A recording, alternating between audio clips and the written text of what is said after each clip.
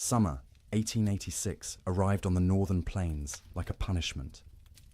The sun rose each morning into a sky bleached white with heat, and by noon the air shimmered in waves that made the horizon dance and dissolve. This wasn't the pleasant warmth of early summer when green grass ripples under gentle breezes. This was heat that cracked the earth open. Heat that turned once lush grasslands into expanses of brittle brown stalks that crunched under every step. The drought began in spring and never broke. April rains that usually soaked the plains and coaxed prairie grass to shoulder height simply didn't come. May stayed dry. By June, the creeks that normally ran year-round had become chains of stagnant pools, shrinking daily, ringed with the desperate tracks of cattle and wildlife competing for every drop. Ranchers watched their grasslands with growing unease, but not yet alarm. Bad years happened. The West was unpredictable. Surely the rains would come eventually. Surely this was just a temporary dry spell. They were running more cattle than the land had ever supported. That was the problem, though few admitted it. The rye cattle boom of the early 1880s had been intoxicating.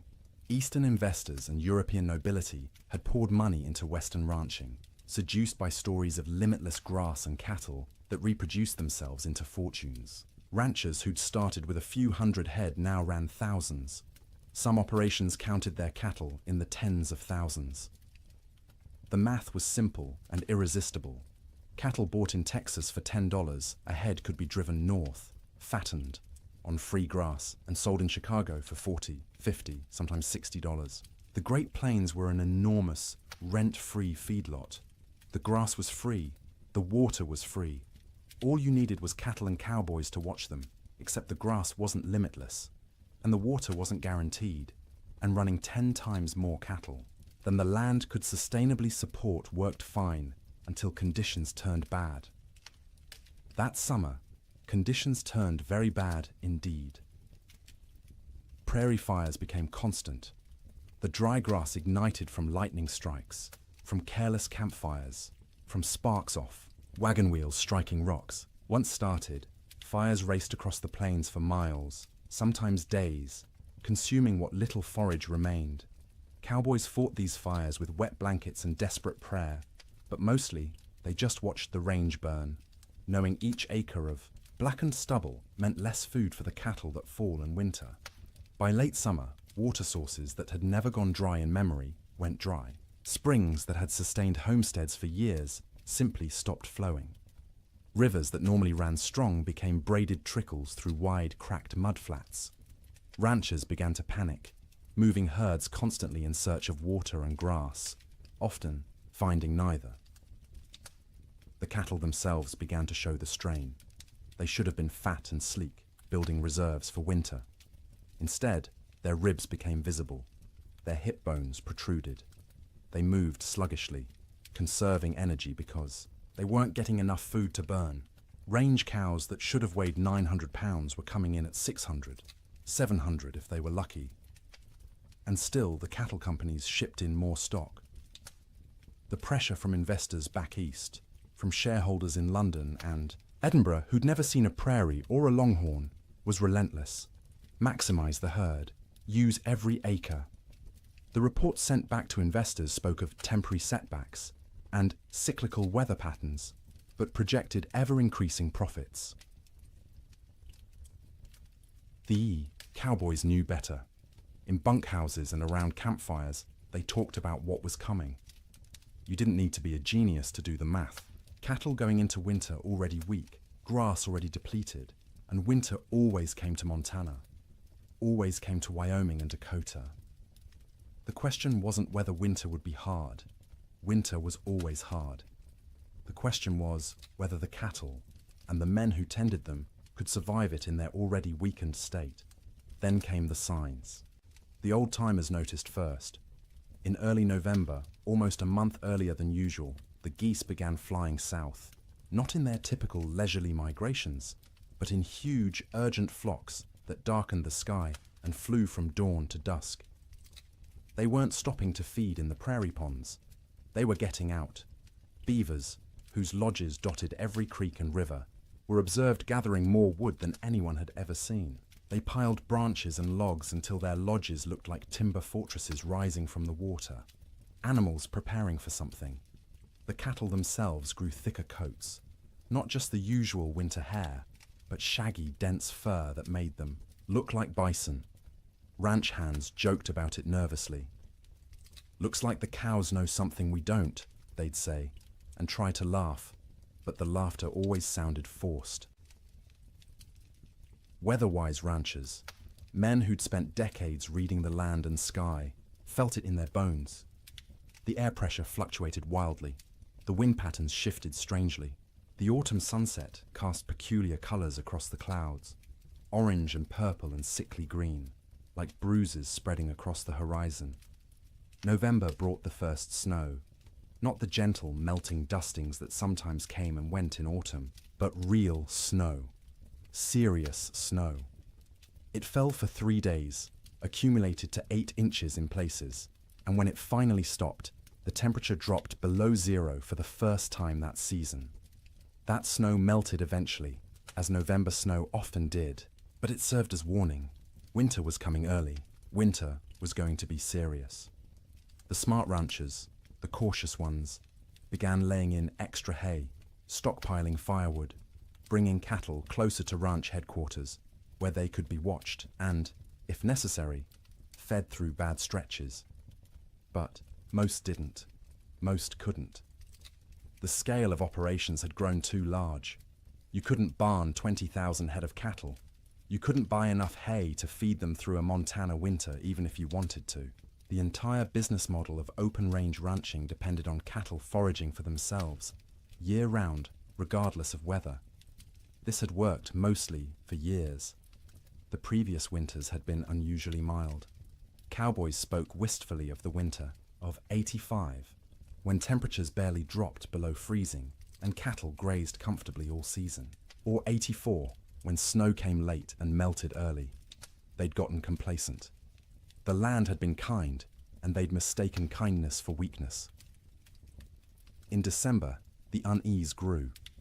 The air felt wrong, too still, too heavy. The sky stayed overcast for weeks, a low ceiling of grey that pressed down like a lid. Snow fell intermittently, never enough to cause real problems, but enough to dust the brown grass white and make foraging harder for cattle already struggling. Christmas came and went. Cowboys celebrated in bunkhouses with what meager supplies they had. Some ranches managed a turkey or goose. Most made do with beans and bacon and whatever whiskey had survived the year. They sang songs and told stories and pretended everything was normal, but the worry was always there. A cold knot in every stomach. New Year's Day, 1887 dawned clear and brutally cold, -20 degrees in some places, but clear. You could see for miles, the snow-dusted prairie rolling away to a horizon sharp as a knife edge.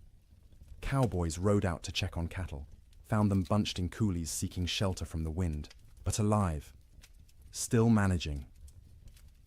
For 8 more days, the cold held, but remained bearable, survivable. Cattle poured through snow to reach grass. Cowboys kept fires burning in bunkhouses and took turns on night watch. Ranchers' wives cooked enormous meals, knowing their men needed calories to stay warm. And then came January 9th. The morning started deceptively calm. The killing wind from the north that had blown for days suddenly stopped. The temperature rose, slightly enough that men went out without their heaviest coats. There was even talk of a Chinook coming, one of those warm winds that could raise temperatures 40 degrees in an hour and melt snow in a day. But this wasn't a Chinook coming. This was something else entirely. The calm before the storm isn't just a saying. It's meteorological reality.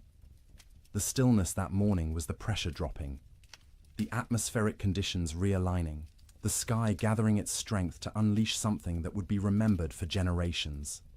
By mid-morning, the first flakes fell. By noon, the world had disappeared into white, and the temperature, instead of rising, began to fall, and fall, and fall, until cold became something no one on the northern plains had experienced before. until winter stopped being a season and became an enemy that wanted everything dead. The autumn of warnings was over. The winter of death had arrived. The bunkhouse sat low against the prairie, a squat rectangle of rough-hewn logs chinked with mud and moss that had dried and cracked over successive seasons. It wasn't designed for comfort. It was designed to be built quickly and cheaply to house as many men as possible in the smallest space and to provide just enough shelter to keep those men alive through winter so they could work come spring. Most bunkhouses were single rooms, maybe 30 feet long and 15 wide, with a ceiling so low a tall man had to duck under the support beams. The logs were never properly squared, so gaps showed between them, filled haphazardly with whatever materials were at hand. Clay, newspaper, old rags, horsehair mixed with mud. In winter, you could stand in the middle of the room and see daylight. Through a dozen cracks, and where light came through, so did wind.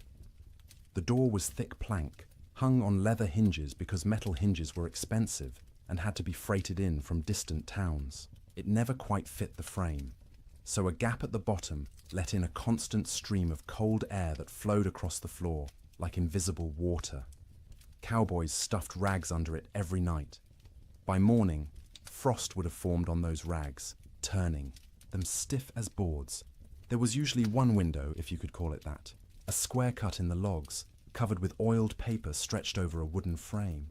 Or if the ranch had any money, actual glass brought in at considerable expense and constantly at risk of cracking in the cold.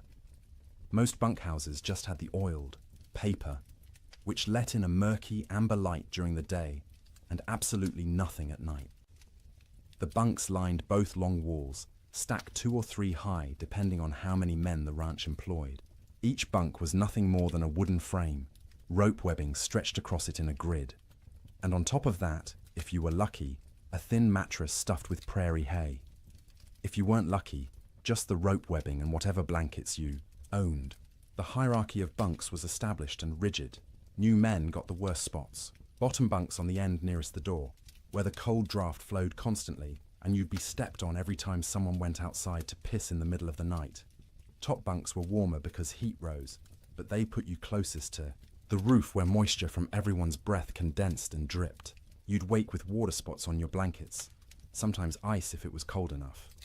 Middle bunks away from the door were prime real estate, warmer than the bottom, drier than the top, away from traffic. Senior cowboys claimed these spots and defended them jealously. If you wanted one, you either waited years or fought for it, and fighting in a bunkhouse full of armed men rarely ended well for anyone. At the center of the room stood the stove, a cast-iron barrel stove or, in better bunkhouses, an actual manufactured stove with a proper firebox and damper. The stovepipe ran up through the roof, and where it pierced the ceiling, there was supposed to be a metal collar to prevent fires. There often wasn't. More than one bunkhouse had burned down from a too-hot stovepipe, igniting dried wood and old bird nests lodged in the rafters. The stove was life. When it was burning hot, the men closest could almost be comfortable. 5 feet away, you could still be cold. 10 feet away, in a corner bunk, you might as well be outside. The stove created a temperature gradient so steep that men on one side of the room would be sweating, while men on the other shivered under piled blankets. Feeding the stove was a constant concern. Firewood was precious. Trees were scarce on the open plains, and what wood existed had to be hauled in by wagon from river bottoms or mountainsides miles away. Some ranches burned coal shipped in by rail, but coal cost money, and ranchers were notoriously cheap about anything that didn't directly increase cattle numbers. More often, cowboys burned whatever they could find: dried cow chips, sagebrush, buffalo bones, of which there were still plenty scattered across the plains from the great slaughter of a decade earlier. None of these burned hot or long. You had to feed the stove constantly to maintain any heat at all. At night, someone had to take responsibility for the fire. Usually, this rotated among the men, with each taking a shift to wake periodically and add fuel. Miss your shift, let the fire go out, and you'd wake to find 20 angry cowboys ready to throw you outside in your underwear to see how you liked the cold. Even with the stove going, the bunkhouse was never truly warm in winter. It was less cold than outside, which was the best that could be hoped for. Your face would be hot from the stove, while your back was cold from the draft. Your feet would be numb while sweat trickled down your spine. Comfort wasn't the goal. Survival, was the goal. Make it to morning alive and functional. That was success. Cowboys slept in their clothes. The idea of changing into night clothes, or worse, sleeping naked, was absurd. You slept in your wool shirt, your long underwear, your thick socks. On the coldest nights, you kept your pants on. Your hat stayed on your head or under it as a pillow, because hats were expensive, and you didn't want someone stealing yours while you slept. Boots were the exception. You took off your boots because sleeping in boots was miserable, and because boots needed to dry. They'd sit by the stove all night, the leather slowly warming and releasing the accumulated moisture of the day. The smell of drying leather mixed with the smell of unwashed men, wet wool, tobacco smoke, and the acrid tang of burning sage or cow chips. The smell of a bunkhouse was indescribable to anyone who hasn't experienced it. 40 men living in close quarters, bathing rarely because hauling and heating water was labor-intensive and rarely worth the effort. Clothes worn for weeks or months without washing, because washing meant they'd be wet and might not dry in winter, and wet clothes could kill you. The privy was outside, so men used a bucket in the corner at night rather than brave the cold, and that bucket added its own special contribution to the atmosphere. Tobacco smoke hung in layers because every cowboy who could afford it smoked too, passed the time. Some chewed and spit into cans or just onto the floor because the floor was already a mess of tracked-in mud, snow, manure, and spilled food. Mice lived in the walls and came out at night to scavenge. You could hear them scratching and squeaking, see them dart across the floor in the stove light.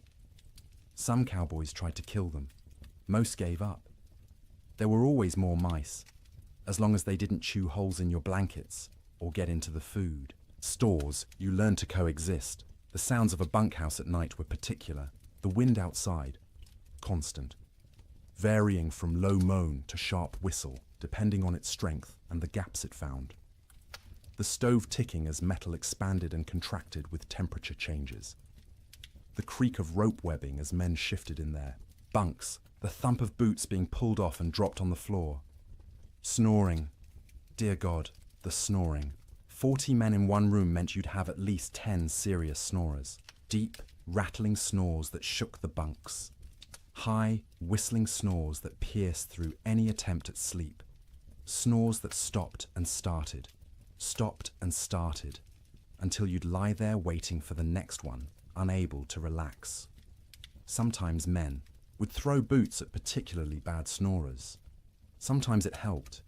Usually it just made everyone else laugh and the snorer angry. Coughing was constant. The cold, the dust, the smoke, the close quarters meant everyone had some kind of lung affliction.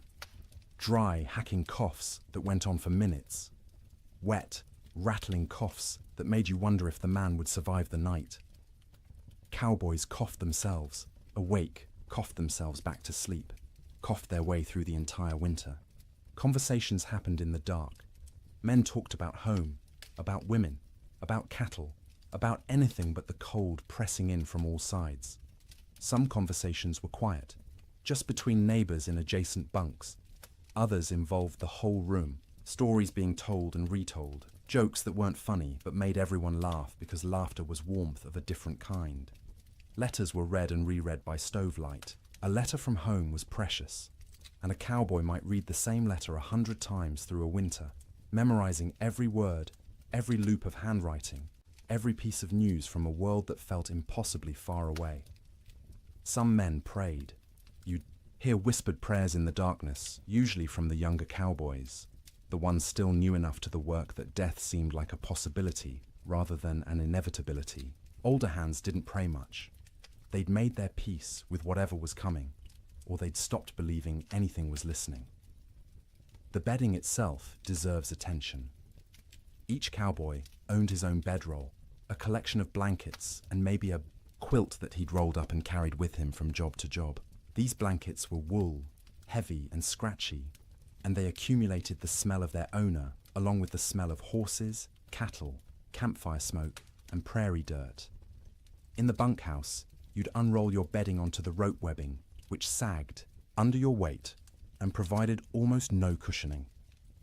The ropes left permanent patterns pressed into your back and legs. After a few weeks, you stopped noticing. Your body just accepted that sleep meant discomfort and adjusted expectations accordingly. On the coldest nights, men piled every blanket they owned on top of themselves. 3 blankets, 4, 5 if they had them. The weight was crushing, but weight meant warmth, and warmth meant survival. Some cowboys, the poorest ones or the newest, didn't have enough blankets. They'd sleep in their coats, under their coats, wrapped in saddle blankets that smelled of horse sweat and mold. The truly desperate would share bunks, 2 men pressed together for body heat, which was awkward and carried implications, but was better than freezing. You'd see this more in the deepest cold, when propriety mattered less than waking up with all your fingers and toes.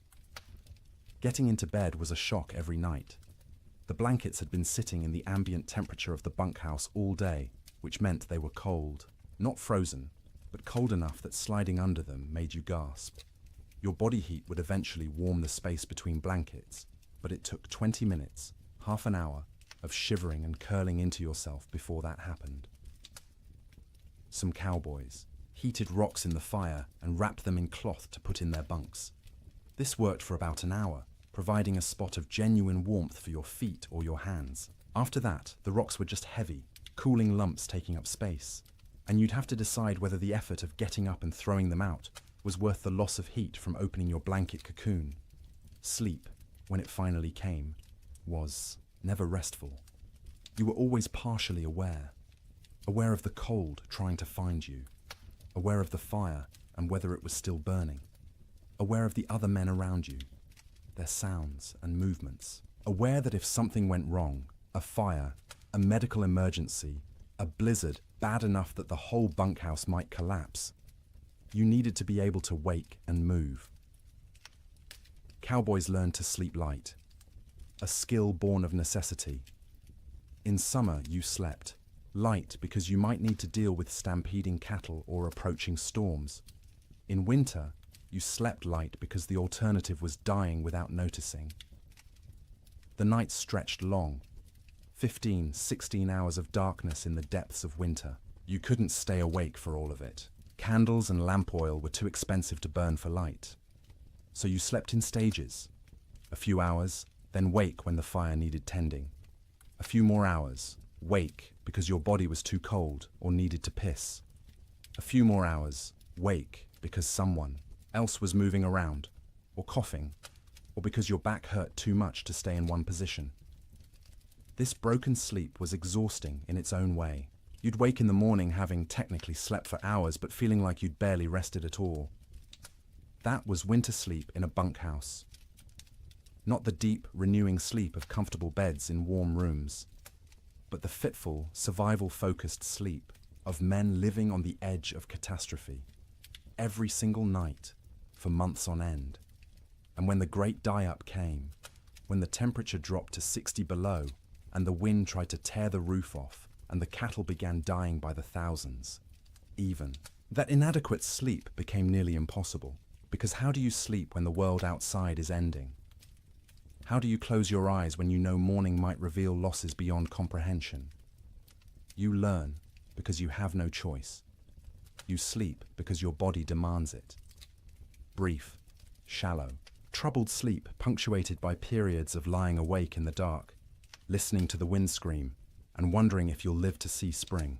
Morning came late on January 9th, the sun rising somewhere behind thick grey clouds that had settled over the plains like a lid.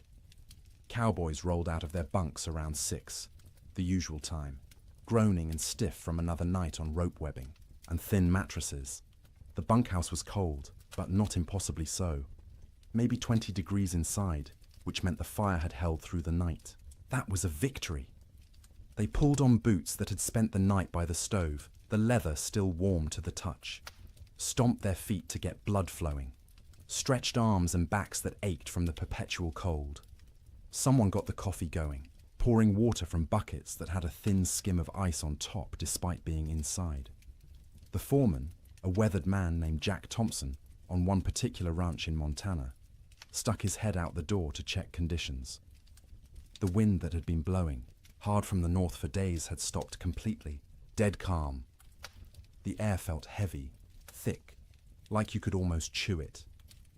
Temperature had risen slightly overnight, maybe up to freezing, or close to it. "Might be a Chinook coming," Jack said, and a few of the men perked up. A Chinook, that warm wind that could raise temperatures 40 degrees in an hour, would be salvation, would give the cattle a break, would let everyone breathe a little easier. But the old-timers in the room, men who'd spent 20, 30 winters on the northern plains, exchanged glances and said nothing. The calm felt wrong. The air pressure made their joints ache more than usual. This wasn't a Chinook. This was something else. Breakfast was the usual. Beans warmed up from the night before. Fried salt pork. Biscuits if the cook had bothered to make them, which he usually didn't. Coffee, hot and bitter and strong enough to dissolve the spoon. The men ate quickly, not talking much. Mornings were for eating and getting warm before heading out into the workday. By 8 o'clock, men were saddling horses, checking cattle in nearby pastures, hauling water from the creek, which involved breaking through ice that had gotten thicker each day. The world was grey and still. Snow covered everything in a lumpy white blanket, but it was old snow, crusted and dirty. Nothing new falling yet.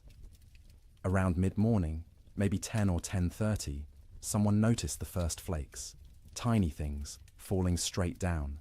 No wind to push them sideways. They accumulated on coat sleeves, on hat brims, on the backs of cattle who stood motionless, already conserving energy. Within 30 minutes, the flakes had gotten larger and were falling more densely. The grey sky seemed to lower, pressing down, until it felt like you could reach up and touch it. Visibility, which had been miles, dropped to maybe a quarter mile, then less. Cowboys on the range started heading back to the bunkhouse. This was going to be a storm, and you didn't want to be caught out in a storm. The foreman sent riders to gather men from distant line camps to make sure everyone got back to the main ranch before conditions got bad. But conditions got bad faster than anyone expected. By noon, the wind returned. Not gradually building, but suddenly, like someone had opened a door. It came from the north, from Canada, from the Arctic, and it came with a howl that made horses shy and men grab for their hat brims. The temperature, which had been hovering near freezing, began to fall. 1 degree, 2 degrees, 5. The wind picked up the falling snow and threw it horizontally. Visibility dropped to 50 feet, then 20.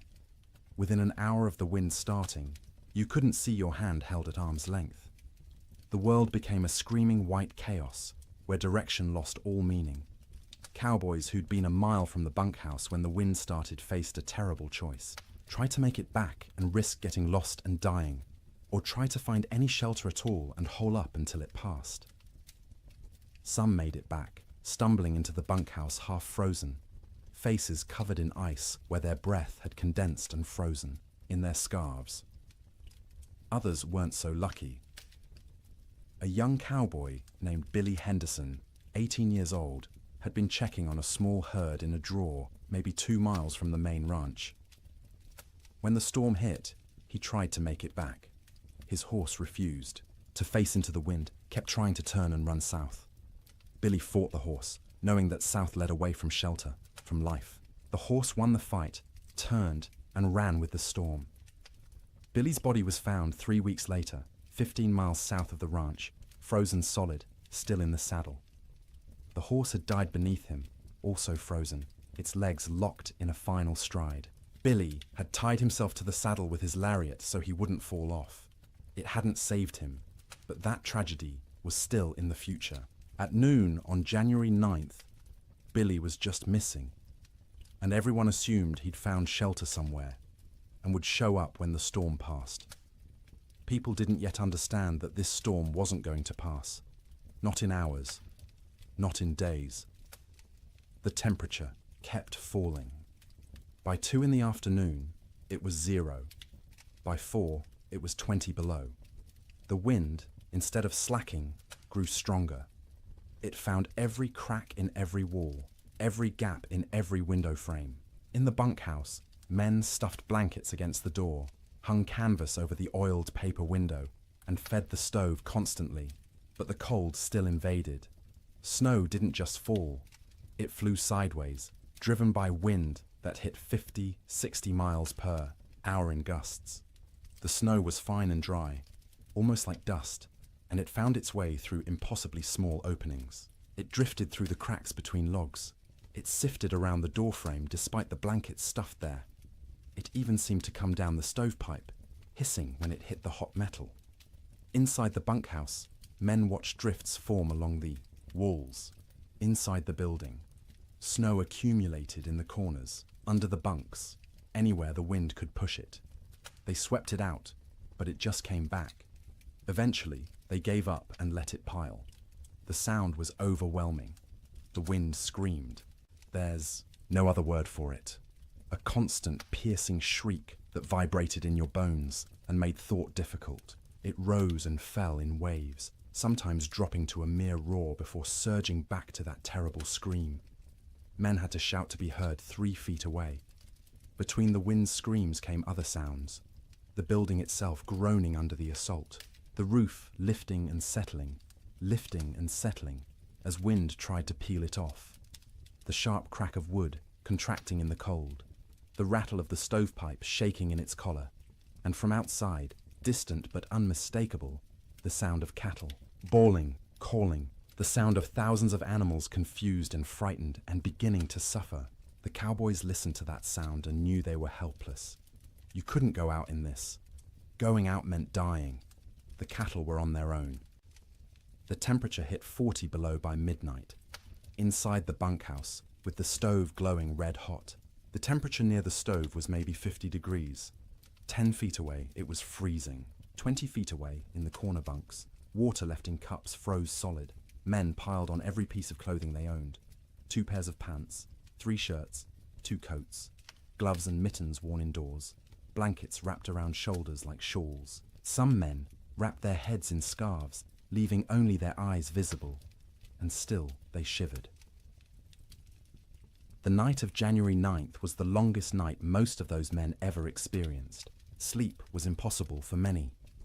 The cold, the sound, the fear, the knowledge that outside cattle were dying by the hundreds, by the thousands, all combined to keep eyes open and minds racing. Those who did sleep did so fitfully, waking every few. Minutes from nightmares or from the cold penetrating their blanket cocoons, or from the building shaking in a particularly hard gust. The fire had to be fed constantly, every 15 minutes, every half hour at most, because letting it die meant everyone would die with it. Men took shifts by silent agreement.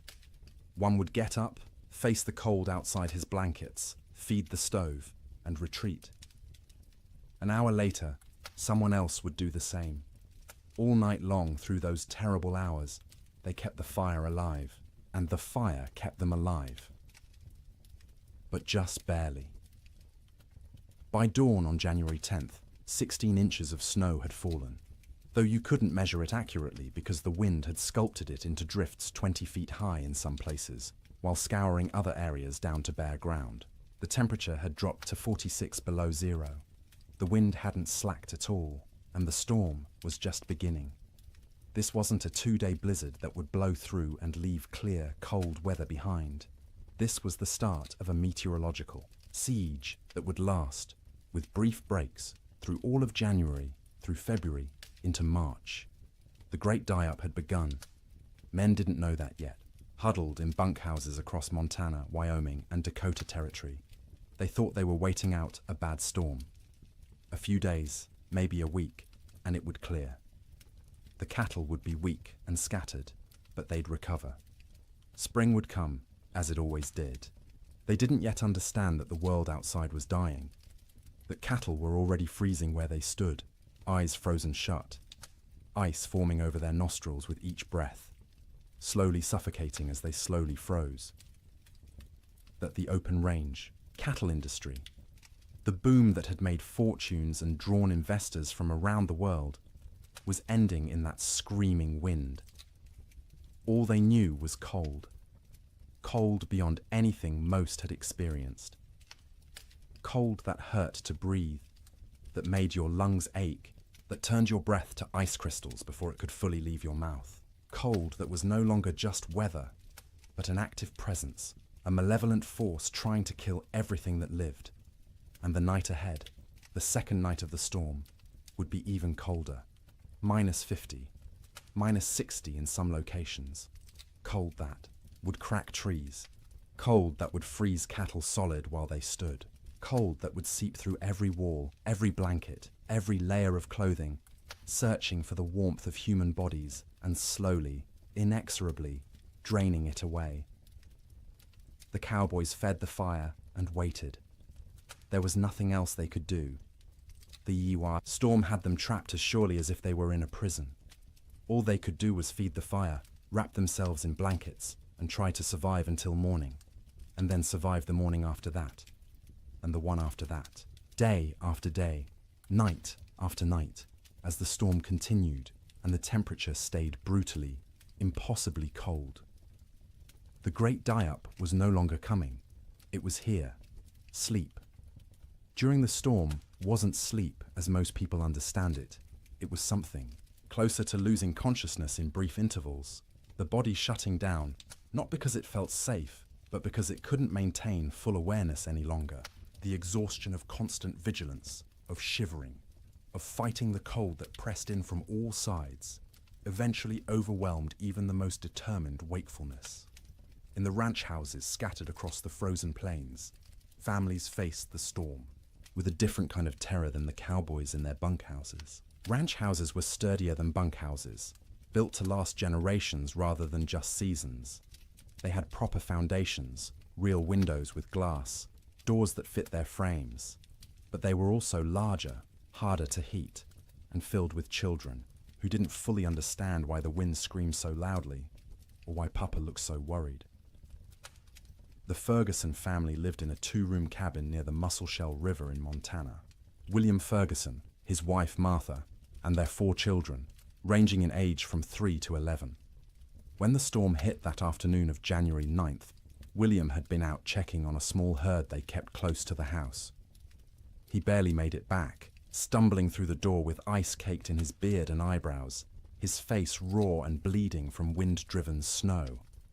Martha had already pulled all the children into the main room, the one with the fireplace. The second room, the bedroom, was abandoned for the duration. You couldn't heat both rooms. You had to choose, and you chose the one with the fire. The children helped drag mattresses and blankets from the bedroom, piling them on the floor near the hearth. By nightfall, the temperature inside that bedroom, separated from the main room by just a thin wooden door, had dropped below freezing. Frost formed on the inside walls. The wash basin Martha had left on the dresser froze solid, expanding and cracking the ceramic bowl with a sharp report that made everyone jump. In the main room, the family arranged themselves for a siege. William stacked firewood within arm's reach of the fireplace, more wood than he'd normally burn in a week. Martha filled every pot and pan with water, knowing that if the storm lasted, they wouldn't be able to get to the well. The pump would freeze. The well itself might freeze. Water was survival. The children sensed their parents' fear and grew quiet, subdued in a way children rarely are. They huddled together on the mattresses, watching the fireplace with wide eyes as their father fed it log after log. The fire roared, consuming wood at an alarming rate, but even standing directly in front of it, you could feel the cold at your back. That first night, nobody truly slept. The children dozed fitfully, waking every time the wind hit a particularly violent gust, every time the house shook, every time their father got up to add wood to the fire. Martha sat up through most of the night, mending by firelight, her hands moving automatically through familiar motions, while her mind worried at the problem of how long their supplies would last. William dozed in his chair, the rifle across his lap, though what good a rifle would do against a blizzard he couldn't have, said. It was simply habit, the frontier habit of being armed, of being ready. When you couldn't do anything useful, you could at least maintain the posture of readiness. The second night was worse. By then, the storm had been blowing for 30 hours straight. The temperature had dropped to 50 below outside, which meant maybe 30 below in the unheated bedroom. And even with the fire blazing in the main room, it was barely freezing where they slept. They'd pulled every blanket in the house onto the mattresses on the floor. Wool blankets, quilts made from scraps of fabric, buffalo robes William had traded for years ago. The family slept together, all 6 of them in a pile, sharing body heat like animals in a den. The children in the middle, where it was warmest, the parents on the outside, taking the brunt of the cold that radiated from the walls despite the fire. Martha sang to the children before sleep, or what passed for sleep. Old songs her mother had taught her, lullabies in German that the children didn't understand, but found comforting anyway. Her voice was soft, almost lost under the shriek of the wind, but the children pressed close and listened. William lay on, his back, staring at the ceiling, listening to the roof creak and groan. Every gust of wind made him tense, waiting for the moment when the roof would tear free and expose them all to the killing cold. It never did, but the fear never left either. Sleep came in stages. The youngest child, 3-year-old Emma, went first, exhausted from crying earlier in the day. She whimpered and fussed until her eyes finally closed and her breathing deepened. Her 7-year-old brother James followed, fighting sleep as long as he could, determined to be brave, to stay awake like the adults. But his eyes drooped, opened, drooped again, and finally stayed closed. The 2 older children, 11-year-old Sarah and 9-year-old Thomas, took longer. They understood more, worried more, and their minds wouldn't quiet. Sarah kept asking when the storm would end. Thomas asked if the cattle were all right, if Papa's horse had made it to the barn, if the chickens in the coop behind the house had frozen yet. Martha answered in soothing murmurs, not really answering at all, just making comforting sounds until the children's questions trailed off and their breathing slowed. She waited until she was sure they were deeply asleep before she allowed herself to close her own eyes. But closing her eyes wasn't sleeping. It was resting with her ears still alert, still tracking every sound. The fire crackling, William shifting position, the wind pounding against the walls, the house settling with creaks and groans. Her mind catalogued each sound, assessed whether it meant danger, and only when satisfied the house still stood did she allow herself to drift towards something like sleep. William didn't sleep at all that second night. He dozed for minutes at a time, jerking awake at every sound, every change in the wind's pitch. Twice he got up to add wood to the fire, moving carefully to avoid stepping on children. Each time he stood, the cold away from the fire hit him like a physical blow. The air near the ceiling was noticeably colder than the air near the floor. Heat rose but couldn't escape fast enough through the gaps in the roof, so it pooled up there, wasted, while down where they slept, it was barely enough. Around midnight, by William's pocket watch, Emma woke crying. She was cold, she said, her teeth chattering. Martha pulled the child against her chest, wrapping her arms around her, trying to share warmth. Emma's feet were like ice, even though she wore wool socks and was buried under blankets. Martha rubbed the small feet between her hands, trying to restore circulation, terrified of frostbite. The child eventually quieted and fell back into restless sleep. But Martha stayed awake, feeling those cold little feet pressed against her stomach, wondering how much longer the storm could possibly last. The third night, exhaustion had set in so deeply that sleep came easier, even though conditions had gotten worse. The temperature outside bottomed out at 63 below zero. Inside, with the fire consuming wood at a frightening rate, they'd managed to keep the room at maybe 15 degrees, cold enough to see your breath, cold enough that the water in the pots near the fire had a skim of ice if you didn't stir it regularly, but not cold enough to kill. Not yet. The family had learned the rhythm of storm sleep. The children slept piled in the center, a tangle of arms and legs and shared warmth. The parents took turns in short shifts. Martha sleeping for 2 hours while William tended the fire and watched. Then William sleeping for 2 hours while Martha kept vigil. During her watch, Martha would sit close to the fire, feeding it, listening to her children breathe, and praying silently. She'd been raised Lutheran, not given to emotional displays, of faith, but now she prayed with desperate intensity. For the storm to end, for the wood to last, for her children to wake warm in the morning, for spring to come, impossible as that seemed in the howling dark. During his watch, William planned how to ration the wood, where to find more if it ran out, though going outside was suicide in these conditions. What they'd do when the food ran low. They had beans, flour, salt pork, and cornmeal. Enough for maybe 2 weeks if they were careful. But what if the storm lasted longer? What if they couldn't get to town when it ended because the snow was too deep? These thoughts circled endlessly, keeping him awake even during his supposed sleep shifts. He'd lie down, close his eyes, and his mind would immediately start calculating.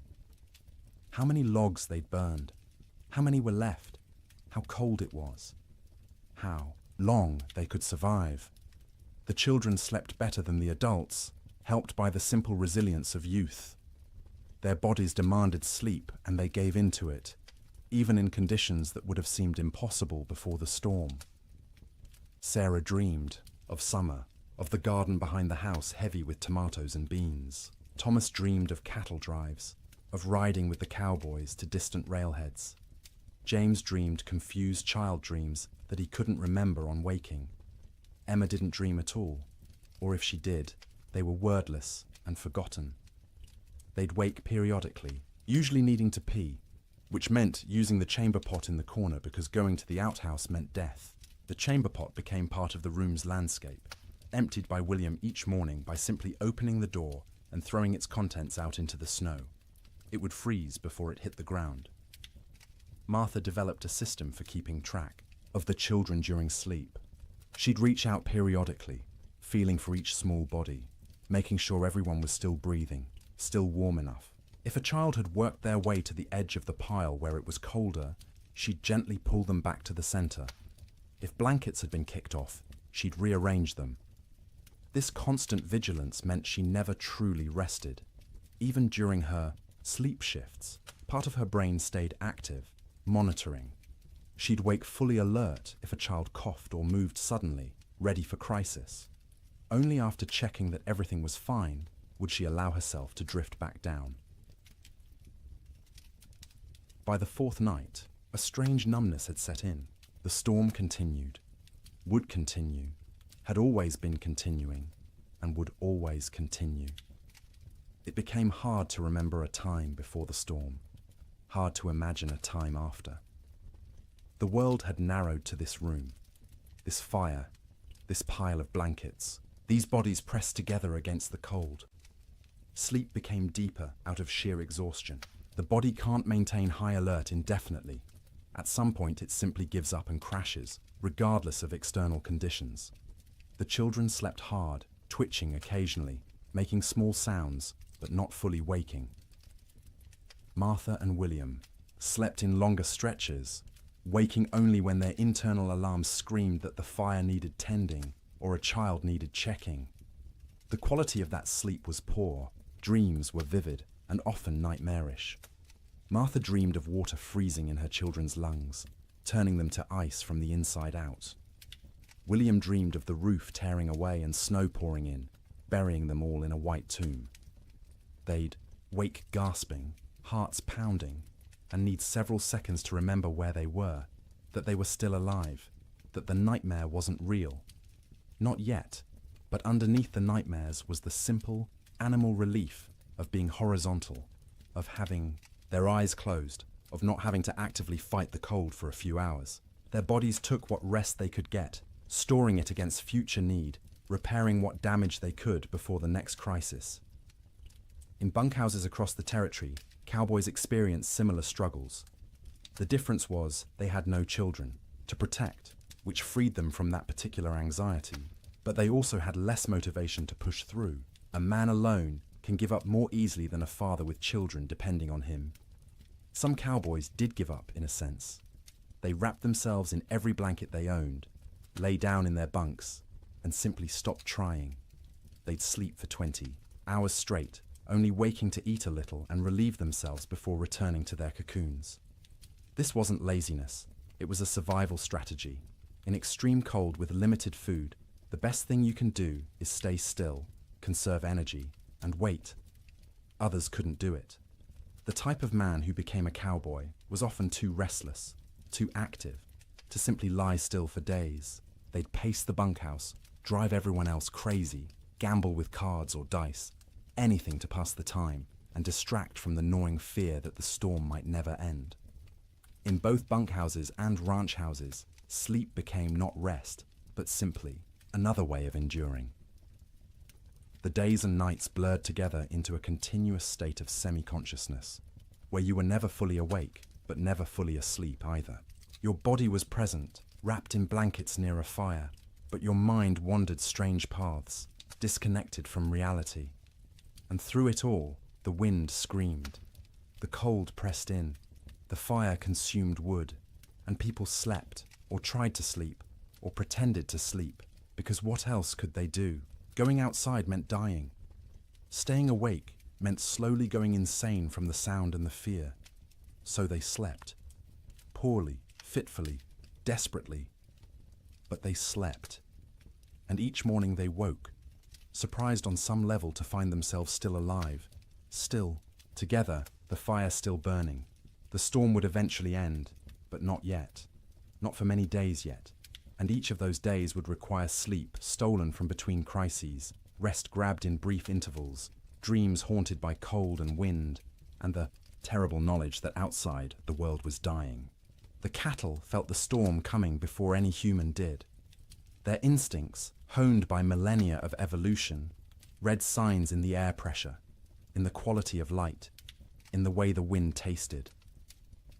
When the first flakes began to fall on January 9th, cattle across the northern plains began to move, not panicked running, purposeful drifting, south, always south, away from the north wind that carried death in its teeth. They moved in groups, small herds combining into larger herds, thousands of animals flowing across the white landscape like a slow river seeking lower ground. Consider one cow, a 3-year-old Hereford mix, red and white, branded with the Rocking M brand on her left hip. She'd been born on this range, knew every coulee and creek, had survived 2 previous winters without particular hardship. She was carrying a calf, due in spring, and the pregnancy had left her thinner than usual going into winter. Not starving, but without the thick layer of fat that would have been ideal. When the snow started falling heavily and the wind began to rise, she was grazing, in a shallow draw with perhaps 50 other cattle. They'd been pouring through existing snow to reach the dried grass beneath, working methodically, conserving energy. The new snow started covering the ground quickly, and the cow lifted her head, testing the air. The wind came from the north with a sound like tearing fabric. The cow turned her back to it instinctively, and every other animal in the draw did the same. They began walking south, not because they knew south led to safety, but because south meant away from the wind, and the wind had to be avoided. They walked steadily for hours. The snow was falling too thickly to see more than a few feet ahead, but cattle can navigate by sense of smell and by following the animal in front of them. The cow found herself in the middle of the group, which offered some shelter from the wind, but also meant she had to keep moving at whatever pace the herd set. By nightfall, they'd walked perhaps 5 miles. Not far, but the constant fighting against wind and snow was exhausting. The temperature had dropped dramatically, and the cow's breath froze in clouds of white vapor. Ice was forming on her eyelashes, making it hard to see. Her legs ached from pushing through snow that was now knee-deep in places. The herd came to a fence line, relatively new barbed wire strung between posts, to mark the boundary of someone's claimed range. The cattle turned and walked along the fence, looking for a way through or around. They found neither. The fence extended as far as they could sense in both directions. Cattle aren't stupid, but they aren't problem solvers either. Finding their path blocked, they simply stopped. They stood with their backs to the wind, pressed against the fence line, and waited. For what, they couldn't have said. For the wind to stop. For the fence to disappear. For whatever force had always eventually made things better to make things better now. But things didn't get better. The wind increased.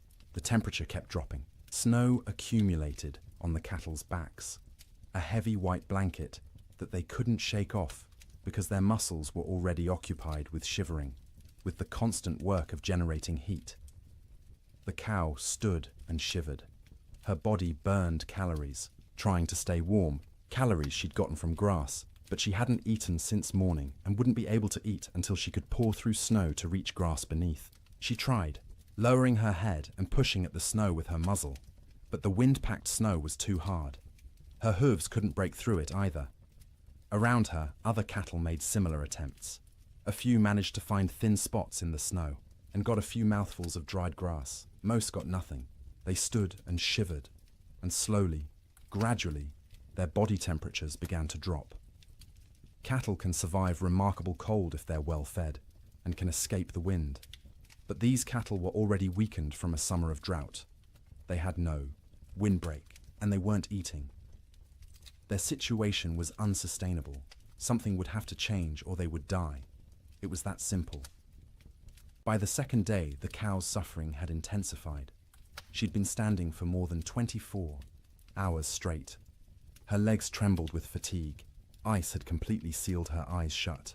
She'd stopped trying to open them, instead navigating by sound and smell, and the feel of other cattle pressed against her on either side. Her ears, exposed to the wind, had frozen. The tissue was dying, would eventually slough off if she survived, leaving her with shortened, mangled ears. But that was future pain. Present pain was the cold that had worked its way into her joints, making every small movement agony. The hunger that gnawed at her belly. The thirst because she couldn't melt snow fast enough in her mouth to get adequate water. The calf inside her still moved occasionally, little kicks and shifts that she could feel. Some part of her body was still prioritizing that calf, still sending nutrients and warmth to the growing life within. But those resources were running out. The calf was drawing on reserves that no longer existed. Around her, other cattle were in similar condition, some worse. A few calves, born too early that spring and smaller than they should be, had already died, frozen solid while standing, their mothers standing next to them and occasionally lowing in confusion. Older cattle, those with the wisdom of many winters, had tried to move away from the fence to find a coulee or draw that might offer windbreak. Some succeeded and survived. Most simply exhausted themselves walking in circles in the blinding snow and returned to the fence line to die with the herd. By the third day, the cow had stopped shivering. This wasn't because she'd warmed up. It was because her body no longer had the energy to shiver. Shivering is a metabolic furnace, burning calories to generate heat, but she'd burned through all available calories. Her body temperature was dropping toward equilibrium with the air around her. She was freezing to death. Her breathing had slowed. Each breath was an effort, drawing air so cold it hurt her lungs into a body that barely had the energy to exhale. Ice had formed around her nostrils, narrowing the passages, making each breath a fight. She was still standing, but only because the cattle around her held her upright. If they'd moved, she would have fallen. Her legs were locked, frozen in position, no longer taking commands from her failing brain. Her heartbeat had slowed to a sluggish thump-thump, thump-thump, each beat weaker than the last. The calf inside her had stopped moving. Whether it was dead or simply dormant, she couldn't tell, and wouldn't have understood if she could. Her maternal instincts, so strong just days ago, had been overridden by the body's desperate attempt to keep itself alive. Sometime late on the third night, or early on the fourth morning, it's impossible to know exactly when, the cow's heart stopped. 1 beat, 2 beats, then nothing. Her eyes, frozen shut, would never open again. Her legs, frozen in position, would remain standing. She'd become a statue of ice and meat, indistinguishable from the living cattle around her, except that she no longer breathed. She wouldn't fall for days, maybe weeks. The cattle packed around her held her upright, and when they eventually moved or died themselves, she'd topple over, frozen solid, and become one more carcass among thousands littering the plains. This scene repeated across hundreds of miles.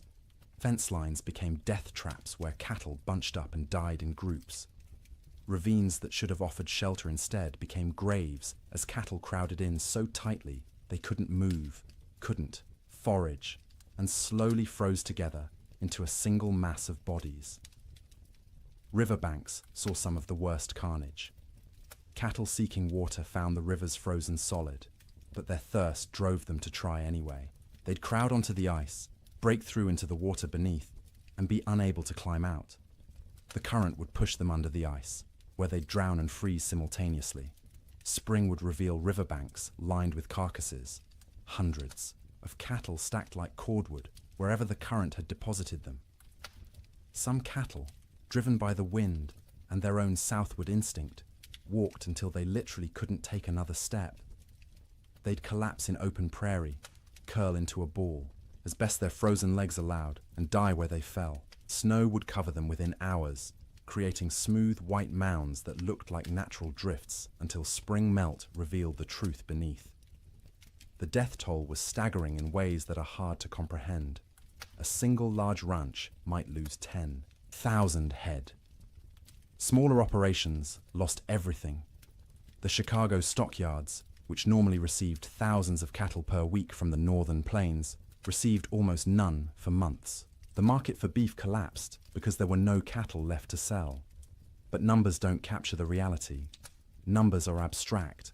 The reality was hundreds of thousands of individual animals, each experiencing their own version of the cow's suffering. Each one cold, each one hungry, each one slowly freezing while standing in a wind that wouldn't stop screaming. Cowboys, safe in bunkhouses, could do nothing but listen to the cattle bawl. That sound, the massed calling of thousands of distressed animals, carried even over the wind. It rose and fell through the days and nights of the storm, a soundtrack of suffering that haunted the men who heard it. Some cowboys tried to help. They'd bundle up in every piece of clothing they owned, tie ropes around their waists, and venture out into the storm, with the other end of the rope tied to the bunkhouse door so they could find their way back. They'd struggle to where they thought. Cattle were usually unable to see them even when standing next to them, and try to herd them towards some shelter. It never worked. The cattle wouldn't move, or couldn't move, and the cowboys would burn through their body heat in minutes. Barely, enough time to stumble back to the bunkhouse before frostbite claimed fingers and toes. They'd collapse inside, gasping and shaking, and lie near the stove for hours trying to warm up while listening to the cattle continue to bawl outside. Eventually, the bawling stopped. Not all at once, but gradually over days. Fewer and fewer, voices as more and more cattle died. By the end of January, the prairie was silent except for the wind. Silent because there was almost nothing left alive to make sound. The cattle of the open range, those millions of animals that had made fortunes for ranchers and fed the growing cities of America, were gone. The survivors, scattered and traumatized, would take years to recover. Most would never be found, lost in coulees and ravines where their carcasses would feed wolves and coyotes through the remainder of winter. The Great Die-Up earned its name from the cattle. They died in numbers beyond counting, in suffering beyond imagining. And every single death was quiet, private. The animal alone in the storm, except for other dying animals. No comfort, no relief, just the cold and the wind, until the end came, and the shivering finally stopped. Food became an obsession within days of the storm's arrival. Not because people were starving, not yet, but because every meal consumed was one fewer meal in reserve, and no one knew how long the storm would last or when resupply would be possible. Every bite carried the weight of calculation. Every pot of beans represented diminishing stores that might need to last weeks or months. In the Ferguson ranch house, Martha inventoried their supplies on the second day of the storm. She did this by candlelight while the children slept, and William kept watch by the fire. She counted every bag of flour, every pound of cornmeal, every strip of salt pork hanging from the rafters of the cold bedroom. She measured beans by the cupful, rice by the handful, and wrote everything down in careful columns in a ledger book. Flour, 42 pounds. Cornmeal, 18 pounds. Dried beans, maybe 30 pounds, 3 different varieties mixed together in a burlap sack. Salt pork, 14 strips, some thick, some thin.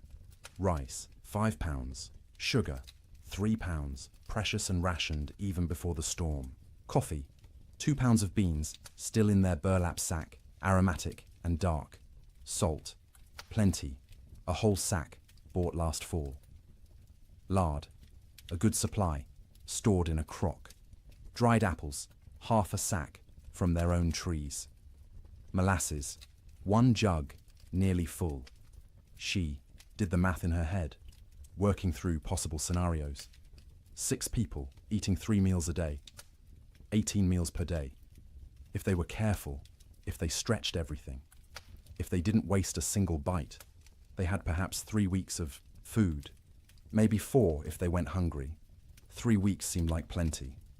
No storm lasted 3 weeks, but Martha had learned in her years on the frontier to plan for the impossible, because the impossible happened with disturbing regularity.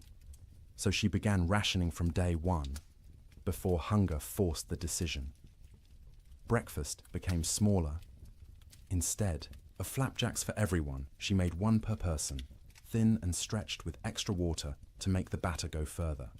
The children complained but ate them anyway. William said nothing, just ate what was put in front of him and drank his coffee black to save the sugar. Dinner became the main meal, usually beans. Martha soaked dried beans overnight in water, then cooked them slowly through the day in a pot, suspended over the fire. She'd add a little salt pork for flavor, 1 strip cut into small pieces so everyone got a taste of meat. The beans cooked until they were soft, the liquid thick and sustaining. Everyone got a bowlful, sopped up with cornbread made from carefully measured cornmeal. Supper was often just leftover beans from dinner, reheated and eaten with whatever bread remained. Sometimes Martha made a thin soup from the bean broth, adding bits of dried apple for sweetness, calling it a special treat to make the children smile. The coffee was for William alone. Cowboys and ranchers believed coffee was essential, more important than food, and William was no exception. He drank it black and strong, rationing the precious beans so he could have at least 1 cup per day. That coffee was his luxury, his reminder that civilization existed beyond the wind and snow. Martha drank tea when she drank anything, made from herbs she'd dried the previous summer. Mint that grew wild along the creek, sage gathered from the prairie, rose hips collected in autumn. The taste was thin compared to real tea shipped from China or India, but it was warm, and it was hers, and it didn't consume their stores. The children drank water or milk, though the milk supply was problematic. They had 1 cow, a gentle Jersey, kept in the barn, and William had to venture out twice a day to milk her. The trip to the barn was only 50 feet, but felt like a mile. He'd bundle in every piece of warm clothing he owned, wrap his face in a scarf until only his eyes showed, and step out into the wind. The cold hit him like a fist every time. In the few seconds it took to cross from house to barn, exposed skin would start to freeze, his eyes would water, and the tears would freeze on his cheeks. His lungs would ache from breathing air that felt like shards of glass. But he made the trip because the cow had to be milked or she'd sicken, and they needed the milk. The children needed the milk. It was protein and fat and calcium and all the things growing bodies required. So twice a day, through the entire storm, William made that 50-foot journey and considered himself lucky the barn was so close. The cow produced less in winter, maybe 2 quarts a day instead of her usual gallon, but those 2 quarts were precious. Martha skimmed the cream off the top and used it sparingly. The milk itself went to the children, divided equally, measured carefully, so no one got more or less than their share. Cooking in extreme cold presented unique challenges. The fire had to be hot enough to cook food, but not so hot it consumed wood too quickly. Martha became expert at judging the flames, adding just enough fuel to maintain cooking temperature while stretching the wood supply. Water was perhaps the most critical resource. William filled every bucket and pot with snow scooped from outside the door, then left the containers near the fire to melt. It took hours for snow to melt into usable water, and the water that resulted tasted flat and strange because it had no mineral content. But it was wet, and it was clean, and it kept them alive. They couldn't wash dishes properly, couldn't waste water or wood heating water for washing. Instead, Martha wiped plates and bowls clean with rags, rinsed them quickly in cold water if necessary, and called it good enough. No one got sick from dirty dishes. There were larger concerns. Personal hygiene went by the wayside entirely. No baths, no washing hair, no changing clothes. Everyone wore the same shirts and pants for weeks, adding layers when cold, removing them when near the fire. The smell in the main room became oppressive, but you stopped noticing after a few days. It was just how things were. In the bunkhouses, cowboys faced similar but different challenges. They had supplies, but those supplies were designed for men doing hard physical labor in normal winter conditions, not for men trapped indoors during the worst cold in recorded history. The typical bunkhouse larder consisted of dried beans, rice, flour, cornmeal, salt pork, bacon, maybe some beef jerky made from cattle slaughtered in the fall, coffee in large quantities because cowboys lived on coffee, sugar, salt, lard, sometimes canned goods if the ranch could afford them, but usually not. Canned goods were expensive and the freighting costs were prohibitive.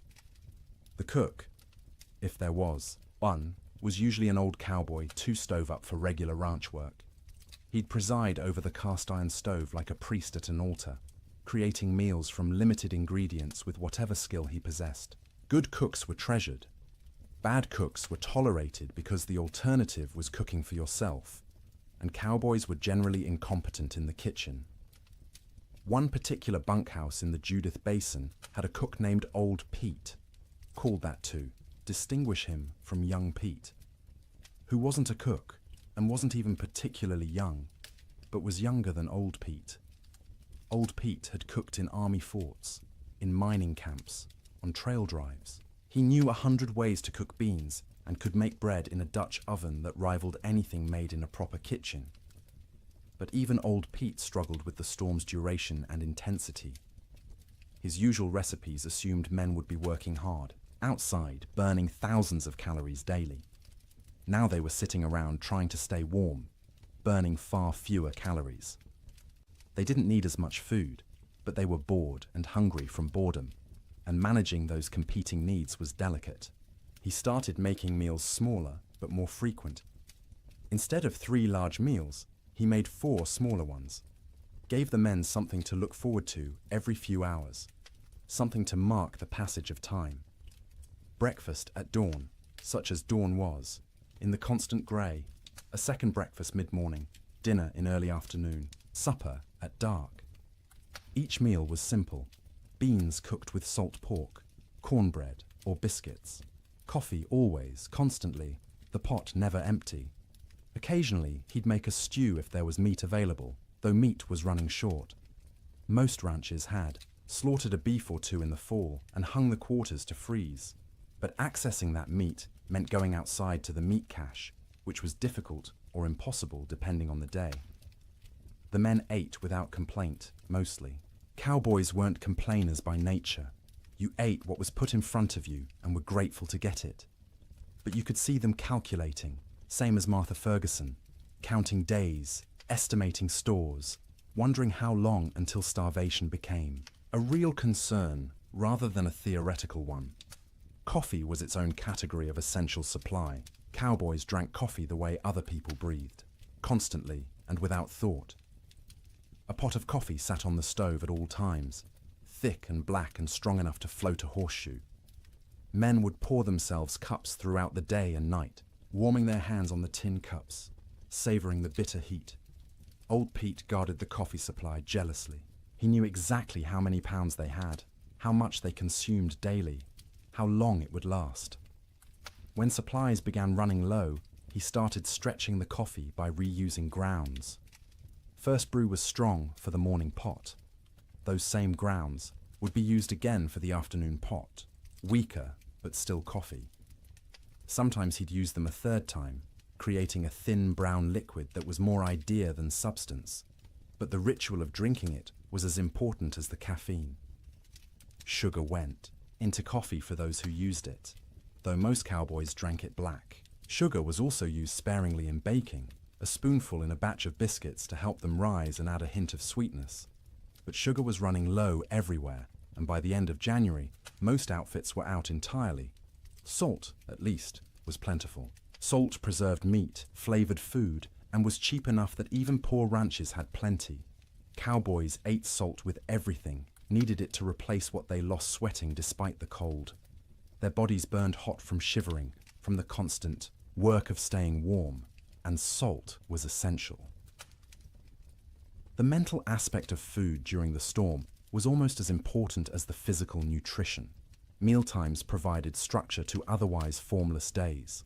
They were events to anticipate, rituals that reassured everyone that civilization persisted despite the chaos outside. Children needed this structure especially. The Ferguson children learned to recognize mealtimes by the smells from the fire, by their mother's movements, by the rattle of bowls and spoons. They'd gather without being called, eager not just for food, but for the routine. Martha would serve, each child personally, making a small ceremony of it. Sarah first, as the oldest, then Thomas, then James, then Emma. Each child received their portion with their name spoken, a moment of individual attention that said, "You are seen, you are valued, you matter." Then William, then finally herself, always last, always the smallest portion, though no one noticed because she was skilled at hiding it. They'd eat together, mostly in silence because food was serious business, but afterward there might be stories or songs. William would tell tales of his own childhood in Ohio, of winters there which had seemed hard at the time, but were nothing compared to this. Martha would sing in her soft voice, German lullabies or hymns. The children would listen and feel for a moment that everything might be all right. After eating came the work of making food last. Crumbs were gathered and saved for thickening, soup. Grease from cooking was poured into a jar and used again. Bones from salt pork were boiled to extract every bit of flavor and nutrition, then boiled again, then fed to the dog who lived outside the door in a snow shelter William had built. Nothing was wasted. Waste was sin in the arithmetic of survival. Every scrap had value, potential use, future purpose. Martha became a miser of food, hoarding and parceling it out with grim determination, knowing that running out meant death, and death was not an option while her children lived. The storm continued. January crawled past, each day a battle against cold and hunger and despair. Food supplies dwindled steadily. By the end of the month, the Ferguson household was eating 2 small meals per day instead of 3. The children's eyes developed the hollow look of inadequate nutrition. Martha's dresses hung loose where they'd once fit snugly. William's belt had to be tightened 2 notches, then 3, but they ate something every day, and they were all still alive. And the cow still gave milk, though less each week, and the fire still burned, and that was enough. It had to be enough, because spring would come eventually. It always came. The question was whether they'd survive long enough to see it, and whether there would be anything left of their lives when it finally arrived. Theodore Roosevelt was not in Dakota Territory when the blizzard struck. He was in New York, warm and comfortable in his sister's house, living the life of an Eastern gentleman which he'd tried so hard to leave behind. But his money was in Dakota. His dreams were in Dakota. And when the reports began filtering east about the catastrophic winter destroying the northern plains, Roosevelt's future was being written in frozen cattle and bankrupt dreams. He'd come to Dakota Territory in 1883, a wealthy young man fleeing personal tragedy. His mother and his wife had died on the same day, in the same house, within hours of each other. The grief had been unbearable, suffocating, And Roosevelt did what men of means often did when Eastern life became too painful. He went west. He invested heavily in cattle ranching, buying into two operations: the Maltese Cross Ranch and the Elkhorn Ranch, both along the Little Missouri River in what would become North Dakota. He'd thrown himself into the work with characteristic energy, trying to become a real Westerner, a real cattleman. He'd learned to ride, to rope, to shoot. He'd earned grudging respect from cowboys who initially mocked his Eastern accent and glasses. Roosevelt loved the West with the passion of a convert. He loved the vast emptiness, the physical challenges, the sense of building something in a hard land. He wrote about it constantly in letters and journals, painting romantic pictures of cowboy life that had more to do with his ideals than reality. His ranches ran cattle on the open range like everyone else. Thousands of head, bought with Eastern money, fattened on free grass, and expected to multiply into a fortune. His partners and employees assured him the investment was sound. Cattle prices were strong. The range could support far more animals than they were running. Winter mortality was minimal in recent years. Roosevelt believed them because he wanted to believe. He needed the West to work, needed it to be the place where he could reinvent himself from grieving widower into rugged frontiersman. The cattle were symbols as much as investments, proof that he belonged in this harsh landscape. When the winter of 1886 to 1887 arrived, Roosevelt was back east, attending to political matters and family obligations. He was aware of the early reports, of harsh weather, but not overly concerned. Winter was always hard in Dakota. His men were experienced. His cattle were hardy. Surely they'd manage as they had in previous years. The first letters from his ranch managers arrived in late January. They were careful, measured, not wanting to alarm their employer prematurely. The weather had been severe, yes. Cattle were, suffering, certainly. But it was too early to assess the full damage. They'd know more in spring when they could ride out and conduct a proper tally. Roosevelt wrote back with questions. How severe? How many cattle were in danger? What measures were being taken to protect the herds? The responses, when they came weeks later, letters delayed by closed roads and disrupted mail service, were progressively more concerning. His ranch, manager at the Maltese Cross, a practical man named Sylvain Ferris, tried to be honest without being devastating. The storms had been worse than anything he'd seen in 20 years on the plains. The cold had been extreme, sustained, deadly, many. Cattle were certainly lost. The exact number wouldn't be known until spring roundup. But Ferris estimated at least 30% mortality. Maybe more, 30%.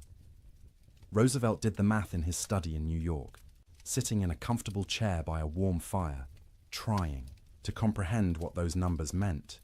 He owned roughly 5,000 head between his two ranches. 30% meant 1,500 dead cattle. At $40 a head, that was $60,000 lost, more than many men earned in a lifetime. But it was worse than the money. It was the failure of his Western dream. The revelation that the land he'd romanticized could be cruel, that nature didn't care about his needs or desires, that the West wasn't the frontier of opportunity he'd imagined, but a hard country that broke more men than it made. The letters continued through February and into March. Each one was grimmer than the last. 50% losses now estimated, maybe 60. Entire line camps reporting no surviving cattle at all. Fences lined with dead animals piled 3 deep. The Little Missouri River, when it thawed, clogged with carcasses that had to be dynamited free to restore flow. Roosevelt read these letters with growing horror and despair. He'd been so confident, so certain of success. He'd borrowed money, encouraged friends to invest, staked his reputation on the cattle business. And now it was all dying in a winter he wasn't even present to witness. In March, when travel became possible again, Roosevelt received a telegram from Ferris. Brief, direct, devastating. Come west, you need to see this. Roosevelt went. He took the train to Medora, the small town near his ranches, arriving in early April to a world transformed by death. The snow was melting, revealing what had been hidden. And what it revealed was carnage beyond anything he'd prepared himself for. He rode out with Ferris and other ranch hands to assess the damage. Everywhere they looked, cattle. Dead cattle. Frozen cattle. Cattle that had been dead so long the coyotes and wolves had already been at them. Cattle piled against fences. Cattle in ravines. Cattle scattered across the prairie like obscene statues. The smell was overwhelming. Thousands of rotting carcasses perfuming the air with decay. Roosevelt, who'd prided himself on his toughness, on his ability to handle frontier hardships, had to dismount and vomit. He wasn't alone. Even hardened cowboys were sickened by the scale of death. They rode for days, making tally, trying to determine what remained of the herds. Of Roosevelt's 5,000 head, fewer than 2,000 could be found alive. 60% losses. Some of those survivors were in such poor condition they'd likely die anyway. His investment, his dream, reduced by 2/3 in a single winter. The financial blow was severe. Roosevelt had invested approximately $80,000 in his cattle operations. He'd now lost at least $50,000, maybe more when accounting for lost breeding potential, disrupted operations, and the collapse of cattle prices as the market flooded with emergency sales from desperate ranchers. But Roosevelt was wealthy by birth. His family money cushioned the financial loss. He could absorb $50,000 and remain solvent, which most ranchers could not. What he couldn't absorb as easily was the emotional and philosophical blow. He'd come west believing in self-reliance, in the nobility of honest labor, in the frontier as a proving ground for American character. The Great Die-Up revealed those beliefs as naive. Self-reliance meant nothing when nature decided to kill everything. Honest labor couldn't prevent disaster driven by forces beyond human control. The frontier proved nothing except that it could kill you regardless of your character. Roosevelt spent several weeks at his ranches that spring, helping with the cleanup, the salvage operations, the grim work of trying to build something from the ruins. He participated in roundups, searching for surviving cattle, trying to assess what could be rebuilt. At night, he slept in the cabin at the Maltese Cross Ranch, the same cabin where his cowboys had weathered the storm. The bunks were still there, the stove, the smoke-stained walls. He'd slept here before on previous visits, treating it as an adventure, roughing it among the men. Now he slept in those bunks, knowing what they'd endured, what this room had protected them from. The cabin was small, cramped, cold even in April. Roosevelt lay on a rope bunk under wool blankets that smelled of smoke and men, and tried to imagine what January had been like. The wind screaming outside, the cold pressing in from all sides, the sound of cattle dying in the darkness, the knowledge that your livelihood, your future, everything you'd worked for was ending, and there was nothing you could do. He couldn't fully imagine it. He'd missed the actual storm, been warm and safe in New York while his employees fought for survival. That distance, that absence, haunted him. He'd been the investor, the gentleman rancher playing at being a cowboy. When it mattered, when the real test came, he hadn't been there. This realization changed him. Not immediately, not in one dramatic moment, but gradually over the following months and years. The West was no longer a romantic escape. It was a hard place where hard things happened, where nature was indifferent to human suffering, where the rules that governed Eastern society didn't apply. This understanding would shape his later conservation work. As president, Roosevelt would set aside millions of acres as national forests and parks, would push for scientific management of natural resources, would argue that the West's resources weren't infinite and needed protection. The cattle disaster of 1887 was the seed of that understanding. But in the spring of 1887, Roosevelt was just a wealthy young man surveying the wreckage of his dreams. He walked among the dead cattle, rode across ranges that should have been covered with livestock but were eerily empty, and made calculations about what could be salvaged. His ranch managers were exhausted, traumatized by the winter they'd survived. Roosevelt listened to their stories with growing respect. These men had faced conditions he'd only read about and emerged alive, if not unscathed. Ferris told him about nights when they weren't sure the bunkhouse would stand, about mornings when they'd wake to find new snow drifted inside through the cracks, about the constant work of keeping fires burning, of rationing food, of listening to cattle die and being unable to help. Roosevelt paid his men bonuses, unexpected and generous, acknowledging what they'd endured. It was the least he could do, given that he'd been warm and safe while they'd nearly frozen. He also made a decision. He would not abandon his Dakota ranches entirely, but he would not rebuild to previous scale. The open range era was over. The land couldn't support the numbers they'd run. The climate was too unpredictable, the investment too risky. He kept the Elkhorn Ranch as a retreat, a place he could visit and remember why he'd come west in the first place. But the cattle operation was downsized dramatically. A few hundred head, manageable, with hay put up for winter feeding. A sensible operation rather than a grand adventure.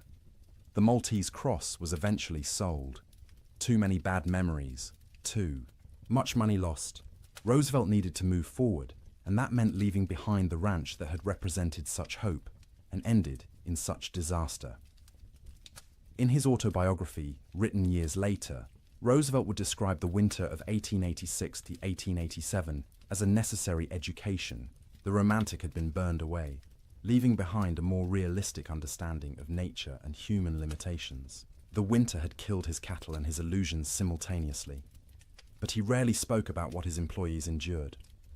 Their stories weren't his to tell, and he knew his own experience, arriving after the worst had passed, was nothing compared to theirs. He'd lost money. They'd nearly lost their lives. One story stayed with him, though, told by a cowboy at the Maltese Cross.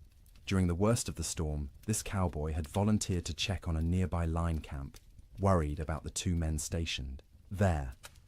He'd ridden out with a rope tied around his waist, the other end tied to the bunkhouse, planning to follow the rope back if he got disoriented. The temperature was 50 below with howling wind. He'd made it half a mile before he couldn't feel his hands or feet, before the cold had penetrated so deeply he knew he was in danger of freezing. He'd turned back, following the rope, barely making it to the bunkhouse before collapsing. The two men at the line camp were found dead when spring came.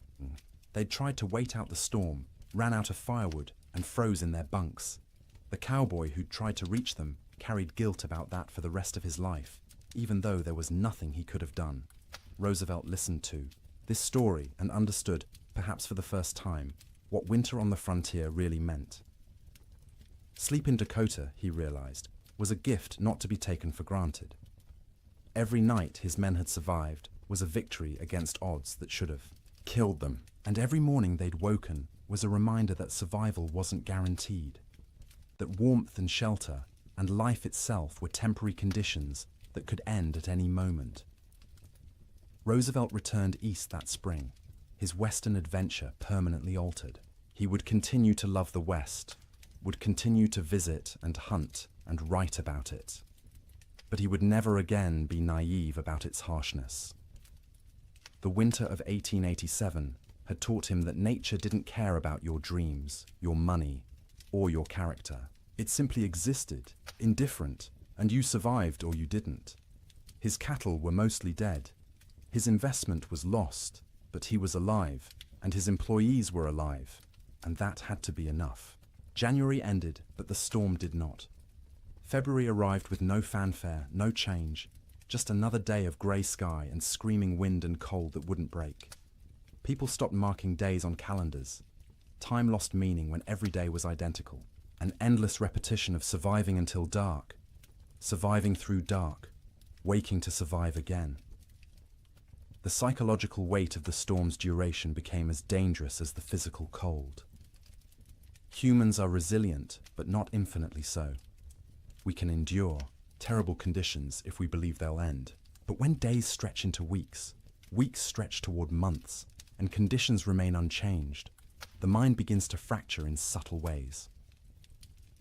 In the Ferguson household, the children grew quieter. They'd stopped asking when the storm would end. They'd stopped asking much of anything. They sat by the fire, conserving energy. their eyes following their mother's movements with an intensity that unnerved her. They were always hungry now, and the hunger made them old beyond their years. Martha found herself forgetting things. She'd go to the cold bedroom to fetch something and stand there, shivering, unable to remember what she'd come for. She'd start sentences and lose the thread midway, words dissolving like snow on her tongue. William said her name sometimes, and she wouldn't hear him, lost in thoughts that circled endlessly around food, fire, survival. William stopped shaving. There was no point. No one to see him except his family, and vanity seemed absurd when survival was uncertain. His beard grew thick and unkempt, ice forming in it every time he went outside to milk the cow or fetch wood. He'd come back in looking, like a wild man, and the children would stare at him until Martha made them look away. The cow's milk production had dropped to less than a quart per day. The animal was suffering from cold and inadequate feed, standing in the barn with her ribs visible through her hide. William knew they should slaughter her, use the meat, but the milk was too precious. As long as she gave any milk at all, he'd keep making that twice-daily journey to the barn. Sleep patterns disintegrated completely. There was no day or night anymore, just periods of lighter grey and darker grey outside the oiled paper window. People slept when exhaustion overwhelmed them, woke when cold or hunger or nightmares forced consciousness. The family's sleeping pile shifted constantly as people moved, trying to find warmth, trying to escape dreams. Martha's dreams were always about food, elaborate meals from her childhood in Wisconsin. Her mother's kitchen, warm and fragrant, tables loaded with roasted chicken and potatoes and fresh bread and butter. She'd wake with saliva flooding her mouth, stomach cramping with want, the disappointment of reality crushing. They had beans, always beans, the same beans cooked the same way, day after day, until the thought of eating another spoonful made her gag. William dreamed about summer, riding across green ranges, cattle fat and healthy, sun warm on his shoulders. He'd wake disoriented, expecting heat, finding only cold. The contrast between dream and reality was so sharp it hurt physically. His chest would ache. His throat would close. He'd lie there fighting tears while his family slept around him. The children's dreams were less specific, but more unsettling. They'd whimper in their sleep, reach out for comfort, wake crying without being able to say why. Emma, the youngest, stopped sleeping deeply at all. She'd doze in fits and starts, never truly relaxing, her small body tense even in sleep. The storm broke briefly in early February. For 3 days the wind dropped to a whisper, the snow stopped falling, and temperature rose to just below freezing. Clouds remained, but didn't seem as oppressive. The change felt miraculous after weeks of unrelenting assault. William ventured outside beyond the barn for the first time since January. The landscape was unrecognizable. Snow had sculpted itself into bizarre formations, drifts 20 feet high in some places, bare ground in others. The fence line he'd built 2 summers ago was completely buried. Only the tops of fence posts showed, wooden fingers pointing at the grey sky. He walked out across what had been their pasture, breaking through crusted snow with each step.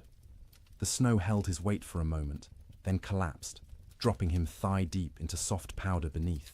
It was exhausting to move, each step a battle, but he kept going, desperate for space, for distance from the cabin that had become their prison. He found a dead cow half buried in a drift. One of their small herd, frozen solid, the hide pulled, tight over protruding bones. He stood looking at it for a long time, feeling nothing. He was too tired for grief. The cow was dead. More would be dead. Everything might be dead. These were just facts now, beyond emotion. When he returned to the cabin, Martha and the children were standing in the doorway, watching him. They looked like ghosts in the grey light, pale and thin and insubstantial. He realized he probably looked the same to them. That night the Chinook wind arrived, warm wind from the southwest, carrying temperature up 30 degrees in 2 hours. It felt like a gift from God, a promise that winter could end, that warmth still existed somewhere in the world. People opened doors and windows despite the waste, of heat from their fires, desperate for fresh air, for the feeling of movement, for anything different. The warm wind melted the top layer of snow, water dripped from roofs, ran in small streams across frozen ground, pooled in low spots. For brief hours, it seemed like spring might actually come, that the nightmare might be ending, but the Chinook betrayed them. After 2 days of relative warmth, the wind shifted back to the north. Temperature plummeted. The water that had melted froze instantly, creating a thick crust of ice over everything. The snow that had softened turned to concrete, and when more snow fell on top of that ice, it created a prison for any surviving cattle. Before the Chinook, cattle could at least paw through snow to reach grass beneath. After the ice crust formed, this became impossible. Their hooves couldn't break through. They stood on top of their food, separated from it by inches of ice, and slowly starved, while the grass they needed lay tantalizingly close. Cowboys trapped in bunkhouses understood what this meant.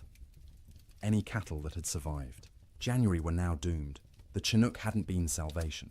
It had been a final cruelty, raising hope before delivering death more certainly than the cold alone could have. In the bunkhouses, men stopped talking about spring. They stopped talking much at all. Conversation required energy they didn't have.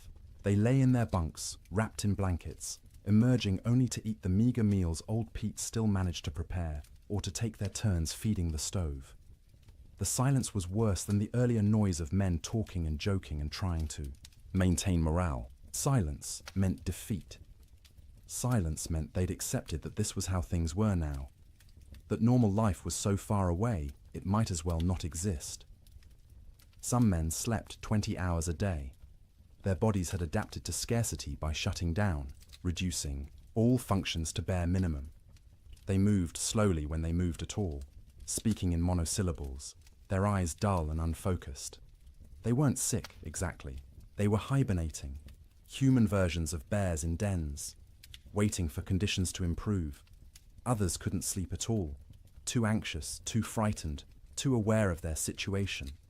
They'd lie awake hour after hour, staring at the ceiling, listening to the wind that never stopped. Their eyes developed a particular look, wide and staring, ringed with dark circles. Their hands shook constantly. They jumped at sudden sounds. Old Pete worried about these wakeful men more than the sleeping ones. The sleepers were conserving energy, doing what their bodies told them to do. But the wakeful men were burning through resources they couldn't afford to lose.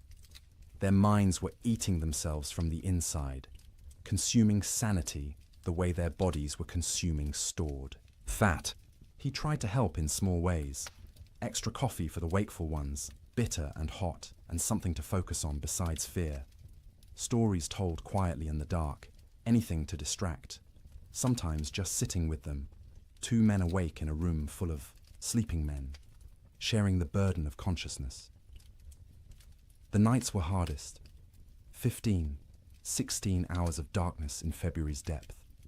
The stove provided light as well as heat, flames visible through gaps in the iron, but it was barely enough to see by. Men moved through darkness, feeling their way, bumping into bunks and each other. Without clocks, without daylight, time became abstract. You'd wake, if you could call it waking when you'd only been half asleep, and have no idea if you'd been unconscious for 10 minutes or 10 hours. The disorientation was profound. Some men stopped trying to track time at all. They ate when food appeared, slept when they couldn't stay awake, existed in a perpetual present with no past or future.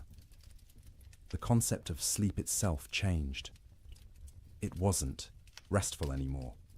You didn't sleep to feel refreshed. You slept because consciousness was too expensive to maintain. Sleep was a small death you practiced nightly, preparing for the real death that might come if the storm continued much longer. Dreams during this period took on a hallucinatory quality. Men dreamed they were awake, walking around the bunkhouse, having conversations with others, only to actually wake and realize none of it had been real. Or they'd dream they were outside in the storm, freezing, struggling towards shelter, and wake to find themselves wrapped in blankets by the stove. The boundary between sleeping and waking blurred. Some men experienced what would now be called dissociation. They'd observe themselves from outside their bodies, watching a stranger wear their clothes and speak with their voice. This disconnection was protective, a way the mind created distance from unbearable circumstances. But it was also terrifying to lose even the certainty of being yourself. In the ranch houses, children handled the extended ordeal better than adults in some ways. They adapted, accepting the new reality more easily than their parents who remembered how things should be. To the children, this was simply how life was now, cold, hungry, confined, but normal within its own context. But they also suffered in ways adults didn't. Their growing bodies needed more food than they were getting. Their development was being stunted by malnutrition. Sarah Ferguson, 11 years old, stopped growing taller. Her monthly bleeding, which had just started that fall, stopped entirely. Her body shut down non-essential functions to preserve life. Thomas developed a cough that wouldn't go away, a deep rattling in his chest that scared Martha. She'd give him extra portions of the thin soup she made, sacrificing from her own bowl, but it didn't help much. The cough persisted, worsening at night, keeping him and everyone else awake. James, 7 years old, stopped talking almost entirely. He'd answer questions with nods or shakes of his head, but volunteered nothing. He'd sit for hours staring at the fire, his face expressionless. Martha worried about him most of all, this strange, silent child who'd been so vibrant just months. Emma, the baby, clung to her mother constantly. She'd scream if Martha tried to put her down, terrified of separation. Martha learned to do everything one-handed, cooking, cleaning, even sleeping with the child attached to her like a growth. It was exhausting, but she understood. Emma was reverting to infancy, seeking the safety of the womb in a world that had become too frightening. February crawled past with the weight of years. Each day was a week long. Each week felt like a month. People stopped believing in spring. Spring was a myth, a story told by liars. There was only winter, eternal winter, and the question was no longer when it would end, but whether you'd survive it. And still the wind blew, and still the cold pressed in, and still people slept fitfully in their prisons of wood and hope, waiting for deliverance that seemed less likely with each passing day. Children experienced the great die-up through a lens of confusion and adaptation that was both heartbreaking and remarkable. They didn't fully understand what was happening or why, but they adjusted to impossibility with a flexibility adults had lost. To them, the storm wasn't an economic disaster or a failure of planning. It was simply the way the world had become, and they learned to live in it. Sarah Ferguson, at 11, was old enough to sense her parents' fear, even when they tried to hide it. She watched her mother's hands shake when portioning out food. She noticed her father's long silences, the way he'd stare at the fire without seeing it. She understood, in a way her younger siblings didn't, that something was terribly wrong. This knowledge was a burden. She couldn't share it with Thomas or James or Emma because they were too young to understand, and speaking it aloud would make it more real. So she carried it silently, trying to help without being asked, watching for ways to ease the tension that filled the cabin like smoke. She learned to anticipate her mother's needs. When Martha reached for the water bucket, Sarah was already moving, to refill it with snow. When the fire burned low, Sarah added wood before being told. She took charge of Emma when the toddler grew fussy, singing to her, telling her stories, anything to give Martha a few minutes of peace. At night, Sarah lay awake, listening to her siblings breathe, counting breaths, making sure everyone was still, alive. She'd developed an irrational fear that someone would simply stop breathing in the dark and no one would notice. So she stayed vigilant, even when her own body screamed for sleep. She dreamed about school, which seemed like something from another life. the one-room schoolhouse 3 miles from their ranch, where Miss Peterson taught reading and arithmetic to a dozen farm children. Sarah had loved school, loved learning, loved having somewhere to go that wasn't the ranch. The storm had started during Christmas break, and school hadn't reopened. Might never reopen if families didn't survive the winter. She wondered about her classmates. Were they trapped in their homes too? Were they hungry? Were they scared? Or had some of them already died, frozen in cabins that couldn't keep them warm, and she'd never know because news didn't travel through blizzards?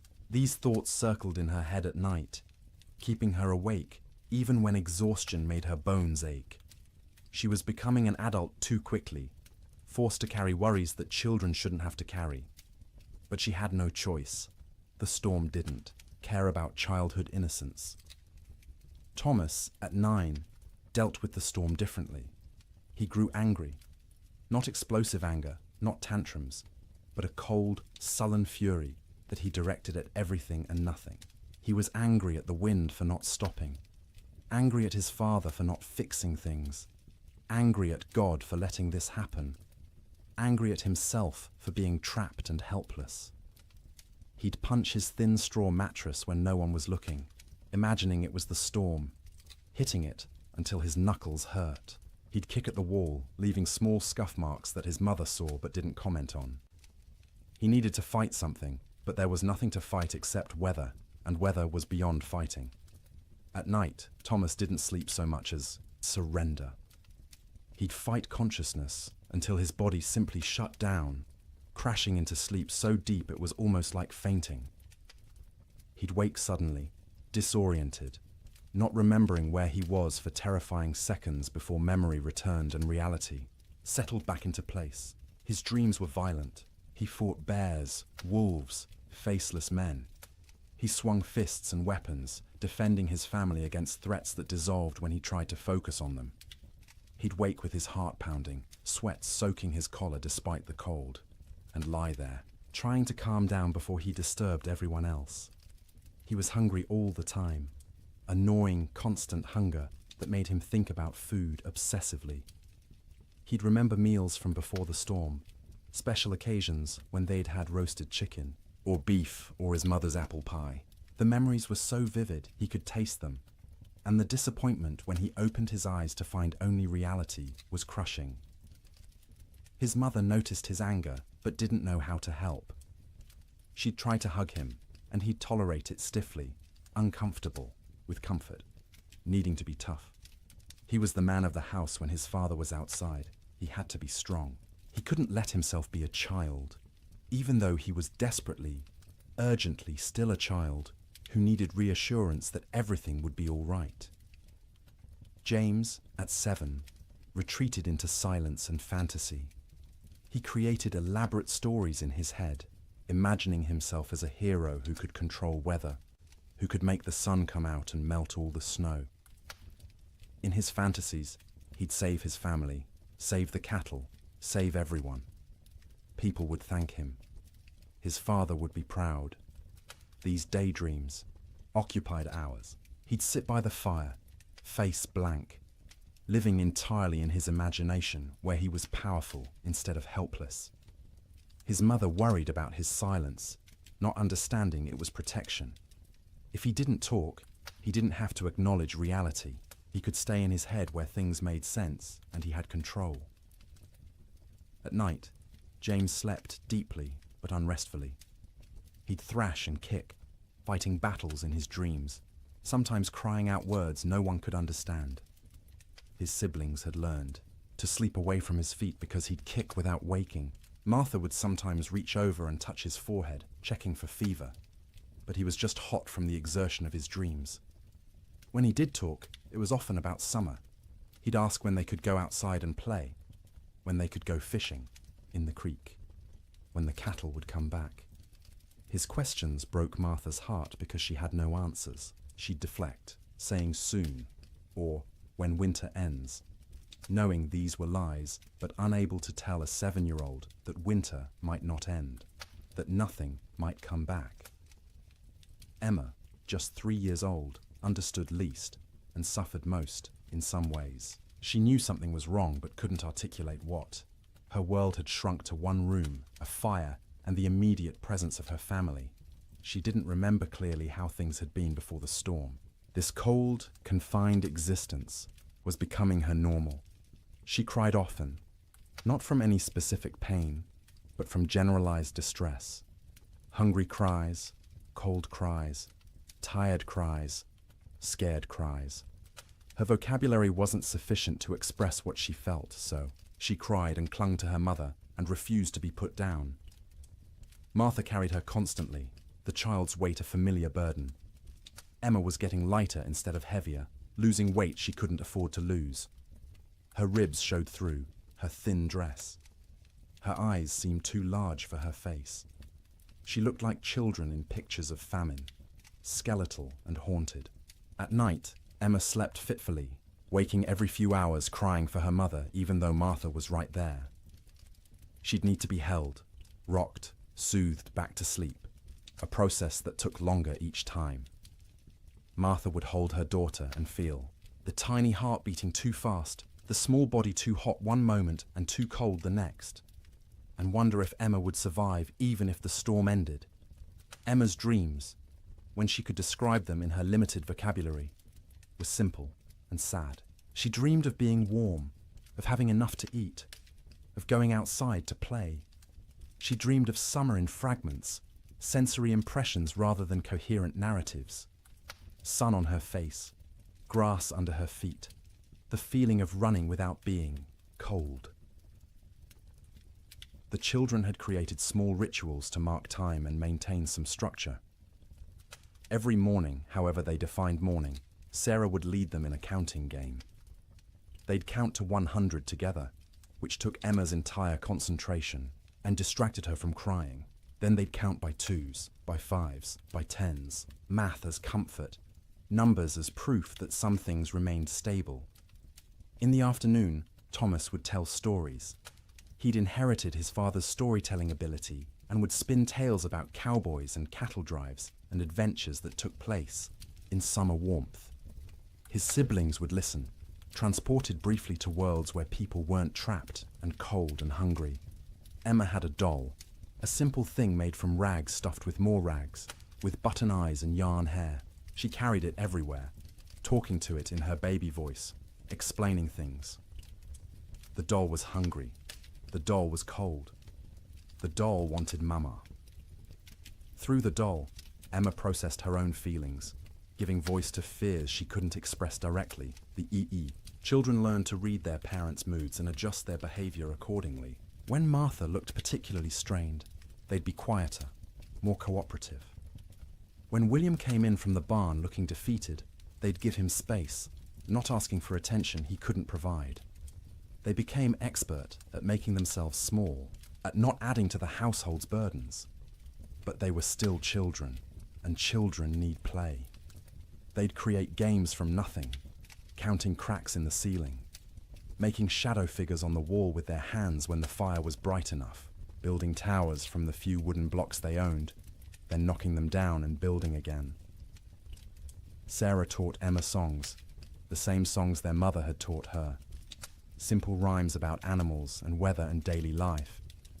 Emma's favorite was about a bird that flew south for winter, which seemed especially relevant. She'd sing it over and over, the words slurring together, while her siblings tried not to show their irritation.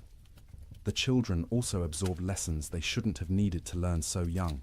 That food was precious and must never be wasted. That fire was life and must be watched constantly. That cold could kill and must be respected. That sometimes adults didn't have answers, didn't know what to do, were as frightened and helpless as children, but had to pretend otherwise.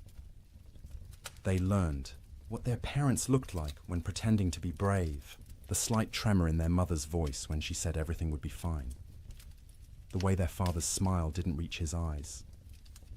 They learned to accept these performances without comment, understanding that challenging them would make things worse. In later years, the Ferguson children would remember the winter of 1887 as a blur. They'd recall specific images. The fire, always the fire, and their mother's face in its light. and the sound of wind that never stopped. But the timeline would be confused, events blending together because days had no distinct markers. Sarah would remember being hungry but never being fed. Thomas would remember being angry but not knowing why. James would remember his fantasy world more clearly than reality, which was probably for the best. Emma would remember almost nothing directly, just a vague sense of having been cold once, long ago, for longer than seemed possible. But they'd also remember warmth of a different kind. The feeling of sleeping piled together, siblings in a heap like puppies, their mother's songs in the dark, their father's hands, rough and gentle, checking them for frostbite. The way Sarah would hold Emma when Emma cried. The way Thomas would share his tiny portion of food, even though he was starving. The way James would tell stories that made them laugh despite everything. Children are resilient, but resilience has costs. The Ferguson children survived the winter, but they were changed. Sarah grew old before her time, burdened with worries she couldn't set down. Thomas's anger would last years, manifesting in ways that troubled his parents. James would remain in fantasy longer than he should, reluctant to engage with a world that had proven so harsh. Emma would be clingy and fearful, suffering from what we'd now call anxiety, though no one had that word then. But they survived. All 4 Ferguson children made it through the winter alive, which many children didn't. In the spring, when Sarah returned to school, half her classmates were missing, died in the storm, or their families had moved away, or they were too weak to attend. The teacher never spoke about them, and Sarah never asked, but she noticed the empty desks and understood what they meant. The children's winter was its own story within the larger tragedy. They experienced the same cold, the same hunger, the same confinement as adults, but they experienced it through the lens of childhood, with less understanding but also with adaptability adults couldn't match. They bent instead of breaking, or at least bent further before breaking, and some of them survived precisely because they were young enough to accept the impossible and adapt to it. March came quietly, without announcement or ceremony. The wind didn't stop all at once. The cold didn't break dramatically. But sometime in the first week of March, people noticed the light had changed. The grey wasn't quite as oppressive. The sun, invisible for months behind clouds, occasionally created a bright spot in the overcast sky, a suggestion that it still existed somewhere beyond the grey. The temperature rose first, not to warmth, not even close, but up from the deadly negatives, into the teens, then the 20s. At 20 degrees, after months of temperatures well below zero, it felt almost tropical. William Ferguson stepped outside without his heaviest coat for the first time since January and felt the difference immediately. Still cold, but survivable cold. Manageable cold. Human cold. The wind dropped next. Not gone, but diminished from its constant shriek to something closer to a whisper. You could hear other sounds again. Birds, tentatively returning. The creak of the barn, your own footsteps in the snow.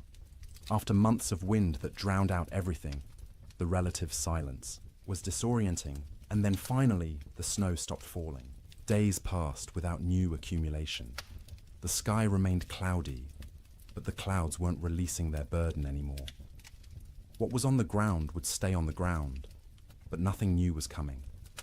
This realization spread through trapped households, like a physical wave. The storm was ending. Winter was releasing its grip. Spring, impossible spring, was actually going to come. But the thaw revealed horrors that had been hidden under snow. As temperatures rose above freezing and snow began to melt, the dead emerged. Cattle everywhere. More cattle than anyone had imagined possible. They lay along fence lines, stacked 3 and 4 deep, where they'd crowded against barriers trying to escape the wind.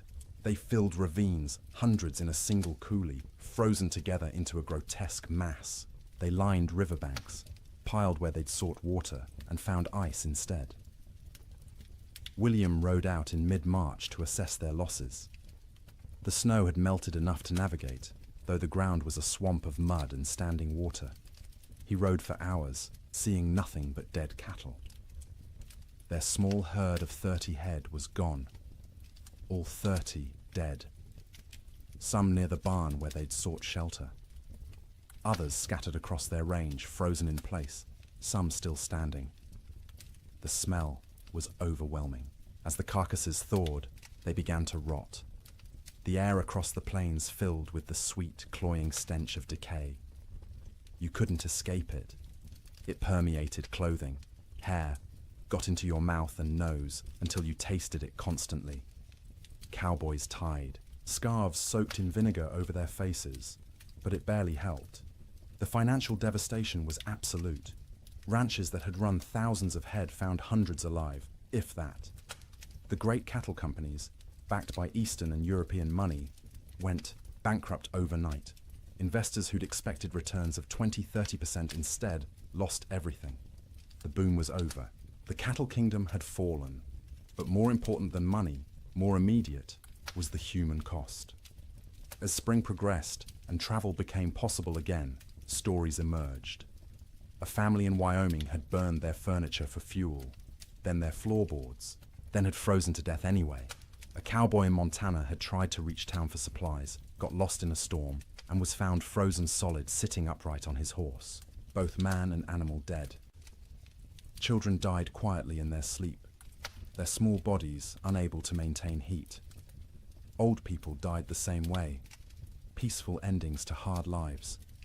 Young men died trying to help, venturing out into storms to check on neighbors or cattle, never making it back. Women died in childbirth in cabins where no help could reach them. Babies dying with their mothers. The death toll among cattle was calculable, measurable, shocking in its enormity. Estimates ranged from 60 to 90% mortality across the northern plains. Hundreds of thousands of animals dead. But the human toll was harder to count. People died alone in isolated cabins, their bodies not discovered until spring. Whole families vanished. Homesteads found empty when the snow cleared. No trace of where the occupants had gone, or whether they'd survived. Theodore Roosevelt returned to his ransacked ranches and surveyed the ruin of his Western dreams. Cowboys, who'd barely survived, told stories of unimaginable hardship. Ranchers calculated losses that dwarfed their ability to recover. And slowly, painfully, everyone who'd survived began the work of rebuilding. But they rebuilt differently. The open range was dead, killed as surely as the cattle that had grazed it. Ranchers who continued in the business built barns, stored hay, kept smaller herds they could actually feed through winter. They fenced pastures, rotating cattle seasonally rather than letting them roam year-round. The cowboy, as romantic figure, driving vast herds across unfenced prairie, became a relic of a past that had ended in ice and death. The survivors were changed. Martha Ferguson emerged from that winter 20 pounds lighter, her hair gone grey at 32. William's hands shook for months afterward, trauma expressing itself in tremors he couldn't control. The children carried scars that wouldn't show. For years, psychological wounds that would shape their entire lives, but they'd survived. All of them. The Ferguson family made it through intact, which was more than many could say. And as spring truly arrived, as green grass pushed up through mud and trees began to bud and the sun returned with actual warmth, they began to remember what life could be. The first night Martha slept without waking every few hours, checking on her children. She woke feeling guilty for having rested. The first morning, William went outside and wasn't hit by killing cold. He stood in the barn doorway and cried. The children, resilient as children are, adapted more quickly. They ran outside in bare feet, feeling grass beneath their toes, relearning, joy they'd almost forgotten. Sleep in spring was different from sleep in winter. The fear was gone, the vigilance unnecessary. People slept deeply for the first time in months, their bodies finally feeling safe enough to truly rest. They slept for 10 hours, 12 hours, catching up on sleep debt accumulated over winter. They woke refreshed, amazed at the feeling, remembering what normal had felt like. But the dreams remained. For years afterward, survivors would wake from nightmares about the winter of 1887. They'd dream of being trapped, of being cold, of hearing cattle die, and being unable to help. These dreams would fade over time, but never entirely disappear. The winter had carved itself into their psyches, a permanent scar. And now, dear traveller through this story, we've reached the end of our journey through the coldest winter in wild West history. We've walked with cowboys in their bunkhouses, huddled with families around failing fires, witnessed the death of cattle and dreams, and an entire way of life. The Great Die-Up of 1887 was catastrophic. It killed hundreds of thousands of animals, bankrupted fortunes, and ended the era of open-range ranching forever. But more than that, it tested human endurance in ways few events ever have. It asked people to survive the unsurvivable, to sleep, in conditions where sleep seemed impossible, to maintain hope when hope was absurd, and they did. Not all of them, not even most of them without terrible cost, but enough survived to tell the story, to rebuild, to ensure that the lessons learned would protect future generations. As you lie in your warm bed tonight, safe from cold and storm, let yourself feel the profound gift of that warmth. The pioneers of the Wild West would have considered your comfort miraculous, impossible luxury beyond imagining. Central heating, insulated walls, blankets made in factories rather than woven by hand. You live in the future they could only dream of, the safety they fought to reach. Their struggle made this possible. Every improvement in building techniques, every advance in weather prediction, every system we have now to survive winter grew from lessons learned in disasters like the Great Die-Up. They suffered so that eventually people wouldn't have to suffer, so that sleep could be restful rather than survival, so that winter could be endured without terror. Let their memory settle over you gently now. Let the wind that screamed across the Montana plains become the whisper of your fan. Let the cold that killed become the pleasant coolness of your air conditioning. Let the hunger that gnawed at them become the satisfaction of knowing you can eat when you wake. You are safe, you are warm, you are comfortable in ways they couldn't have imagined. And as you drift towards sleep, carry with you gratitude for that safety. Honor their endurance by appreciating what you have. Remember their suffering by cherishing your comfort. The winter of 1887 is over. It has been over for more than a century, but its story remains, a testament to human resilience and the terrible power of nature. The cowboys and ranchers and children who lived through it are long gone, but their experience echoes forward to us, teaching us about survival, about courage, about the precious gift of a warm place to sleep. So sleep now, deeply and peacefully. Let the weight of blankets comfort rather than burden you. Let the darkness be restful rather than fearful. Let your dreams be gentle rather than haunted. The storm has passed.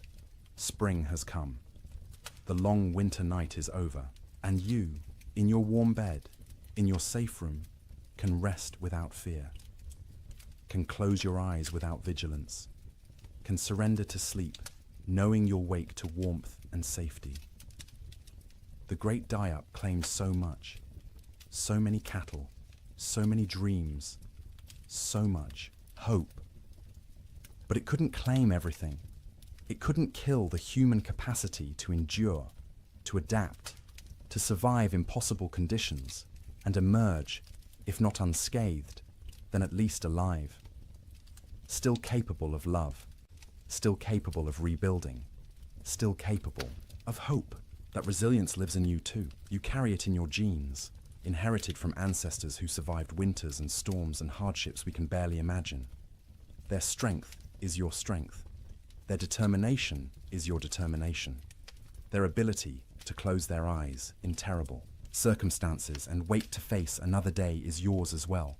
You don't need it tonight. Tonight, you can simply rest. Let the story of the Great Die-Up fade like snow melting in spring sun. Let the cold recede.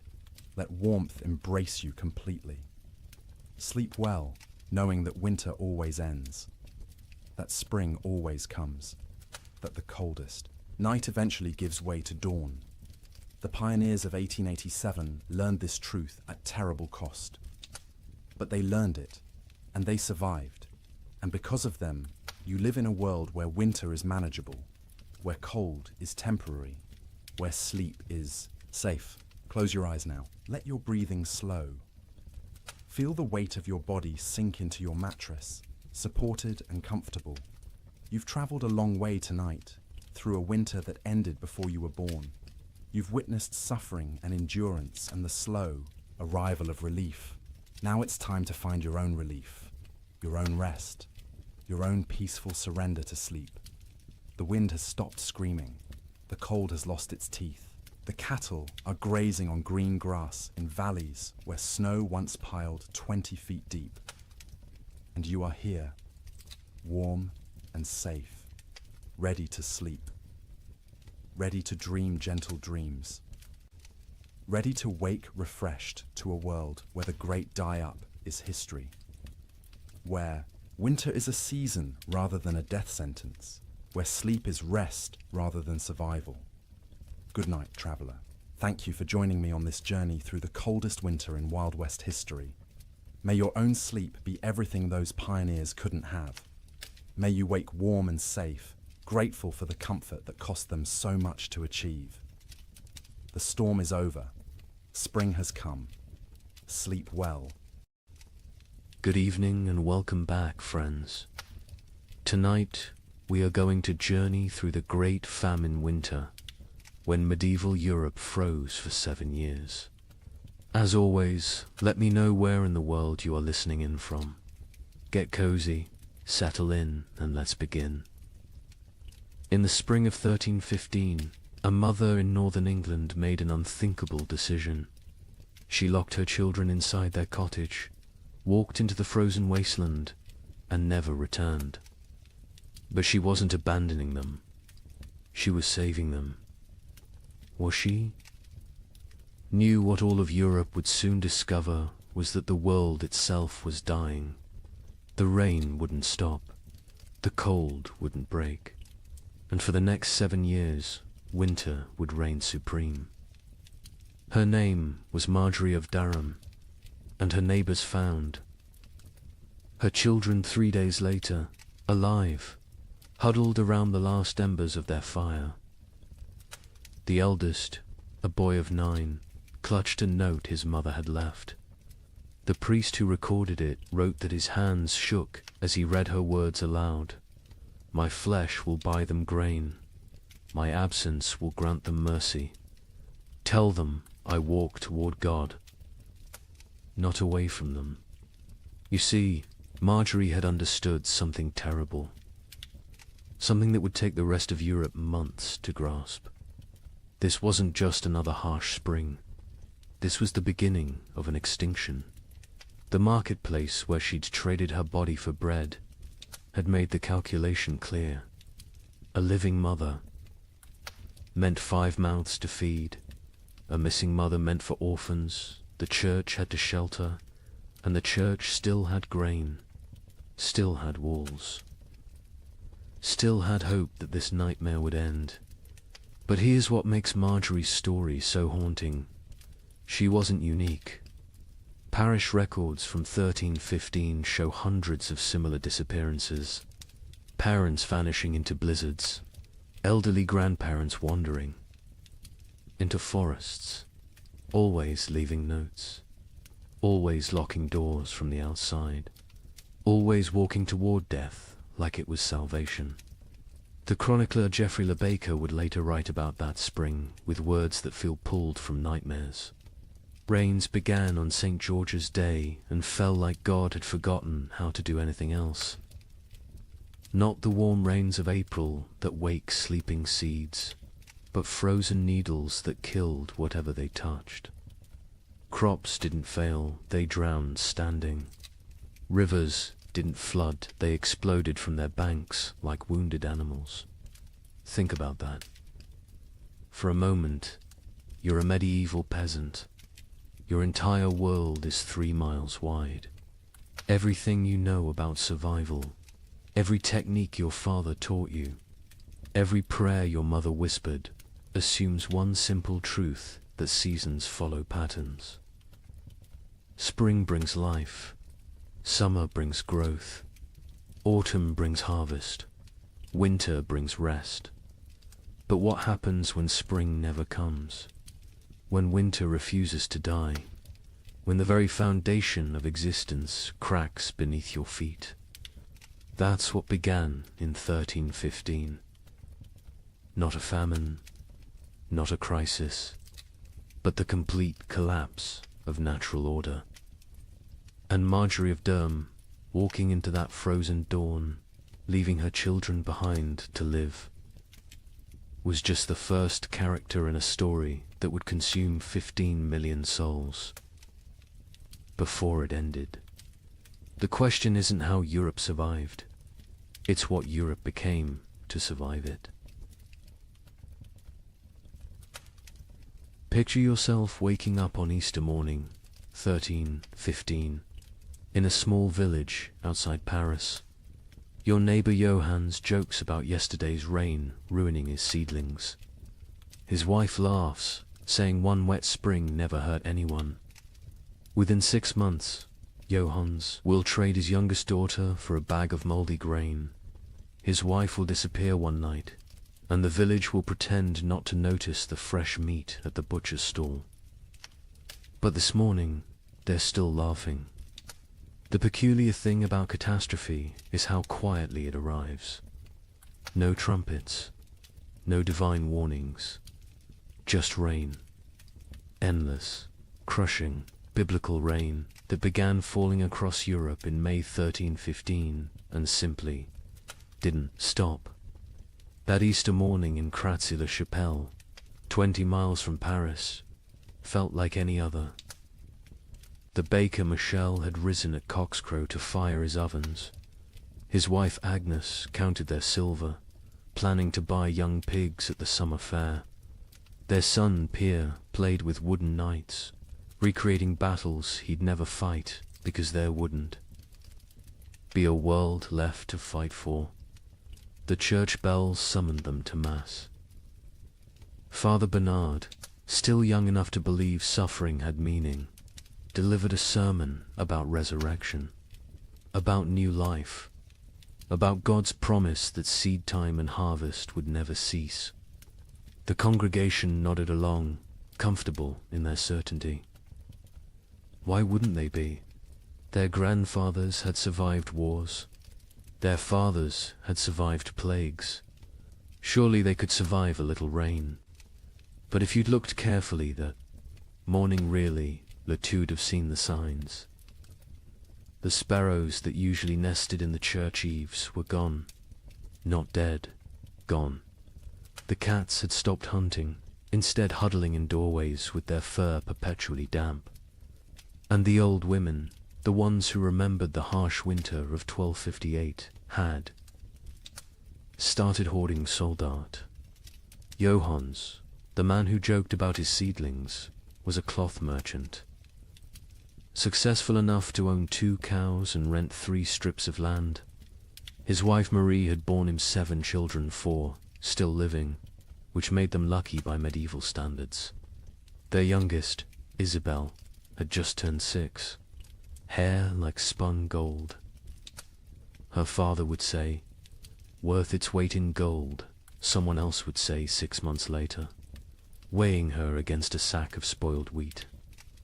The rain that Easter was unusual only in its persistence.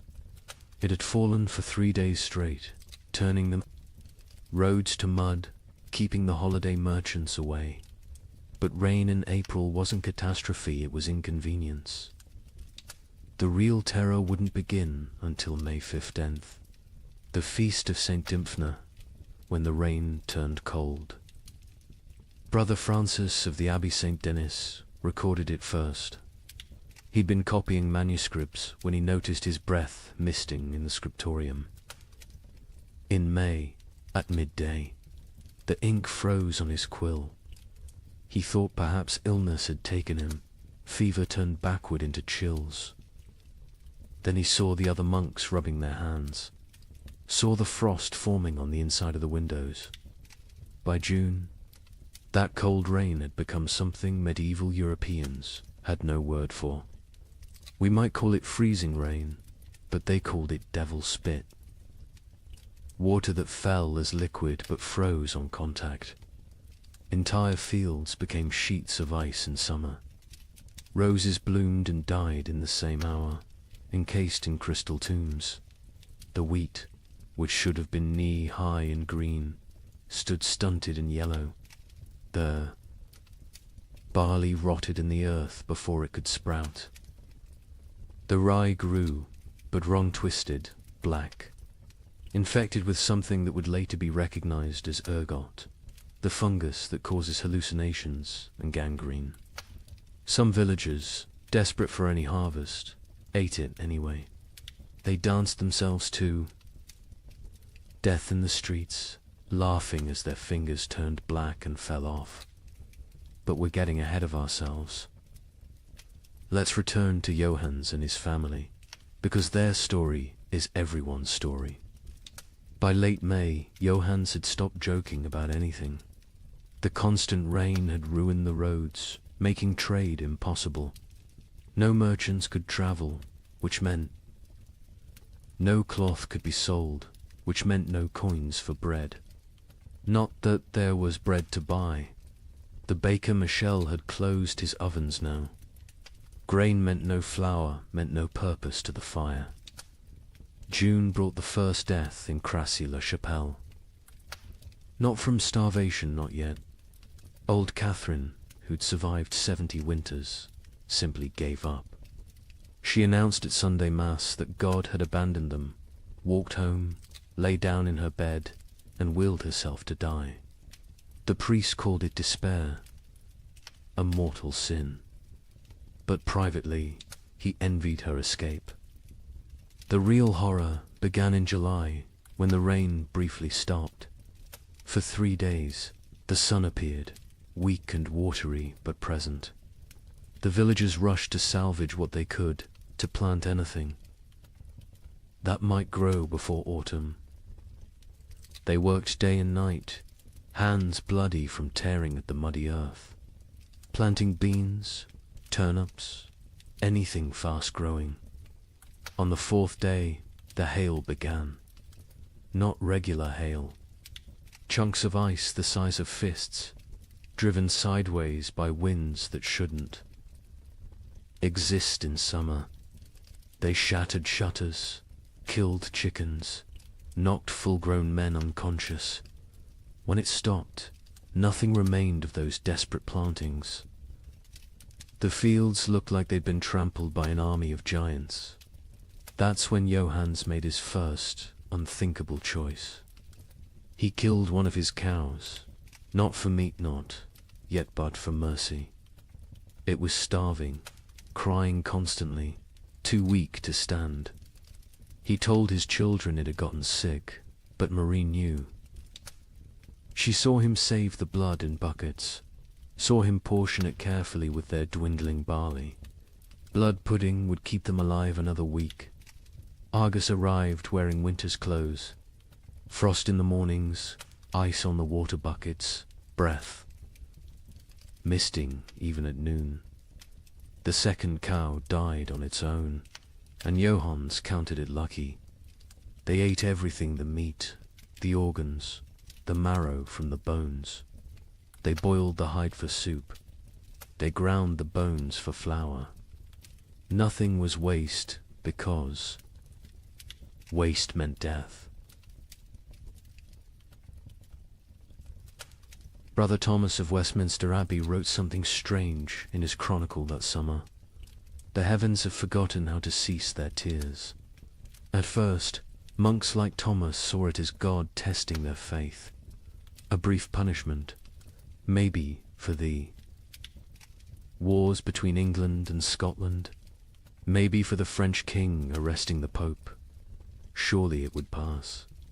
But then came the letters from sister monasteries. From Cologne, our fields are lakes. From Florence, the Arno has swallowed 3 villages. From Krakow, the children ask what the sun looked like. What terrified Thomas wasn't the rain itself, it was the temperature. In July, the height of summer, he could see his breath while saying morning prayers. Ice formed on the altar wine, and still the rain fell. The monastery's chronicle, which Thomas kept with meticulous care, tells us exactly when normal ended and nightmare began. June 23rd, the eve of St. John, traditionally celebrated with bonfires that burned until dawn. That year, no fire would stay lit. The rain fell horizontally, driven by winds that belonged to December, not midsummer. Thomas wrote, "The brothers attempted 7 times to light the sacred fire. Each time, the rain doused it before a single prayer could be spoken. Prior William declared it a sign of what he dared not say." Thomas had been corresponding with monasteries across Christendom for 20 years. His position as chronicler meant he received letters from abbeys in Scotland to Sicily, from Ireland to Poland. Usually, these letters discussed theological matters, requested copied manuscripts, or shared news of appointments and deaths. But starting in July 1315, every letter carried the same message, dressed in different words. Something was terribly wrong with God's creation. From Melrose Abbey in Scotland came a letter that made Thomas's hands shake. "Brother, we write to you from hell, frozen over. It is July, yet we break ice from our wells each morning.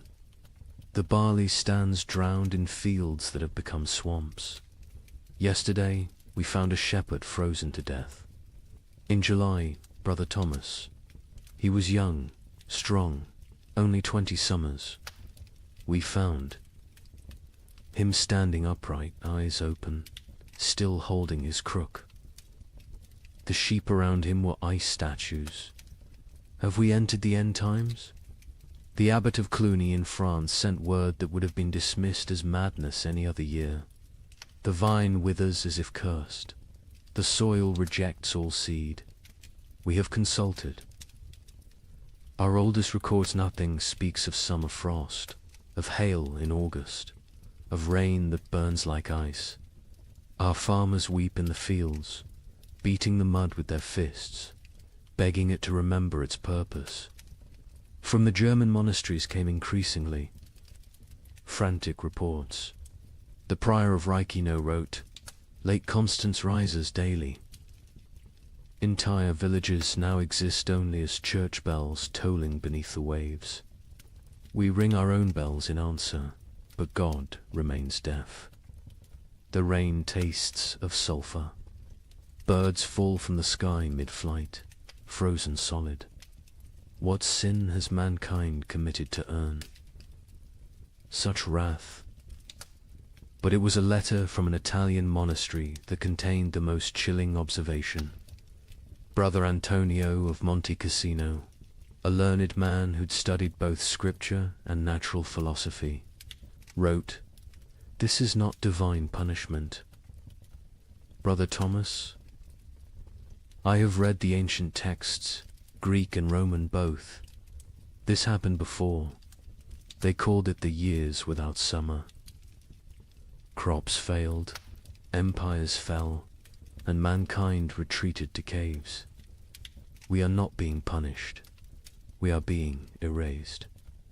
Thomas himself had begun keeping detailed records of the weather, something unprecedented for the time.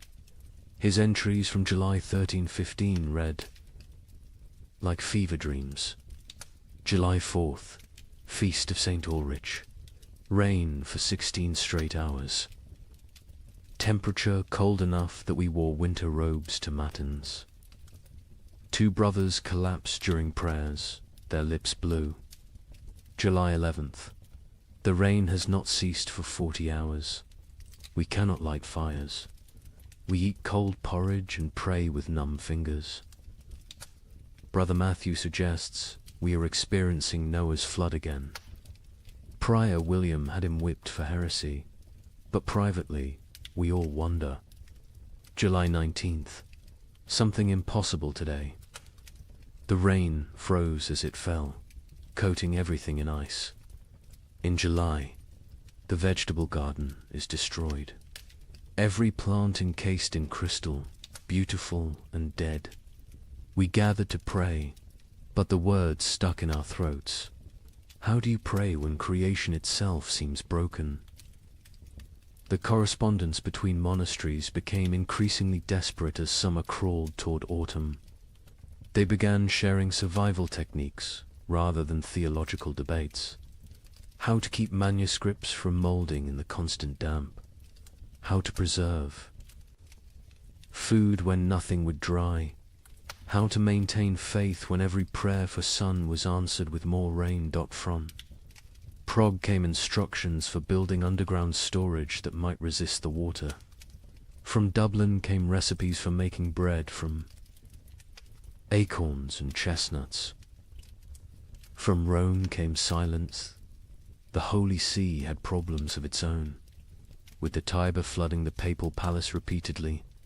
Thomas noted something else, something that wouldn't be fully understood for centuries. The rain wasn't uniform. It would pound. One region while barely touching another 20 miles away. But those dry spots weren't lucky, they were cursed differently. Without rain, but with temperatures below freezing in summer, crops still died. Wells still froze. People still starved. A letter from the Bishop of Bergen in Norway contained an observation that haunts historians today. The merchants from Iceland have not come. They were due in May, as always. It is now August. Ships sent to investigate found the sea routes blocked by mountains of ice that should not exist in summer, or perhaps should not exist at all. The sailors speak of icebergs, tall as cathedrals, moving south like an army of frozen giants. By late August, Thomas's own entries had taken on a tone of barely controlled panic. We have begun rationing in August.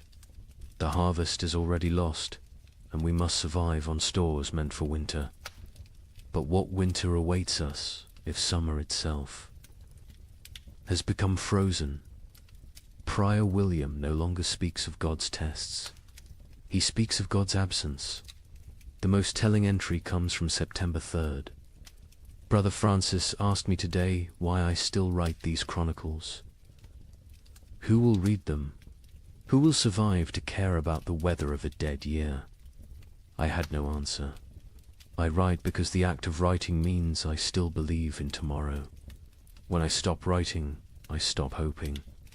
So I write of rain, of cold, of death creeping closer. I write because someone must witness the ending of the world.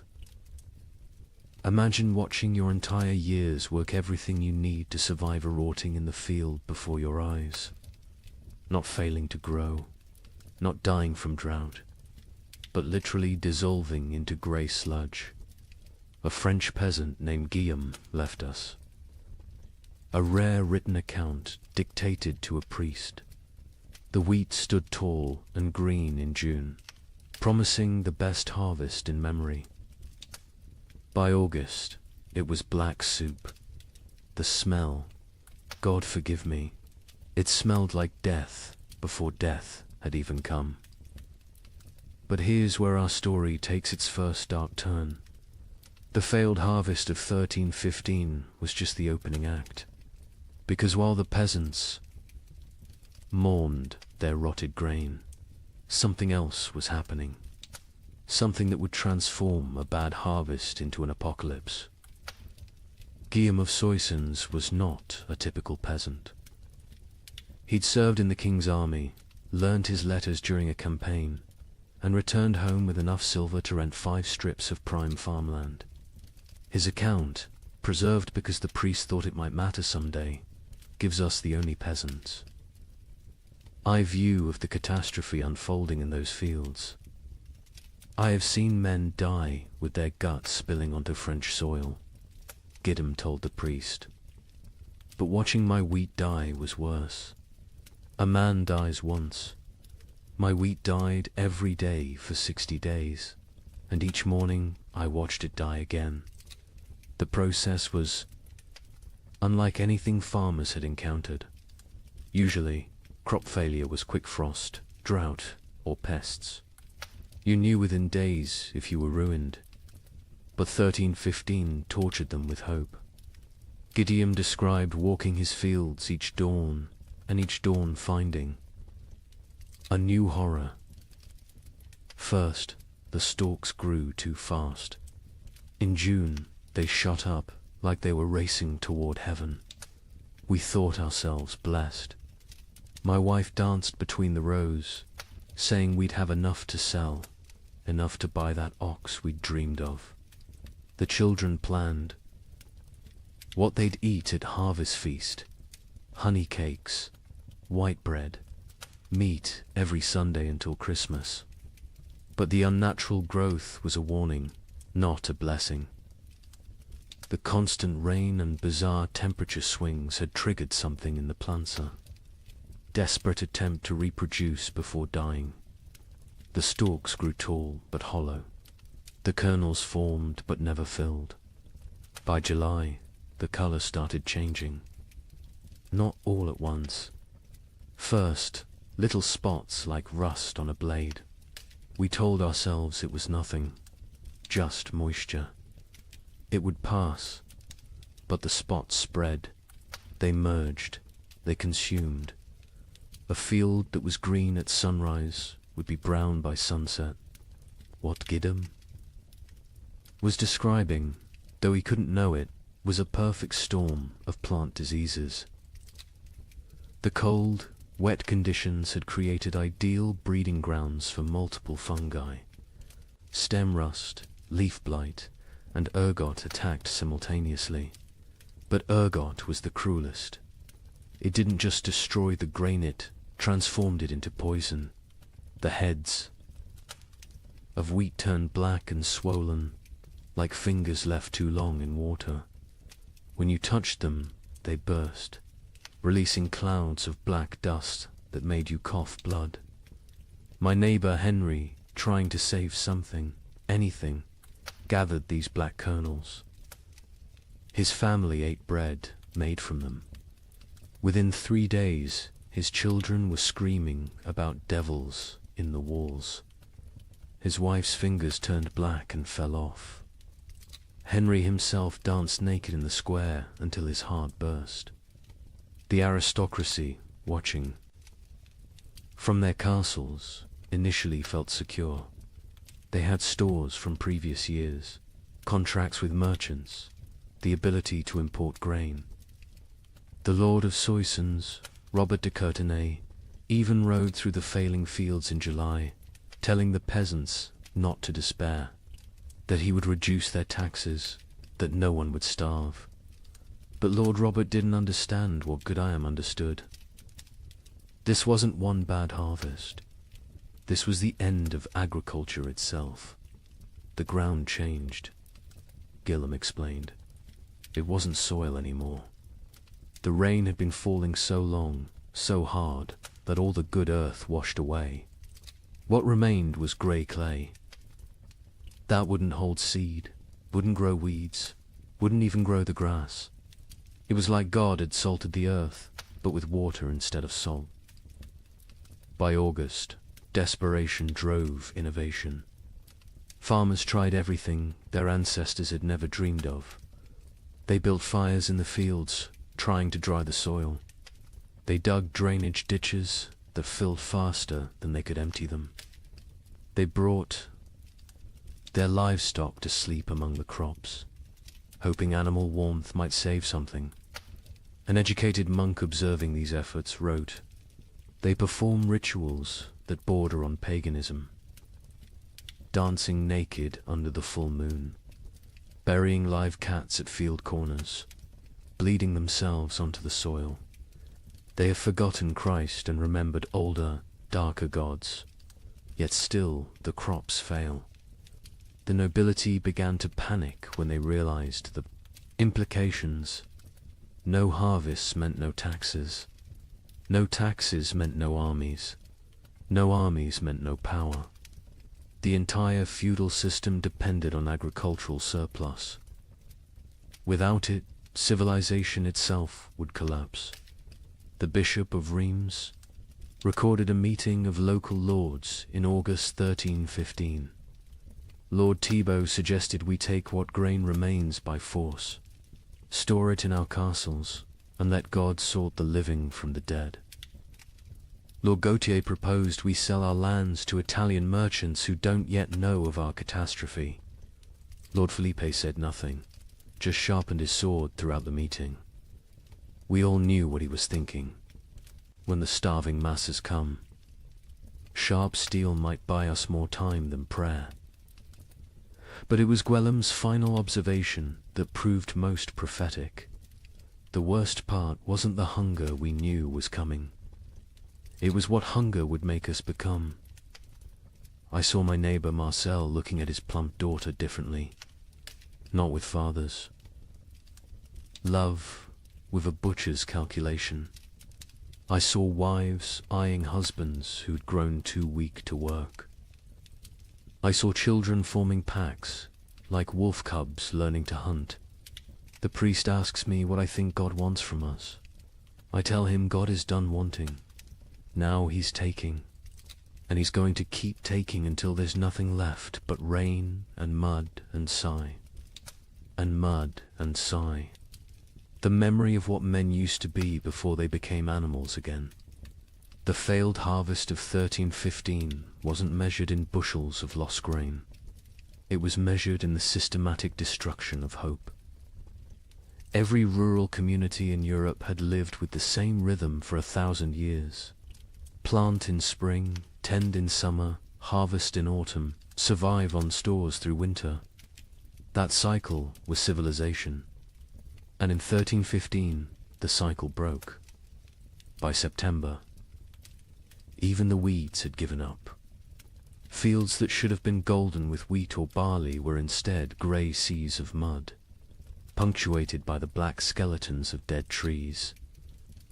The only things that grew were fungous, bulbous things that appeared overnight in colours nature had never intended. Purple, electric blue, sick yellow. Children who ate them died laughing. Adults who ate them died screaming. The recording. Priest added his own note to Gwillem's testimony. This man speaks truth. I have seen the fields myself. They look like God's own graveyard, waiting for the corpses that will soon fill them. We are not facing a famine. We are facing an extinction. May whoever finds this record pray for our souls, for by the time you read this, we will surely be past praying for ourselves. In September 1315, a strange sickness appeared among the cattle of Norfolk. Within days, it spread to sheep, then pigs, then horses. The animals didn't just die, they died screaming. A contemporary account describes cattle crying like humans. In their agony, their tongues swollen black, their eyes weeping blood. Modern historians call it marin, but medieval Europeans had another name for it. Devil's touch. Because healthy animals would drop dead mid-step. A cow giving milk at dawn would be a corpse by noon, and the speed of transmission defied Logicantia herds gone in hours. But I haven't told you the worst part yet. The animals that survived, they changed. Horses began eating meat. Pigs turned. Feral, forming packs that hunted. And the rats. The rats disappeared entirely. Where did they go? That mystery wouldn't be solved for another 30 years, when they returned, carrying something far worse than hunger. The first recorded death was a prize bull named Samson, owned by the Earl of Norwich, worth more than most villagers earned. In a year, Samson was protected like royalty-sheltered stable, imported feed, 3 stable boys attending him constantly. On September 8th, he was healthy enough to breed. By September 9th, he was dead, his massive body twisted in angles that bones shouldn't allow. Foam tinged pink with blood dried around his mouth. The Earl's stable master, a methodical man named Walter, documented what happened next with the precision of someone who knew he was witnessing something unprecedented. The sickness jumped from Samson to the cows without touch, without sharing water, without even sharing air. They were in separate barns, yet by sunset, 17 were dead. Their deaths were not peaceful. They bellowed with voices that sounded human. They thrashed until their bones broke through their hides. They died with their eyes open, staring at something we could not see. Within a week, every cow in Norfolk was either dead or dying. But the disease didn't respect species boundaries. Sheep began falling next, their wool turning grey overnight before they collapsed. Then pigs, usually hardy enough to survive anything, started dying in ways that defied nature. They'd squeal for hours, a sound witnesses compared to children, screaming before their hearts simply exploded. A traveling merchant named Otto from Flanders recorded what he saw on the roads. I have traveled these paths for 20 years. I know where every farm keeps its herds. Today, I counted 4,000 dead cattle between Lynn and Norwich. They lie where they fell in fields, on roads, some still standing upright, held by mud that is frozen around their legs. The smell reaches you a mile before you see them. Sweet rot mixed with something chemical, like copper left in vinegar. The speed of death was matched only by its strangeness. Animals died in patterns that suggested intelligent entire herds forming perfect circles before collapsing inward. Flocks of sheep arranging themselves in lines before dying in sequence, like dominoes. Witnesses spoke of animals appearing to communicate across species before death, horses whinnying to cows who lowed back, as if sharing some terrible knowledge. But then came the transformations among survivors, and this is where chronicle accounts become almost too bizarre to believe, except that multiple independent sources confirm the same phenomena. Sir William de Ross, a knight with lands across Yorkshire, wrote to the Archbishop of York, "Your Grace must believe what I write, though it sounds like madness. My destrier, Caesar, a warhorse I've ridden into 3 battles, has begun hunting. Not grazing, hunting. I watched him corner a rabbit, kill it with his hooves, and eat it. He tears flesh with teeth never meant for meat. Other horses flee from him now. He stands alone in his paddock, blood on his muzzle, waiting for something none of us understand. The pigs were worse. Those that survived the plague didn't return to their pens. They grouped together in the forests, moving in coordinated packs. A woodcutter named Thomas testified to the Bishop of Ely. 20 of them, maybe more, moving like wolves, but smarter than wolves. They set ambushes. They used one injured piglet as bait to draw a merchant from his cart. When he climbed down to help him, the others came from the trees.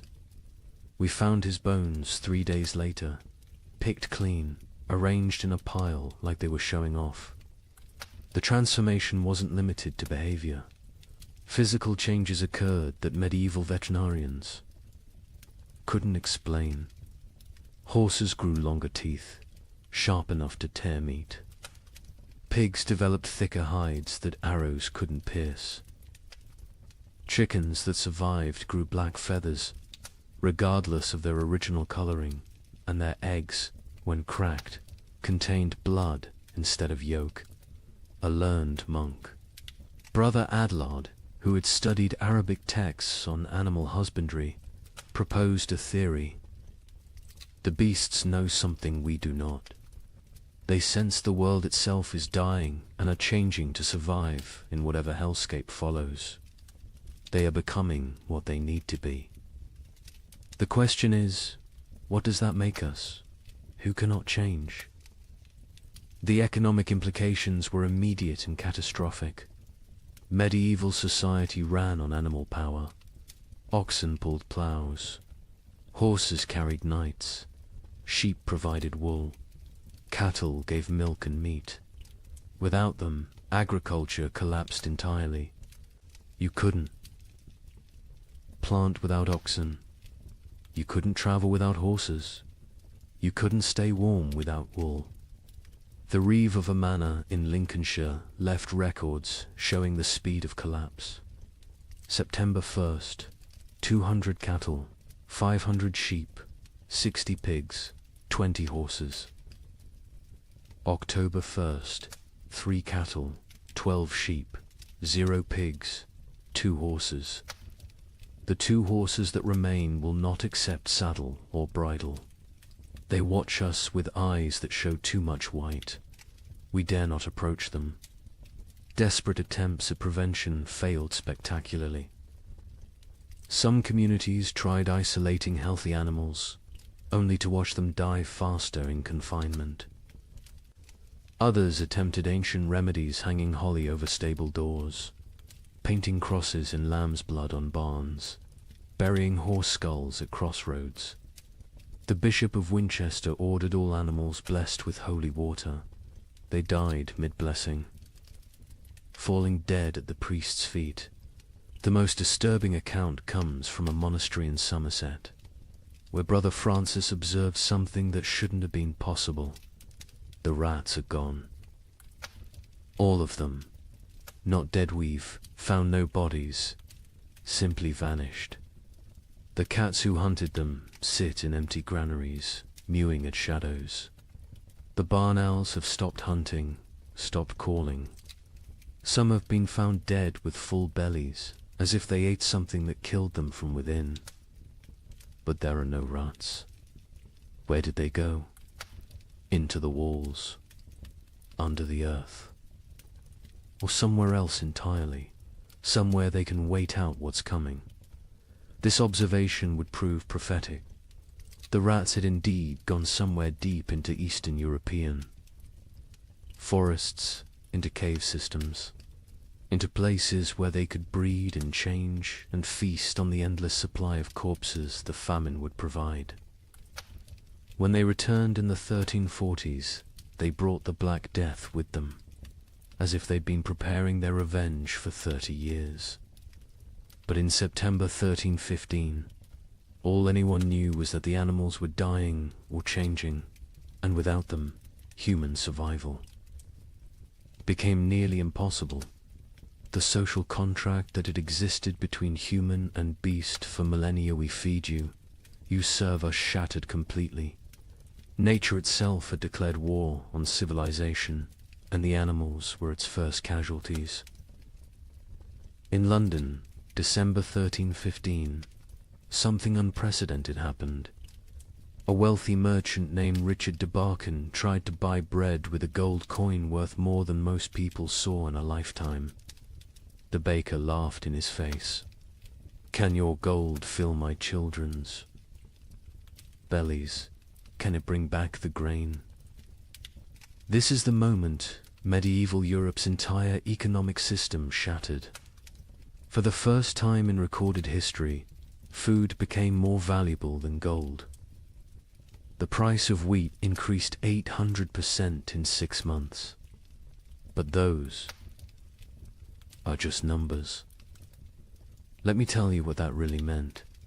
Richard de Barkin wasn't just any merchant. He controlled the wine trade from Bordeaux to London, owned 3 ships, and held contracts with the royal household. His wealth was legendary. He'd once bought an entire street in London just to evict a rival. On that December morning, he walked into Thomas Baker's shop on Bread Street carrying a gold noble, a coin worth 80 silver pence, enough to buy a horse. Thomas Baker, his hands still dusted with the last of his flour, looked at the coin like it was a stone. "I have one loaf left," he said, "my last flour. When it's gone, I close my doors forever. That loaf goes to my children. Your gold cannot create grain from nothing." Richard, accustomed to gold opening every door, placed 2 more nobles on the counter. Thomas swept them onto the floor. "Take your metal to the Thames and see if the fish will trade bread for it. I'll keep my loaf." The story spread through London within hours, not because a rich man was refused bread, but because everyone suddenly understood. The fundamental assumption of civilization that money could buy necessities had died.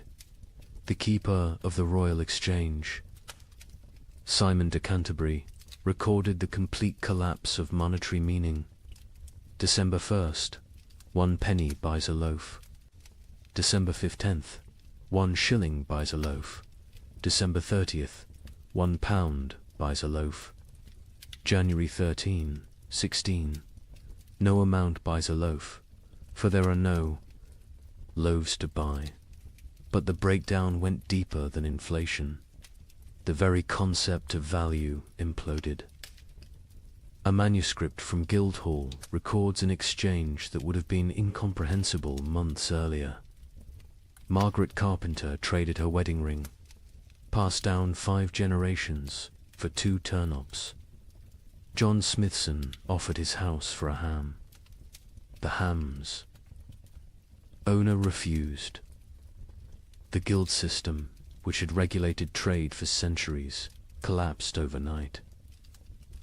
The worshipful company of bakers, once among London's most powerful guilds, disbanded when 8 of 12 members died trying to defend their shops from crowds.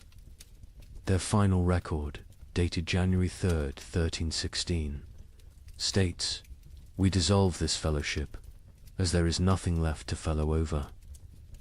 May God forgive what we have become." In Paris, the situation grew even more surreal. The provost of merchants, attempting to maintain order, issued daily price controls. Every morning, he'd announce the maximum legal price for bread. Every evening, bakers would ignore it entirely. One baker, hauled before the provost for charging 30 times the legal rate, responded, "Hang me if you wish. My corpse will bake no bread. Pay my price or starve legally, those are your choices." The relationship between social classes inverted overnight. A peasant with a hidden store of grain wielded more power than a duke with chests of gold. The Chronicle of St. Denis's records, the Count of Champagne, among the realm's richest men, was seen begging at a farmer's door. The farmer, who once would have been flogged for looking the Count in the eye, kept him waiting 3 hours before trading a sack of mouldy oats for the Count's sword, armor, and signet ring. Venice, Europe's commercial heart, tried to maintain normalcy through imports. The Doge sent ships to Egypt, to Constantinople, to anywhere grain might exist. Most never returned. Those that did brought news that shattered hope. The catastrophe wasn't regional. From Ireland to Poland, from Scotland to Sicily, the earth had stopped providing. A Venetian merchant's letter to his partner survives. "I have 40,000 ducats in gold. Yesterday, I tried to buy bread with it all. The baker said he'd rather throw his last loaf to the fish than trade it for coins. I offered him my palazzo. He laughed and said, 'Can I eat marble? Can I digest paintings? We have invented money, created banking, built commerce. None of it matters when there is nothing to buy.'" The church, traditionally the provider of last resort, faced impossible mathematics. The Abbey of Cluny's accounts show their dilemma starkly. We have grain for 300 souls for 6 months. 7,000 souls crowd our gates. If we feed all 4, compassion's sake, all die in 3 weeks. If we feed only our brothers, we survive but lose our purpose. Christ multiplied loaves and fishes. We can only divide and subtract. Some monasteries chose martyrdom through generosity, opening their stores until empty, then dying with those they tried to save. Others became fortresses, monks armed with clubs, defending walls, while starving crowds pleaded outside. The abbot of Glastonbury wrote, "We have become what we swore never to be, choosers of who lives and who dies. Each grain of wheat is a decision. Each meal is a judgment. We are not God, yet we play him daily." The collapse of money created new forms of trade that horrified contemporary observers. The Bishop of Lincoln recorded, "Women sell themselves, not for coin, but for bread. A loaf buys what gold cannot. Mothers auction their children to whoever can feed them. These are not choices. These are mathematics of survival." In Hamburg, they developed a grotesque solution: the flesh market. Not selling human flesh, not yet, but selling the promise of it. People would sign contracts pledging their bodies after death in exchange for food while living. A German merchant wrote, "The dying sell their future corpses for present bread. Buyers mark their purchases, waiting like vultures. When someone falls, arguments break out over whose property they've become." The English crown attempted to maintain control through force. Edward II issued proclamations making food hoarding punishable by death. The result: those with food hid it better.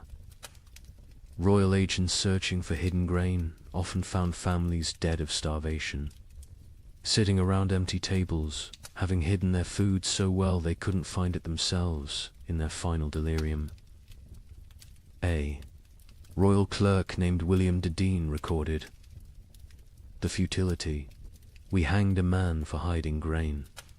The crowd watching the execution fought over his shoes before he stopped kicking. We cannot hang hunger. We cannot execute starvation. The king commands the rain to stop, the crops to grow, the natural order to restore itself. The rain continues. The king might as well command the dead to rise." By February 1316, even the concept of theft had changed. How could taking food be a crime when not taking it meant death? London's courts stopped prosecuting food theft after jurors refused to convict. One judge wrote, "A man stole bread from a child. The child's mother killed the thief with her bare hands. Who is the criminal? Who is the victim? Our laws were written for a world where food existed. That world is gone." The most profound change was in how people understood wealth itself. For 1,000 years, wealth meant gold, land, titles, power. Now it meant calories. The Archbishop of Canterbury observed, "A beggar with a hidden turnip is richer than a lord with a castle." We spent centuries accumulating treasures that now mean nothing. We should have been stockpiling grain. But who could imagine a world where gold couldn't buy bread? Who could conceive of money itself becoming worthless? This economic collapse wasn't temporary. Even after the harvests eventually returned, the absolute faith in currency never fully recovered. People remembered when gold meant nothing, when coins were just metal, when the entire elaborate system of commerce crumbled before the simple reality of hunger. They remembered when the only currency that mattered was food, and the only exchange rate was survival. Agnes's Norwich recorded in her household accounts the progression of what her family ate as 1316 dawned. January, barley bread mixed with sawdust. February, acorn flour and ground bones. March, boiled leather and tree bark. April's entry is just one line. We no longer record what we eat. The creativity of starvation is horrifying. Pine needles ground into paste. Clay mixed with the last drops of milk to make it filling. Parents secretly bleeding themselves at night to mix blood into their children's gruel for protein. But in the city of Erfurt, they discovered something that would haunt Europe's collective memory forever. The local tanner, a man who had grown mysteriously fat while others starved, was found to have a peculiar source of leather. The city records state only, he was burned alive by common consent, and none would speak of what was found in his cellar. Agnes of Norwich was a merchant's widow who'd kept meticulous household accounts for 20 years. Her ledger, preserved in Norwich Cathedral, transforms from mundane records into a descent through hell. Her husband had died in late 1315, leaving her with 4 children and what seemed like adequate stores. She'd managed households through hard times before, but this was different. January 1316. Mix true barley with sawdust from Thomas Carpenter's shop. 1 part grain to 1 part wood. The children notice but do not complain. The sawdust fills their bellies even if it provides no sustenance. We tell ourselves it is fibre, like bran. We pretend not to see the splinters in their stall. The recipe sections of her ledger became increasingly elaborate as real ingredients vanished. Acorn bread. Gather acorns before the pigs find them. Boil. 7 times to remove bitterness, the water turns black as sign. Dry what remains. Grind with stone's mill wheels are too precious for such base material. Mix with water and anything that binds egg. If God provides, blood if he doesn't. Bake until it stops smelling of forest rot. By February, even her precise nature couldn't hide the desperation. Bone meal from the butcher, he claims it's sheep, but the fragments look human-sized. I do not ask. Mix with the last acorn flour. Add melted snow-clean snow from rooftops, not the ground where the dead have lain. The children eat, their teeth hurt from the grinding. Better tooth pain than belly pain. A travelling monk who sheltered with Agnes that February wrote his own account. The widow feeds her children soup that is merely hot water with leather boiled until it releases some essence of the animal it once was. She watches them drink it, with such intensity as if her gaze could transform it into beef stew. The youngest boy asks what meat this is. She says it is shukau. He accepts this. The substitutions became a science. Flemish merchants developed detailed guides for extending food that read like alchemical texts. Pine needle tea provides the sensation of eating when boiled thick enough. Add chalk dust for substance. The stomach believes it is full for precious hours. Warning: more than 3 cups daily causes blood in the urine. In Paris, a baker named Henri Fouquet was arrested for his miracle bread that stayed fresh for weeks. Under torture, he revealed the secret. Ground bones mixed with plaster, baked with real flour, spread only on the outside. People see bread. Smell bread, initially tastes bread, he confessed. By the time they realize it's mostly limestone and corpse dust, they're too hungry to care. The Guild of Physicians in Montpellier documented the physical effects of these substitutions. Patients present with bellies swollen like pregnant women, yet they starve. Cut open after death, we find stomachs packed with clay, leather, wood, pulp, everything except food. They die full of nothing. Their bodies refuse to process tree bark into sustenance, no matter how finely ground, how carefully prepared. Children adapted faster than adults, developing tastes for the impossible. A priest in Reims wrote, "The young ones seek out specific trees, knowing which bark tastes less bitter. They have favorites: oak over ash, young wood over old. They teach each other which mushrooms cause the least pain, which grasses fill the belly longest." Children who should be learning Latin are instead becoming experts in eating the inedible. But March brought innovations that crossed into nightmare. Agnes's ledger, her handwriting now shaky. Martha Fisher says fresh blood from living animals goes further than from the dead. A cup drawn from a cow still walking provides more strength than meat from a week-old corpse. We take turns cutting our last goat, keeping it alive, taking just enough. It screams now when it sees us coming with the bowl. The monastery at Fulda recorded even darker adaptations. Brother Marcus suggests we bleed ourselves in rotation, each monk providing for others. The abbot forbids it, calling it cannibalism by degrees. But when the abbot falls ill, we find he's been secretly bleeding himself to feed the youngest novices. His arms are covered in cuts. He dies drained, literally and figuratively. In London, they discovered people grinding the mortar from between stones of ancient Roman walls. It contained traces of animal blood used in its mixing centuries ago.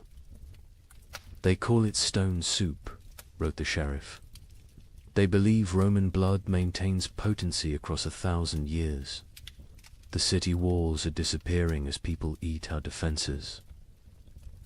The absolute nadir came in Erfurt, where Hermann the tanner had maintained his weight while everyone else became skeletal. His neighbors noticed he always had meat, always had leather to work, even as all animals had died months ago. They noticed, too, that missing persons' clothes appeared in his shop, cleaned and folded. The investigation began when a mother recognized her missing daughter's distinctive birthmark on a piece of leather. The city records are deliberately vague. Found in his cellar, barrels of salt meat bearing no resemblance to any beast, skins hanging that showed tattoos and scars, bones too stray to be cattle, too thick to be pig. The mob didn't wait for trial. They sealed Hermann in his own tanning vat and boiled him alive. His screams lasted 3 hours. No one considered this excessive, but Hermann wasn't unique. Across Europe, the mathematics of survival created impossible choices. A Dutch merchant wrote, "In Amsterdam, we no longer ask what meat is served. We know, we all know, but we eat it and pretend it's pork. The alternative is death. God forgive us, but he's the one who sent this famine." Agnes of Norwich's final food relay entry, April 1316, is indeed just one line. We no longer record what we eat, but she continued writing other observations. May, my youngest son no longer asks for food. June, found Margaret's teeth in her bed. They fell out in the night. July, we have forgotten the taste of bread. August contains no words, just tally marks, possibly counting days, possibly counting deaths. The last entry, September 1316, in a different hand. Agnes died this morning. We found her in the garden, eating earth, smiling. She said it tasted like heaven. We buried her where she fell. The ground was already open from her feeding. We are what remains of her family. We have survived on what she taught us to eat. We have survived on what she refused to eat. Both lessons were love. The great substitution wasn't just about replacing food with non-food. It was about replacing civilization with survival, morality with mathematics, humanity with hunger. Every successful substitution, every recipe for bark bread, every method for making leather edible was both a triumph of human ingenuity and a step toward something inhuman. Here's a question that sounds simple until you're living it. If you have enough food for your family to survive 6 months, but your neighbor's children are dying today, what do you do? Share and all die in 3 months? Or bar your door and listen to them cry?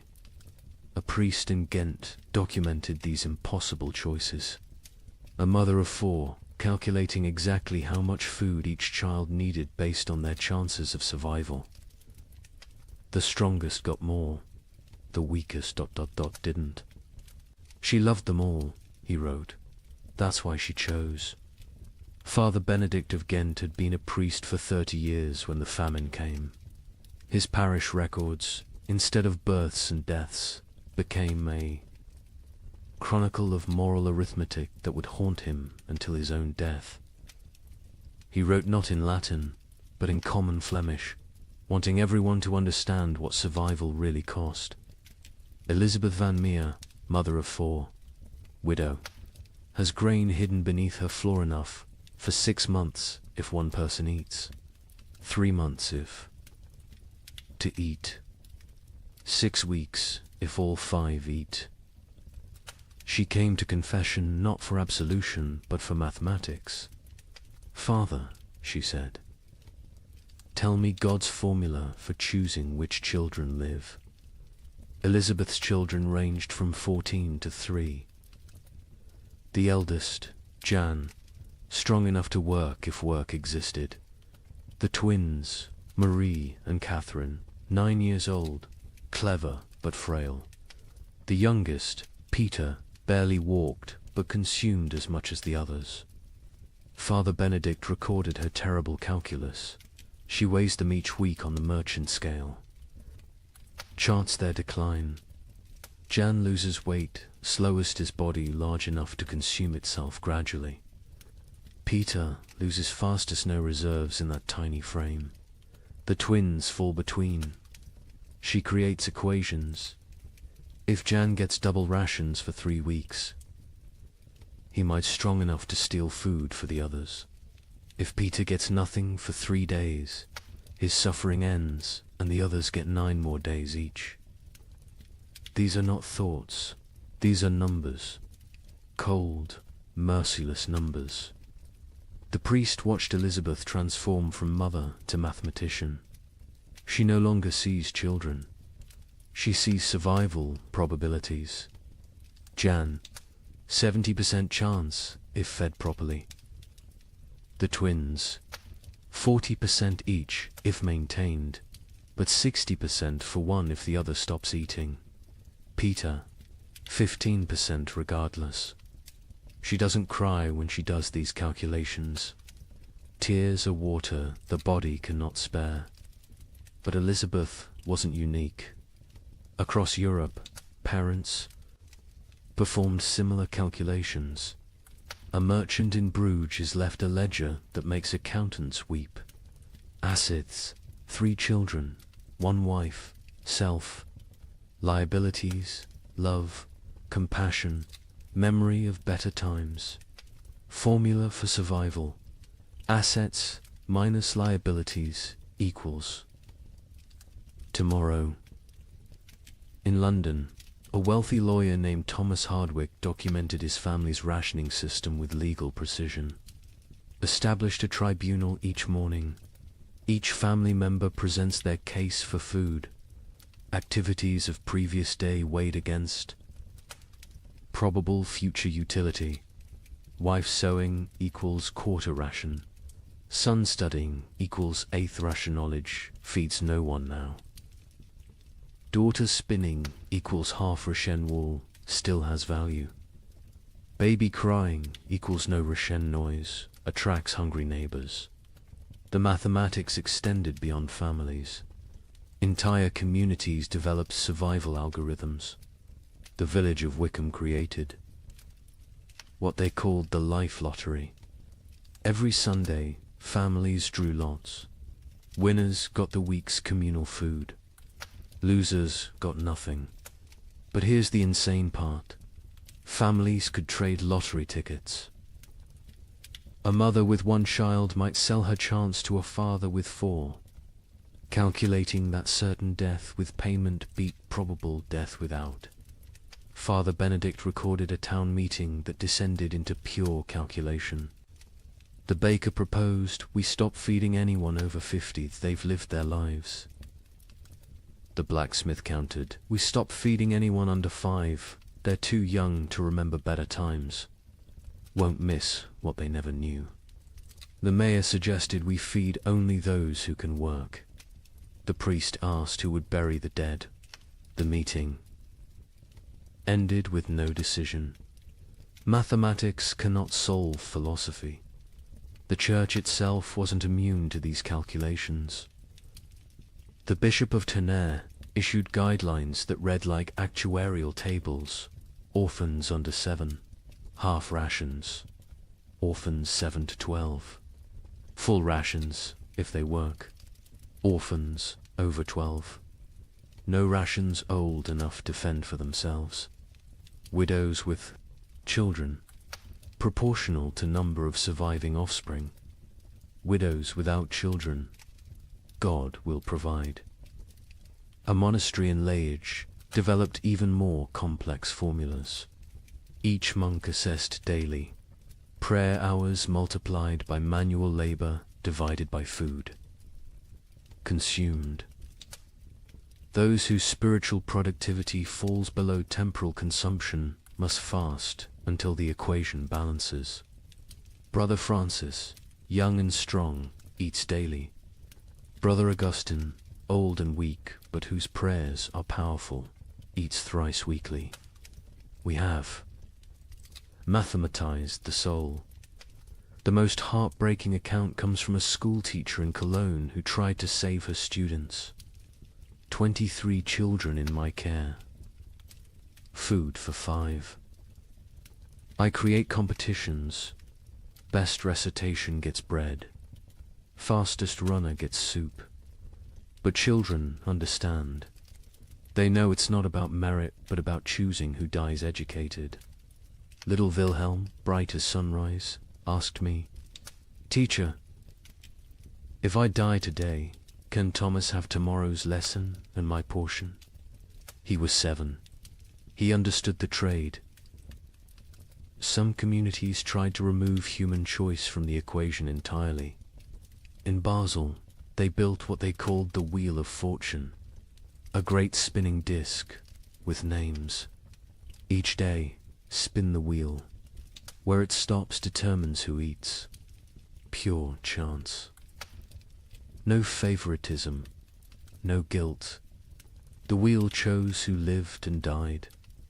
Citizens preferred random cruelty to deliberate choice. A Venetian merchant named Carlo Dandolo wrote the most clinical assessment. Sentiment is luxury. Love is liability. Calculate thus. Calories needed per pound of human maintained. Work output possible per calorie invested. Return on investment measured in days survived. My eldest son provides best ratio, strong enough to forage, smart enough to steal. My youngest daughter provides worse, consumes without producing. The middle children are variables, depending on daily performance. I am not a monster. I am an equation. But perhaps the most disturbing mathematics came from those who calculated backwards, not from food to survival, but from death to food. How many must die for the rest to live? If the population halves, do rations double? These calculations appeared in secret documents, burned after reading. But Father Benedict saw enough to write. They draw circles on maps. This district has grain for 1,000. Population 3,000. Solution: ensure 2,000 die quickly. How? Bar thee. Gates: poison the wells. Spread disease. These are not plans of war. These are plans of peace. Peaceful elimination of excess population. The psychological toll of these calculations broke minds. Elizabeth Van Meer, the mother from the beginning, eventually snapped.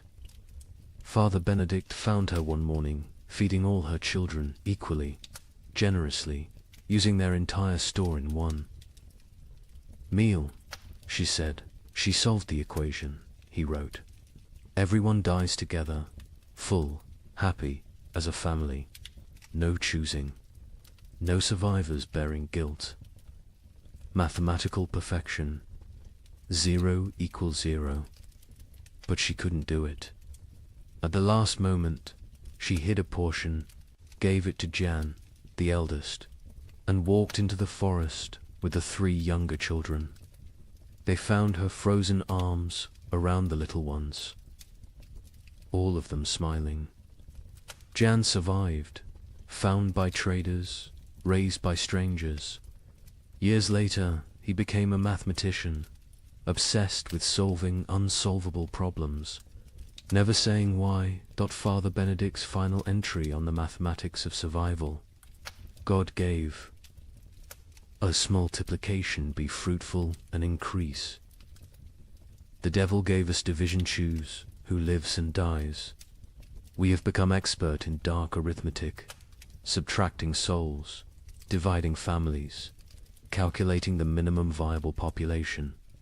We measure love in ounces of grain, weigh souls against bread. Calculate the exchange rate between mercy and survival. Every choice is an equation. Every equation is a condemnation. Every survivor is a mathematician who solved for X, where X equals continued existence and all other variables equals 0. The mathematics of survival reduced human society to its most basic algorithm. Who dies so others live? Every family, every community, every institution faced this equation. Some solved for maximum survival, others for minimum suffering. None solved for justice, because justice requires abundance, and abundance was memory. These calculations left scars that lasted generations. Survivors could never forget the arithmetic they'd performed, the variables they'd eliminated, the human constants they'd reduced to 0. They'd learned that civilization was just addition, add food, add comfort, add morality, and that's survival, which is subtraction. Subtract the weak, subtract the old, subtract love itself if necessary. In the end, the only sum that mattered was greater than 0. In the summer of 1316, something extraordinary happened. The rain stopped for 3 weeks, just long enough for desperate farmers to plant whatever seeds remained. The chroniclers called it God's mercy. Markets opened, people celebrated. A merchant in Bruges wrote to his partner, "The curse is lifted. Prepare the wagons." The crops grew with supernatural speed in the brief sunshine. Green shoots everywhere. Hope returned like a physical warmth. Families who had been preparing to separate to increase survival chances made plans to reunite. Then came August 10th, 1316, the day the hail began. Chunks of ice the size of goose eggs. For 3 hours, every single plant that had grown in those Precious 3 weeks was obliterated. Not damaged. Obliterated. Crushed into the mud so thoroughly that you couldn't tell fields from road. The Bruges. Merchant's next letter contained only one line. God has abandoned us entirely. But let me tell you how those 3 weeks unfolded, because understanding the height of hope makes the fall into despair that much more devastating. July 18th, 1316. Dawn came without rain for the first time in 14 months. Not drizzle, not mist, but actual absence of water from the sky. In Paris, people stood in the streets, faces upturned, confused by the sensation of dryness. Children who'd been born during the deluge touched sunlight for the first time and screamed they thought they were burning. Brother Michel of Cluny recorded the moment. The clouds parted like curtains drawn by God's own hand, light actual. Golden light poured onto the earth. Monks fell to their knees, not in prayer, but in disbelief. We had forgotten the sun could exist without water. Word spread faster than plague. Church bells rang continuously, not for death this time, but for resurrection. In every village, town, and city, people emerged from their homes like creatures crawling from caves. Pale, skeletal, blinking in brilliance they'd forgotten existed. The merchant Jacob van Bruges wrote to his partner Hans in Antwerp with trembling hand. The curse is lifted. God has remembered us. The rain has stopped. Prepare, the wagons will have grain to trade by autumn. Tell everyone survival is possible again. Markets that had been closed for months exploded back to life. Not with food, there was still no food, but with hope transformed into commerce. People traded promises, futures, possibilities. A farmer would pledge his upcoming harvest for tools. A baker would promise future bread for present shelter. The economy, dead for a year, gasped back to life on nothing but anticipated abundance. The seeds came from everywhere and nowhere, hidden in walls, buried in yards, hoarded in attics. Every kernel that had been saved, just in case, was brought into the light. Some families had protected seed grain while their children starved, betting everything on this exact moment. They'd been called monsters. Now they were visionaries. The planting was religious ecstasy mixed with desperate efficiency. In Normandy, the entire surviving population, nobles, merchants, priests, children, went into the fields. The Duke of Normandy himself, who hadn't touched soil in his lifetime, was seen on his knees, pressing seeds into earth with tears streaming down his face. A young girl named Marguerite wrote in her diary, "Papa says we're planting hope. Mama says we're planting survival. I think we're planting prayers and watching to see if God makes them grow." And grow they did. The crops erupted from the soil with impossible vigor. Wheat that should take weeks to sprout appeared in 3 days. Barley shot up overnight. Beans climbed their poles so fast you could watch them move. The chroniclers, usually skeptical men, wrote of agricultural miracle. It is as if the earth, starved for so long of its purpose, is making up for lost time, wrote the Bishop of Rouen. The crops grow with such speed that farmers sleep in their fields, afraid to miss the harvest moment. Green spreads across the land like God painting with life itself. The markets transformed overnight. The champagne fairs, dead for 2 years, announced their return. Merchants who'd hidden through the catastrophe emerged with old contracts, ready to trade. Ships that had rotted in harbors were hastily repaired. Trade routes, abandoned to bandits and nature, were cleared by communities working together for the first time in months. In Florence, they held an impromptu festival. Not planned, just spontaneous explosion of joy. Musicians who'd sold their instruments, played drums, made from barrels. Dancers who'd forgotten how to smile, laughed until they cried. Children who'd never known celebration invented it on the spot. An Italian chronicler wrote, "We feast on nothing but hope, and it fills us better than bread ever did." Families made reunion plans. Fathers who'd sent sons away to increase survival odds sent word to return. Mothers who'd placed daughters in convents prepared to bring them home. Communities that had fractured into hostile fragments began to speak of reconciliation. The 3 weeks of sun didn't just grow crops, they grew possibility. A priest in Ghent gave a sermon that captured the moment. "We have walked through the valley of death's shadow. But see, the shadow lifts. The valley blooms. We are Job, tested and found faithful.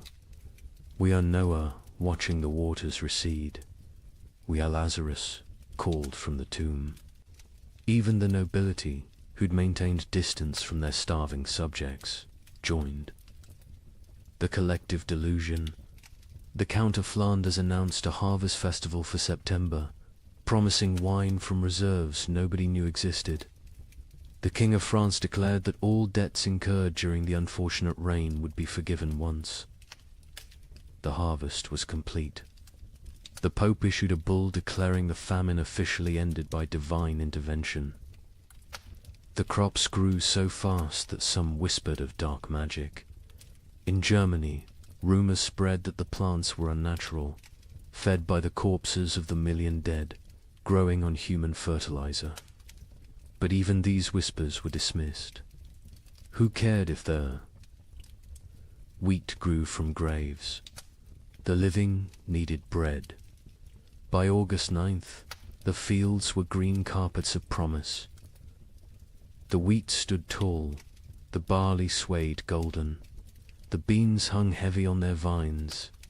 Another week, maybe 2, and harvest could begin. Calculations were made not of who would die, but of who would live. All of them. All would live. The night of August 9th, strange clouds gathered.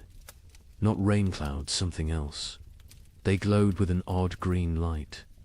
Lightning without thunder. Wind without direction. Animals, the few that remained, became restless. Horses screamed. Dogs howled. Cats vanished entirely. August 10th, 1316. 2:47 in the afternoon. The exact time is known because the clock tower in Bruges stopped when the first hailstone hit it. They fell like God's own artillery. Ice chunks the size of goose eggs, driven by winds that shouldn't exist in August. But these weren't normal hailstones. Witnesses described them as sharp, angular, some shaped like pyramids, others like daggers. They didn't just fall, they attacked in. The fields of Flanders, farmers tried to shield their crops with their own bodies. The hail broke their backs, shattered their skulls, left them dead atop the plants they'd tried to protect. Children sent to bring in animals were found hours later, beaten to death by ice from the sky. But the crops suffered worse. The hail didn't just flatten them, pulverized them, drove them so deep into the mud that archaeologists still find compressed plant matter at that geological layer. 3 weeks of growth erased in 3 hours. Not damage deleted.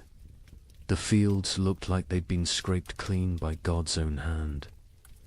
When it stopped, silence fell across Europe. Not peaceful silence, the silence of complete despair. People stood in their obliterated fields, unable to speak, unable to cry, unable to comprehend. The hope hadn't been gradually eroded, had been murdered in a single afternoon. Jacob van Vey. Bruges, the merchant who'd written so joyfully to his partner, sent one final letter. Not even a letter, just 8 words on a torn piece of parchment. God has abandoned us entirely. Do not come. The suicides began that evening. Not the slow suicide of starvation, but immediate, decisive ending. Entire families walking hand in hand into rivers. Farmers hanging themselves from trees that overlooked their destroyed fields.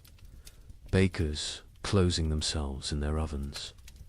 The Diocese of Reims recorded 300 suicides in 3 days. Those were just the ones found. A chronicler in Paris wrote, "The cruelty was not in taking the crops. It was in letting them grow first, in letting us believe, in letting us hope. This was not God testing faith. This was God showing us faith is mockery. We are not Job. Job was loved enough to be tested. We are nothing." The 3 weeks of sun had been crueler than 14 months of rain. The rain had killed slowly, allowing adjustment, acceptance. The false hope killed instantly, crushing spirits that had just dared to unfold. Those who'd shared their last seeds, believing in tomorrow, now faced starvation with nothing. Those who'd emerged from hiding, trusting in recovery, were now exposed with nowhere to return. The miracle markets closed forever. When archaeologists excavate medieval marketplaces, they find a distinct layer dated to August 13th. Coins, rotted wagon wheels, and human remains of those who simply laid down where they stood and never got up again. Hope, it turns out, is the cruelest killer of all. You might think the nobility weathered this better. They had stores, armies, stone walls. Let me tell you about the Count of Flanders' winter feast of 1317. 40 nobles gathered in his great hall, the last of the wine flowing, the final reserves of grain baked into bread. They ate, they danced, they pretended the world wasn't ending. By morning, 12 were dead, not from poison, from shock. Their bodies, weakened by months of subtle starvation, couldn't process the sudden richness. The Count himself survived. 3 more days, long enough to dictate his final words. "My castle is my coffin. Let none enter until the curse lifts." They found his body 4 years later. He had burned his furniture, his tapestries, even his books for warmth. The richest man in Flanders died, gnawing on leather straps. The feast itself had been an act of delusion dressed as defiance. Count Louis of Nevers had sent invitations in December 1316, written on vellum worth more than food. "Let us gather as nobility ought, to demonstrate that breeding conquers nature." The guests who arrived on January 6th, the feast of the Epiphany, looked like spectres playing at being lords. The Duchess of Brabant arrived in a carriage pulled by servants her horses had been eaten months ago. The Duke of Luxembourg wore armor that hung loose on his shrunken frame, clanking with every movement like bones in a box. The Bishop of Liege blessed the meal with hands that shook from more than cold, his episcopal ring sliding off fingers made skeletal by hunger. But they maintained the facade. They spoke of hunting parties that would never happen, of spring tournaments already impossible, of marriages between children who were likely dead. The Count's chamberlain, Robert de Bethune, later wrote in his secret diary, we dressed corpses. In silken made them dance. We were already dead. The feast was merely our funeral performed by the deceased. The meal itself was madness. After months of eating ground acorns and boiled leather, they faced actual bread, real meat, wine that wasn't mixed with water and prayers. The Count had emptied his entire reserve, deciding either everyone would survive together or die with dignity. He chose wrong. They died with neither survival nor dignity. The Countess of Hainault was the first to fall, her stomach rupturing from the sudden expansion. She died vomiting blood onto her ermine cloak, apologizing for the mess. The young Baron of Chimay collapsed with wine running from his nose, his body unable to remember how to process alcohol. One by one, they fell like dominoes, their starved systems overwhelmed by abundance. The survivors watched their friends die from eating. The cruelest irony in a world already drowning in cruel ironies. The Count himself ate carefully, sparingly, but even he couldn't escape. His physician, one of 3 nobles who survived the night, recorded, his lordship's body shook as if possessed. He sweated ice in January. His eyes bled. He knew death was coming and used his remaining strength to bar the castle doors from inside, condemning himself to die alone rather than risk others entering for the remaining food. Across Europe, similar scenes played out in every castle. These fortresses, built to withstand armies, couldn't withstand hunger. Stone walls kept enemies out, but kept starvation in. Moats that protected against invasion became barriers preventing. Foraging. Height advantage meant nothing when there was nothing below worth taking. The Duke of Burgundy's castle at Dijon became infamous for what chroniclers called the vertical graveyard. As servants and knights died, they were stacked in the towers, frozen by winter, preserved in their positions of death. By spring 1317, visitors could climb the tower stairs and pass through layers of the dead, each floor representing a different week of mortality. The Duke himself was found at the top, seated on his throne, frozen mid-gesture, as if still issuing commands to the dead below. In England, the situation was equally dire. Edward II's own court at Westminster ran out of food in February 1317.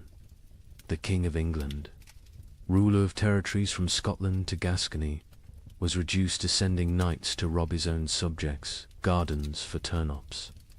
A chronicle records, His Majesty was seen gnawing a candle made of tallow, declaring it tasted better than nothing, which was the alternative. The nobility's suffering was different from the peasants, not worse, but uniquely horrible. They had never learned to survive without excess. A peasant knew how to stretch grain, how to forage, how to make something from nothing. Nobles knew only how to command others to provide.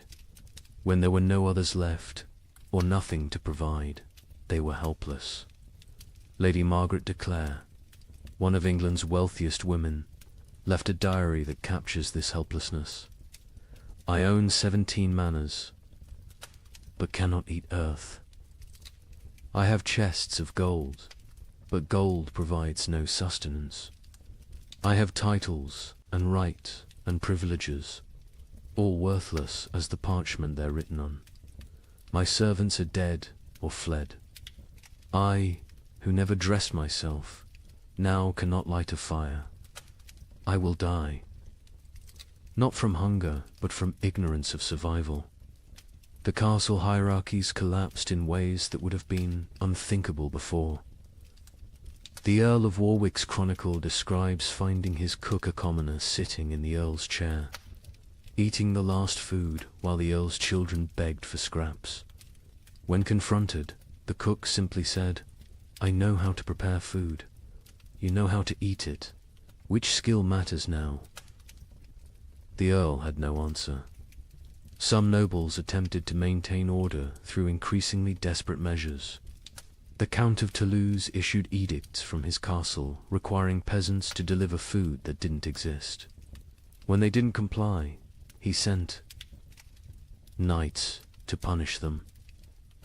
The knights found empty villages, just wind and bones. They returned to find the Count dead, his final edict still clutched in his hand. Let them eat loyalty. The collapse of noble authority was physical as well as social. Castles required constant maintenance, roofs needed patching, walls needed pointing, fires needed feeding. Without servants, these monuments to power became tombs of privilege. Rain poured through unrepaired roofs. Frost cracked unmaintained walls. The magnificence became the miserable. Baron Heinrich von Steinberg in Bavaria documented his castle's decay. January, the Great Hall's roof collapses. February, ice forms inside, creating frozen waterfalls from ceiling to floor. March, we burn the banquet table for warmth. April, we burn the portraits of our ancestors. May, we burn the chapel pews, begging God's forgiveness. June, we burn the doors, accepting that we're already in hell. The psychological toll on nobility was particularly severe because they had no framework for understanding poverty. A peasant expected hardship, it was life. A noble experienced hardship as cosmic betrayal. God had ordained their superiority. This suffering suggested God had changed his mind. The Abbess of Fantevrolt, herself, noble-born, wrote, "They come to me, these duchesses and countesses, asking why God has abandoned them. I tell them God hasn't abandoned them, he's simply treating them like everyone else. They find this more terrifying than abandonment. Some nobles attempted escape through marriage, not for alliance, but for food. The Count of Champagne offered his daughter to anyone who could provide a year's grain. A wealthy merchant accepted, then discovered the Count had already eaten the grain before the wedding. The merger of nobility and merchant class, which would normally take centuries, happened in months, paid for in bread. Others chose more extreme exits. The Duke of Austria held what he called the final tournament nobles, jousting not for honor, but for the right to eat the loser's horses. The Duke himself participated and lost, whether deliberately or through weakness, unknown. His horse fed 12 people for 3 days. The Duke's body fed the crows. By the winter of 1318, castle after castle stood empty, not conquered, abandoned. The noble families that survived did so by abandoning everything that made them noble. They fled to cities, to monasteries, to anywhere that might have food. Princes became beggars. Duchesses became servants. The feudal order didn't fall, it starved to death. The Count of Flanders' castle stood sealed for 4 years before anyone dared enter. When they finally broke down the doors in 1321, they found a scene from nightmare. The Count's body sat at his desk, quill in hand, having documented his own death. Day 1, alone with enough food for months if careful. Day 15, ate the cats. Day 30, ate the leather from books. Day 45, discovered one can chew tapestries for the illusion of eating. Day 60, weakness makes writing difficult. Day 71, God is silence.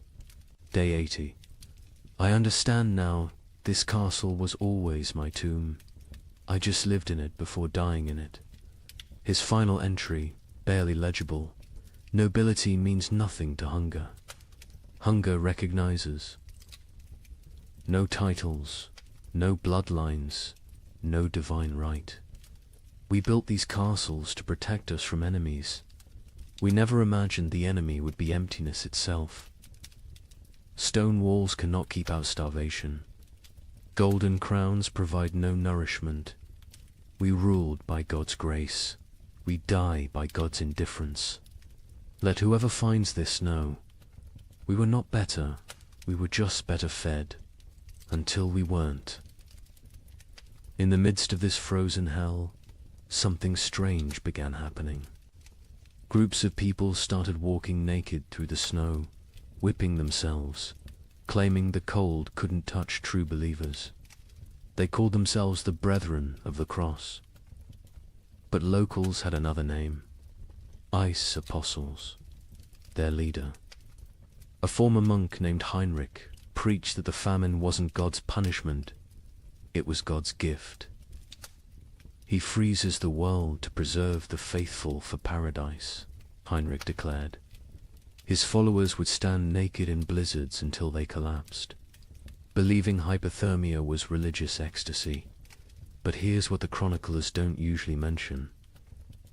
In villages where the ice apostle was passed through, the death rate dropped. Not from miracles, from mathematics. Every follower who froze to death meant more food for those who remained. Heinrich of Cologne had been a respectable Dominican monk until the winter of 1316. He'd studied theology in Paris, could read Greek and Hebrew, and was known for his reasoned sermons on divine mercy. Then something broke in him. Maybe it was finding his entire monastery frozen to death during morning prayers. Maybe it was the child who died in his arms asking why God made her hungry. Whatever the cause, Heinrich emerged from that winter transformed. His first sermon as leader of the Ice Apostles was delivered naked in a blizzard outside Mainz Cathedral.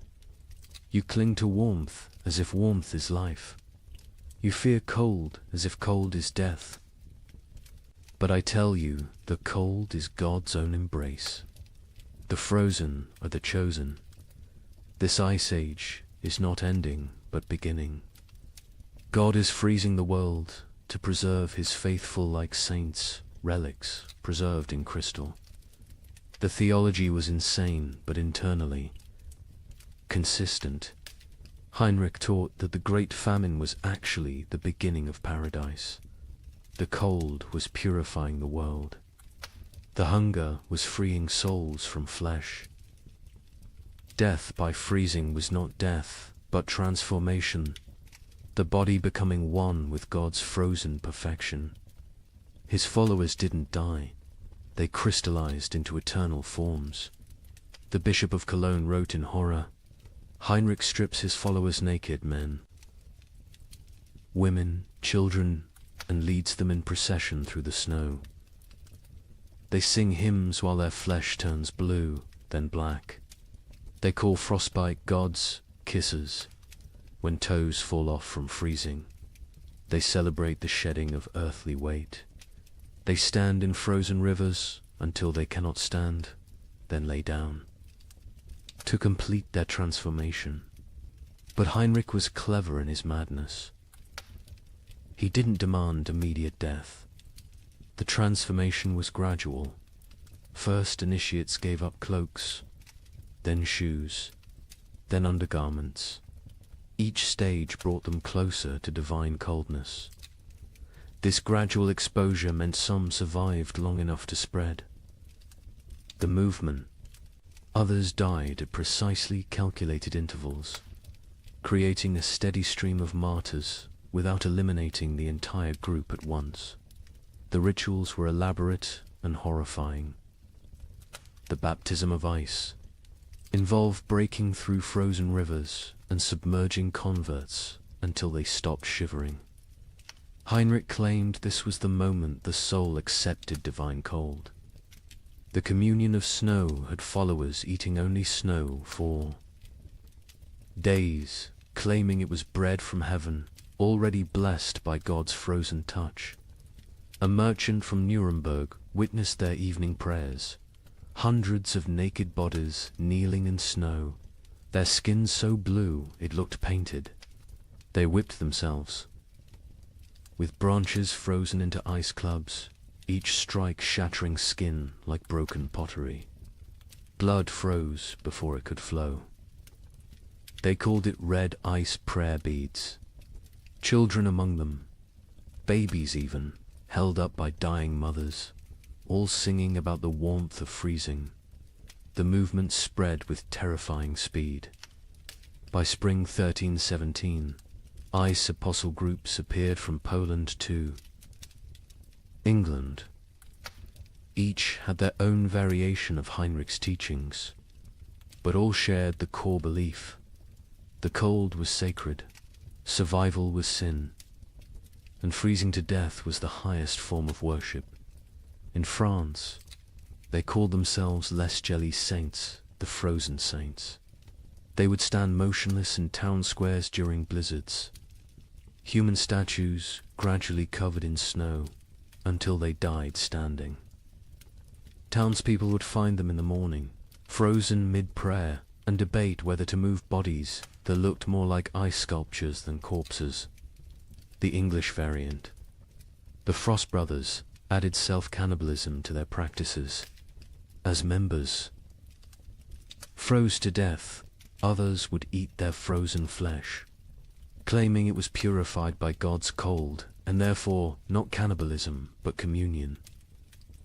The Archbishop of Canterbury banned the movement, but enforcement was impossible for authorities who tried to arrest Frost. Brothers found only frozen corpses arranged in disturbing tableaus. But here's what made the Ice Apostles truly insidious. They targeted the most vulnerable. Heinrich actively recruited the elderly, the sick, the starving, those already near death. He offered them meaning for their suffering. Instead of dying forgotten in some hovel, they could die as martyrs in public spectacles. A widow named Agnes wrote before joining them, "My children are dead. My husband is dead. I will die within days regardless. Heinrich offers me the choice to die for something instead of from something. Is joining madness worse than dying sane but meaningless?" The mathematics of their deaths were coldly practical. A village of 100 people with food for 50 had a problem. If 30 ice apostles achieved transformation, suddenly there was enough for the remaining 70. The movement solved starvation through voluntary mass suicide disguised as religious ecstasy. Some villagers actively encouraged the ice apostles. The mayor of Strasbourg secretly provided Heinrich with lists of the dying poor, suggesting them as ready for transformation. The town council of Basel offered the ice apostles free passage but required them to perform their freezing rituals outside town walls. They wanted the benefits of fewer mouths without the spectacle of public death. Heinrich himself seemed aware of this dynamic. In a letter to a former colleague, he wrote, "They think I'm mad. Perhaps, but my madness feeds their children. Every follower who freezes is one less competitor for grain. We are solving the famine through faith. Is it not better to die believing you're achieving paradise than to die knowing you're just starving?" The church struggled to respond. Declaring the movement heretical was easy. Stopping it was impossible. How do you prevent people from freezing themselves to death when they're going to freeze to death anyway? The Pope issued bulls condemning the ice apostles. But papal authority meant little to people who believed the Pope himself was too warm to understand God's frozen truth. Some priests tried infiltrating the movement to redirect it. Father Johannes of Worms joined a group, gradually convincing them that true freezing required surviving winter to freeze again next year. He saved dozens through this theological manipulation. But Heinrich heard of this and declared that any apostle who survived winter had failed their transformation and must try harder next time. The movement produced disturbing art. Ice. Apostles would arrange dying members into religious scenes, frozen nativity displays using real dying people, crucifixion tableaus with followers frozen to wooden crosses, recreations of the Last Supper with participants dying at table. These displays would remain until spring thaw revealed the horror underneath the snow. Children raised in the movement knew no other reality. A boy named Wilhelm, rescued at age 7, couldn't understand warmth. He would scream when brought near. Fires, tear off clothes, stand outside during blizzards, begging to return to God's cold. He never recovered, spending his adult life sleeping on stone floors, eating snow when available, eternally seeking the frozen paradise of his youth. The end of the ice apostles came not from suppression, but from success. By 1318, most vulnerable, populations who might join had already transformed. Heinrich himself disappeared during the winter of 1318 to 1319. Some say he finally achieved his own transformation, freezing solid while preaching. Others claim he was seen years later in Spain, warm and well-fed, having abandoned the movement once it served its purpose. A final account from a survivor provides the most chilling perspective. Maria of Augsburg, who left the movement days before. Her planned transformation wrote, "We knew we were committing suicide." Heinrich knew. Everyone knew. But we dressed it in ritual and meaning because meaningless death was unbearable.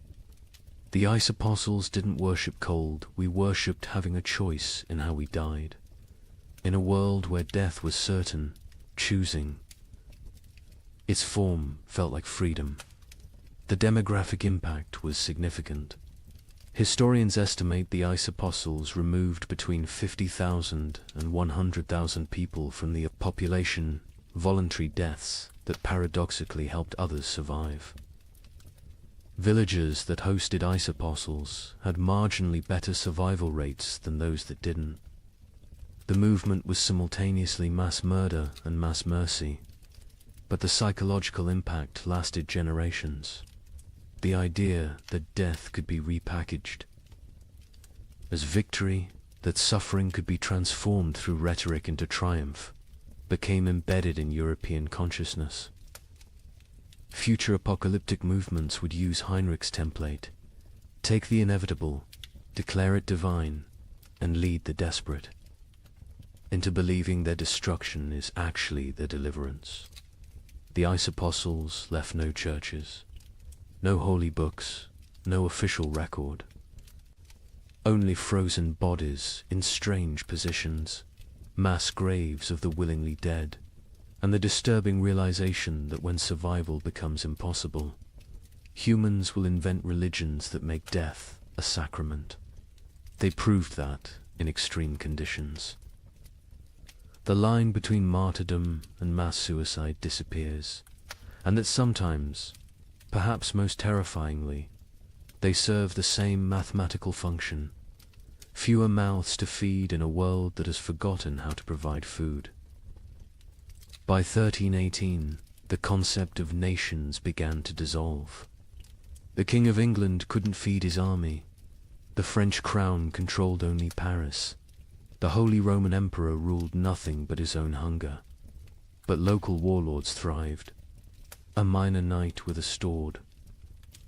Grain supplies suddenly commanded more power than dukes.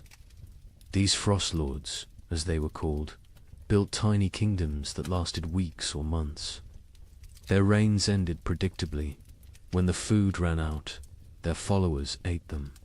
The Bishop of Strasbourg recorded one such ending. Lord Wilhelm's men roasted him over his own hearth. They claimed he had grown fat on their suffering, so it was only just. His screams echoed across the frozen Rhine. When questioned, his captain said simply, he tasted of betrayal. The traditional structure of medieval war for kings commanding. Lords commanding knights, commanding soldiers collapsed when soldiers realized their commanders had no food to offer. A knight's oath of fealty meant nothing to an empty stomach. By early 1318, Europe had fractured into thousands of micro-kingdoms, each centered around whoever controlled food. Sir Roderick of Ghent, a minor knight with no title beyond his sword, became more powerful than the Duke of Burgundy simply because he had discovered a monastery's hidden grain store. With 40 bushels of wheat, he recruited an army of 300 starving men. They called him the Wheat King, and for 6 weeks, he ruled a territory spanning 3 villages. His reign followed a pattern that would become horrifyingly common. Week 1. Triumphant distribution of food to followers. Week 2. Strict rationing. As reality set in. Week 3. Increasingly desperate raids on neighboring territories. Week 4. Internal conflicts over dwindling supplies. Week 5. The mathematics becoming clear. Week 6. The inevitable conclusion. A surviving member of Roderick's band, Thomas the Miller, testified, "We knew by week 5 that the grain would run out." Roderick knew too. He stopped eating, said he was fasting for victory. Really, he was trying to stretch supplies. But you can't lead starving men if you look fed. When the last grain was gone, we looked at him still healthier than us, despite his fasting, and made the only logical decision. He'd fed us for 6 weeks with wheat. He'd fed us for 3 more days with himself. These frost lords emerged everywhere, their tiny kingdoms rising and falling like waves. A tax collector with a hidden cache became Lord of Calais for 11 days. A merchant who'd hoarded salt pork ruled Antwerp for a month. A priest who'd discovered Roman-era grain stores in ancient ruins declared himself Pope King of Regensburg, and lasted 2 months before his congregation ate him during what they called the True Communion. The Bishop of Strasbourg's account of Lord Wilhelm provides the most detailed description of how these micro-kingdoms operated. Wilhelm had been nobody, a 3rd son of a minor lord, trained for priesthood but turned soldier. When the famine began, he was guarding a river crossing that nobody used anymore. But beneath that crossing, in caves known only to smugglers, lay tons of preserved food from decades of illegal trade. Wilhelm emerged from obscurity like a demon from ice, the bishop wrote. One day unknown, the next commanding 500. Men who called him Caesar. He built a frozen empire on dried fish and pickled cabbage, demanding absolute obedience in exchange for daily rations. He held court on a throne made from frozen corpses, dispensing justice measured in mouthfuls of food. Wilhelm's system was sophisticated for a frost lord.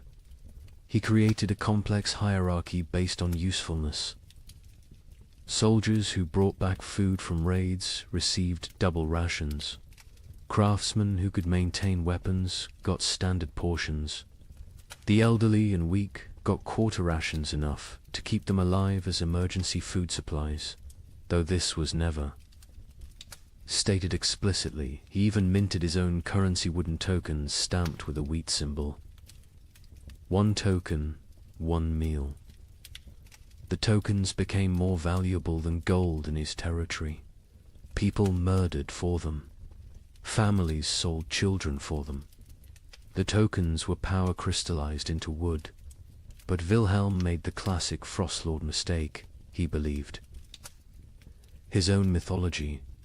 He started eating more, justifying it as maintaining strength for leadership. He took multiple women as wives, claiming he was breeding a new nobility for the post-famine world. He built a palace from commandeered timber, while his followers sheltered in ruins. He grew fat while they grew thinner. The end came in March 1318. His captain, Hans Württemberg, later testified to church authorities. We could see his belly growing while ours shrank. He wore furs while we froze. He spoke of the kingdom we were building while we died building it. When the last preserved meat was distributed, none to us, all to his wives, we knew what had to be done. They didn't just kill Wilhelm, they ritualized it. They held a mock trial where he was accused of hoarding flesh while others had none. They sentenced him to share his flesh as he should have shared his food. They cooked him slowly, keeping him alive as long as possible, making him watch as they ate pieces of him. His screams, the bishop recorded, could be heard in Strasbourg, across the frozen Rhine. The French crown attempted to reassert control, but found their armies dissolving. Upon contact with frost lords, royal soldiers would desert en masse when offered food by local warlords. The Constable of France reported to King Philip V, "I departed Paris with 2,000 men. I arrived at Orleans with 200. The rest did not desert. They simply found new masters who could feed them. A kingdom cannot compete with a kitchen." The Holy Roman Emperor faced even worse. His imperial army, once the terror of Europe, simply ceased to exist. The Chronicle of Augsburg records, "The emperor sent orders to mobilize his forces. The messengers returned with laughter. What forces? His generals had become frost lords. His soldiers had become bandits. His authority extended exactly as far as his personal guards could walk before collapsing from hunger." England's Edward II tried a different approach, officially recognizing frost lords as legitimate authorities if they swore fealty. The result was chaos. Hundreds of petty warlords claimed royal sanction while fighting each other. The Earl of Lancaster wrote, "The king has legitimized anarchy. Every man with a barn full of turnips now styles himself Lord Protector of something. Some frost lords created elaborate justifications for their rule. Baron Friedrich the Mad claimed God spoke to him through the patterns of frost on windows, dictating who should eat and who should fast. Lord Jacques of Normandy insisted he was the reincarnation of Charlemagne, returned to lead France through darkness. Count Stanislaus of Mazovia declared himself the Emperor of Winter and demanded tribute in the form of human flesh, claiming it was the only meat that wouldn't spoil. The battles between frost lords were unlike traditional warfare. They fought not for territory but for carries. Sieges were impossible. The besiegers would starve before the besieged. Cavalry charges were fanticide, the horses had been eaten. Battles were brief, vicious affairs where starving men fought over rumors of food. A typical battle might involve 100 men fighting to the death over a storehouse. That turned out to contain only rotted turnips. The Chronicle of Cologne describes one such conflict. Lord Henrik's men met Lord Dietrich's at the frozen mill. They fought for 6 hours in the snow, men dying from cold as much as combat. The winners found 3 sacks of mouldy rebelli, enough to feed them for the march home. 43 died for perhaps 43 meals. This is the mathematics of the winter wars. Naval warfare ceased entirely. Ships required crews, crews required food, and any ship with food became a target for its own sailors. The entire English fleet in Portsmouth was found in spring 1318 with the officers eaten and the common sailors gone, having sailed to wherever they imagined food might exist. Most likely, they ate each other at sea. The mercenary companies that had plagued Europe for decades transformed into something worse. No longer fighting for pay, they fought for food itself. The Free Company of the Wolf, led by a former priest called Father Fang, became notorious for their practice of recruitment. They would attack villages, eat the weak, and force the strong to join them. Their ranks swelled with the desperate and depleted with the digested. The most successful frost lord was arguably Margaret the Terrible, a former abbess who controlled grain stores across 3 monasteries. She ruled for 8 months in eternity in frost lord terms by being utterly ruthless. She fed her followers just enough to keep them loyal, but not enough to make them strong. She rotated guards constantly so none could organize rebellion. She had tasters for her food, but the tasters were different each meal. Chosen by lottery, her end came not from rebellion, but from mathematics. She calculated she could survive another month on remaining stores. Her followers calculated she was the only remaining store. They didn't kill her quickly like Wilhelm. They kept her alive, locked in her own granary, taking small pieces when needed. She lived for 3 weeks as a conscious larder, her brilliant mind intact enough to appreciate the irony. By summer 1318, most frost lords were dead. They're tiny. Kingdoms dissolved into memory and meat, but they had served a horrific purpose. They had organized the chaos of starvation into structured systems of consumption. They had turned random death into regulated death. They had made the unbearable bearable by giving it hierarchy and meaning. A surviving chronicle summarizes the winter wars perfectly. Nations require shared purpose. Kingdoms need common cause. But in the frozen years, the only shared purpose was survival. The only common cause was calories. Every man became his own nation, every grain store its own kingdom.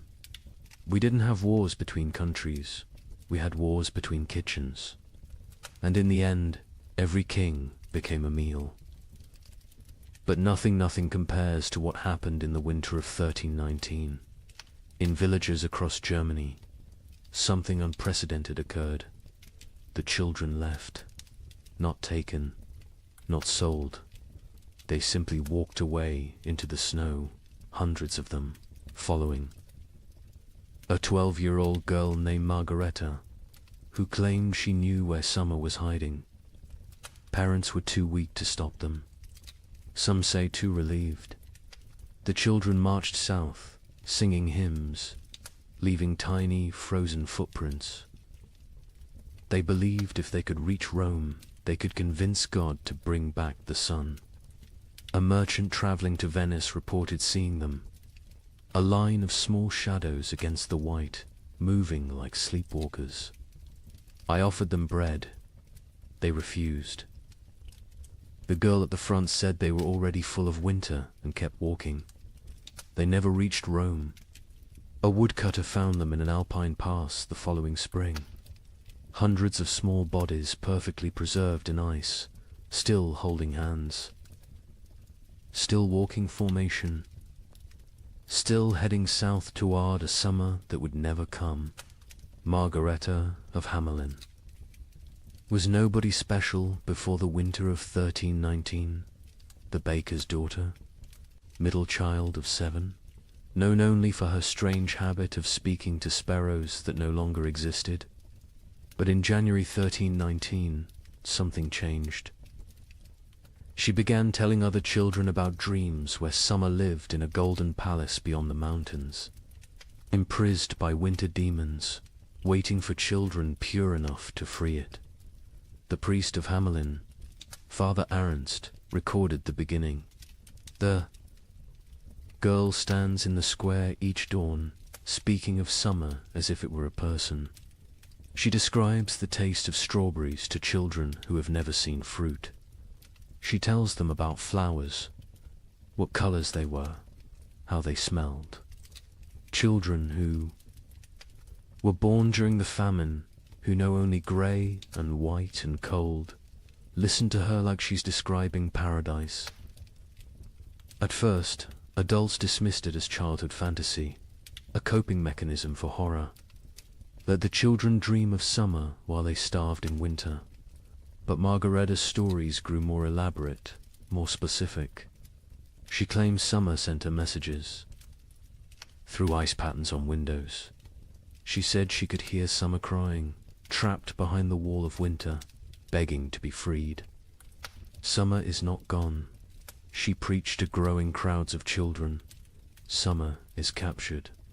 The adults are too heavy with sin to rescue it. But we, children, light with innocence, can slip through winter's fingers and bring summer home. The theology was childish but compelling. Adults had caused the famine through their wars, their greed, their sins. Children were innocent victims. Therefore, children could be innocent saviors.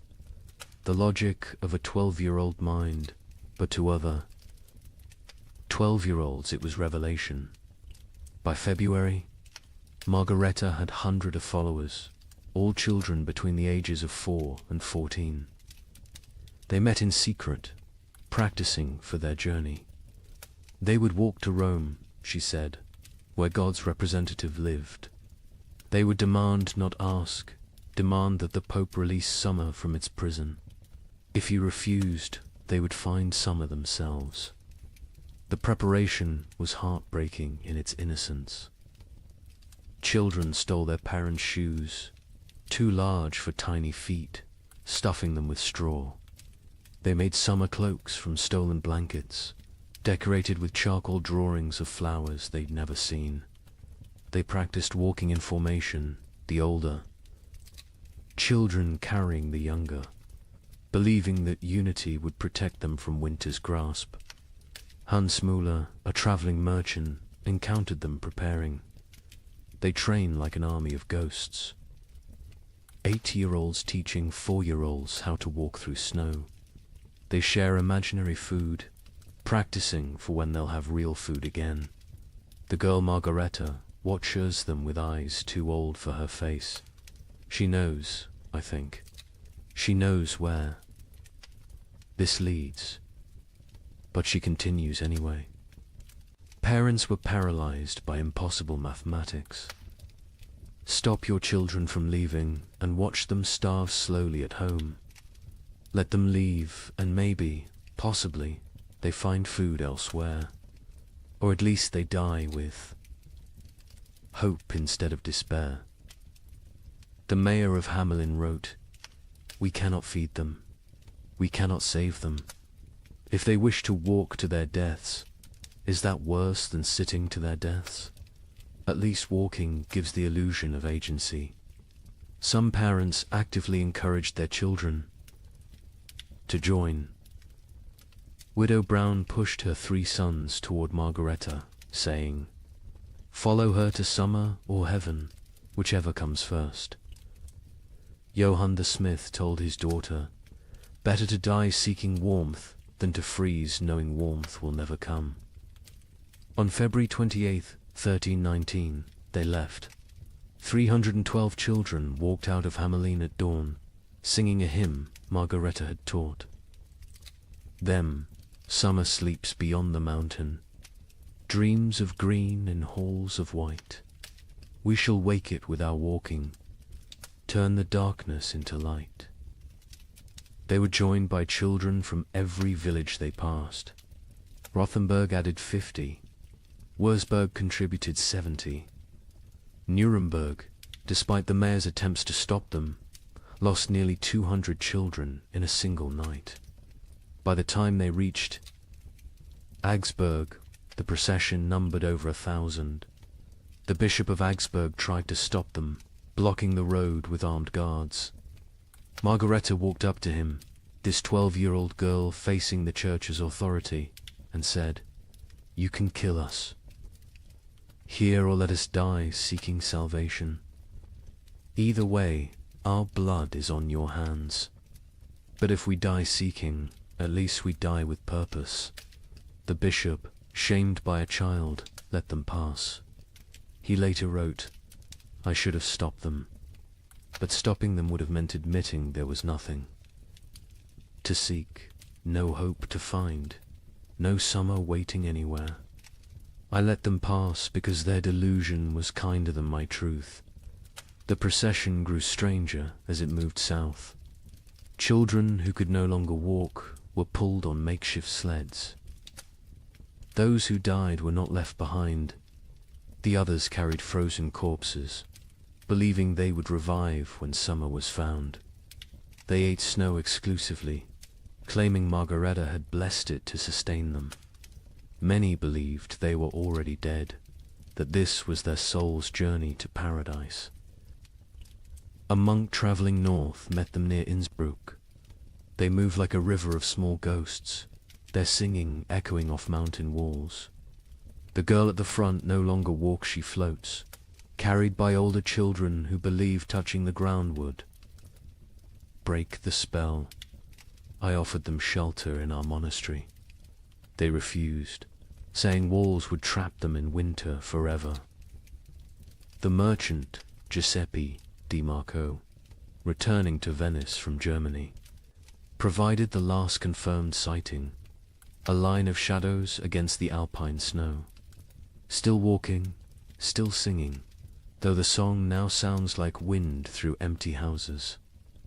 The leader, a girl, her lips blue with cold, but still moving in prayer or madness. I offered bread, real bread, not imagination. She looked at me with eyes already seeing another world, and said, "We are already full of winter. We need no earthly food."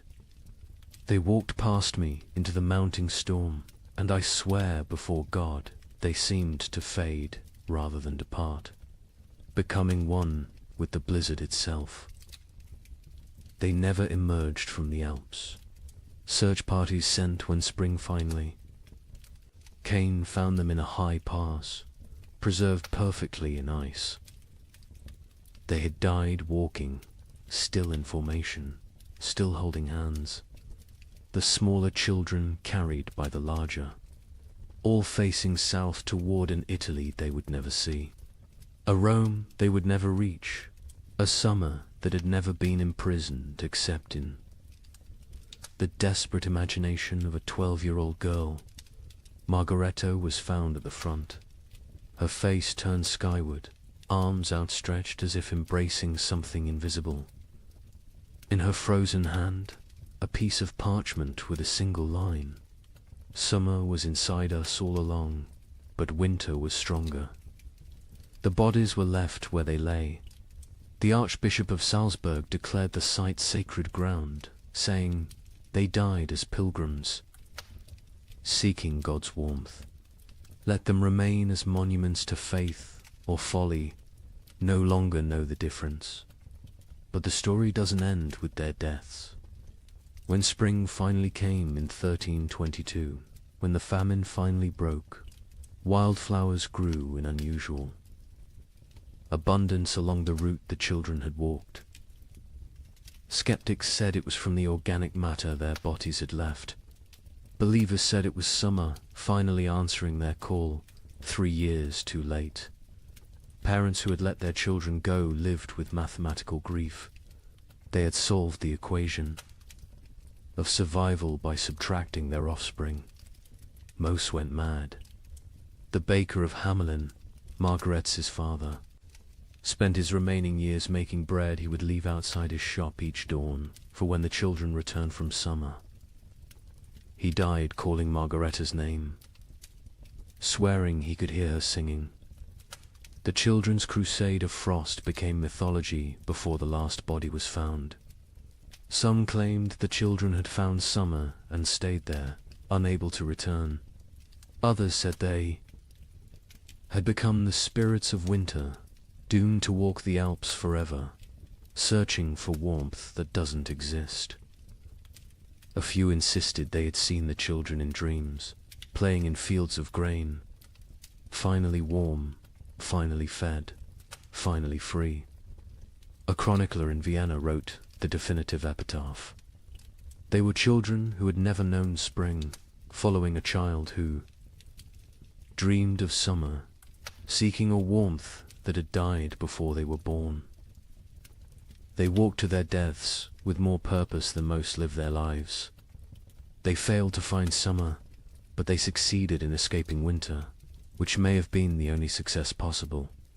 The children's crusade of frost represents the absolute, nadir of the great famine, not the death of hope, but hope itself becoming death's agent.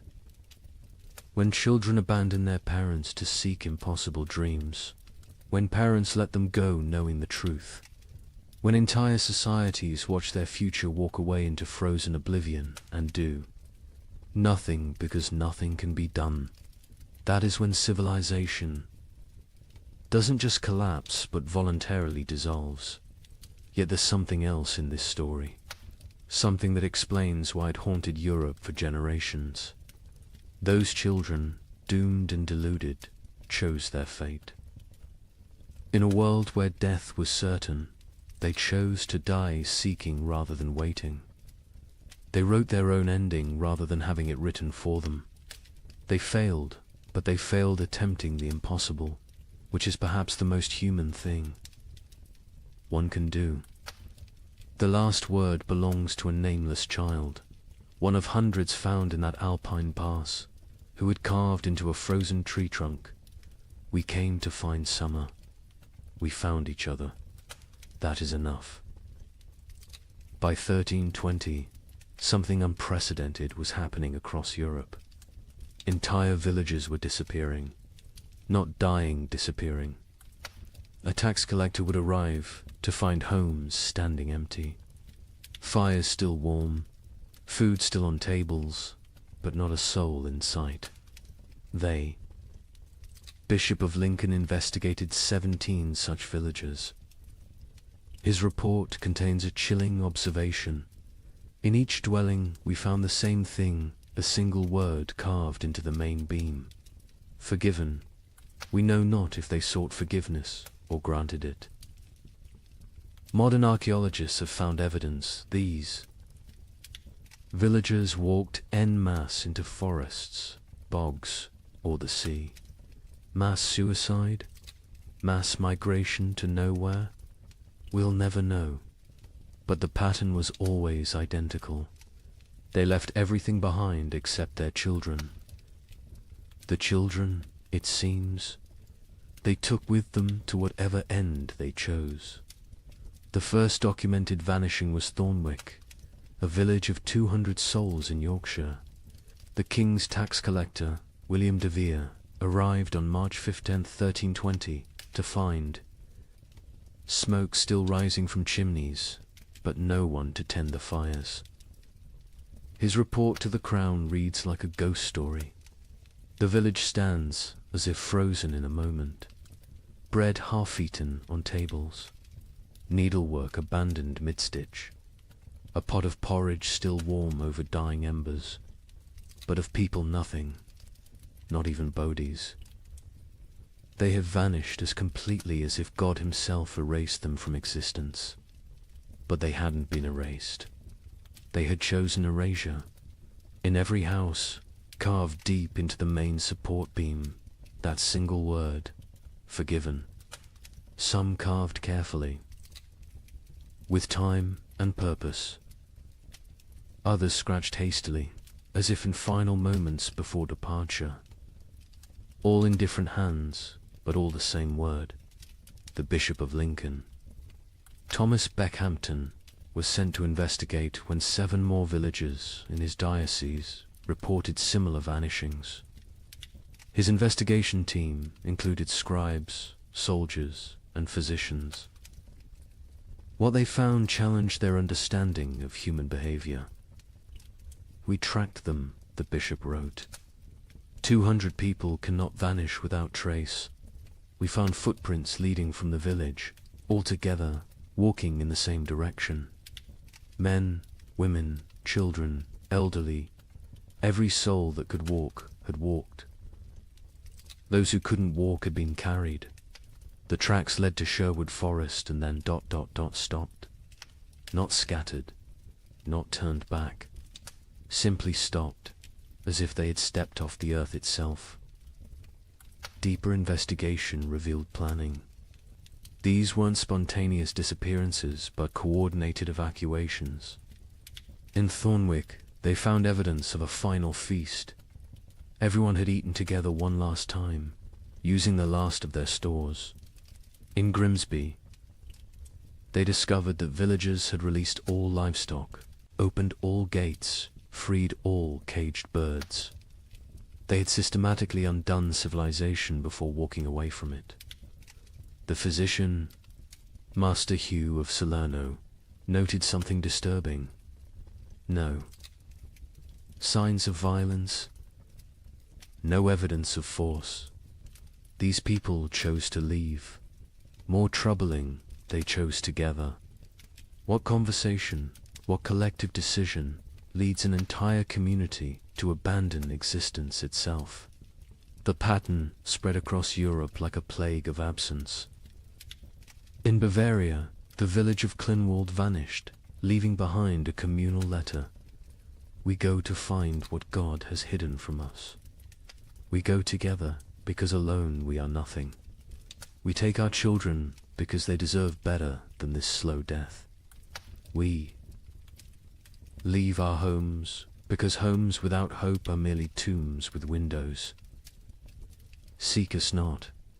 We are already farther than you can follow. The French village of Moulambus left more disturbing evidence. Every adult had written their name on the church wall, followed by their sins: murder, theft, adultery, cannibalism. The last entry in the priest's hand: we have all sinned beyond redemption. We go to place ourselves before God's judgment directly, rather than wait for him to find us here. But it was the German village of Hofnungslos that provided the most complete picture. They had left a chronicle, written collectively, each family, contributing a passage. We have eaten our horses. We have eaten our dogs. We have eaten our leather. We have eaten our dead. We have eaten hope itself. What remains is not life, but the mockery of life. We choose to end this mockery on our own terms. The Muller family counts 5 souls still breathing. We have survived by unspeakable acts. Our youngest no longer speaks. Our eldest no longer sleeps. We are alive, but not living. Tomorrow we walk toward whatever judgment awaits. I am Klaus the smith. I have beaten plowshares into weapons, weapons into tools, tools into nothing. My hammer has nothing left to strike. My forge has nothing left to burn. I have nothing left to be. We go to become nothing together. The entries. Continued 4 pages. Each family's testament to horror endured and horror committed. The final entry, unsigned. We forgive each other because no one else will. We forgive ourselves because we must. We forgive God because he knows not what he does. The children were always taken. This detail haunted investigators. In villages where adults were found dead from starvation, disease, violence, children's bodies were often present. But in the vanished villages, no children remained. Whatever dark pilgrimage these communities undertook, they brought their young. A woodcutter named Franz claimed to have seen one such procession near the Black Forest. 300 shadows walking into the trees at dusk. No talking, no crying. Even the babes silent in their mother's arms.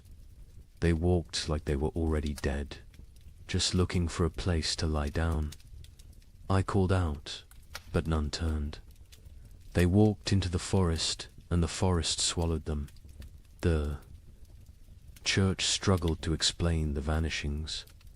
Suicide was mortal sin, but was this suicide? The Archbishop of Canterbury wrote, "If a man throws himself from a cliff, it is suicide. If a village walks into the sea, what is it? Mass suicide? Or something else? A collective return to the nothing from which we came." In Paris, 1321, while peasants gnawed bark, the nobility held what historians call the most disturbing party in medieval history, the Feast of Fools. Organized by Count Robert of Artois, it was meant as defiance against death. Here's what happened. Nobles dressed as peasants, peasants dressed as nobles. They served courses of elaborately prepared nothing, empty plates dressed with garnishes of straw. They held mock executions where the condemned gave recipes for cooking leather. They crowned a skeleton as May Queen, but the climax was the last. Supper 13 nobles drew lots. The one who drew the black stone would provide the feast. Count Robert drew it himself. He laughed, opened his veins into wine cups, and served his blood to his guests while making toasts. He bled to death. Standing, cup raised, still smiling. The chronicle states, none stopped drinking until the cup was empty. The invitation had arrived on vellum worth more than most Parisians would see in a lifetime, written in gold ink that could have been traded for bread. Count Robert of Artois requests your presence at the Feast of Fools, where we shall dine. On reality and drink deep of truth. Come as you are not. Leave as you never were. April 1st, year of our absent Lord 1321. Count Robert had survived the famine through typical noble privileged hoarded grain, fortified walls, the ability to take from those who couldn't resist. But something had broken in him when his youngest daughter died not from starvation, but from abundance.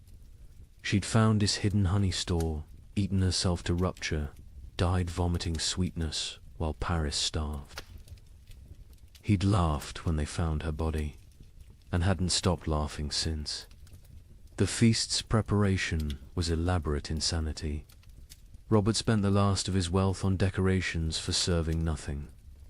He commissioned golden plates for emptiness, silver, chalices for air, elaborate centerpieces celebrating absence. The great hall of his chateau was transformed into what witnesses called a cathedral of mockery. Lady Isabel de Valois, who survived the feast, left the most complete account. We arrived to find reality inverted.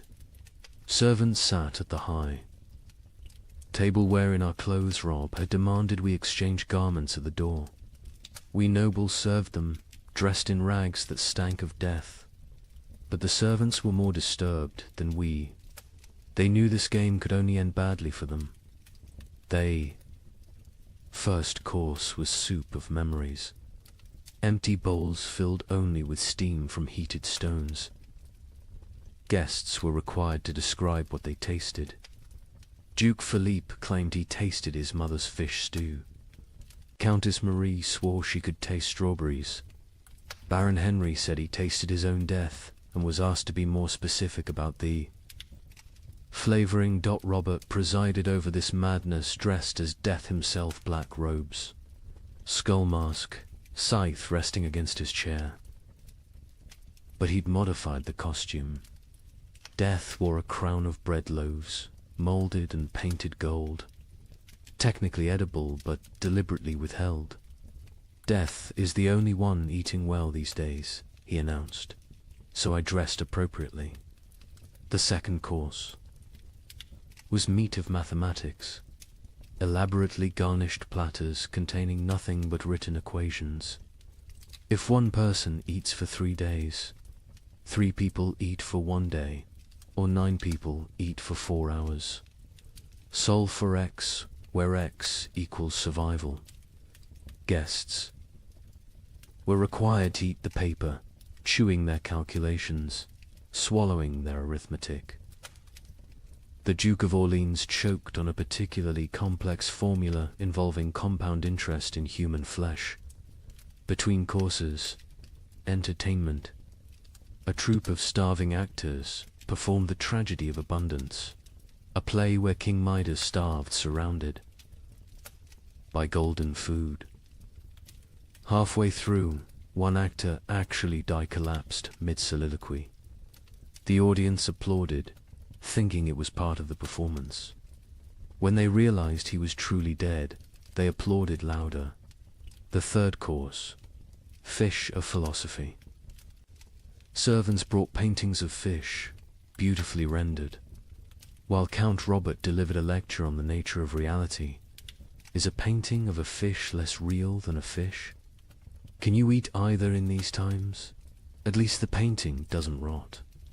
Art has become more substantial than substance. Then came the mock trials. Guests took turns being executed for the crime of survival. Each condemned had to share their worst act, their method of staying alive. The Duchess of Berry admitted to eating her own stillborn infant. The Count of Nevers confessed to walling up servants with grain stores so he wouldn't be tempted to share. The Bishop of Parisiaz, a bishop attended, revealed he'd been giving last rites with unconsecrated hosts because he'd eaten all the blessed ones. Each confession was met with mock judgment. Guilty of humanity, Robert would declare. Sentenced to continued existence.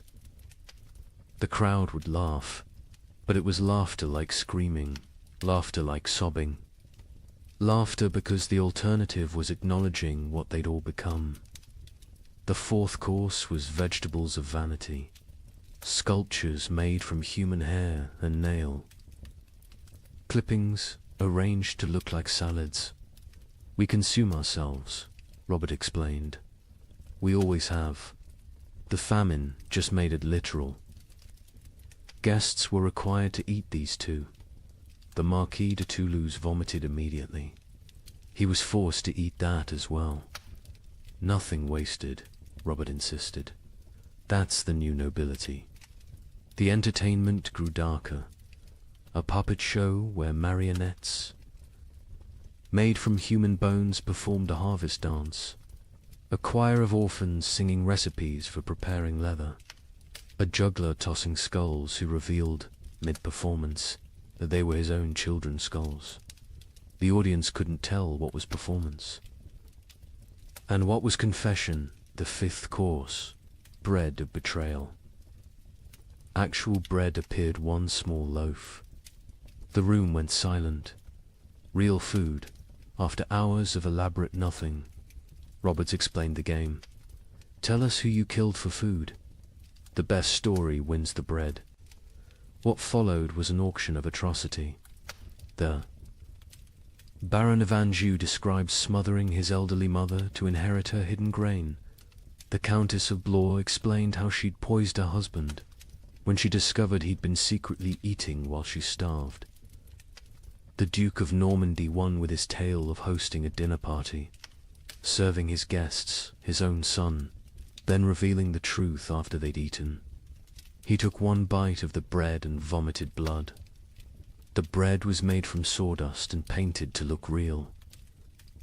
The sixth course, wine of wisdom. Empty goblets that guests had to fill with their own fluid stares, saliva, blood, whatever they could produce. We toast to truth, Robert declared. The truth that we are bags of liquid pretending to have purpose. They drank their own essences while Robert laughed and laughed and laughed. Then came the moment that would define the feast in history.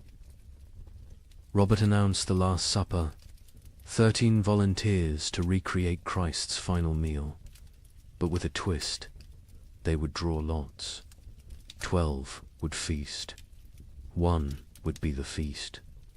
The volunteers came forward, 12 nobles, so broken by horror they'd embrace any ending. Robert himself was the 13th.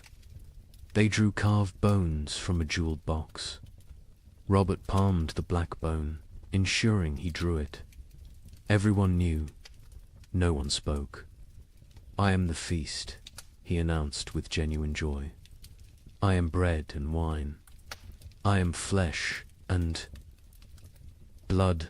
I am the only honest noble lefty. Give myself to be consumed." He opened his veins with ceremonial precision, not to die quickly, but to fill 13 cups. He made toasts as his blood flowed, to abundance.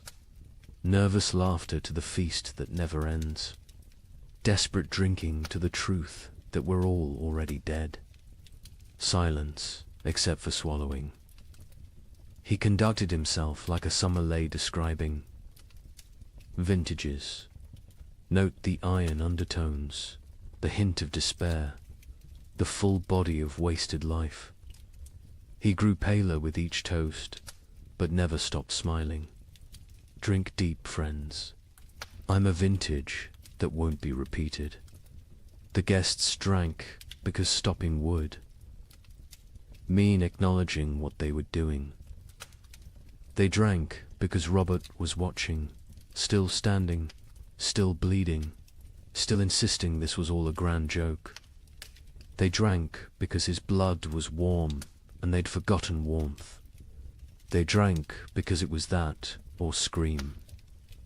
Robert's final toast, as his knees began to buckle, to the feast of fools, where fools feast on fools, where wisdom is folly and folly is survival. To the nobility that dies with nobility, leaving only animals wearing crowns. To the joke that God played on us, and the joke we play back. To the end that never ends, and the ending that never he fell forward. Cup still raised, smile still, fixed. Dead before he hit the ground, but somehow still laughing. The guests sat with empty cups, full stomachs, and the knowledge that they'd literally drunk noble blood while dressed as peasants in a world where symbolism had become sustenance. The aftermath was swift and terrible. The servants, Forster, watch nobles drink noble blood, revolted, not politically aside. They stripped off the noble clothes, fled the chateau, most walking directly into the Seine to drown. The nobles, trapped in servant rags, covered in Robert's blood, stumbled into Paris streets where they were attacked by mobs who didn't recognize them or didn't care. Of the 100 guests at the Feast of Fools, 13 survived to Easter. Most died by suicide, unable to process what they'd participated in. Lady Isabel, who recorded the events, ended her account. "We went to mock death and became death's mockery. We tried to feast on nothing and discovered we were nothing. Count Robert won his game. He died laughing at a joke only he understood, leaving us to live with the punchline." The Feast of Fools wasn't just noble decadence, it was aristocracy's suicide note written in performance art, when the highest class of society serves nothing on golden plates. Crowns, corpses, and drinks human blood as entertainment, the social. Order hasn't just collapsed, has performed its own autopsy while still breathing. The king, upon hearing of the feast, reportedly said, "Count Robert has shown us our future elaborate rituals around nothing, performances of power without power. Substance, consumption of ourselves disguised as celebration." He then ordered all records of the feast destroyed. They survived because Lady Isabel hid her account inside a Bible, writing, "Let future generations know that when the world ended, the nobility threw a party. We dressed our doom in silk and served our destruction on silver platters. We made horror into art because art was all we had left. And when the last toast was raised, it was to our own annihilation, delivered with perfect etiquette. Let me share numbers that medieval minds couldn't comprehend. In 1310, Europe's population was roughly 75 million. By 1322, it was 60 million. 15 million people gone. Not from plague, not from war, from cold and hunger, but statistics hide. Individual horror. In the town of Ypres, they kept exact records. Population 1315, 10,400. Population 1,322, 2,100. But here's the detail that haunts. Of those 2,100 survivors, only 300 were the original residents. The others, they came from elsewhere, drawn by rumors of food, only to find more death. The prior of Ypres wrote, "We no longer bury the dead. We stack them like cordwood, waiting for spring. But spring never comes warm enough to dig. The numbers tell a story that words cannot." The Abbey of Saint-Denis kept meticulous death records, originally for prayers for the departed. By 1318, they'd stopped recording names, just tally marks. 5 marks crossed through. 5 marks crossed through. Pages and pages of groups of 5, like a child learning to count, except each mark was a human soul. Brother Felipe, the abbey's mathematician, calculated the rate of death. In 1315, we lost 1 soul per week. By 1316, 1 per day. By 1317, 1 per hour. By 1318, we stopped counting because the living were too few to count the dead. Mathematics itself collapsed when the numbers exceeded comprehension. The Italian city-states, with their banking traditions, kept the most precise records. Florence's census of 1310 recorded 120,000 souls. The census of 1322 recorded 45,000. But hidden in those numbers was darker arithmetic. Of the 45,000 survivors, 30,000 had arrived during the famine, refugees from the countryside. The original Florentine population had dropped from 120,000 to 15,000. 7 of every 8 natives had perished. Venice's records reveal the geographic mathematics of death. The city's famous districts died at different rates. San Marco, where the wealthy lived, lost 40% of its population. Castello, where the poor crowded, lost 85%. But here's the cruel irony: the wealthy districts died faster in the final years. Once money meant nothing, poverty became an advantage. The poor knew how to starve. The rich only knew how to eat. In England, the Doomsday Book had recorded settlements since 1086. By comparing tax records from 1310 to 1322, we can track village-level devastation. In Norfolk, 40% of villages recorded in 1310 no longer existed.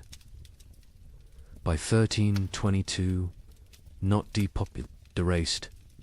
The land itself forgot humans had ever lived there.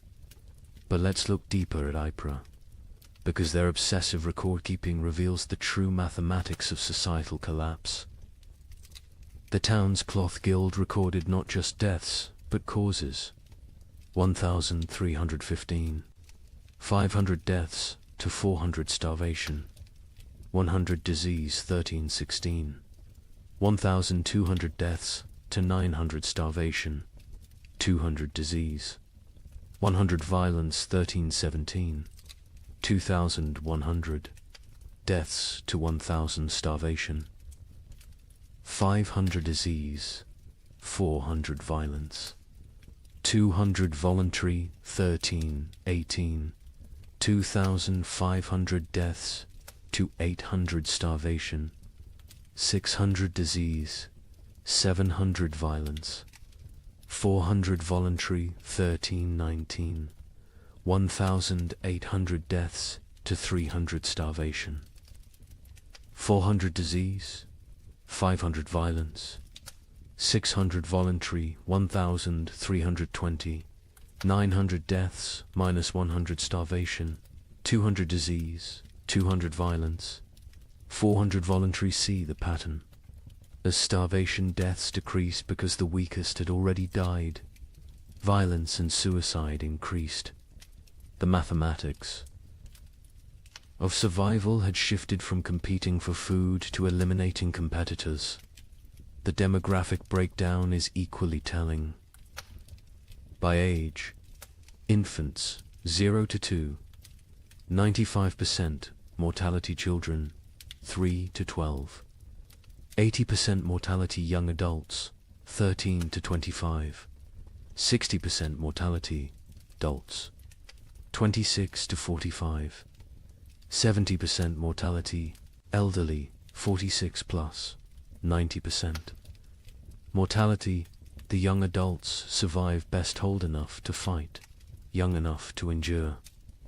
Children and elderly died first, too weak to compete. But adults in their prime died at higher rates than young adults. Why? They had families. They gave their food to their children, starved themselves for others. Love was mathematically lethal. The gender mathematics were brutal. In 1315, Ypres had roughly equal numbers of men and women. By 1322, there were 3 men for every woman. Not because women were weaker, because women fed their children first, their husbands second, themselves last. Maternal sacrifice showed clearly in the survival statistics. The social class mathematics defied expectations. Nobility, 60% mortality clergy, 50% mortality merchants, 70% mortality craftsmen, 75% mortality peasants, 80% mortality beggars, 40% mortality beggars. Survived best. They already knew how to live on nothing.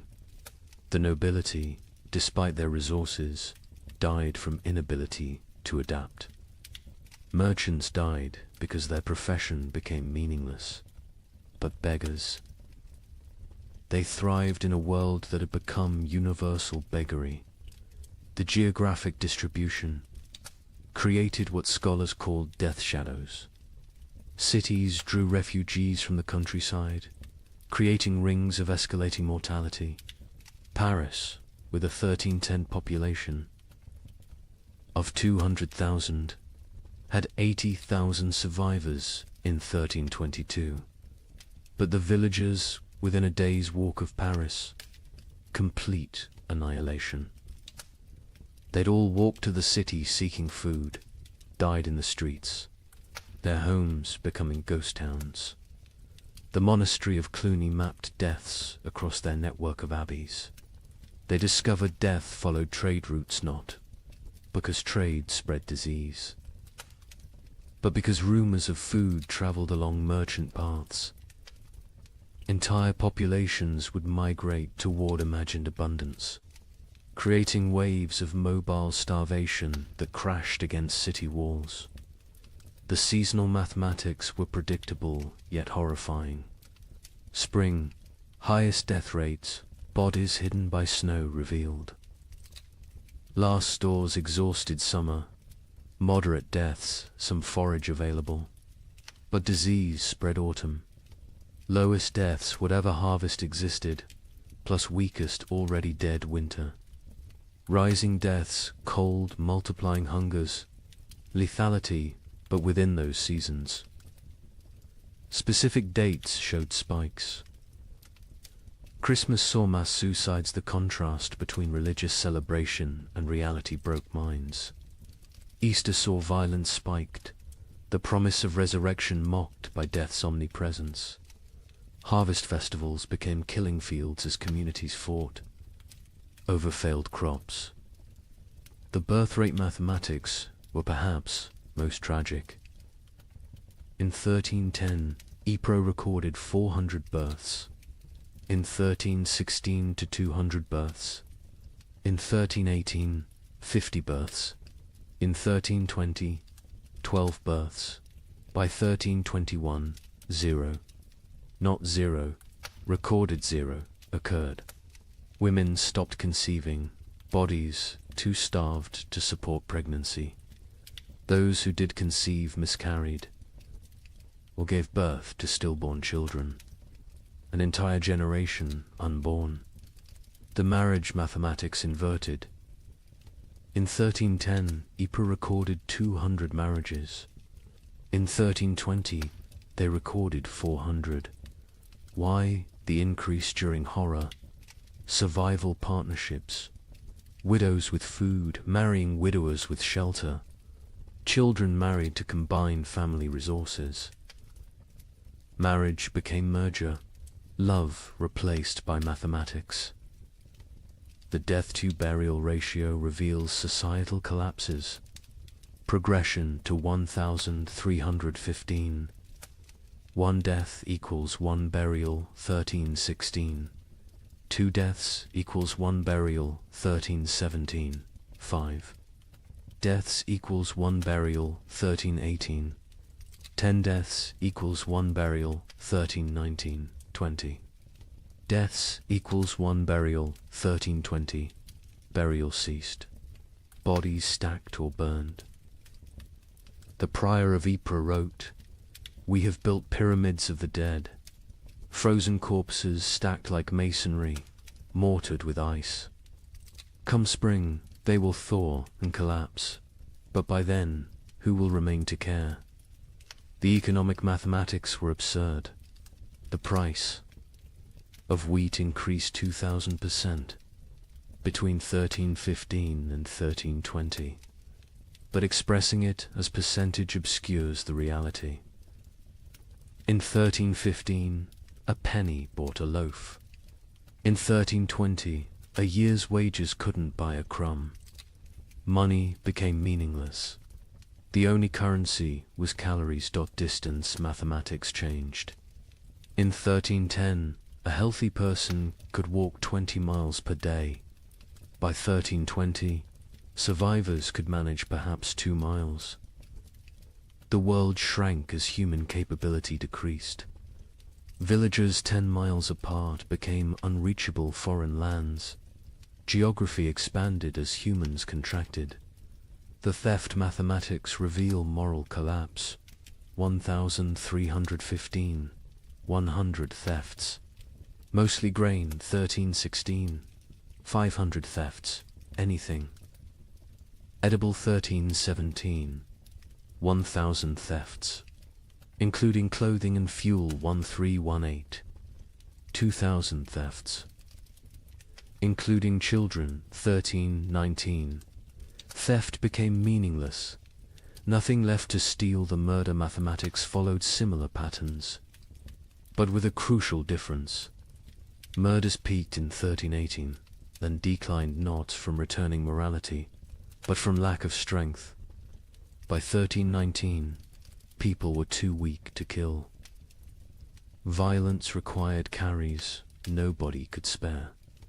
The migration mathematics created empty zones and death clusters.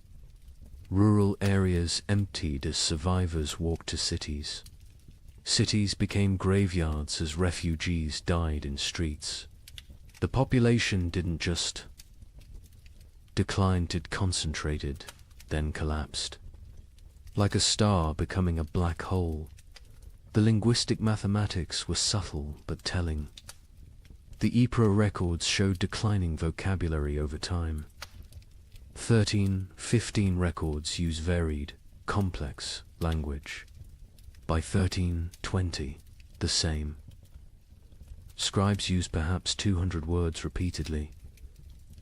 Hunger had literally reduced their ability to think in complex terms. Survival required all cognitive resources.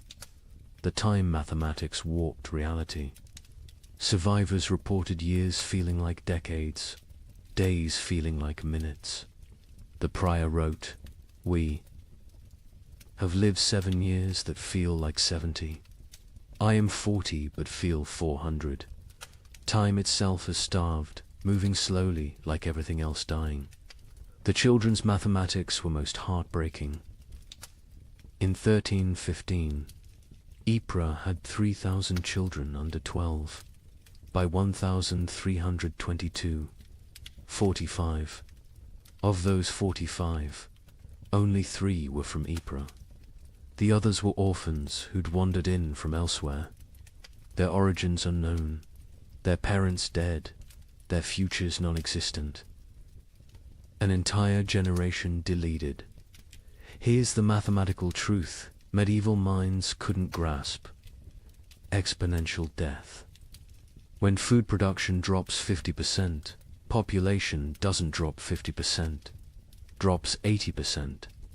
Because that 50% reduction creates competition, disease, violence, and suicide that multiply mortality beyond the initial cause. Famine doesn't just kill through starvation, kills through the mathematics of social collapse. The final statistic, the one that captures the true horror of the 15 million who died. Historians estimate only 5 million died directly from starvation. The other 10 million died from what starvation created: disease, violence, suicide, exposure, accidents caused by weakness, childbirth without resources, infections without medicine. 2/3 of deaths weren't from famine, but from famine's mathematics. The prior of Ypres' final entry, dated March 1322. I have kept these records for 7 years. I have reduced human souls to marks on parchment, lives to numbers, horror to mathematics. But mathematics cannot capture the sound of children crying for food that doesn't exist. Cannot calculate the weight of watching your family die by degrees. Cannot solve for why God allows such equations. The numbers say 2,100 remain from 10,400. But numbers lie. None remain. We 2,100 are not survivors, we are the not yet dead. Walking statistics waiting for our final tally. Mathematics has proven that hell is not fire and brimstone. Hell is subtraction without end, division without remainder, the null set of human hope. In 1321, as the worst seemed to be passing, something strange happened. The rats returned, but they were different, larger, bolder, moving in coordinated swarms. A chronicler in Milan wrote, "They fear neither cat nor dog nor man. They walk in daylight like they own the earth." Where had they been for 7 years? Some scholars believe they survived in the vast granaries of Eastern Europe, growing fat while the West starved. Others think they evolved, adapted to the cold. But everyone agrees on one thing. They brought something back with them. A Venetian merchant noted, "The rats are sick. They dance in circles before dying, black swellings on their necks." Those swellings would have a name soon enough. But in 1321, as Europe began to believe, the worst was over. Nobody knew they were witnessing the overture to the Black Death. The first documented sighting was in Prague, March 1321. A baker named Joseph, one of the few whose ovens still functioned, reported to the city guard. They came at dawn, hundreds of them, moving like water through the streets. But wrong. Rats don't move together like soldiers. These did. They ignored the few cats left alive. The cats ran from them. Within days, similar reports flooded in from across Europe. But these weren't the timid creatures that had vanished in 1315. The merchant Giovanni di Marco, traveling from Venice to Vienna, documented what he saw. Rats the size of rabbits, some larger, grey-black fur so thick arrows bounce off, eyes that reflect light like demons. They don't scatter when approached. They stand their ground, studying you, calculating. The Archbishop of Mainz received disturbing reports from his parishes. The rats show intelligence beyond nature. They work in teams, some distract while others steal. They've learned to open larches, untie knots, even use simple tools. A priest in Worms saw one using a stick to knock bread from a high shelf. This is not natural. This is diabolic. But where had they been? The 7-year absence created wild theories, but one Benedictine scholar, Brother Antonius of Regensburg, proposed something chillingly plausible. The rats didn't vanish, they migrated east, following ancient Roman grain routes to the steppes. Beyond Hungary, there, in the vast underground granaries, built by emperors and forgotten by time, they found paradise. Infinite grain, no predators, perfect breeding conditions, 7 years of unlimited food and reproduction. They've returned not as the same species, but as something evolved.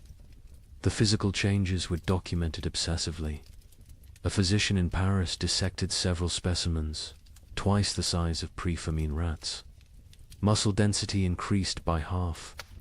Teeth lengthened and serrated, capable of chewing through wood, even soft metals. Most disturbing, enlarged brains. The cranial capacity has increased by 1/3. These are not the rats that left. These are their descendants, shaped by 7 years of plenty while we endured 7 years of want. The behavioral changes were even more unsettling. The rats showed coordination that defied explanation. A witness in Cologne described an attack on a grain warehouse. They moved in waves. First wave gnawed the doors, while others waited. When guards appeared, they retreated. In perfect synchronization, they returned at night with more numbers, attacking from multiple points simultaneously. They knew we were watching. They waited until we were exhausted. They had lost all fear of humans. Previous generations of rats fled from people, lived in shadows, scavenged secretly. These new rats walked openly through marketplaces, entered homes while families ate, stared directly at humans with what witnesses described as calculating intelligence.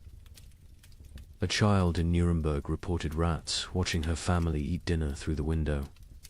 "Counting us," she said. The cats, those few that survived the famine, refused to hunt them.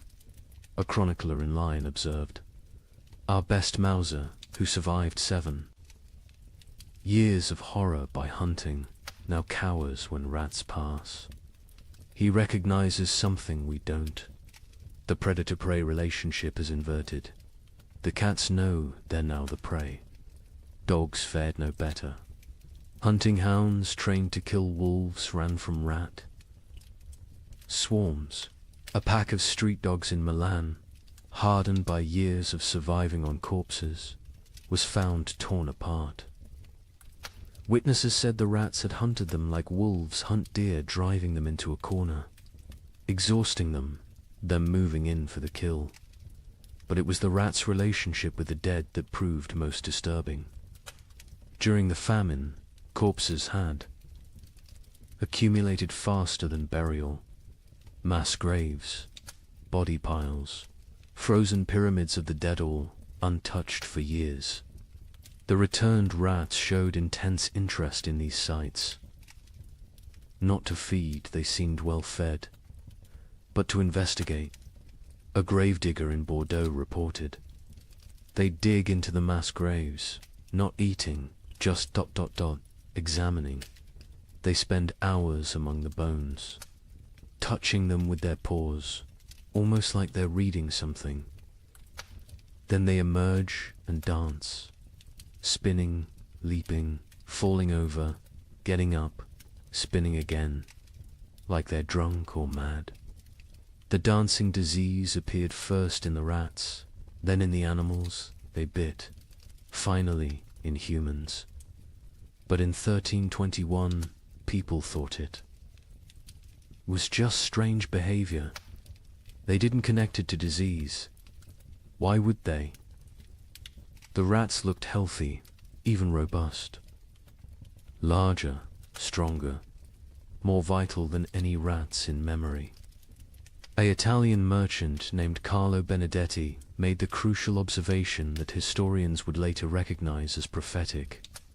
The rats congregate at trade routes, ports, and crossroads. There, not seeking food, food exists everywhere now, that so few remain to eat it. They're positioning themselves along human movement patterns, waiting, but for what? The rats showed particular interest in the remaining churches and monasteries.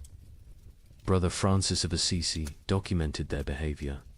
They enter during services, completely unafraid of the congregation.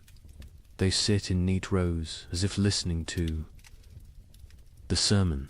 When we sing hymns, they sway. When we pray, they bow their heads. Mockery, mimicry, or something else. They seem to be waiting for something, some signal we cannot perceive. The first human deaths directly attributable to the returned rats came in summer 1321, not from attack from disease. A family in Bruges who'd been bitten while defending their grain store fell ill within days. The symptoms were unlike anything seen during the famine. High fever, delirium, and most distinctively, black swellings in the neck, armpits and groin. The family died within a week, but not before describing their hallucinations. The rats speak to us in dreams. They show us cities of the dead, kingdoms built in grave earth, empires of bone and plague. They promise us citizenship and then Acropolis if we stop fighting and accept the gift they bring. Medical professionals were baffled. A physician in Prague wrote, "The disease is nothing like the starvation, sickness, or winter plague. It burns through bodies like fire through dry wood. The black swellings appear where the body fights hardest, lymph nodes swelling with failed resistance. But, strangest of all, the victims dance before they die, just like the rats."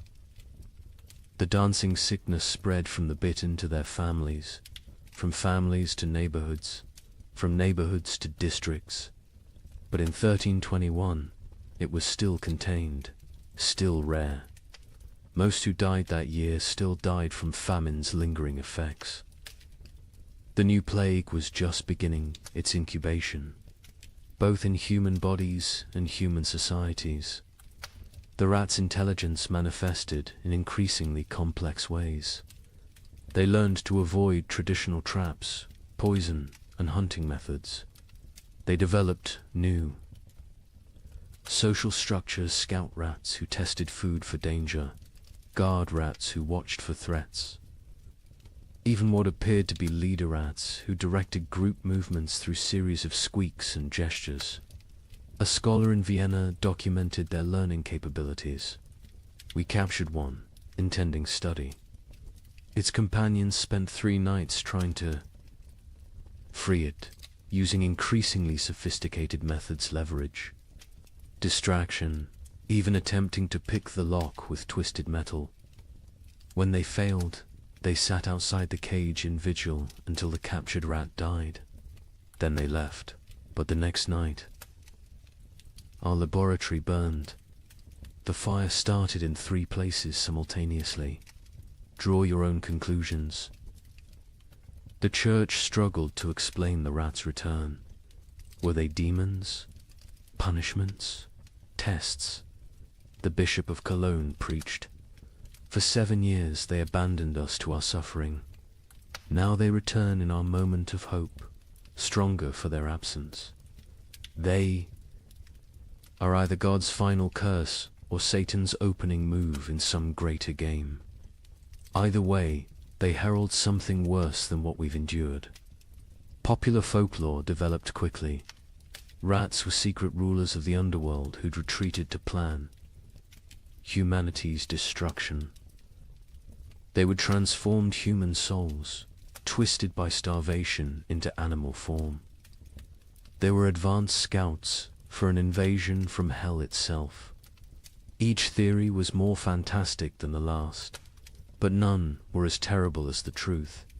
The truth was biological, not theological. The rats had spent 7 years in isolated populations, breeding rapidly in the eastern granaries. Diseases that would normally kill them had instead created resistant populations. The Black Death bacterium, Yersinia pestis, had found perfect incubation conditions, countless hosts, rapid reproduction, isolation from human interference. The rats weren't evil. They were evolution's answer to abundance. After scarcity, by autumn. 1321, the dancing sickness had spread to every major city. Still not epidemic, still not recognized as connected to the rats, but growing. The correlation between rat populations and disease was noticed by a few. An Italian doctor wrote, "Where rats congregate, sickness follows. Where rats dance, humans die. Where rats thrive, plague arrives." But Europe, exhausted from 7 years of famine, couldn't process another catastrophe. The return of the rats was seen as disgusting but manageable. The dancing sickness was concerning but limited. Nobody connected the dots that would seem obvious in hindsight that the rats weren't just returning from exile. They were bringing hell with them. The final observation of 1321 came from a child in Marseille, a girl who'd survived the famine by eating rats when they were still scarce. She told her priest, "The old rats tasted of hunger and fear. These new rats taste of death and patience. They're not afraid of us because they know something we don't. They're waiting for us to realize we're already dead." Within 20 years, her words would prove prophetic. The Black Death would kill 1/3 of Europe's remaining population. But in 1321, as people celebrated the famine's end, as they counted their dead and rebuilt their lives, the rats just watched, and waited, and danced their strange dances in the moonlight, practicing for the grand performance yet to come. On March 15th, 1322, something miraculous happened. The sun broke through clouds that had shrouded Europe for 7 years. Real warmth, real light. In London, people fell to their knees in the streets, weeping. Church bells rang for 3 straight days. A young monk in Canterbury wrote, "We had forgotten the sun could hurt your eyes." Children who had never seen their own shadows screamed in terror at the dark shapes that followed them. But the thaw revealed horrors frozen in time. Bodies emerged from snowdrifts, perfectly preserved.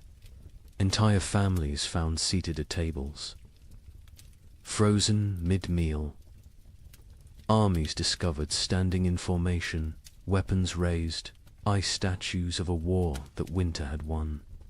The warmth came suddenly, without warning. Dawn broke grey as it had for 7 years. But by noon, actual golden light pierced. Through, not the weak, watery light that occasionally appeared, but real sunshine, hot, bright, alive. In Paris, people stumbled from their homes, shielding their eyes, unable to comprehend what they were seeing. Marie de Champagne, age 7, born during the famine, experienced sunshine for the first time. Mother fell to her knees and pulled me down, saying we must pray. I asked what the burning light was. She said God's eye has opened. I was terrified. I thought God was going to see what we'd done to survive. The ice began to melt with alarming speed. Winter's archives, 7 years of frozen death, began to reveal themselves. In Cologne, the Rhine's thaw exposed a grotesque gallery, hundreds of bodies that had fallen through ice over the years, preserved perfectly, now floating downstream like a parade of the damned. Citizens lined the banks, searching for relatives lost years ago, finding them looking exactly as they had at death. Brother Thomas of Westminster, who'd chronicled the disaster from beginning, wrote with shaking hand, "The earth gives up its dead, but not for resurrection. They return only to show us what we've done." A mother and child, frozen in embrace, so perfectly preserved I could count the tears frozen on their cheeks. Soldiers who died defending grain stores, still standing at their posts, ice guardians of nothing. God has kept perfect record of our failures, but with the thaw came something worse than revealed corpse, truth-field truth. The ice had hidden the full scope of devastation. Entire districts thought to be empty were found to contain hundreds of frozen dead. Mass graves, hastily covered with snow, began to melt and shift, creating mudslides of human remains. The spring of 1322 didn't bring renewal. It brought archaeology of horror in the Alps. The thaw revealed the children's crusade of frost, perfectly preserved. A merchant reported, "They stand like an army of small angels, ice blue and beautiful. In their death, still holding hands, still facing south, still seeking summer that has finally come too late. Pilgrims are already calling it holy ground. I call it the world's guilt made manifest. Europe that emerged from the Great Famine was unrecognizable. Languages had changed, words for hunger had multiplied, while words for joy had been forgotten. Children born during the 7 years were stunted, marked forever by starvation. They would be called the famine generation, shorter, weaker, but survivors of the impossible. The social order had shattered. Peasants who survived owned land, for the first time inherited from the dead.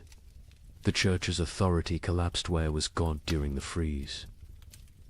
And most critically, the population drop created labor shortages that would, within a generation, end feudalism itself.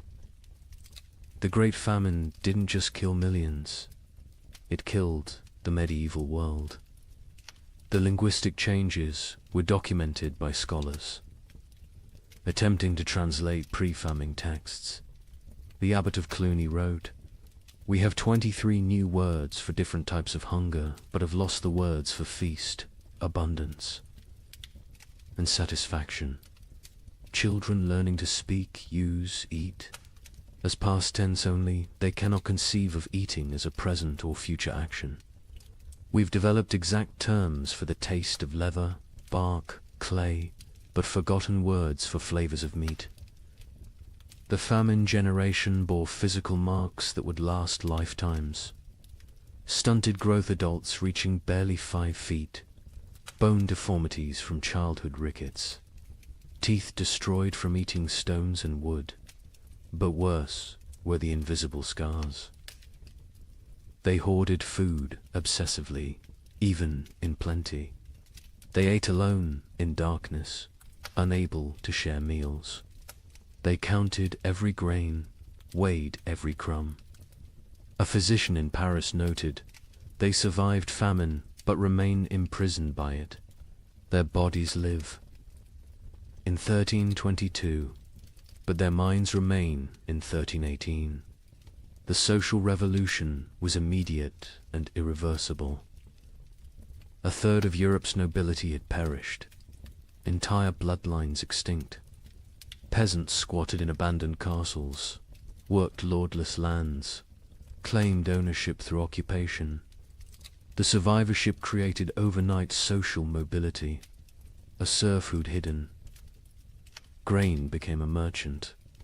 A baker's assistant who'd outlived his master became a guild leader.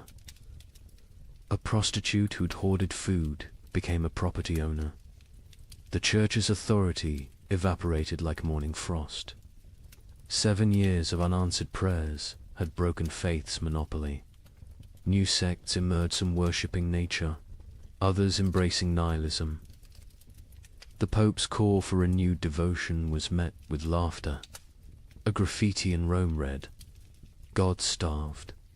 We survived. Who then is stronger?" Priests found congregations unwilling to tithe, unable to trust divine providence that had provided only suffering. But most revolutionary was the labor shortage. With 15 million dead, every survivor became valuable. Peasants demanded wages. Instead of feudal obligations, serfs simply walked away from their lords, knowing they'd find better conditions elsewhere. The statute of laborers, attempting to freeze wages at pre-famine levels, was universally ignored. A blacksmith could demand noble prices. A farmer could negotiate like a merchant. The medieval world built on hierarchy. Faith and agricultural abundance had been murdered by weather. What emerged was proto-modern, mobile, skeptical, calculating. The Great Famine didn't just kill people.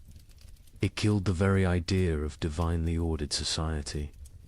The survivors knew now that God could forget them, that nobles could starve, that civilization was only 3 meals deep.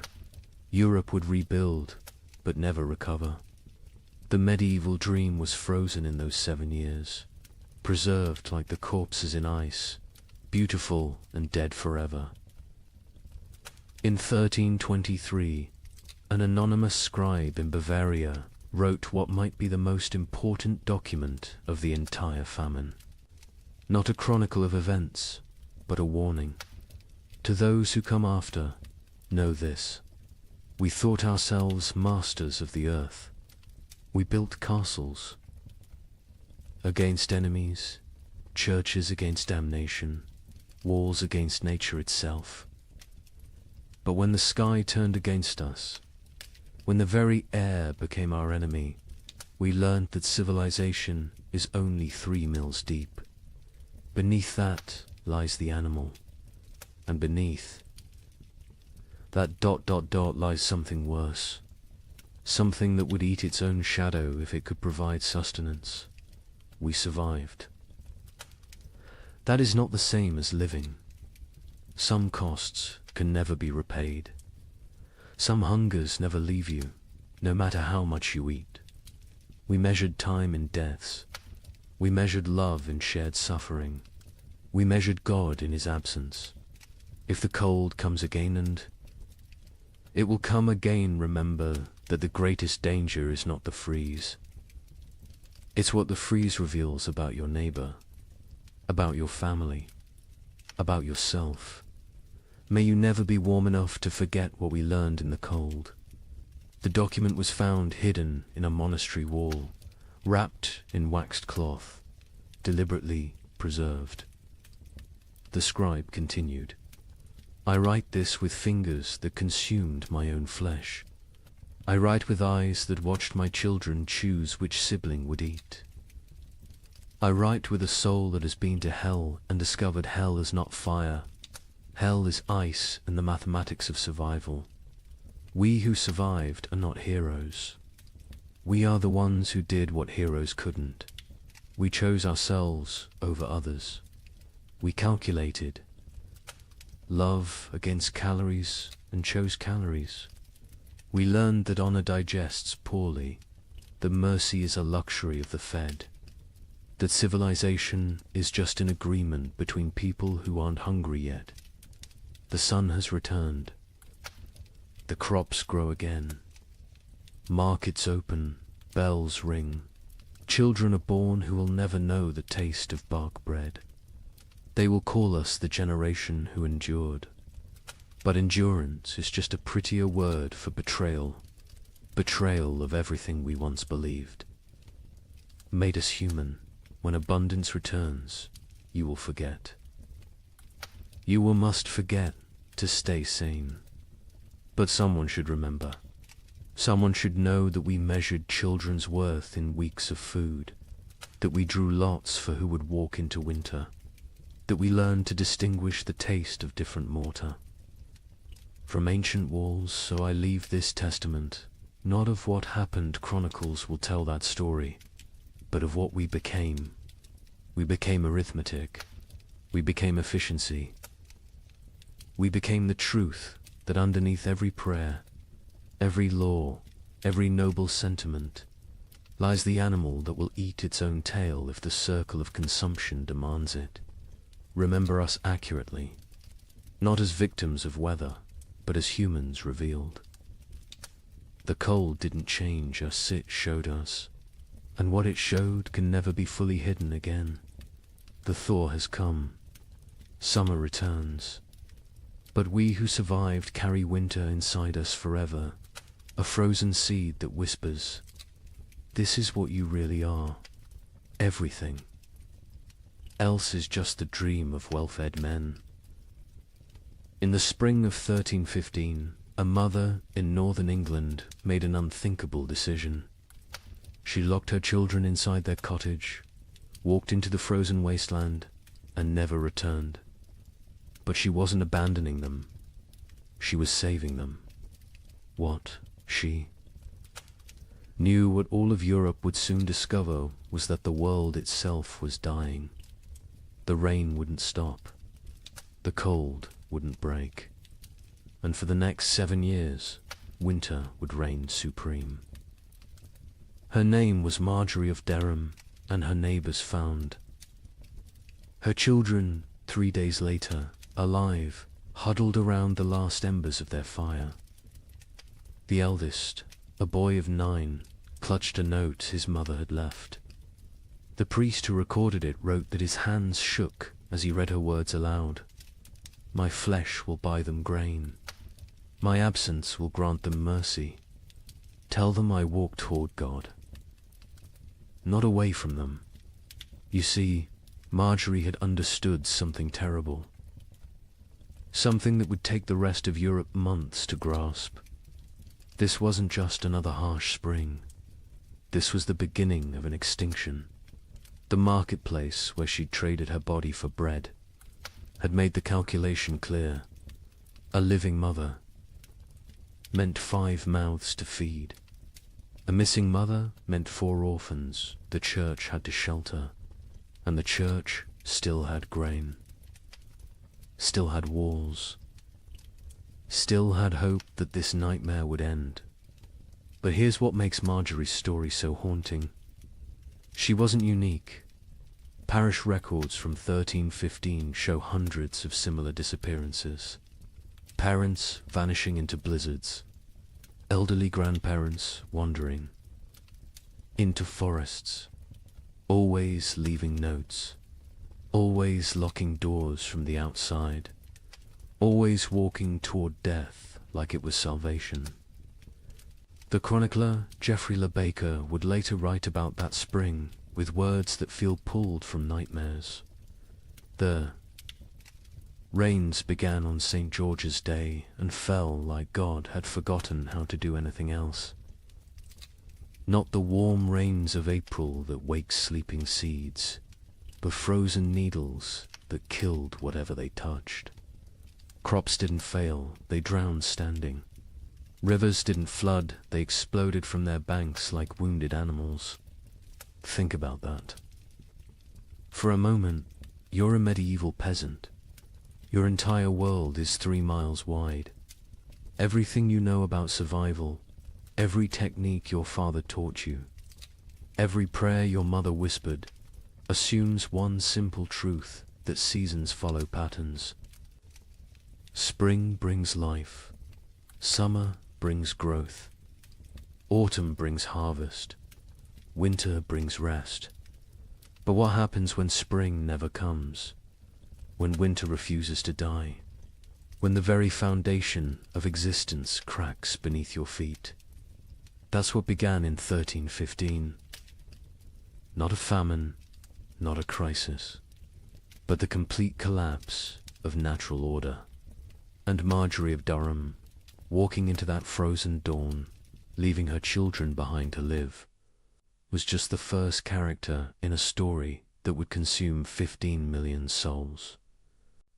Before it ended, the question isn't how Europe survived, it's what Europe became to survive it.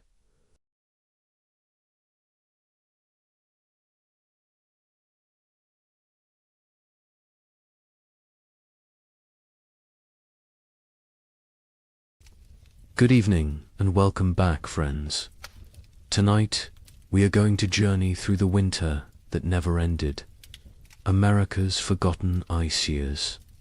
As always, let me know where in the world you are listening in from. Get cozy, settle in, and let's begin. She stood at the frost-covered window. Her breath formed clouds in the June air. Outside, snow fell on what should have been green cornfields. Her children huddled by the dying fire. They wrapped themselves in every blanket the family owned. She whispered a prayer, the same prayer she had whispered every morning for weeks. She asked God when spring would finally come. She did not know this was only the beginning. Picture thousands of similar scenes across the American frontier. Thousands of windows, thousands of prayers whispered into the impossible cold. What happened in 1816 was merely a prelude, a warning that no one heeded. 20 years later, something far worse came to the American interior. This time it would last not 1 year, but 3 brutal winters. They bled into each other without mercy, without explanation, without end. Between 1836 and 1838, a climate catastrophe struck North America. It has been nearly erased from popular memory. Historians debate the causes today. Solar minimums, volcanic eruptions half a world away, or a deadly combination of forces beyond human understanding. The pioneers who lived through it had no such explanations. They had only survival. They had only the next day, and the day after that, if they were lucky enough to see it. This is their story. The story that America chose to forget. What you are about to hear challenges everything you thought you knew about westward expansion. Textbooks celebrate the march of civilization across the continent. They praise the brave pioneers, claiming their piece of the American dream. But they rarely mention the winters that nearly ended it all. They do not talk about the settlements that simply vanished. They do not discuss the mass graves discovered decades later, or the journals hidden in attics, journals filled with words that survivors could not bear to speak aloud. This is the story of the winter that never ended, and the people who somehow lived to see spring again. Late 1835. The American frontier hummed with optimism. The economy was booming. Land was cheap. Opportunity seemed limitless.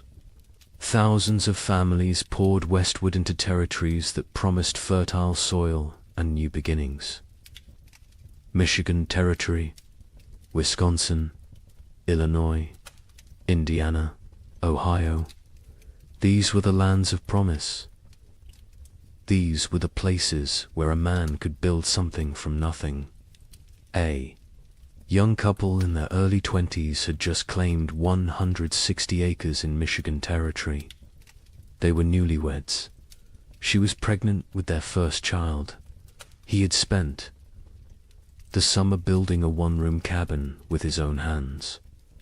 The logs were chinked with mud and moss.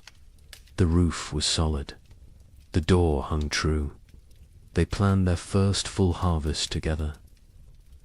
She planted a small garden near the cabin. Carrots, potatoes, beans. He cleared 3 acres for corn. At night they sat by the fire and talked about the future, about the children they would have, about the farm they would build, about growing. Old together on this land, an older family arrived in Illinois in the autumn of 1835. They had come from Pennsylvania, a mother and father with 3 children under 10 years old. They had sold everything they owned for this chance. The wagon journey had taken 6 weeks. The children were tired but excited. The father staked his claim near a creek.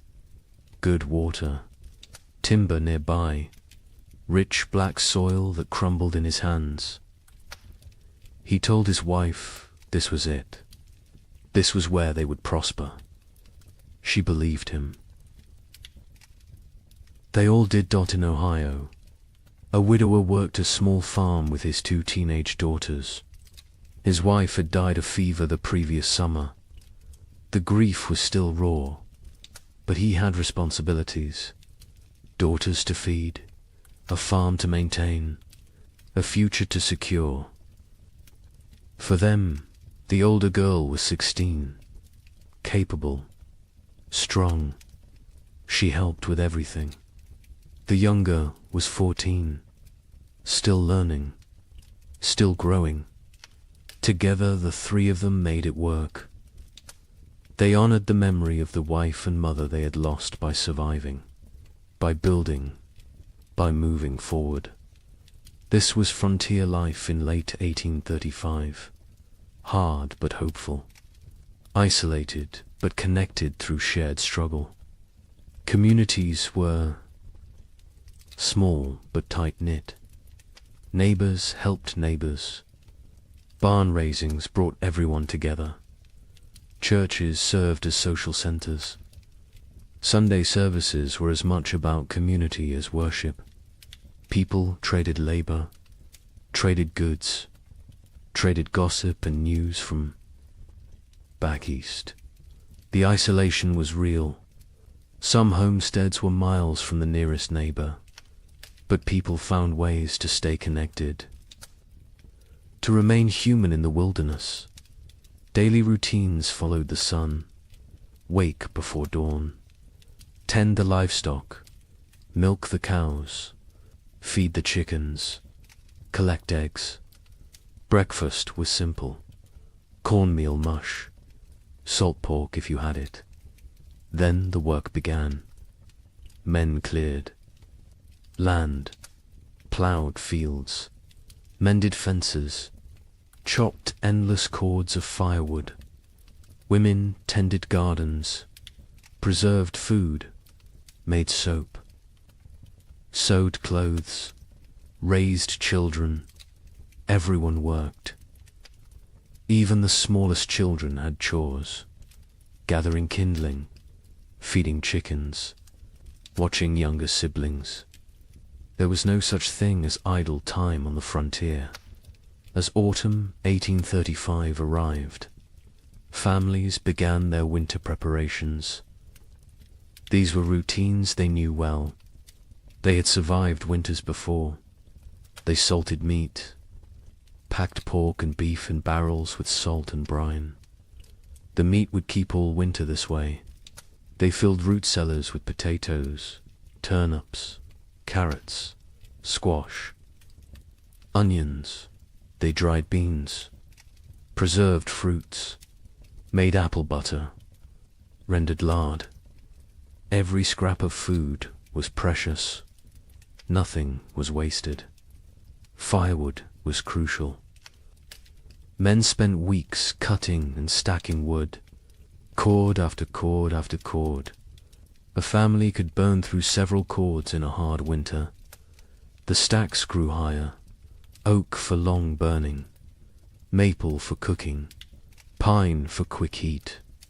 The wood had to dry, green. Would wood smoke and not burn hot? So they cut wood a season ahead when they could. The wood piles near cabins stood taller than a man. They looked like enough. They always had been enough before. The young couple in Michigan worked together on their preparations. He hunted, brought home deer and wild turkey. She preserved the meat. They worked side by side. Her belly grew with the pregnancy. He worried about her working too hard. She laughed and told him women had been having babies since the beginning of time. She would be fine. The baby would come in May, spring, when everything was green and growing. It seemed perfect. The family in Illinois worked frantically to prepare. They had arrived late in the season. They had less time. The father pushed himself. Hard. Too hard. His wife worried. But they got it done.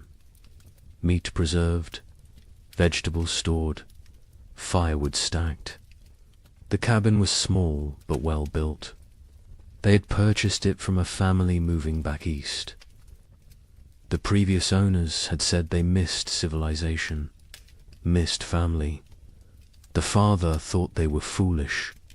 This land was too good to abandon. His wife was not so sure, but she kept her doubts to herself. The widower and his daughters prepared. Methodically, they had done this before. Last year they had done it without a wife and mother. This year was easier in some ways. The grief was less sharp. The routines were established. The older daughter had learned her mother's preservation techniques. The younger helped without complaint. They worked together in comfortable silence, the kind of silence that comes from shared loss and shared survival. They would make it through another winter. They had to. December 1835 arrived cold and early. The first snows came before Thanksgiving, heavier than usual. The temperatures dropped fast. Old-timers mentioned it reminded them of 1816, the year without a summer. But the younger settlers dismissed the comparison. Every old-timer thought their memories were the worst. This was just a hard winter, nothing more. They had food, they had shelter, they had firewood. They would be fine. By January 1836, something felt different. The cold had a quality that went beyond mere temperature. It was bone-penetrating, relentless, aggressive, the kind of cold that found every crack in a cabin wall, every gap around a door, every weakness in your clothing. People wore layers, wool on wool on wool. They stayed close to fires. They moved less, conserved energy, conserved heat, conserved everything. Animals behaved strangely. Livestock refused to leave their barns. Horses stood in corners, unmoving. Even when offered food, cows produced less milk. Chickens stopped laying. The wildlife disappeared. Deer vanished from the forests. Rabbits seemed to evaporate. Tracks in the snow became rare, then non-existent. Hunters returned empty-handed day after day. Where had everything gone? The young man in Michigan noticed the silence first. The forest was always noisy.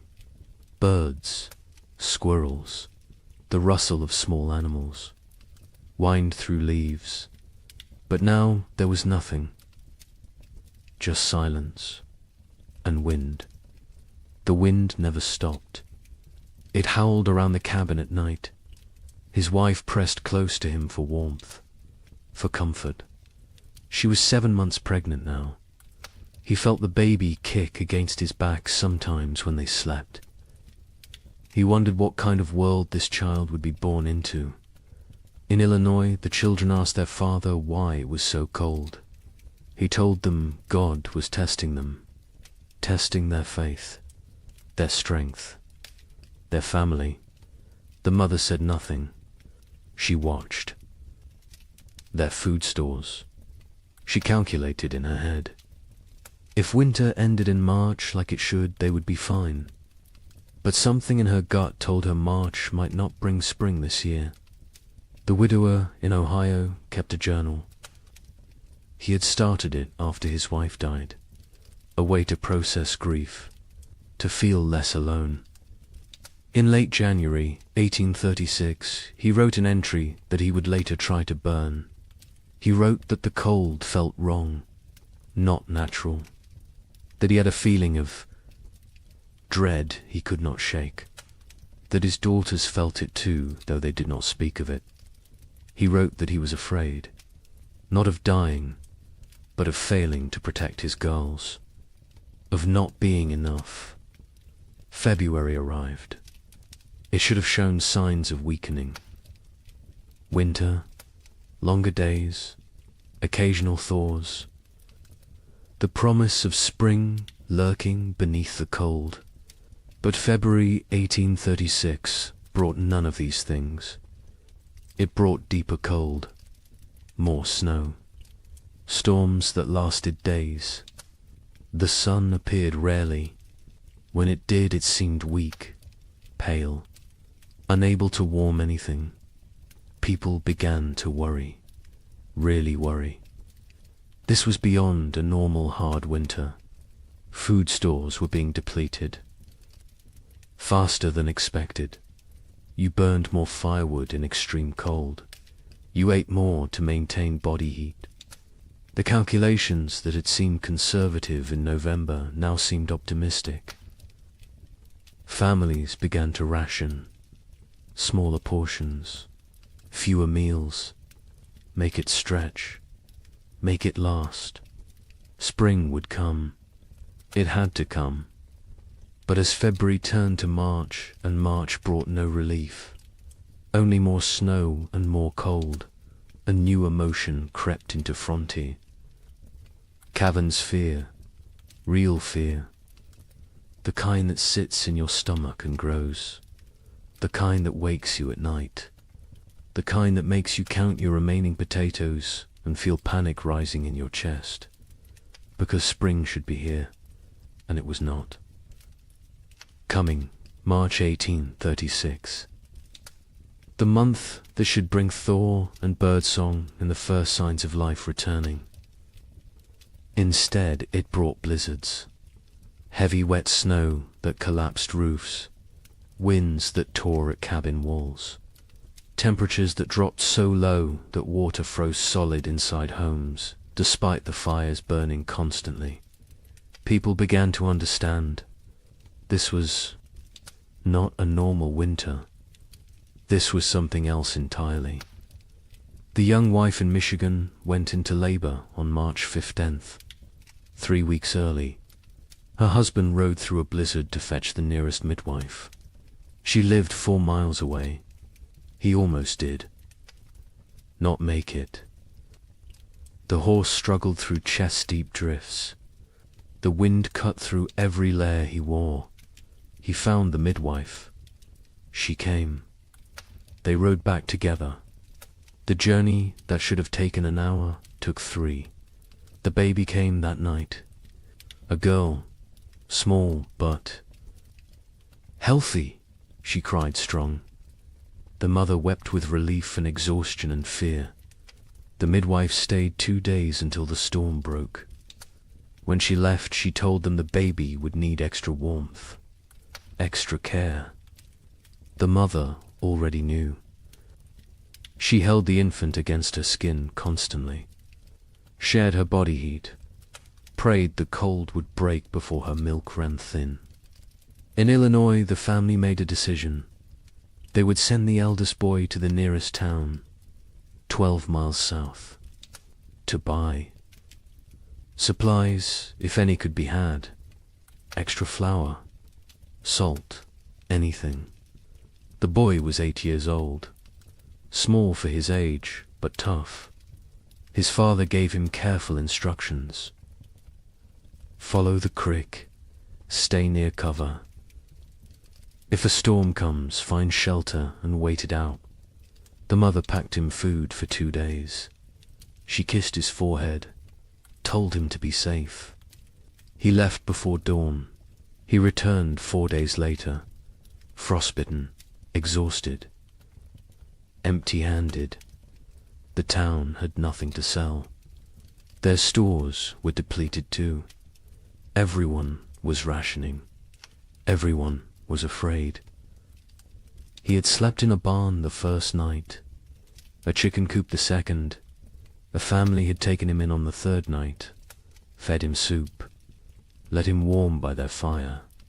They had children his age, thin children with hollow eyes. He came home and told his parents what he had seen. His father nodded, said nothing. His mother turned away so the children would not see her cry. The widower in Ohio made an inventory in mid-March. He wrote down every item of food they had left. 2 bushels of potatoes, some sprouting, half a barrel of salt pork, 1 small sack of cornmeal, dried beans, maybe 20 pounds, some preserved apples, not many, he calculated. If they were very careful, if they ate little, if spring came in April, they might make it. Might, he gathered his daughters, sat them down, told them the truth. They were running low on food. They would need to ration carefully. The older daughter asked if they would starve. He could not lie to her. He said he did not know, but they would do everything possible to survive. They would hunt, they would trap, they would make every scrap. Count, she nodded. The younger daughter started to cry.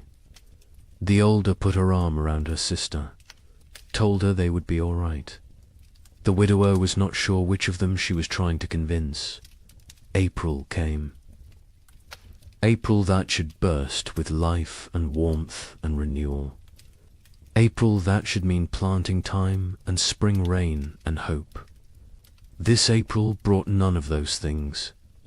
The ground remained frozen solid, 18 inches deep, 2 feet in some places. No plough could break it.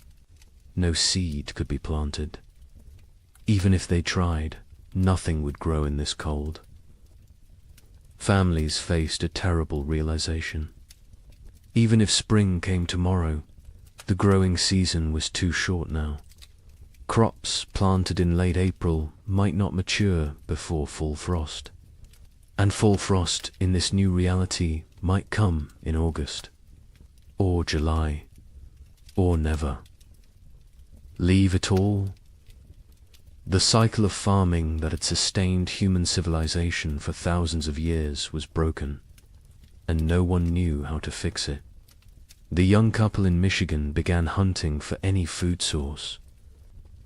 The man set snares for rabbits. The traps stayed empty. He tried fishing through the ice. Nothing. Not even the fish were biting. He ranged farther from the cabin, looking for any game, any sign of life. His wife worried when he was gone. She sat by the window with the baby, watched for his return. Sometimes he was gone for 2 days. When he came back with nothing, they did not speak of it. They simply held each other and their daughter and tried not to think about tomorrow. Neighbors began to disappear. The family 2 miles east was there. One day, gone the next. Their cabin door stood open, their belongings left behind. Only the food was gone, and their wagon, and their animals.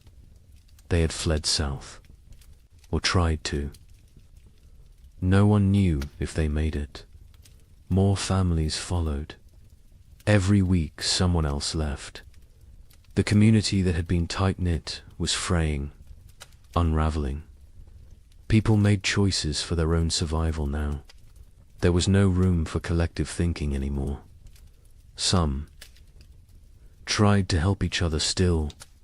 Families with slightly more food shared with those who had less. But even generosity has limits when your own children are starving. A man in Indiana gave his last potatoes to a neighbor. His own family went without for a week. When his wife confronted him, he said it was the Christian thing to do. She said Christian charity would not save their sons. They argued. It was the first real argument of their marriage. There would be many more before spring finally came. Churches held special services, prayer meetings, asking God for deliverance, for spring, for mercy. Attendance was sparse. Travel was too dangerous. Faith was wavering. A preacher in Illinois gave a sermon about Job, about suffering that tests faith, about endurance through trial. 3 families walked out. One man stood and shouted that God had abandoned them. The preacher had no answer, because maybe he had. By late April 1836, reality had set in. This was not going to end. Not soon. Maybe not ever. People stopped saying spring would come. They stopped making plans. They focused only on surviving the day in front. Of then, nothing more. The future was too uncertain, too terrifying. Better not to think beyond the next meal, the next night, the next morning if you were lucky enough to see it. The psychological toll was as brutal as the physical. People began to break under the strain. A woman in Wisconsin stopped speaking entirely, just sat by her fire, staring. Her husband tried everything. She would not respond. Their children were terrified. Eventually the husband took the children and left. He could not stay with a woman who had stopped being present. Some said he was cruel. Others said he did what he had to do. There was no right answer anymore. Marriages strained. Parents fought. Children grew silent and withdrawn. The pressure of constant survival wore away at human connections, at love, at compassion, at everything that made life worth living. People became hollow, going through motions, existing but not living, waiting for an end they could not see, and still the cold did not break. May arrive, May that should be warm and green, May that should mean gardens growing and livestock grazing. This May was grey and frozen. Snow fell on the 10th, again on the 18th. Again on the 23rd, people stopped being surprised. They just accepted. This was the world now. Cold and dead and endless. But something else was coming. Something worse. Because as terrible as this first winter had been, it was only a prelude. The summer of 1836 would bring brief hope. Just enough to make people believe the worst was over, just enough to make them vulnerable, and then winter would return. Colder, longer, more deadly. Wait until you hear what happens next. Spring refused to come. That is the simplest way to describe what happened in 1836. Spring simply refused to arrive. March became April. April became May, and still the ground stayed frozen. Still the snow fell. Still the temperatures remained far below what any living person had. Experienced Dot, the young mother in Michigan Territory, held her baby and watched the window. Every day she looked for signs. A bird, a patch of bare ground, anything that suggested winter was weakening. She saw nothing but white, endless white. Her husband ventured out less now. The cold was too dangerous. The exertion burned calories. They could not afford to lose. He sat by the fire and stared at the walls. She knew what he was thinking. The same thing she was thinking. How long can we last? Their food stores had dwindled to almost nothing. The potatoes were gone. The preserved meat was gone. They had cornmeal, perhaps enough for 2 more weeks if they were careful, if they made it thin, if they did not mind the constant gnawing hunger. The baby nursed, but the mother's milk was weak. She could feel it. Not enough fat, not enough nutrition. The baby cried, more now. A thin, desperate sound that cut through the cabin's silence like a knife. In Illinois, the family faced their own crisis. They had 5 mouths to feed, 3 children, 2 adults. The mathematics were brutal. They cut their portions again. And again. The children stopped asking for more. They understood somehow, even the youngest. She was only 4, but she had learned not to complain. Learned that complaining changed nothing. The mother watched her children grow thinner. Their faces became angular, their eyes too large, their movements slower. She wanted to scream, to rage against the unfairness, but rage would not bring spring, so she stayed silent and counted the days. The father went hunting every few days. He never found anything, but he went anyway, because sitting in the cabin watching his family starve was worse than freezing in the forest. At least in the forest he was trying. At least he was doing something. He set traps. He checked them religiously. They stayed empty. He tried fishing through ice on the creek. Nothing. The fish had gone dormant or died. He did not know which. He returned empty-handed every time. His wife would look at him. He would shake his head. No words necessary. They both knew. The widower in Ohio and his daughters had become experts at survival. They burned furniture for warmth when the firewood ran out. A chair 1 week, a table the next. They ate 1 meal a day. Soup stretched so thin it was barely more than hot water. They trapped a squirrel once. 1 squirrel for 3 people. They made it last 2 days. They boiled the bones for broth, sucked the marrow, used every part. Nothing was wasted. Nothing could be wasted. The older daughter took on more responsibility. She was 17 now, though she looked younger. Malnutrition had stunted her growth, hollowed her cheeks, but her mind was sharp.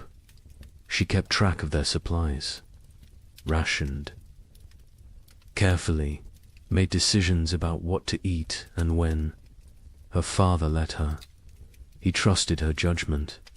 She had her mother's practical nature, her mother's strength.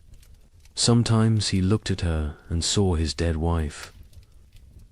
It was comforting and heartbreaking in equal measure. The younger daughter was 15. She spoke less than before.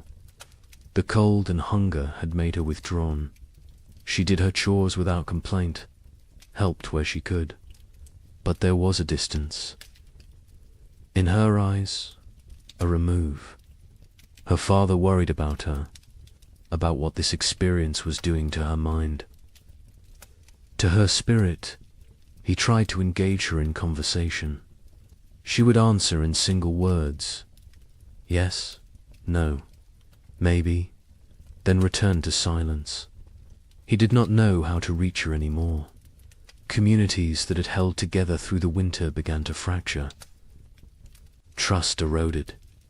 A family in Michigan discovered their hidden food cache had been raided.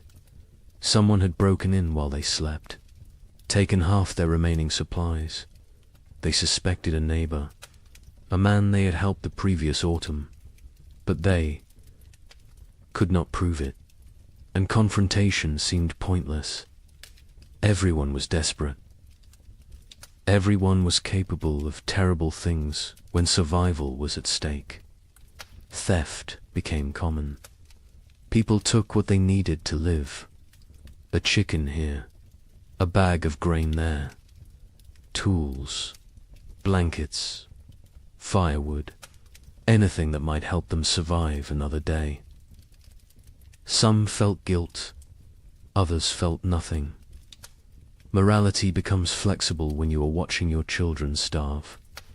The social contract that held frontier communities together was dissolving, replaced by something more primal, more brutal. Every family for themselves. Churches tried to maintain order, to provide spiritual comfort, but attendance dropped. People could not afford the calories to walk to services, could not spare the time away from survival, could not reconcile a loving God with this endless cold. A preacher in Indiana Territory gave his final sermon in April. He told his sparse congregation that God worked in mysterious ways, that suffering brought them closer to heaven, that this was a test of faith. A farmer stood up, said his 3-year-old daughter had died 2 nights before, asked what she was being tested for. The preacher had no answer. The church never held another service. Parents made impossible choices. A couple in Illinois debated whether to eat their last seed corn. It was meant for planting, for the future, for hope. But their son was dying, 6 years old and dying of starvation.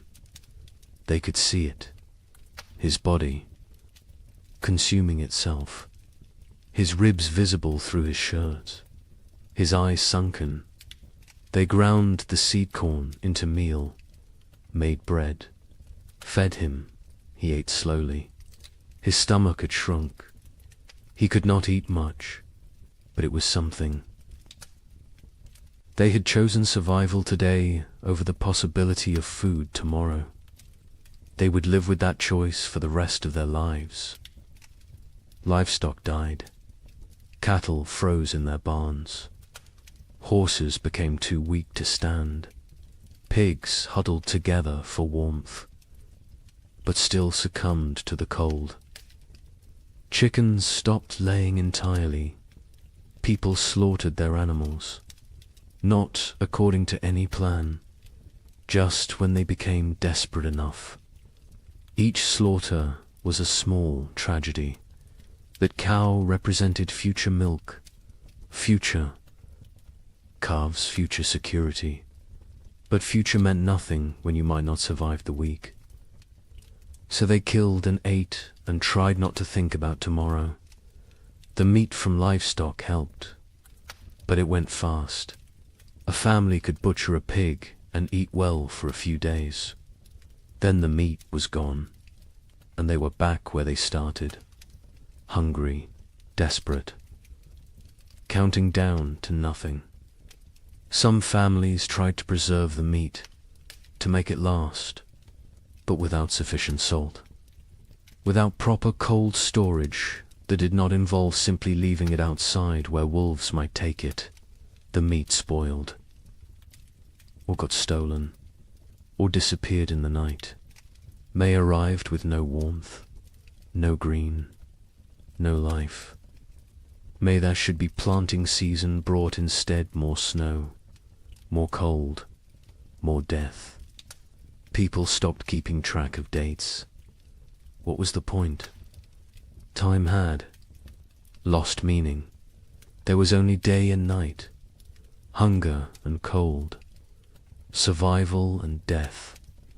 Nothing else mattered. Nothing else existed. The young man in Michigan made a decision. They had to leave, had to try to reach his brother's farm in southern Ohio. It was 200 miles, through frozen wilderness, with a 4-month-old baby. His wife thought he was insane, said they would die on the road. He said they would die here. At least moving gave them a chance. They argued, quietly, so as not to wake the baby. He wanted to leave immediately. She wanted to wait for weather to break. He said the weather was not going to break. She knew he was right. But she also knew their chances of surviving a 200-mile winter journey were close to zero. They compromised. They would wait 1 more week. If the weather did not improve, they would go. They both knew it would not improve. But the compromise gave them something. A deadline, a decision point, a plan. Even a futile plan was better than sitting and waiting. To die. They spent the week preparing. He made a sled from cabin boards. She sewed carrying sacks. They packed their few remaining possessions, some clothes, a pot, a knife, a blanket, and the baby. Always the baby. In Illinois, the father watched his children and made calculations. They had food for perhaps 10 more days. After that, nothing. He had no plan for day 11. No ideas, no options. He had exhausted every possibility, every resource, every connection. They were alone, isolated, and running out of time. He told his wife they might need to consider sending the children too. Town, to find families who could take them in. She refused, said they would stay together. Whatever happened, they would face as a family. He did not argue. He understood. But he also knew that keeping the family together might mean watching all of them die. The widower in Ohio faced a different calculation. His daughters were old enough to understand, old enough to participate in decisions. He sat them both down, told them they had food for maybe 2 weeks, asked them what they thought they should do. The older daughters said they should stay, that leaving was more dangerous than staying. The youngest said nothing, just stared at the floor. The widower agreed with his older daughter. They would stay. They would make what they had last as long as possible. They would hope for spring, even though hope felt like a luxury they could not afford. June finally brought a change, not spring. Exactly, but less cold. Temperatures rose above freezing during the day. Snow began to melt. Patches of bare ground appeared. People emerged from their cabins, blinking, disoriented, like animals coming out of hibernation. They looked at their neighbors, saw the same hollow faces, the same haunted eyes, the same question. Did we really survive? But the relief was short. Lived. Because even with warmer weather, it was too late for a normal growing season. Crops planted in June would not mature before fall. And who knew what fall would bring? Who knew if this was really over, or just a brief respite before more? Cold. People planted anyway, because what else could they do?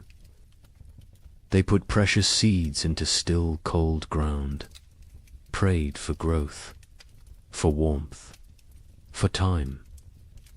The young couple in Michigan decided to stay. The brief warmth had changed their calculations. They planted a small garden. Corn, beans, squash. The baby was stronger now. The mother's milk had improved slightly with less stress. They felt cautiously optimistic. Maybe the worst was over. Maybe they had survived. They tried not to think about all the families who had not, about the empty cabins they had passed, about the graves marked with simple wooden crosses. They focused on their own survival, on the tiny shoots of green emerging from the soil, on small reasons to hope.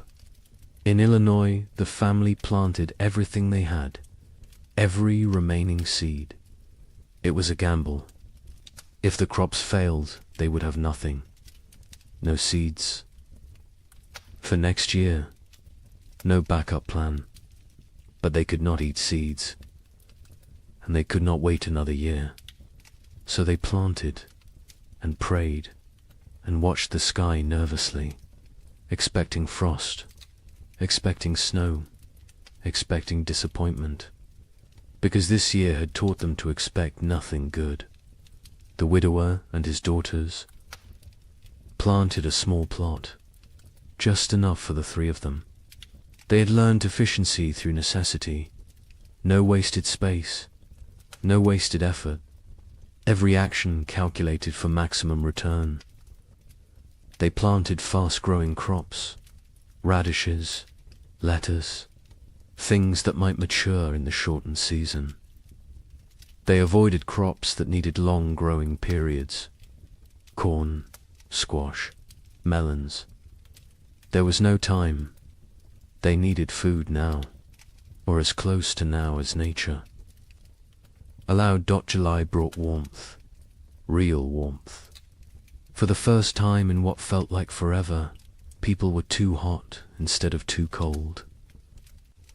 It felt miraculous. Children played outside. Women hung laundry to dry in actual sunshine. Men worked their fields in just shirts. No coats, no layers. It felt like a different world. A world they had almost forgotten existed. Some people wept, just from feeling warm sun on their faces, from remembering what it felt like to be comfortable. The gardens grew. Slowly at first. The soil was poor after 2 years of cold. The plants were struggling, but they grew. Green shoots became leaves. Leaves became stalks. Stalks became the promise of food. People watched their gardens obsessively, checked them multiple times a day, measured growth, celebrated every new leaf. These plants represented survival, represented hope, represented the possibility of making it through another winter. But nature was not finished with them. On July 18th, it snowed. Not much, just flurries, but enough. Enough to kill the tender plants, enough to destroy weeks of growth, enough to crush newly formed hope. People walked out to their gardens. That morning, saw the white dusting, saw the blackened leaves, saw their food supply dying in front of them. Some fell to their knees. Some cursed God. Some simply turned around and walked back inside. There was nothing to say, nothing to do. It was happening again. The killing frost was not universal. Some areas escaped, some gardens survived, but many did not. Families who had planted everything watched everything die. They had gambled on summer. Summer had betrayed them. Now they faced another winter with even less than before. The mathematics were impossible. They could not survive another winter like the last one. They simply could not. August brought more temperature swings, warm days, cold nights. Plants that survived the July frost struggled to grow. The growing season was too short, too unstable. Crops that should take 90 days to mature needed 120 now. because cold nights slowed growth, because the plants were stressed, because nothing was normal anymore. People harvested what they could: small potatoes, stunted corn, vegetables that in normal times they would have discarded. But these were not normal times. They harvested everything, used everything, wasted nothing. The young couple in Michigan harvested a small crop, not enough to last a winter, but something. They dried corn, made it last. Dug potatoes. Tiny potatoes the size of walnuts, but potatoes nonetheless. They counted their stores, made calculations, decided they needed to supplement with hunting, with trapping, with anything they could find. The man began ranging farther again, looking for game. The game was returning. Slowly, deer appeared in the forests, rabbits in the fields. He killed a deer in late August, his first successful hunt in months. They celebrated, ate fresh meat, felt strong for the first time in forever. In Illinois, the family harvested almost nothing.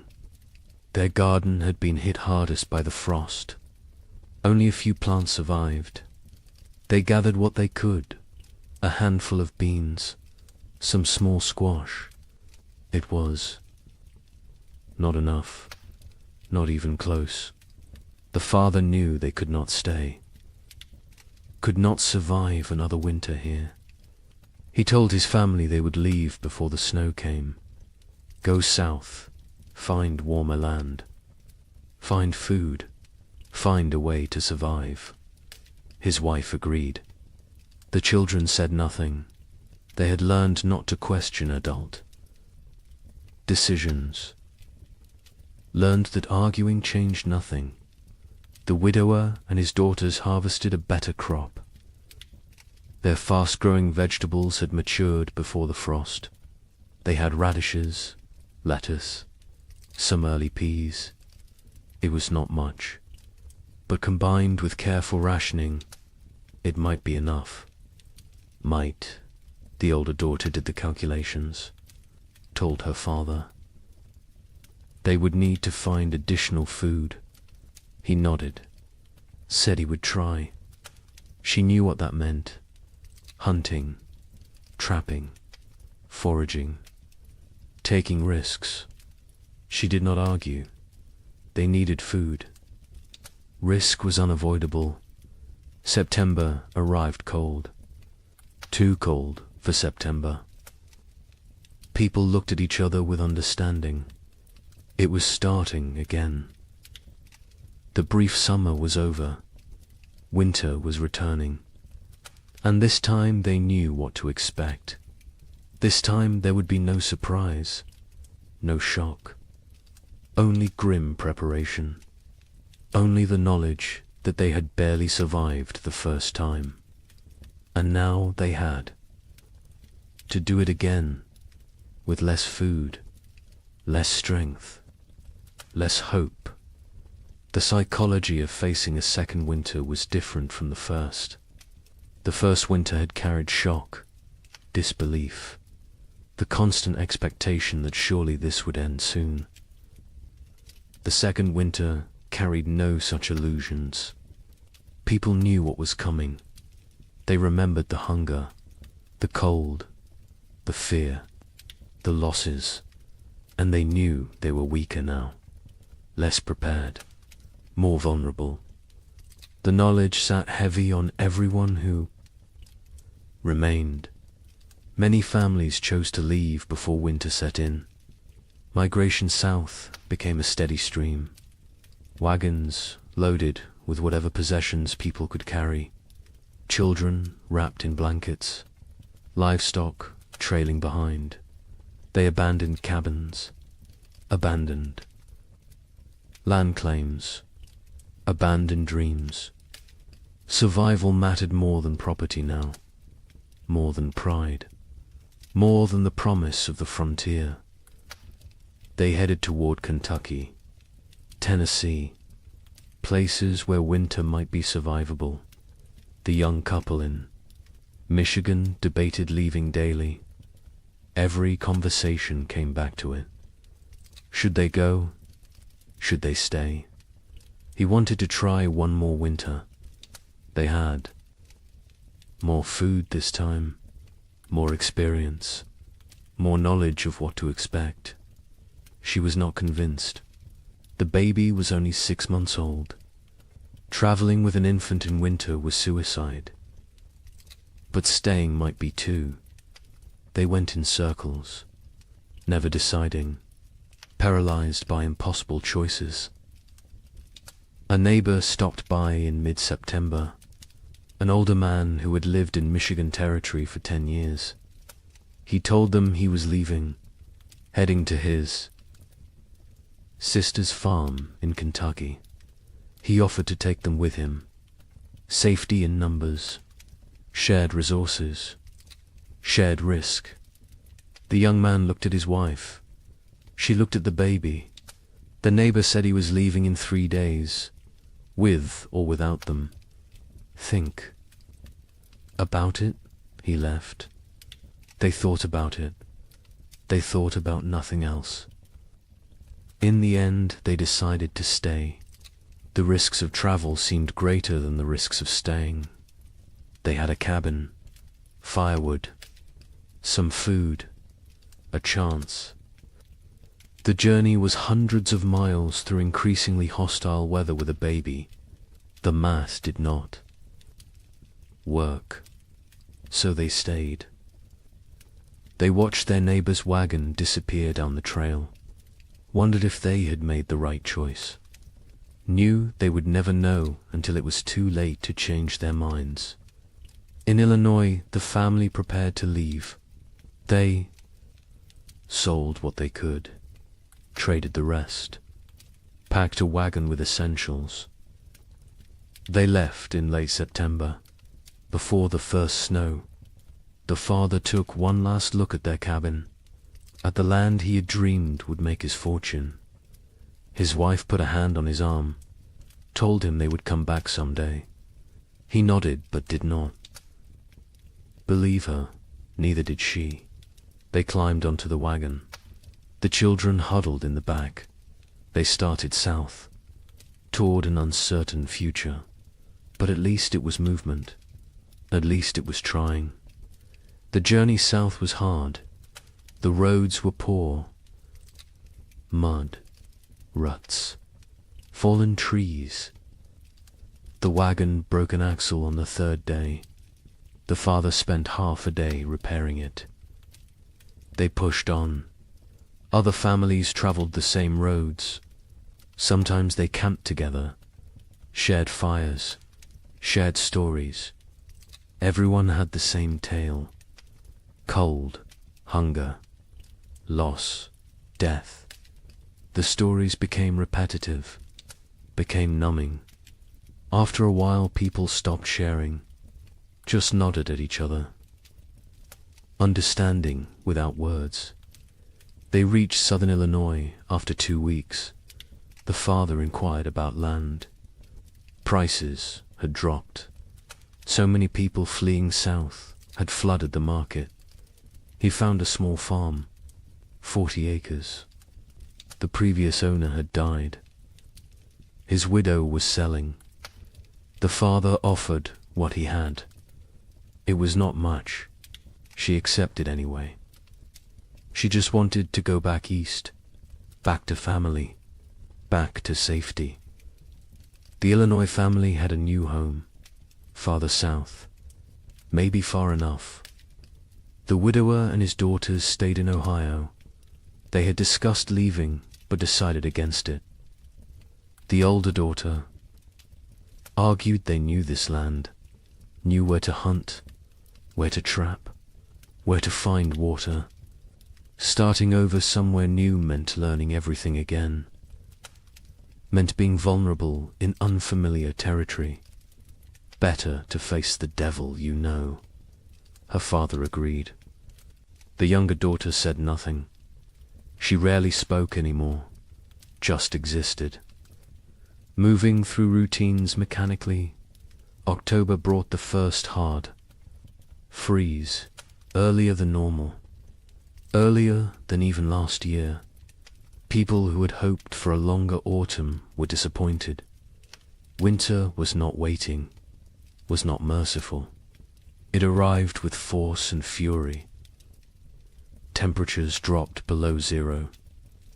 Snow fell heavy and steady. Within 2 weeks, the world was white again, frozen again, dead again. The young couple in Michigan settled into survival mode. They knew the rhythms now, knew how to ration, how to stay warm, how to maintain hope when everything felt hopeless. The man hunted when weather permitted. He had learned to read the cold, to know when going out was risk versus suicide. He caught rabbits occasionally. Small game, it helped. Not enough, but something. The woman focused on the baby, keeping her warm, keeping her fed, keeping her alive. The baby was their reason to continue. Without her, they might have given up, might have laid down and waited for the end, but she needed them, depended on them, so they kept going, kept trying, kept fighting, even when they were exhausted, even when they wanted to quit. They looked at her face and found strength they did not know they had. Communities that had not already dissolved finished dissolving. People stopped visiting, stopped checking on neighbors. The isolation became total. Each family alone in their cabin, alone in their struggle, alone in the dark. The only sounds were wind and cold and occasionally wolves. The wolves had returned, hungry, desperate, like everyone else. They came close to cabins at night, howling, looking for weakness, looking for opportunity. A family 3 miles from the young couple disappeared in November.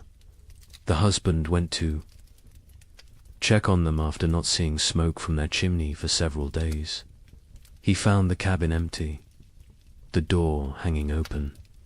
Snow drifted inside. No signs of struggle, no blood, no bodies, just absence. They had left, or something had taken them. Or they had died and been buried or dragged off. He did not know, would never know. He went home, told his wife. They barred their door that night, and every night after, death became common. Expected. A family in Indiana lost their youngest child, a boy of 3. He simply did not wake up one. Mourning, malnutrition, cold, pneumonia. Probably all 3.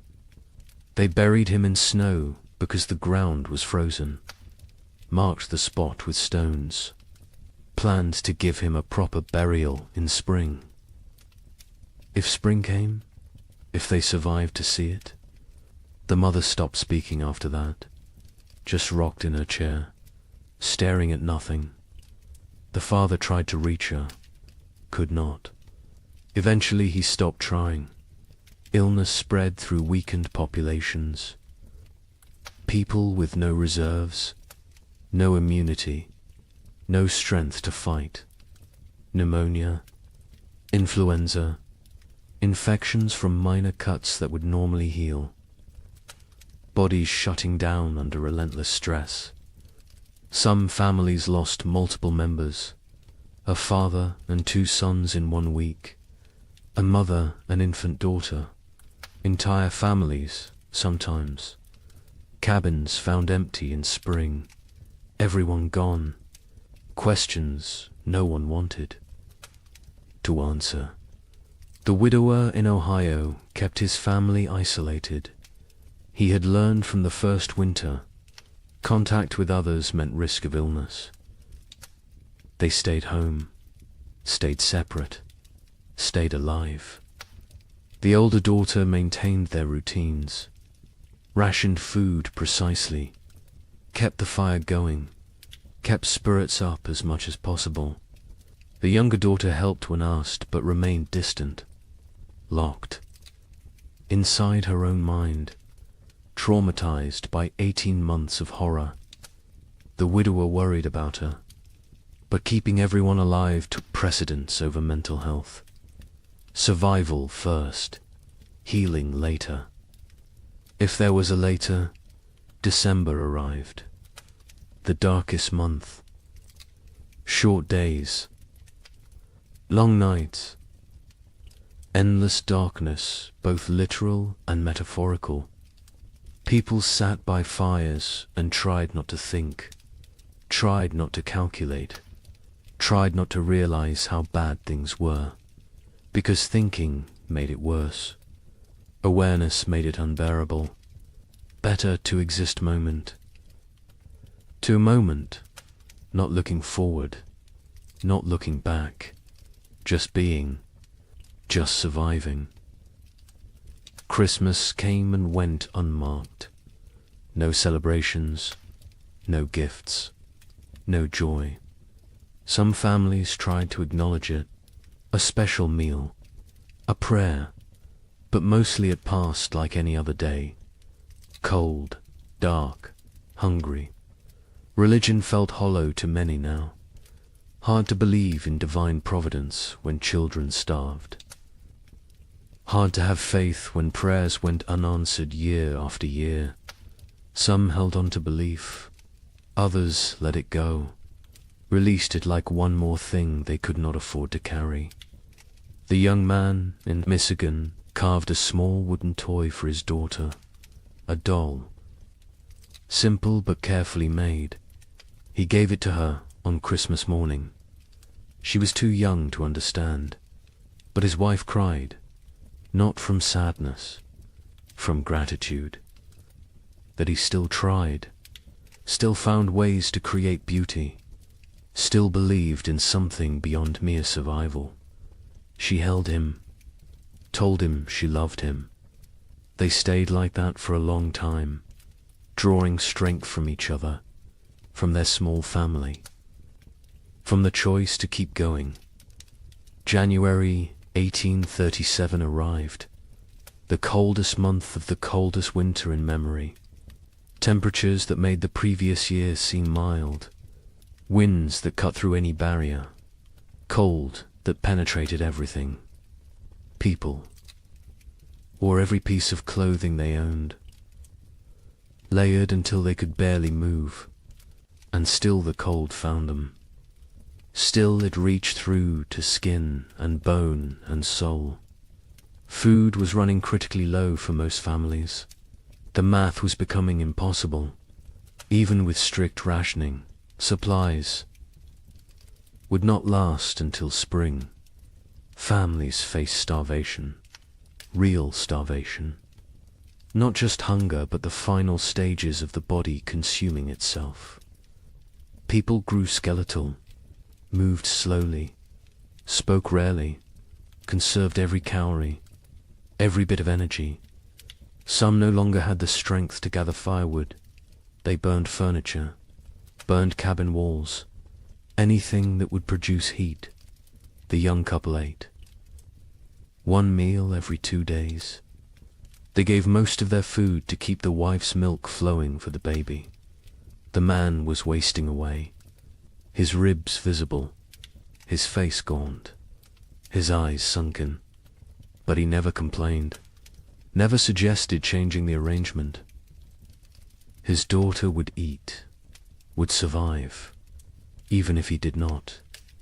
The wife saw what he was doing, begged him to eat more. He refused, said she needed strength for the baby. She did not argue further, because he was right, and because arguing took energy. They did not have. February brought no relief, just more cold, more snow, more death. The widower in Ohio made a final inventory. They had perhaps 3 weeks of food left. After that, nothing. He gathered his daughters, told them the truth. They would need to start hunting more aggressively, taking more risks. It was dangerous, but necessary. The older daughter nodded, said she would help. She had learned to trap, to track, to skin small game, skills her mother never imagined she would need.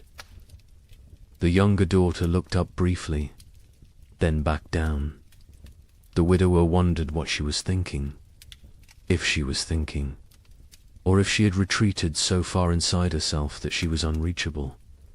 But then something changed. Late February brought a warm spell.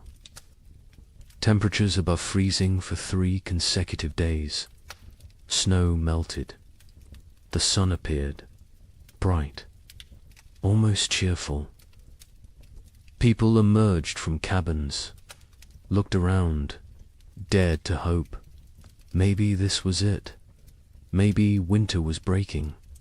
Maybe they had made it through. The warmth lasted a week, then ended abruptly. Temperatures plunged again. Snow returned. But something was different. The cold was less aggressive, less absolute. Spring was not here, but it was coming.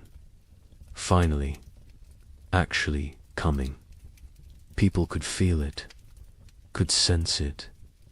The rhythm of seasons reasserting itself. Nature remembering how things were supposed. To work March brought increasing warmth. Real thaw. Ice melting on rivers. Snow receding from fields. Mud appearing.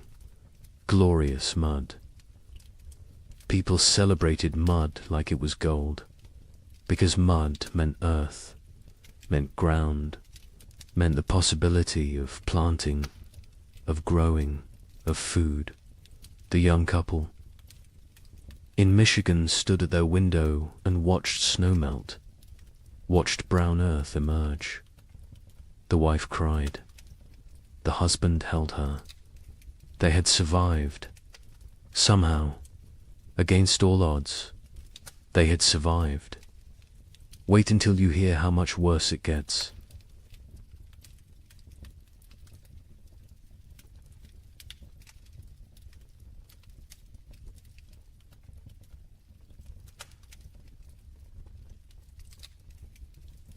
The relief of March 1837 was short-lived. Spring arrived tentatively, weakly, like it was unsure of its own existence. Temperatures rose, but not enough, not consistently. Warm days followed by cold nights. Progress followed by setbacks. Nature could not decide what season it wanted to be. People planted anyway, because what choice did they have? They put seeds in cold ground and prayed. The young couple in Michigan planted their entire plot. Every seed they had saved, every seed they had traded for, everything. It was all or nothing now. They could not hold anything back, could not plan for next year. Next year was too far away, too uncertain. They needed food this year, this growing season, or they would not see another. The man worked the field slowly, his body weakened from months of starvation. His wife helped when she could, the baby strapped to her back, growing, thriving somehow despite everything. In their new home in southern Illinois, the family that had fled hoped for better conditions. Warmer weather, longer growing season, better chances. The father plowed fields, planted corn, beans, squash. The soil was good, better than what they had left behind. But the weather was still wrong, still cold, still unpredictable, he realized. with growing horror that they had not escaped, had only delayed the inevitable. The cold had followed them south, or perhaps it was everywhere. Perhaps there was no escape. The widower in Ohio planted with his daughters. They worked together in silence. The older daughter had become the de facto head of household. She made decisions, organized work, kept them functioning. Her father followed her lead, grateful for her strength. The younger daughter worked mechanically, planting seeds, covering them with soil, watering. Her face remained blank, empty. The widower had accepted that she might never fully return, that the person she had been before the cold was gone, replaced by this hollow version. He mourned her even though she still lived at. April brought frost, killing frost. Not as severe as the previous year, but enough to damage crops, to set back growth, to remind everyone that nature was still hostile, still unpredictable, still deadly. People watched their seedlings blacken and die, watched weeks of work destroyed overnight. Some replanted, others gave up, decided to focus on foraging, on hunting, on finding food rather than growing it. Trust in agriculture had eroded. The contract between farmer and earth felt broken. Communities were shadows of what they had been. So many had left. So many had died. The ones who remained were changed, hardened, suspicious. The social bonds that had held frontier life together were gone, replaced by wariness, by self-interest, by the understanding that in crisis every person was ultimately alone. Neighbors who had once helped each other now avoided contact, feared obligation, feared the weakness that came from caring about others. A woman in Michigan Territory knocked on the young couple's door in late April. She was gaunt, desperate. Her husband had died in February. She had 3 children, no food, no options. She begged for help, anything they could spare. The young man looked at his wife. They had so little themselves, barely enough for their own family. His wife went inside, came back with a small sack of cornmeal, perhaps 2 pounds. It was a significant portion of their stores. The woman wept, thanked them, left. The young man and his wife never discussed it, never questioned the decision, but they both knew what that cornmeal might cost them later. May brought better weather, warmer, more stable. The crops that survived April began to grow, slowly, struggling, but growing. People tended their gardens obsessively, pulled every weed, watered carefully, talked to the plants, begged them to thrive. These gardens represented everything: hope, survival, future. Without them there was nothing, just slow starvation through another winter. And no one could survive another winter like the last 2. The young couple's garden showed promise. The corn was growing, short stalks, but growing. The beans were climbing, the squash spreading. They allowed themselves to hope, to plan, to imagine a harvest that would see them through. The man hunted regularly now. The game had returned. Deer, rabbits, turkey. He was successful more often, building their stores. They smoked meat, preserved it, prepared for the worst while hoping for better. In southern Illinois, the family's crops grew better. The warmer climate helped. Their corn reached knee-high by late May. The father felt vindicated. They had made the right choice to move. His wife was less certain.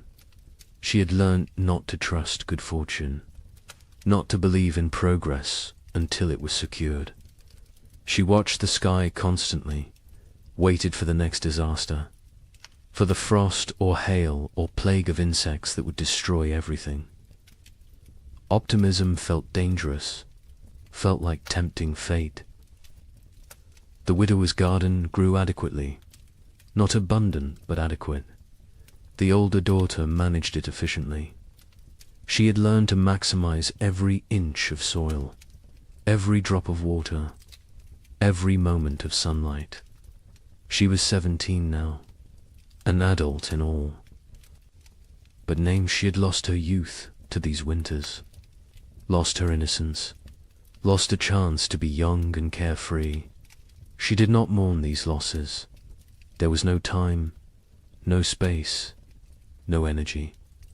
She simply existed in the present, did what needed doing, survived. June arrived warm. Summer finally asserting itself. People shed layers, felt sun on skin, remembered what warmth felt like. Children played outside, really played. Not just huddled for warmth, but ran and laughed, and acted like children. Parents watched them with complicated emotions. Joy at seeing childhood return, sorrow for all the childhood lost, fear that this reprieve was temporary. That winter would return too soon. The young couple's baby took her first steps in June, on grass, in sunshine. Her mother cried, watching her. This tiny person who had known only cold and hunger and fear was walking, growing, living. It felt miraculous. The man picked up his daughter, spun her in the air. She laughed. The sound was pure joy, untainted by the suffering around her. Too young to understand, too young to remember. They both hoped she would never remember these years, never carry the scars they carried. July was hot, genuinely hot. People complained about heat, then laughed at themselves for complaining. Heat was blessing. Heat was life. Heat meant crops growing, meant long days, meant hope. The gardens flourished. Corn grew tall. Beans produced pods. Squash spread across the ground with heavy fruit. For the first time in 2 years, abundance seemed possible. Not guaranteed, but possible. But nature had taught them not to trust. On July 23rd, a hailstorm struck southern Indiana. Hail the size of eggs. It shredded crops, destroyed gardens, killed livestock. Families who had been preparing for harvest lost everything in 20 minutes. The storm passed, left devastation. People walked through destroyed fields in shock, corn beaten into the ground, beans stripped from vines, squash smashed. Months of work, all their hope, gone. The Eloy family was spared. The storm passed north of them, but they heard about it. Heard about families losing everything. The father thanked God. The mother said nothing. She had stopped thanking God, stopped blaming God. God was absent from this struggle. They were alone. They survived or died based on luck and effort. Nothing more, no divine plan, no greater purpose, just random chance and brutal nature. August brought the harvest. For those whose crops survived, it was a time of desperate work, gathering everything before weather could destroy it, before animals could take it, before anything else could go wrong. People worked dawn until dark, harvesting, preserving, storing, building supplies for the winter they knew was coming, because winter always came, and it came early, and it stayed late, and it tried to kill you. The young couple in Michigan harvested a reasonable crop, not abundant, but enough. Combined with the meat the man had preserved in careful rationing, they might have enough, might make it through. The woman calculated and recalculated, added numbers, divided portions, tried to make the math work. Her husband told her they would be fine. She wanted to believe him, but she had learned not to believe in fine. Fine was a luxury. Fine was an assumption they could not afford. The widower and his daughters harvested their garden methodically. The older daughter kept precise records, weight of every potato, count of every ear of corn, number of beans. She created an inventory, made a plan, calculated daily rations for each of them. Her father was impressed, told her so.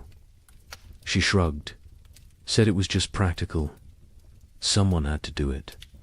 He realized she had become the leader of their family. Somewhere during these terrible years she had taken control.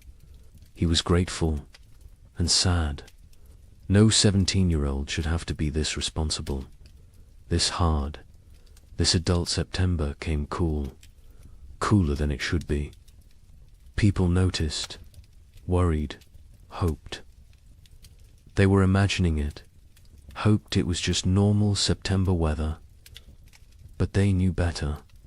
They had learned to read the signs, to feel the wrongness in the air. Winter was coming early again. The second winter in a row. The third overall in this nightmare cycle. And they were tired. So tired. Tired of fighting. Tired of surviving. Tired of being afraid.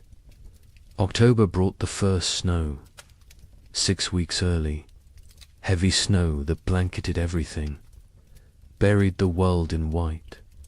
People watched from windows with dead eyes. They had known it was coming, had prepared as best they could, but knowing did not make it easier, did not make it less terrifying. They settled into their cabins, barred the doors, fed the fires, began the long dark wait. The psychology of the second winter was different from the first. The first had carried shock, disbelief, the hope that surely this would end. The second winter carried resignation, acceptance, the knowledge that this might never end, that they might die in this cold, that survival was not guaranteed no matter how hard they tried. This knowledge was heavier than the cold, heavier than the hunger. It pressed down on souls, crushed spirits, made people hollow. The young couple settled into routines. He maintained the fire. She cared for the baby. They rationed food strictly. 1 meal a day. Small portions. They talked less now. Conversation took energy, took hope. They existed side by side, parallel lives barely touching. The baby was their only connection, their only reason. Without her, they might have drifted apart entirely, might have retreated into individual isolation. But she needed both of them, so they stayed together, functioned as a unit, survived. In Illinois, the family that had fled south discovered that southern winter was still winter. Less severe than Michigan, but severe enough. Cold enough. Dangerous enough. The father realized they would need to go farther south next year. Kentucky, maybe. Tennessee. Somewhere winter was mild. Somewhere survival did not require such desperate measures, his wife agreed. The children were weakening. The youngest was sick. A cough that would not go away. A fever that came and went. They needed better conditions. Warmer weather, more food, or they would lose her. The widower and his daughters faced the second winter with grim efficiency. They had learned so much. How to ration perfectly. How to maintain minimal fire. How to trap in winter. How to make everything last. The older daughter ran the household. Her father followed orders. The younger daughter existed. That was all. She ate when told, slept when told, worked when told, but there was nothing behind her eyes. No personality, no emotion, no self. She had retreated so far inside that the widower wondered if she would ever come out. November was brutal. Temperatures far below normal. Winds that never stopped. Snow that fell constantly. People burned through firewood faster than anticipated. Started burning furniture again. Cabin walls. Anything wooden. Anything that would burn. Heat was more important than shelter at a certain point. Better to freeze in an open cabin than freeze in a closed one. At least an open one gave you a chance to see death coming. Food became critical. Families ran low faster than expected. The cold required more calories. The body burned fuel trying to stay warm. People ate more, depleted stores more quickly. By mid-November, some families were already rationing desperately, making soup with water and a single potato, boiling bones multiple times to extract every bit of nutrition, eating things that would normally be considered inedible, tree bark, leather, anything that might contain some caloric value. A family 4 miles from the young couple knocked on their door in late November. A father with 2 sons. Their wife and mother had died in October. Pneumonia. They had no food left. Nothing. They were starving. The father asked for help. His sons stood behind him, thin, shaking, eyes too large in gaunt faces. The young man looked at his wife. She looked at the baby. They had enough food for themselves. Barely, not enough to share. The young man told them he was sorry. He had nothing to give. The father nodded. Said he understood. They left. The young couple never saw them again. Never learned what happened to them. Preferred not to know. December brought darkness. Literal and metaphorical. The days were so short, the nights so long. People sat in dark. Cabins, conserving candles, conserving lamp oil, conserving everything. The darkness was oppressive, heavy. It made time feel strange, distorted. Days blended together. You woke, ate a small amount. Sat, slept, woke again. Was it day? Was it night? Did it matter? Time lost meaning when every moment was the same. Cold, dark, hungry, afraid. The young couple's baby got sick in early December. A fever. She cried constantly. Would not nurse. The mother held her day and night. Tried everything. Cold cloths. Warm cloths. Arb's prayer. The fever broke after 3 days. The baby survived, but the mother did not recover emotionally. She stopped sleeping. Watched the baby constantly. convinced that if she looked away, her daughter would die. The man tried to comfort her, told her the baby was fine. She would not listen, could not listen. Fear had taken hold. Rational thought had fled. Christmas came. No celebration, no acknowledgement. It was just another day. Cold, dark, hungry, the young. Man had carved another toy for his daughter. A small horse. He gave it to her on Christmas morning. She grabbed it, put it in her mouth. Too young to play properly, too young to understand. His wife smiled weakly, told him it was beautiful, then went back to staring at the baby. The man sat by the fire, wondered how much longer they could do this, wondered if survival was worth the cost, then felt guilty for wondering. The Illinois family's youngest child died on December 30th. The cough had gotten worse. The fever never broke. She was 6 years old. They wrapped her in a blanket, laid her in the snow, marked the spot. The mother did not cry. She had no tears left. The father built a small cross. The other children stood silently. They had learned not to show emotion. Emotion was weakness. Weakness was dangerous. The family went back inside. Life continued, because what else could they do? Stop living because one of them had died. Everyone was dying, slowly, quickly, inevitably. January 1837 was the coldest month in living memory.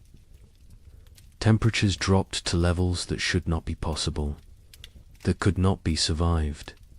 People huddled by fires, wore every piece of clothing, burned everything that could burn. And still the cold found them, reached through walls, through clothes, through skin, into bones, into souls. Cold that felt sentient, malevolent, actively trying to kill. The widower in Ohio burned his bed in January, then the girl's bed. They slept on the floor near the fire, all three together, sharing body heat, sharing blankets. The older daughter protested burning the beds, said they would need them later. Her father said later did not matter if they froze tonight. She understood, helped him break up the bed frames, fed them to the fire, watched the wood burn, wondered what they would burn next, what they would sacrifice tomorrow. People stopped moving unless necessary. Movement required calories, burned energy. Energy was precious, could not be wasted. Families sat still for hours, days, only moving to tend fire, to prepare food, to use the chamber pot. Everything else was eliminated.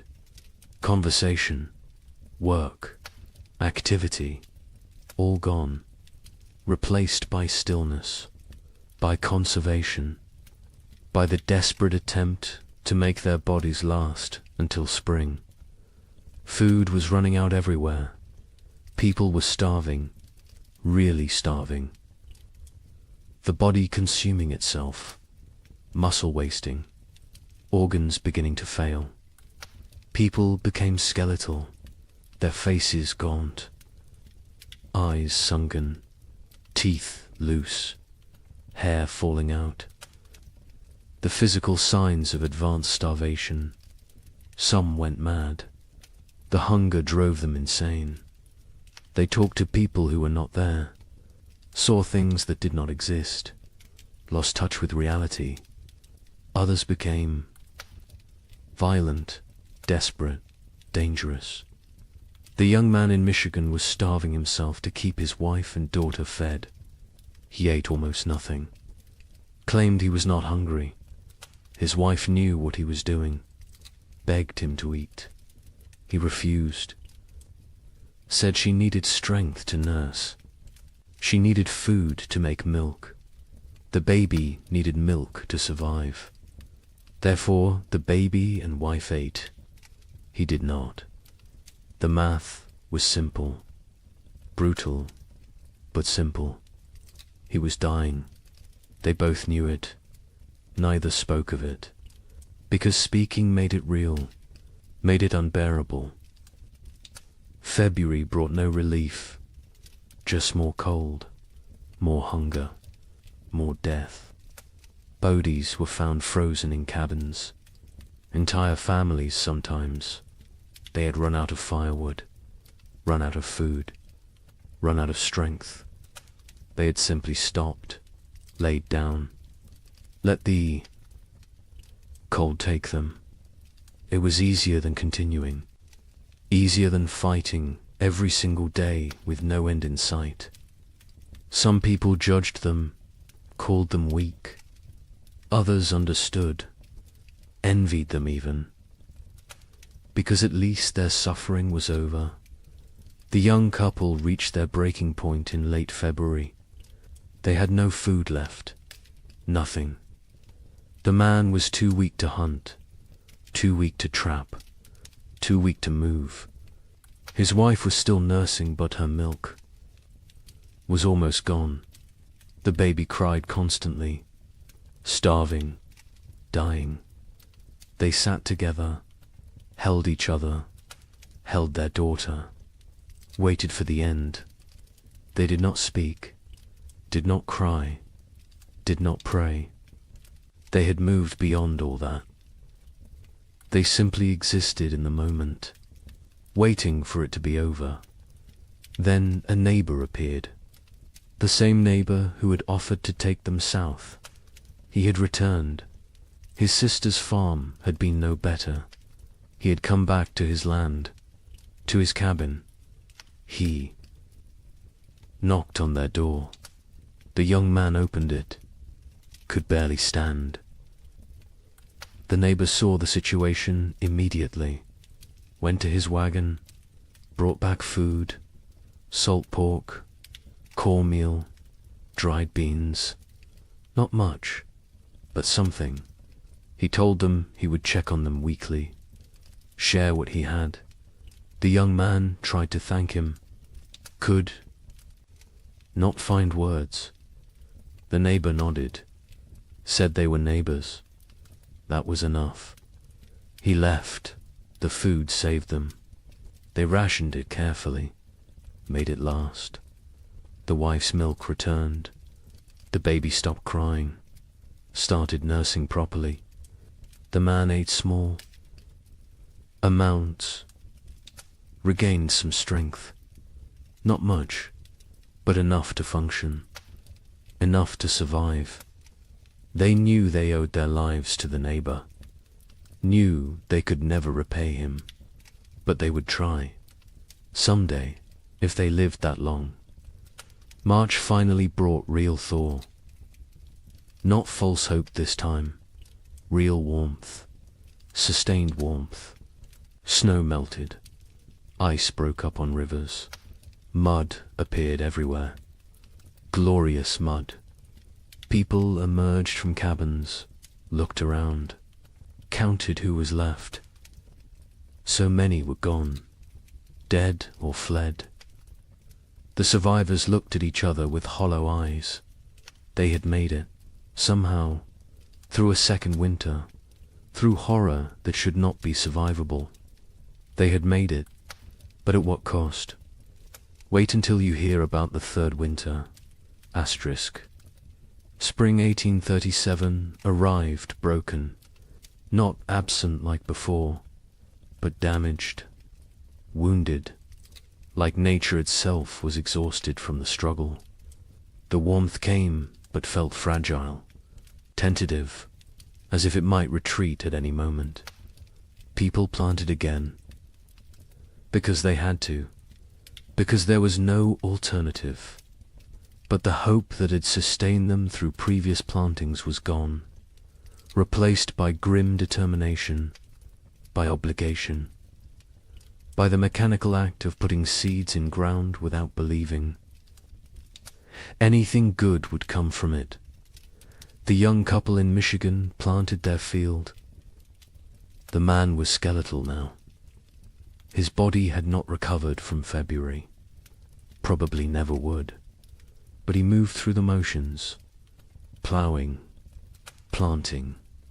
His wife helped, the baby on her back, growing despite everything, thriving in ways that defied logic. Children were resilient, more resilient than adults. She embodied hope even when her parents had none. They worked for her, survived for her, continued for her. The neighbor who had saved them helped with planting. He had lost his own family in the first winter. Wife and 2 daughters. He never spoke of them, never explained what happened, but the grief lived in his eyes, in his movements, in the way he threw himself into work. Helping others was how he survived, how he found meaning. The young couple became his purpose, his reason to continue. He checked on them weekly, shared food when he had extra, fixed things around their cabin, asked for nothing in return. In Illinois, the family that had lost their youngest daughter planted in silence. The mother moved mechanically, planting, watering, weeding, but her spirit was elsewhere, with her dead child, with the life they should have had. The father tried to engage her. She responded in single words. Yes, no, maybe. Their remaining children watched their parents fracture, watched the marriage dissolve under the weight of grief. The oldest boy, now 9, took on more responsibility, helped his father, tried to shield his younger siblings, became an adult too soon. Like everyone else, the widower in Ohio planted, with his older daughter, just the 2 of them. The younger daughter had stopped functioning entirely. She sat in the cabin, stared at walls, did not speak, did not respond, had retreated so far inside herself that she was unreachable. They had tried everything, talking to her, holding her, leaving her alone. Nothing worked. She was alive but not living, present but absent. The older daughter cried about it sometimes, late at night, when she thought no one could hear. Her father heard, said nothing, because what could he say? They were all broken. Some breaks just showed more than others. April brought adequate weather. Not warm, not cold, just neutral. The crops grew slowly, struggling. The soil was depleted after years of abnormal cold. Nutrients locked away. The plants were pale, weak, but growing. People tended them obsessively, talked to them, prayed over them, begged them to thrive. These gardens represented final chances, last hopes. If the crops failed this year, there would be no next year, no more attempts. This was it. May arrived cooler than normal, not catastrophically cold, but not warm either. The growing season was compromised again, shortened. Plants that needed 100 days to mature might only get 80, maybe less. People did what they could, fertilized with anything available. Manure, ash, compost, watered constantly. Protected seedlings from cold nights, fought for every plant, every stalk, every leaf. Communities barely existed now. The population had dropped so dramatically, that calling them communities felt generous.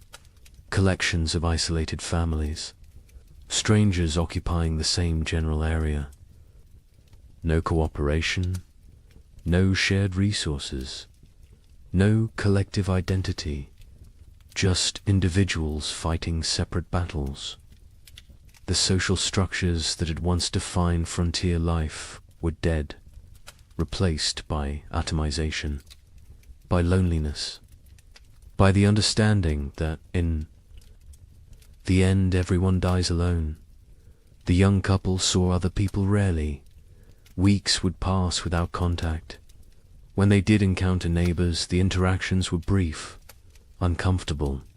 No one wanted to share information about food stores, about successes or failures, about anything that might reveal vulnerability. Trust was gone. Community was gone. Only wariness remained. Eyes that assessed whether you were threat or opportunity. Calculations about whether helping you would benefit them. Nothing was given freely anymore. Everything had price. June brought better weather. Finally, real warmth. Sustained warmth. The crops responded. Grew with vigor they had lacked before. Corn shot up. Beans produced. Squash spread. For the first time in 3 years, gardens looked healthy, looked productive, looked like they might actually yield harvests. People allowed themselves to feel something close to hope, not real hope. That was too dangerous, but cautious optimism. The possibility that maybe, possibly, they might have enough food. The young man hunted successfully in June. Deer were abundant again. The population had recovered, or perhaps the human hunters had diminished enough that game was plentiful. He killed 2 deer in 3 weeks. They smoked the meat, stored it, carefully added it to their supplies. The wife calculated, recalculated. If the garden produced even half of what it promised, combined with the smoked meat, careful rationing, they would make it. Would survive another winter. The math finally worked. But the wife had learnt not to trust good fortune. She waited for disaster, for the frost, the hail, the blight. Something would go wrong. Something always went wrong. She checked the garden multiple times daily, examined every plant, looked for signs of disease, of insect damage, of anything that might threaten their harvest. Her husband told her to relax. She could not. Relaxing felt like inviting catastrophe. Vigilance was all. That kept them safe. She believed that. Needed to believe that. Because if vigilance did not matter, then nothing they did mattered. And that was too terrifying to accept. July was hot, scorching, the kind of heat that in normal times would be complained about. But these were not normal times. Heat meant growth, meant long days, meant crops maturing. People celebrated heat, worked in it without complaint. Sweat was blessing. Discomfort was price of survival. They paid it gladly. The gardens flourished. Corn grew tall, over 6 feet. Tassels appeared. Ears formed. Beans hung heavy on vines. Squash fruit swelled. It looked like abundance, like salvation. The Illinois family's garden exceeded expectations. They would have enough, more than enough. The father felt vindicated again. They had survived, had made the right choices, had protected their family. His wife said nothing. She had learned that survival was temporary, that next year would bring new challenges, new threats, new opportunities for loss. The dead daughter haunted her, would always haunt her. Success. Today did not erase yesterday's failures, did not bring back what was lost. The widower and his older daughter harvested the first. Vegetables in late July, radishes, lettuce, early peas. They ate fresh food for the first time in months. The taste was overwhelming, sharp, vibrant, alive. The older daughter cried while eating. Her father pretended not to notice. They offered food to the younger daughter. She took it, chewed mechanically, swallowed. No change in expression, no recognition of the gift they were giving her. She was gone.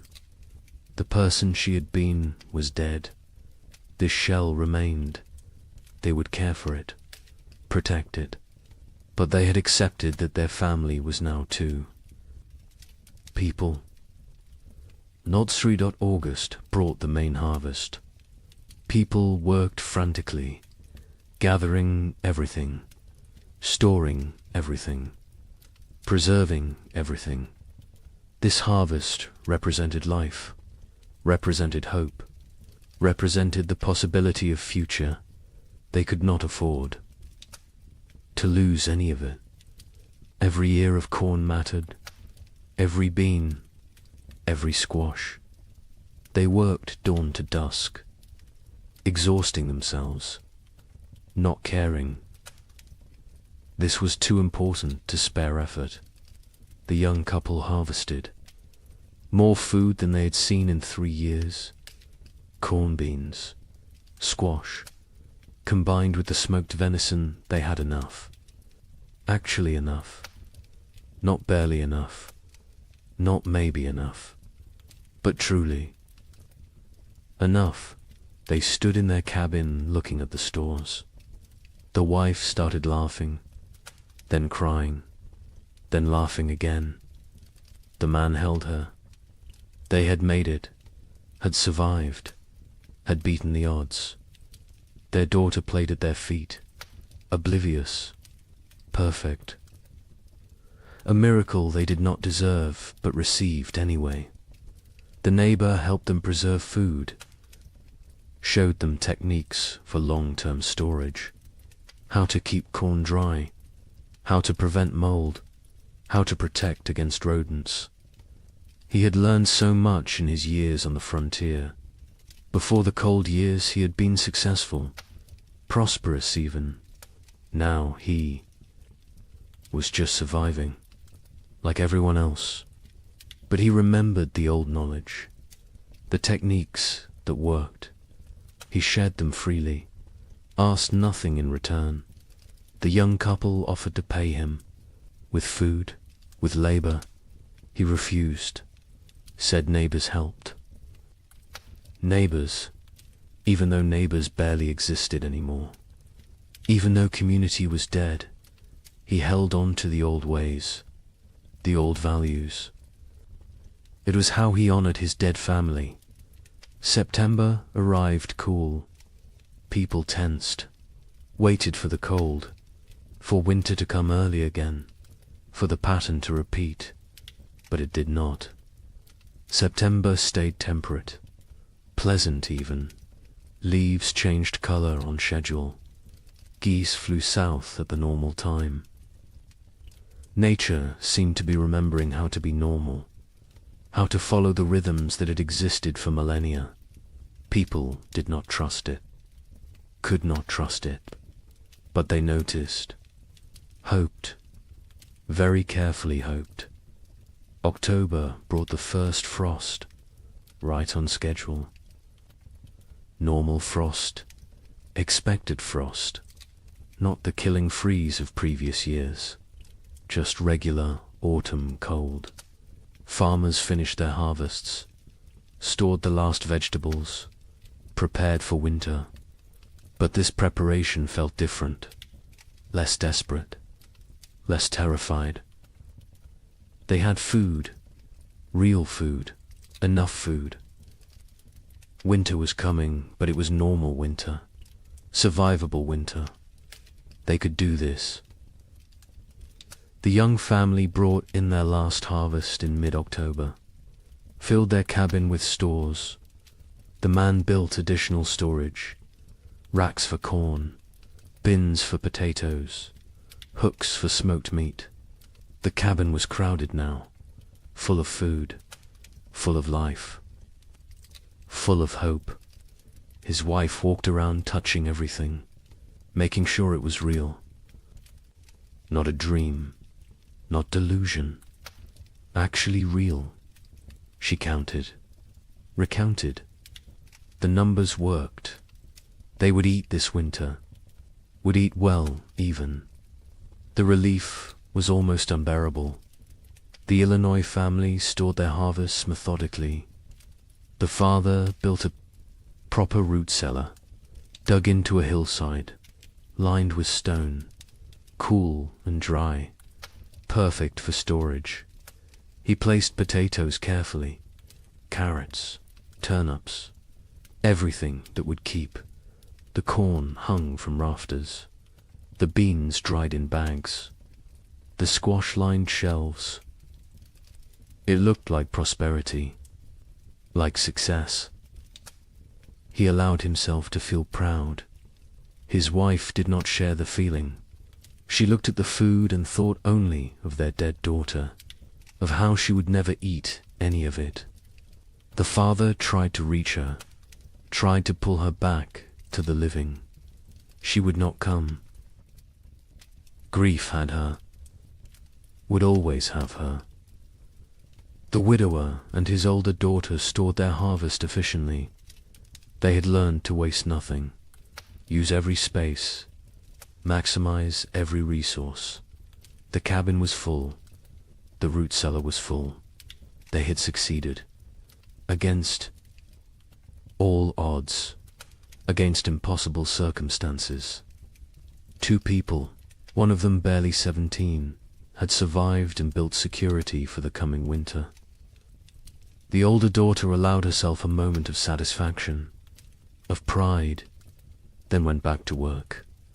There was always more work, always more preparation, always more to do. November arrived cold, but not catastrophically so. Normal cold, expected cold. The kind that could be managed with sufficient firewood and food. People settled into winter routines. But these routines were different from previous years. There was enough food, enough fuel, enough security. Meals were adequate, not abundant, but adequate. No one was starving. Felt surreal, like they had forgotten what normal winter felt like, how survivable it was supposed to be. The young couple's cabin was warm. The man had cut plenty of firewood, more than enough. They burned it generously, keeping the space actually warm, not just barely above freezing, actually comfortable. They ate 2 meals a day, sometimes 3. The baby was thriving, walking now, talking, saying simple words. Mama, Dada, more. She was growing into a person, a personality, happy, curious, untroubled. She remembered nothing of the previous winters, was too young. It was blessing. The parents were grateful. Grateful she would not carry the scars they carried. Christmas came. The young couple celebrated. The man carved more toys for his daughter. A whole set now. Horse, dull, simple blocks. The wife cooked a special meal, used extra supplies, made bread, made stew with vegetables. It felt extravagant, wasteful even. But they did it anyway, because they could, because they had survived, because they deserved one day of abundance, one day of joy. The neighbor joined them. They ate together, talked, laughed even. It felt foreign, strange, but good. So good, though. Illinois' family marked Christmas quietly. The father suggested they celebrate, make a special meal. The mother refused, said she could not celebrate when her daughter was dead. The father did not push, let it go. The children received no gifts, no special food, no acknowledgement, just another day. They did not complain, did not expect anything different. Childhood joy had died years ago. They were little adults now, serious, pragmatic, damaged. The widower and his older daughter observed Christmas with quiet reflection. They made a slightly larger meal, said prayers, remembered the wife and mother who was gone, remembered the sister and daughter who was gone in a different way. The younger daughter sat with them, ate when prompted, otherwise unresponsive.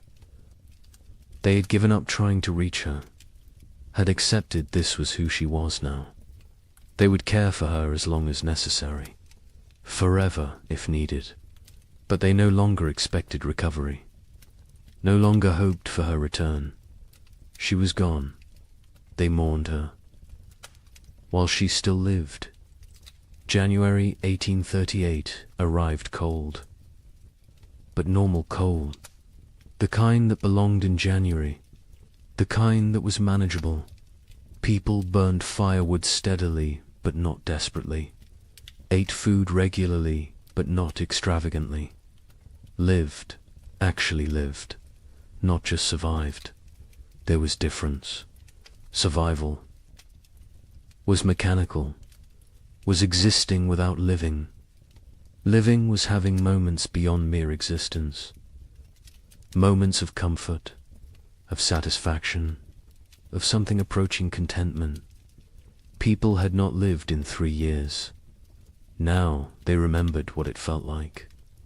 The young man sat by the fire one January evening, his wife beside him, their daughter asleep.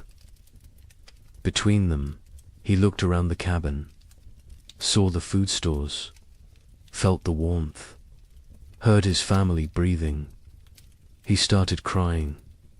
Quietly, his wife took his hand, asked what was wrong. He said nothing was wrong. Everything was right. For the first time in 3 years, everything was actually right. They were warm, fed, together, alive. It felt like miracle, like grace, like something they had not earned, but received anyway. February brought storms, heavy snow, strong winds, but the cabin was warm. The food was adequate. The family was safe. The storms raged outside. Inside there was peace. The baby played with her toys. The mother sewed.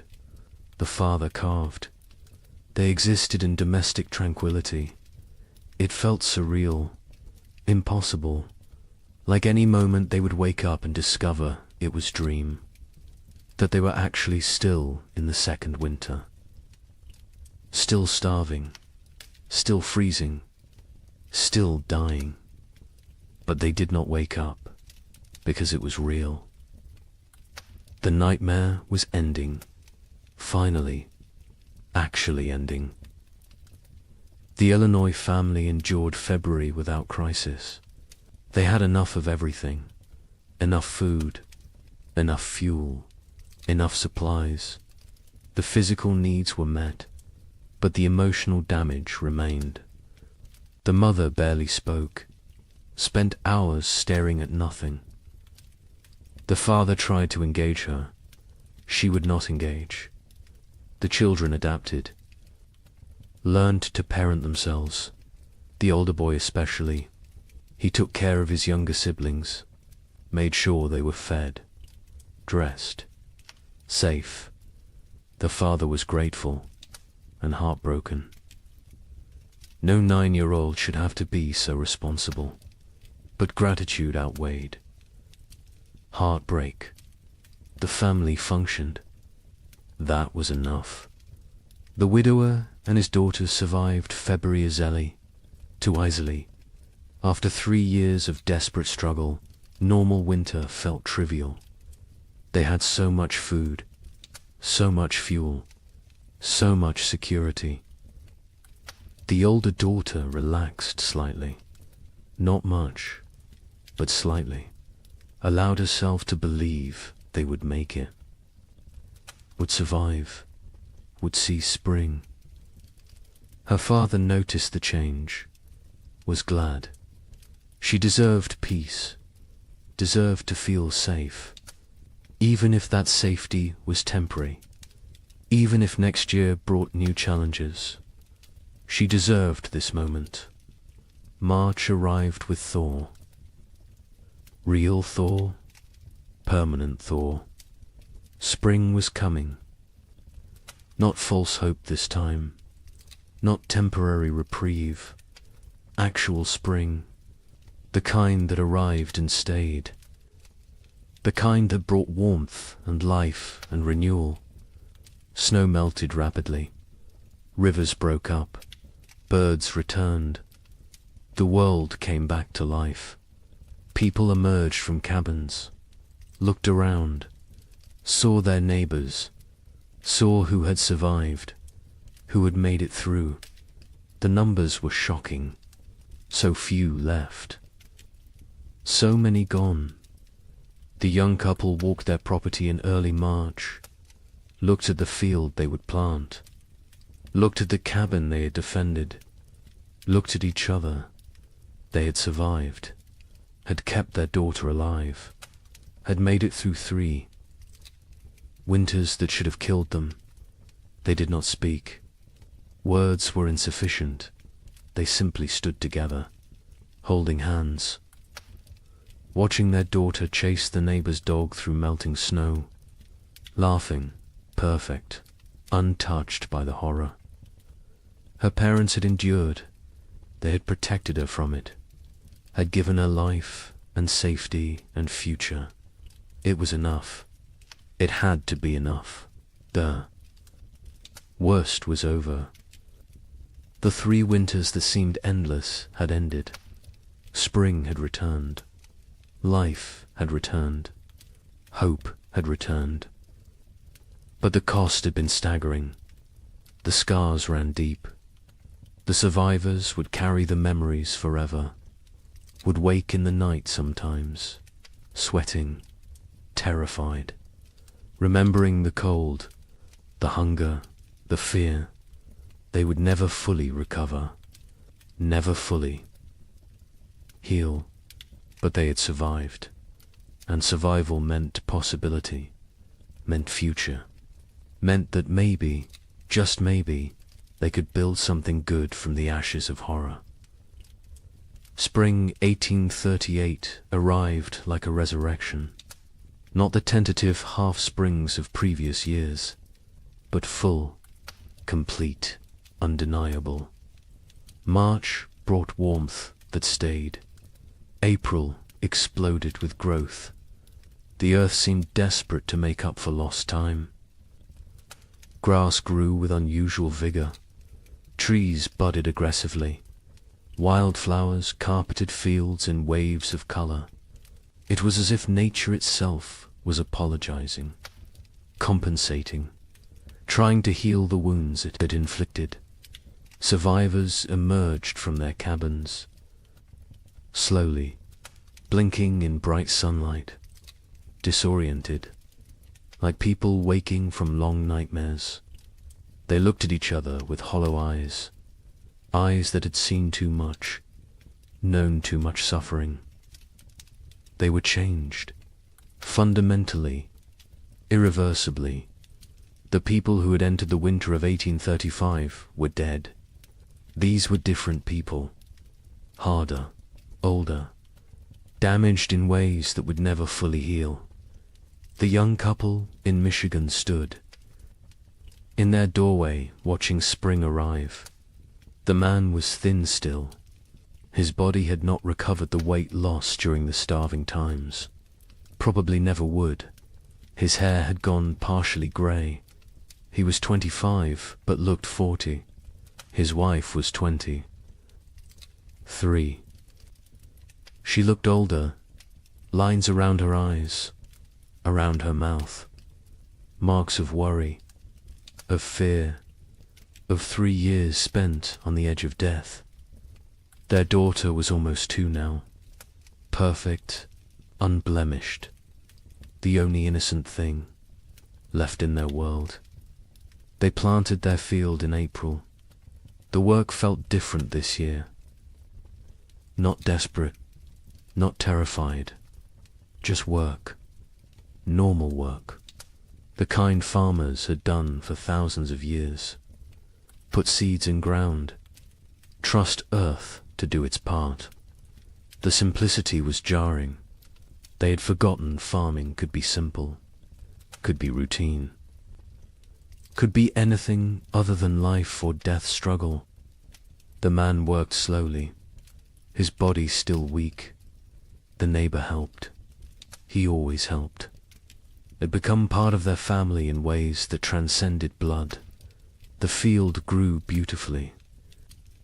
The corn shut up, strong, healthy, dark green, the kind of growth they had not seen in years. The beans climbed vigorously. The squash spread rapidly. It looked like abundance, like prosperity, like the future they had imagined when they first claimed this land, before the cold, before the suffering, before they learned how fragile everything was. The wife watched the garden grow and felt nothing. No joy, no satisfaction, no relief. The capacity for positive emotion had been burned out of her. She was functional, capable, but hollow, empty of everything except mechanical competence. In Illinois, the family that had lost their daughter tried to rebuild.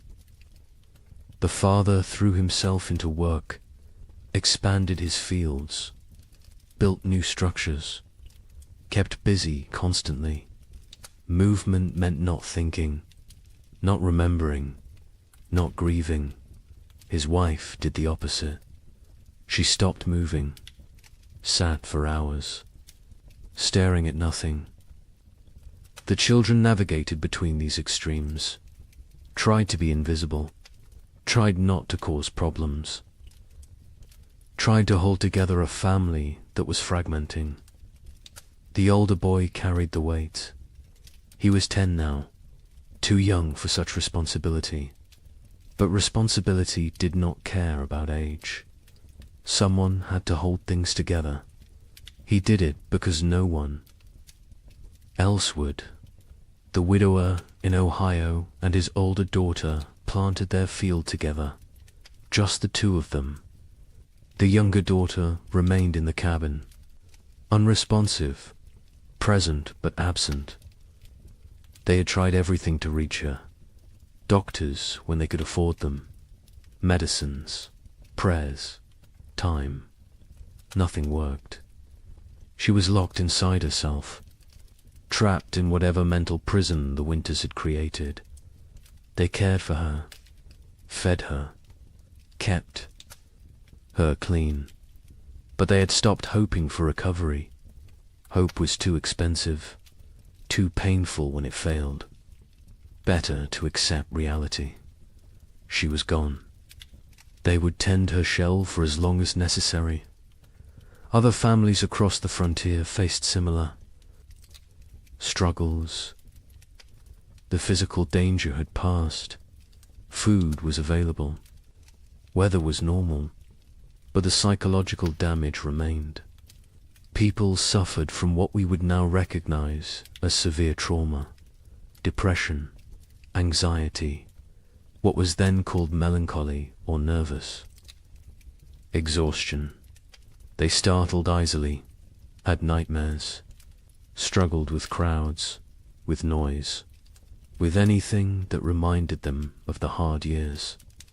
Many never fully recovered, carried the scars until death. Communities began to reform, slowly, hesitantly. People who had isolated for survival started reaching out again, started talking to neighbors, started attending church, started rebuilding the social structures that had dissolved. But it was different now. The easy trust was gone. The assumption of mutual aid was gone. People helped each other, but warily, with limits, with boundaries. The innocence of early frontier community had died, been replaced by something more cautious, more cynical, more realistic.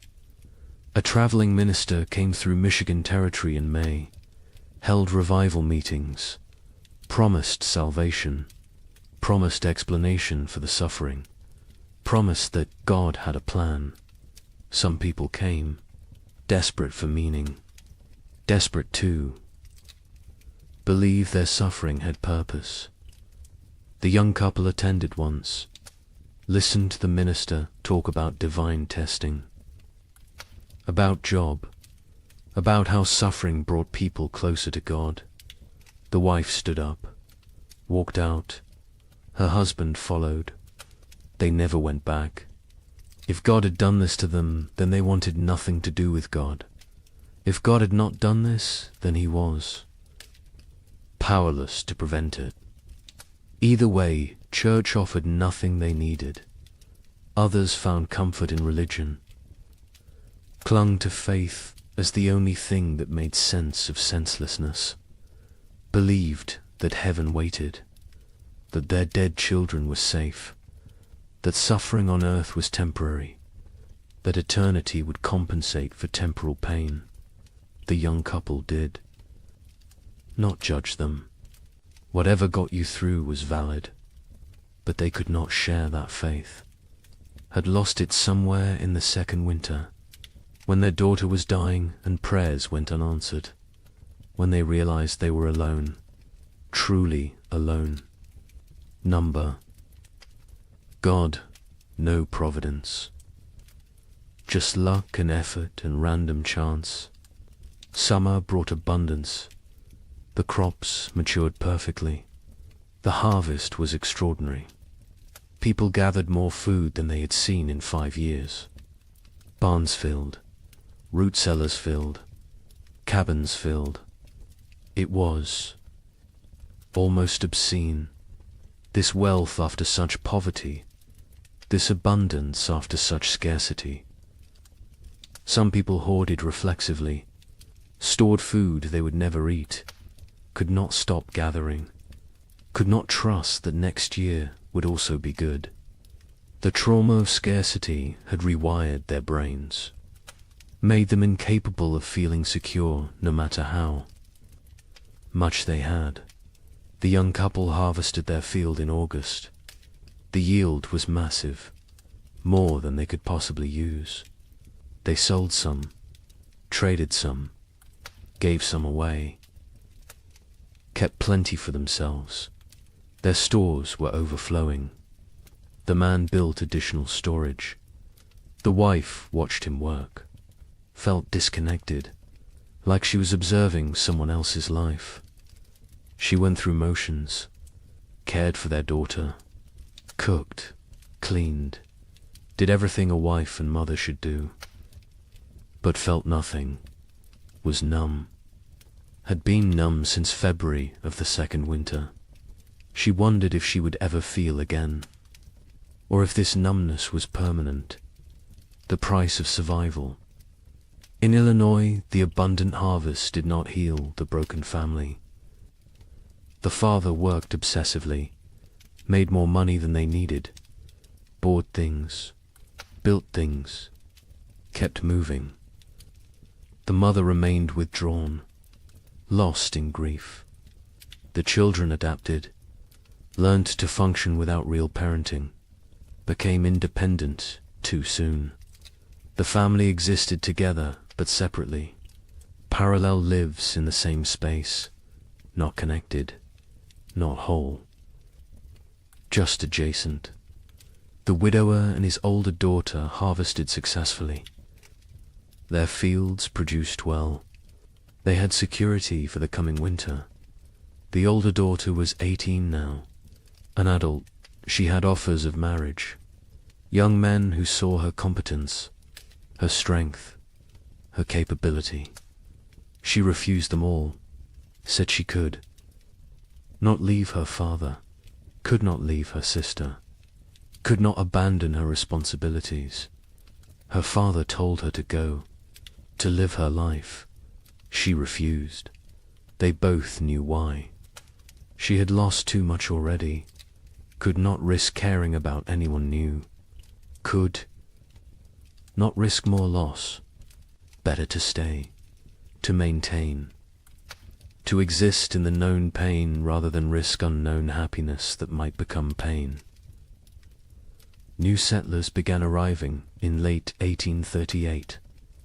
People from the east who had heard land was cheap, who did not know what had happened, who saw opportunity in the depleted population. The survivors looked at them with mixed feelings, part resentment. These newcomers had not suffered, had not earned their place, part relief. New people meant community could rebuild, meant the frontier would not die completely. Part pitied, because the newcomers were so innocent, so hopeful, so unaware of how quickly everything could collapse. A young family moved in near the young couple in September, fresh from Pennsylvania, full of dreams.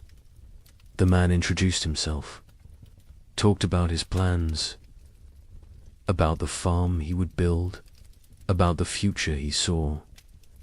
The young couple listened politely, said nothing about the previous years. What could they say? How could they explain? The newcomers would learn, or they would not. Either way, it was not the survivors' responsibility to shatter their illusions, let them have their hope, while it lasted. The physical scars were obvious. People were thinner, weaker. Many had lost teeth from malnutrition, had hair that had gone white or fallen out, had skin that showed the effects of vitamin deficiency, scurvy, rickets. Conditions that should have been rare were common. Some people recovered physically. Others carried permanent damage, weakened hearts, damaged lungs, bodies that had been pushed beyond sustainable limits and never fully healed. But the psychological scars went deeper. The young wife woke screaming. Sometimes nightmares of her daughter dying, of snow falling in July, of cold that would not end. Her husband held her, said nothing, because what could he say? He had his own nightmares, his own fears. They did not discuss them, did not process them, just carried them, separately, together. The weight never lessened, only became familiar, became part of who they were now. The Illinois mother never recovered. She existed but did not live, went through motions but found no joy, no peace, no release from grief. Her family tried to reach her. She was unreachable. Eventually, they stopped trying, accepted that she was gone even though her body remained. The father took over her duties, cooked, cleaned, cared for the children, worked the farm, did everything. She sat, stared, existed. It was slow death. Everyone knew it. No one could stop it. She would live another decade, empty, broken, a ghost. In her own life, Some survivors found ways forward, created new lives from the ruins of the old. The widower eventually remarried, a widow from the next county. She had lost her husband and son in the first winter. They married not from love, but from practicality, from loneliness, from the need to not be alone. It was not romantic, but it worked. They built a life together, quiet, stable, functional. His older daughter never married, stayed home, cared for her sister, became essential to the household, found purpose in duty, in responsibility, in maintaining. She never seemed unhappy, but she never seemed happy either. Just existed in the middle, neither satisfied nor dissatisfied. Just present, the young couple stayed together, raised their daughter, had 2 more children in the years after, built a successful farm. From the outside they looked normal, prosperous even, but between them was distance, a gulf created by 3 years of shared trauma that they could never fully bridge. They cared for each other, were faithful, were good parents. But the passionate young couple who had claimed the land in 1835 was gone, replaced by 2 damaged people doing their best. It was enough, had to be enough. They did not expect happiness, did not seek joy, just sought stability, safety, security, found those things, made a life from them. By 1840, the population had stabilized. Some areas had recovered partially, others remained sparsely populated. The demographic impact was significant. Thousands had died. Thousands more had fled. The westward expansion had been set back years. Territories that should have achieved statehood remained territories. The ambitious growth projections of the early 1830s were abandoned. Reality had intruded, shown the limits of human ambition, of manifest destiny, of the belief that the frontier was there for the taking. Nature had reminded everyone who was really in control. The survivors aged rapidly. The young man in Michigan was 30 in 1840, looked 50. His body was worn out from the hard years. He would die at 45. Heart failure. His body simply gave out. Used up. Exhausted. His wife outlived him by 20 years. Raised their 3 children. Alone. Never remarried. Never spoke of the hard years. Her children knew something had happened. Could see it in her eyes. In her reactions to cold, to hunger, to waste. But she never explained, never wanted them to know, wanted them innocent, untouched, protected from the knowledge of how bad things could get. The records from this period are sparse. Many families did not keep records, could not read or write, or chose not to document what had happened. The census of 1840 shows dramatic population decline in the affected territories. But the numbers tell only part of the story, cannot capture the psychological damage, the broken families, the lost potential, the dreams that died, the innocence that was shattered. Those losses are not recorded, not documented, not preserved.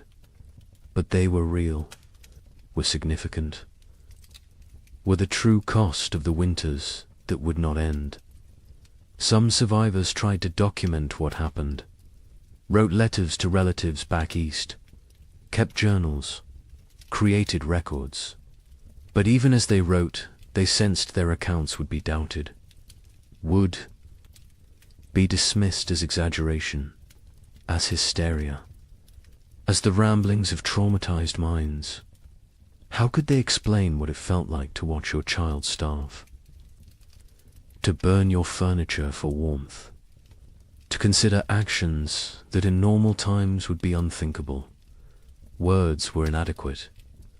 Experience was untranslatable. They wrote anyway, because someone needed to remember, someone needed to bear witness, even if no one believed them. The young man in Michigan wrote to his brother in Ohio in 1840, described what they had endured. His brother wrote back, said surely it had not been that bad, said the human mind exaggerated traumatic memories. The young man never wrote to him again, did not have energy to convince anyone, to defend his experience, to prove his suffering. He knew what had happened. His wife knew. Their neighbor knew. That was enough. The rest of the world could believe what it wanted, and mostly, the world chose not to believe, chose to minimize, chose to forget. Because the story of the three winters did not fit the narrative America wanted to tell itself. The narrative of progress, of conquest, of manifest destiny, of inevitable triumph. The winters suggested that nature was more powerful than human. Will, that civilization was fragile, that confidence was dangerous. These were not popular messages, not messages the growing nation wanted to hear. So they were ignored, dismissed, forgotten, buried under more palatable stories of frontier heroism, of triumph over adversity, of the inevitable march of progress. But the survivors remembered, carried the memories until death. Some passed stories to their children. Most did not. Most wanted to protect the next generation, wanted them unburdened. The children sensed something anyway, saw the scars, the fears, the behaviors that made no sense unless you knew what came before. They asked questions, got vague answers, eventually stopped asking. The silence grew. The stories faded. The memories died with those who carried them. Wait until you hear how thoroughly this was erased. The forgetting began almost immediately, even while survivors still lived, even while the scars were fresh. The erasure was not accidental, was not natural memory decay. It was deliberate, systematic, orchestrated by people who had very good reasons to want these winters forgotten. People with money, with power, with futures that depended on frontier land continuing to seem attractive, continuing to seem profitable, continuing to draw settlers and investment. Land speculators had the most to lose. They had purchased millions of acres across the affected territories, paid pennies per acre, expected to sell for dollars. Their entire business model depended on continued westward migration, on families believing the frontier offered opportunity, prosperity, future. Stories of 3 consecutive winters of mass death were bad for business, very bad. So the speculators acted, quickly, decisively, with coordinated purpose. Eastern newspapers began refusing letters from survivors. Editors received instructions, guidance, sometimes bribes. Do not publish accounts from the territories. Do not run stories about crop failures, about deaths, about settlements failing. Focus on success. Stories on prosperity, on opportunity. A newspaper in Philadelphia received a letter in 1839 from a Michigan survivor. Detailed account of the 3 winters, the suffering, the deaths, the horror. The editor filed it away, never published it. Years later asked why. He explained simply, no one wanted to read depressing stories. People wanted hope, wanted optimism, wanted to believe in American progress. His job was to give them what they wanted. Territorial governments actively suppressed information. Official reports downplayed casualty numbers, listed families who had disappeared as relocated rather than dead or missing. Death certificates were not issued for people who died isolated on homesteads. If no one reported the death officially, then officially it did not happen. Population records were adjusted, made to show growth rather than decline. The manipulation was not subtle, but it was effective. Future historians looking at official records would see steady population growth, would see successful territorial expansion, would see nothing that suggested catastrophe. Land companies published promotional materials in 1839 and 1840, glossy brochures, detailed descriptions of fertile soil, mild climate, abundant opportunity. They made no mention of the previous years, no acknowledgement of hardship, no warning of risks. New settlers arrived with these brochures, with these promises, found a very different reality. By then, the land companies had their money. The deception had served its purpose. The newcomers were stuck, had to make the best of it, or abandon their investment and flee. Most stayed, tried to succeed. Never knew they had been deliberately misled. A land office clerk in Michigan Territory received orders in 1839. Adjust the records. Families who had disappeared needed to be listed as relocated to other territories. Deaths needed to be minimized. The numbers needed to show growth, success, progress. He complied. His job depended on it. His family depended on it. He made the changes, falsified documents, erased people from existence. Years later, guilt-ridden, he confessed to his wife, told her what he had done. She told him he had no choice. Everyone had to survive somehow. He accepted this, but the guilt never left.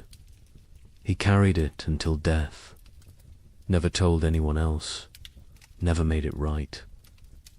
Just carried the weight of erasing thousands of people to protect property values. Railroad companies were equally invested in suppressing the truth. Their business plans required population growth in the territories, required towns, commerce, customers. Empty land was worthless. They needed settlers, needed them desperately. Stories of mass death were obstacles, barriers to profit. So they acted, funded newspapers that told the right stories, hired writers to create promotional content, paid for testimonials from satisfied settlers, built a narrative of success and opportunity that bore little resemblance to reality. The suppression extended to personal correspondence, letters from survivors to relatives.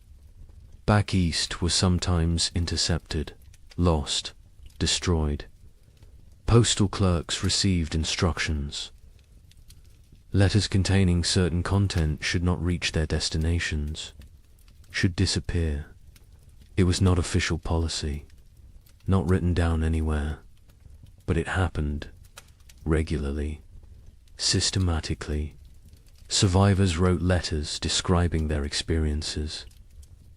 Melt them. They never arrived.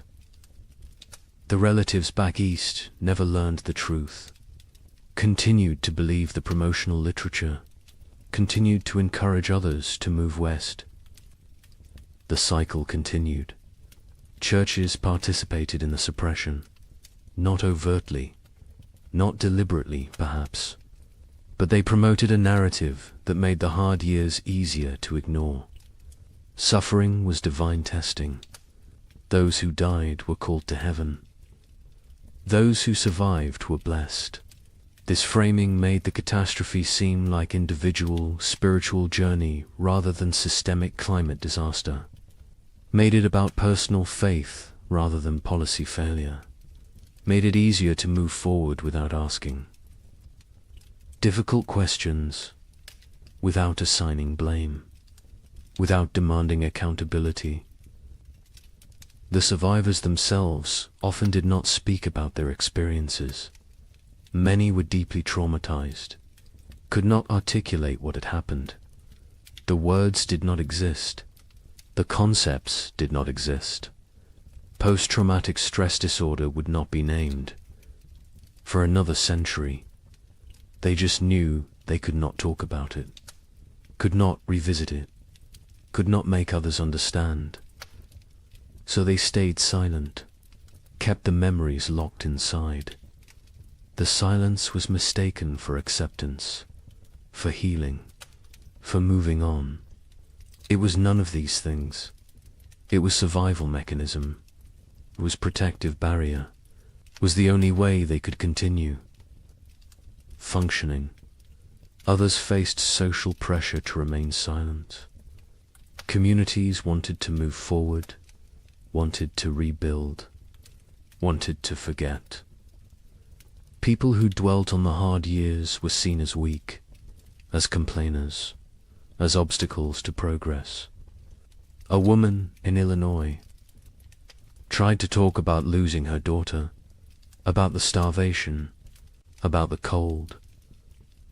Her neighbors told her to stop living in the past, to focus on the future, to be grateful for what she had.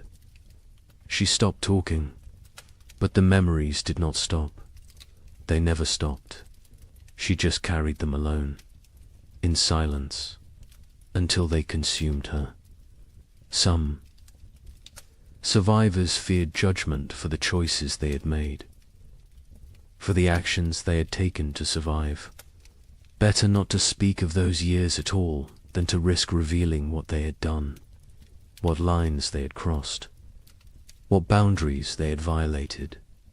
Silence protected them, protected their reputations, protected their ability to be seen as respectable members of society.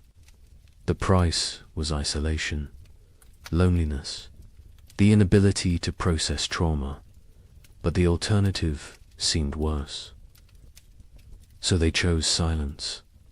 The scientific community of the era struggled to explain the phenomenon. Without modern climate science, they lacked frameworks for understanding. Some suggested it was localized, exaggerated, not as severe as reported. Others proposed natural cycles, temporary aberrations, nothing to worry about long term. A few recognized it as significant climate event, but their voices were minority, were drowned out by those who preferred simpler explanations, who preferred not to see pattern, not to acknowledge that this could happen again. Meteorological records from the period are incomplete. Weather stations were sparse. Record keeping was inconsistent. The data that exists shows temperature anomalies, shows unusual patterns, but gaps in the record allow for interpretation, allow for doubt, allow for dismissal. Later research, looking at the fragmentary data, could conclude it was not that bad, could argue the survivors exaggerated, could minimize the catastrophe. The incomplete record became excuse for incomplete acknowledgement. By 1850, just 12 years after the final winter ended, the 3 winters were rarely mentioned. Textbooks focused on westward expansion, on Oregon Trail, on Gold Rush, on the exciting narrative of American growth. The dark years from 1836 to 1838 were footnote at best. More often, they were completely absent. A generation of children learned American history without knowing thousands had died in the supposedly empty territories, without knowing their parents or grandparents had survived horror. The erasure was nearly complete. The Civil War cemented. The forgetting. After 1861, the nation had new trauma, new deaths, new catastrophe to process. The frontier winters seemed distant, irrelevant. Why dwell on old suffering when new suffering was everywhere? The few survivors who tried to tell their stories found no audience, found a nation consumed by present crisis. Unwilling to hear about past pain, they gave up, accepted that their experience would die with them, that no one would remember, that no one cared.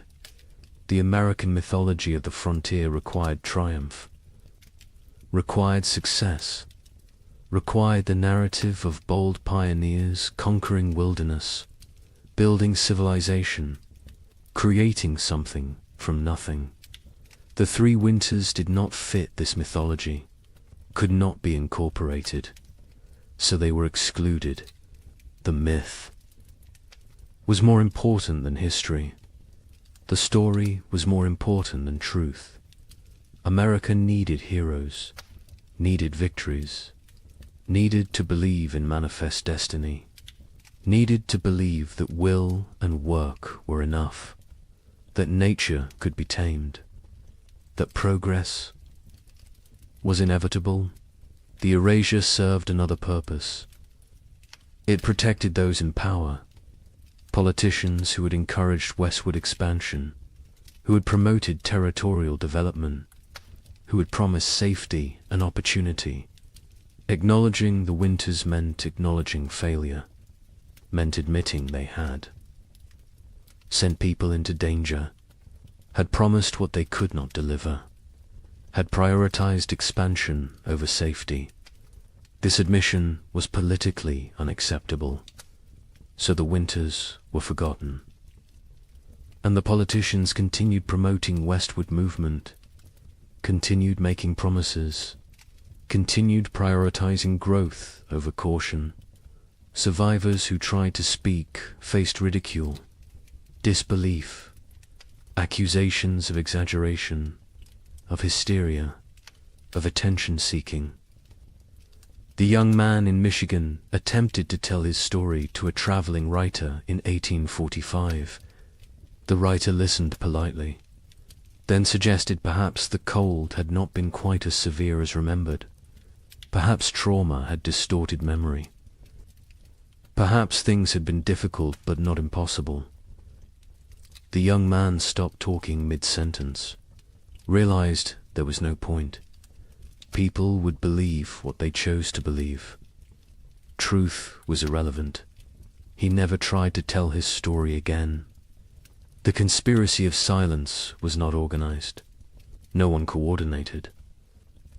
The suppression, no central authority dictated what could be said, but the incentives aligned perfectly.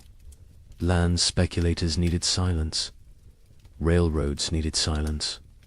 Governments needed silence. Churches preferred silence. Survivors chose silence. The result was comprehensive, effective, devastating. Within 20 years, the three winters had been nearly erased from collective memory. Within 50 years, they were completely forgotten. A climate catastrophe that killed thousands and destroyed. Hundreds of settlements simply disappeared from history, vanished, as if it never happened, but evidence remained, buried, hidden, waiting, in journals stuffed in attics, in letters preserved by accident, in graveyards with too many children's stones dated 1836 to 1838, in the population records that did not add up, in the archaeological evidence, in the tree rings, in the ice cores, in the gaps in genealogies where entire families simply ended. The evidence was there, scattered, fragmentary, ignored, but there, waiting for someone to look, someone to ask questions, someone to remember. Wait until you hear what we found.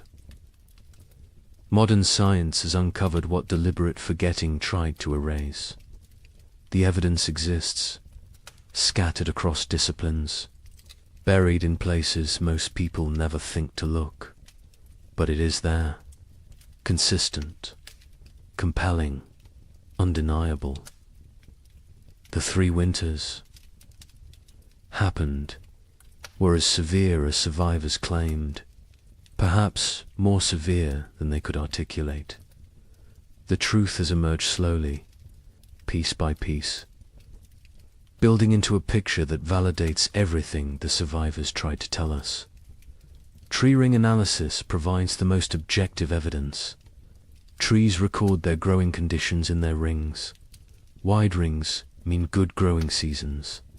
Narrow rings mean stress, cold, drought, poor conditions. Researchers examining old-growth trees across the Midwest discovered something remarkable. The rings from 1836 to 1838 are extraordinarily narrow, some of the narrowest in the entire record. These trees were stressed, struggling, barely growing. The pattern is consistent across species, across regions, across thousands of individual trees.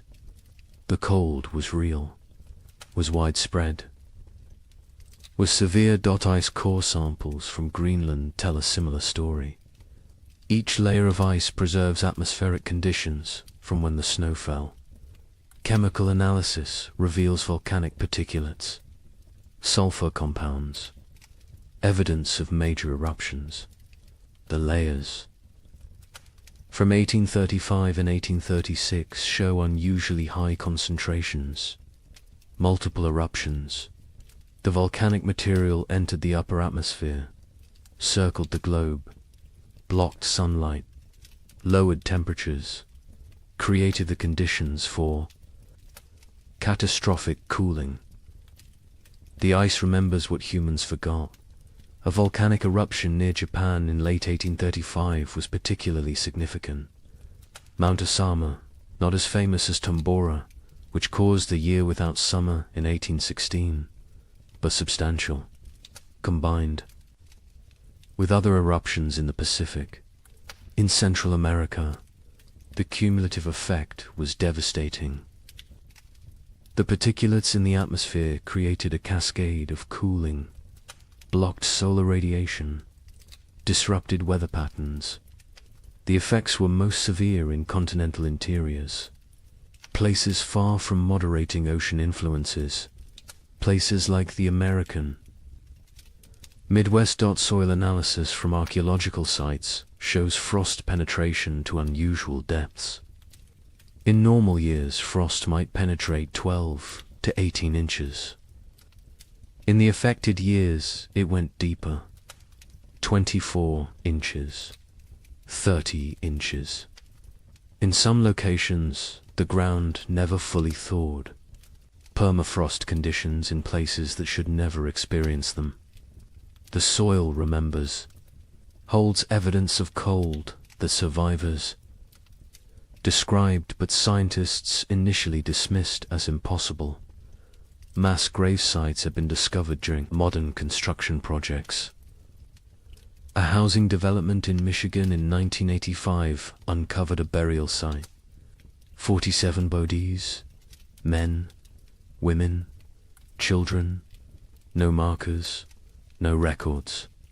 Carbon dating placed them in the late 1830s. The bones showed signs of extreme malnutrition, scurvy, rickets, starvation. Some showed evidence of violent death, circumstances no one wants to examine too closely. The site was quietly reburied, a small memorial placed. Most people who drive past have no idea what lies beneath. Cabin sites across the frontier show evidence of desperate measures. Archaeological excavations reveal layers that tell stories. Burned furniture, charred cabin walls, butchered animals that would normally never be eaten. Rats, squirrels. In one site in Indiana, researchers found evidence suggesting the inhabitants had eaten leather. Boot leather, harness leather, anything that might contain nutrition. The desperation is written in the debris, in what people consumed, in what they burned, in how they died.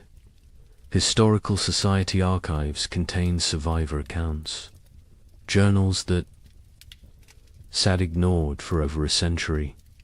A diary from a woman in Illinois was donated in 1923, filed away, not examined until 1998. It documented day-by-day survival through all 3 winters.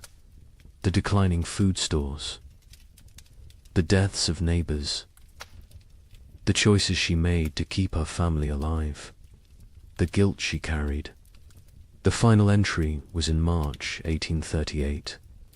It said simply that spring had come, that they had survived, that she did not know if survival was blessing or curse. The journal was published in 2005. 90 academics read it. The general public remained unaware. More journals continued to surface, in estate sales, in attics, in old trunks, in historical societies. Each one adds detail, adds confirmation, adds validation to what survivors tried to tell anyone who would. Listen. A journal from Ohio described November 1836. The cold that went beyond anything imaginable. The wind that never stopped. The children asking when they could go outside again. Being told maybe spring. Knowing spring might never come. The journal, as a matter of fact, unemotional, which makes it more powerful. The horror is in what is not said, in the gaps, in the things too terrible to write. Census records show the truth when examined carefully. The 1840 census recorded population in the affected territories. Researchers comparing it to 1830 projections found massive discrepancies. The expected population based on immigration rates and natural growth should have been far higher. Tens of thousands of people were simply missing, not relocated, not accounted for, gone. The census takers noted the discrepancies at the time. Their concerns were dismissed. The records were filed. The questions remained unasked for over a century. Statistical analysis reveals the scope of the catastrophe. Researchers in the late 20th century compiled data from multiple sources: church records, land claims, tax rolls, census data, letters, journals, everything available. They built demographic models. The model showed that approximately 15,000 families entered their affected territories between 1830 and 1835. The 1840 census showed fewer than 7,000 families. The missing 8,000 families represented perhaps 40,000 individuals. Some fled, but many died. The exact numbers will never be known, but the scale is clear. This was demographic catastrophe. Climate modeling supports the survivor accounts. Modern computers can simulate historical climate conditions, input the volcanic eruptions, the solar activity, the ocean currents, run the models, see what temperatures they produce, The models consistently show severe cooling in the continental interior from 1836 to 1838. Temperature drops of 10 to 15 degrees below normal. Extended growing seasons by 30 to 60 days. The kind of conditions that make agriculture nearly impossible. The kind of conditions that kill. The models validate what survivors said. Validate what written records document. Validate what physical evidence proves. A particularly compelling piece of evidence emerged in 2012. A locked trunk. Found in the basement of a historical society in Pennsylvania. Inside were letters. Dozens of them. From frontier families to relatives back east. Letters that never reached their destinations. Letters that had been intercepted. Saved by the postal clerk who could not bring himself to destroy them, but could not deliver them either. The letters describe starvation, death, terror, desperate pleas for help that never came. Because the letters never arrived. The trunk sat unopened for 170 years. The stories inside died with those who wrote them, until the trunk was finally opened, finally read, finally acknowledged. The letters paint a consistent picture. Cold that started early, that would not end. Food running out. Neighbors dying. Children dying. The grinding daily battle to survive another day. One letter from a mother in Michigan described watching her daughter grow thinner, watching her stop playing, stop laughing, stop being a child, becoming instead a small, starving creature focused only on survival. The letter was dated January 1837. It is unclear if the daughter survived. The mother's name appears in no later records. She likely died. The letter is her memorial, her testimony, her proof that she existed, that she suffered, that she tried. Genetic evidence provides another layer of confirmation. Population geneticists studying Midwest families found bottleneck events in the late 1830s.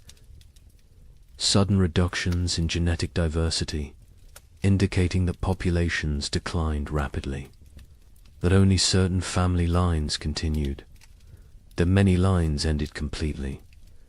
The genetic record shows what historical records obscured, shows the true impact, shows that entire family trees simply stop, branch after branch ending in the same narrow window. 1836 to 1838. Native American oral histories mention the hard years. Tribes in the affected regions have stories of the time when winter would not end, when buffalo disappeared, when people starved. The stories were not prominent, were overshadowed by other traumas, removal, disease, war, but the stories exist. Another source of validation, another voice confirming what happened, confirming that the cold was real, was widespread, was catastrophic for everyone in its path. European records provide external confirmation.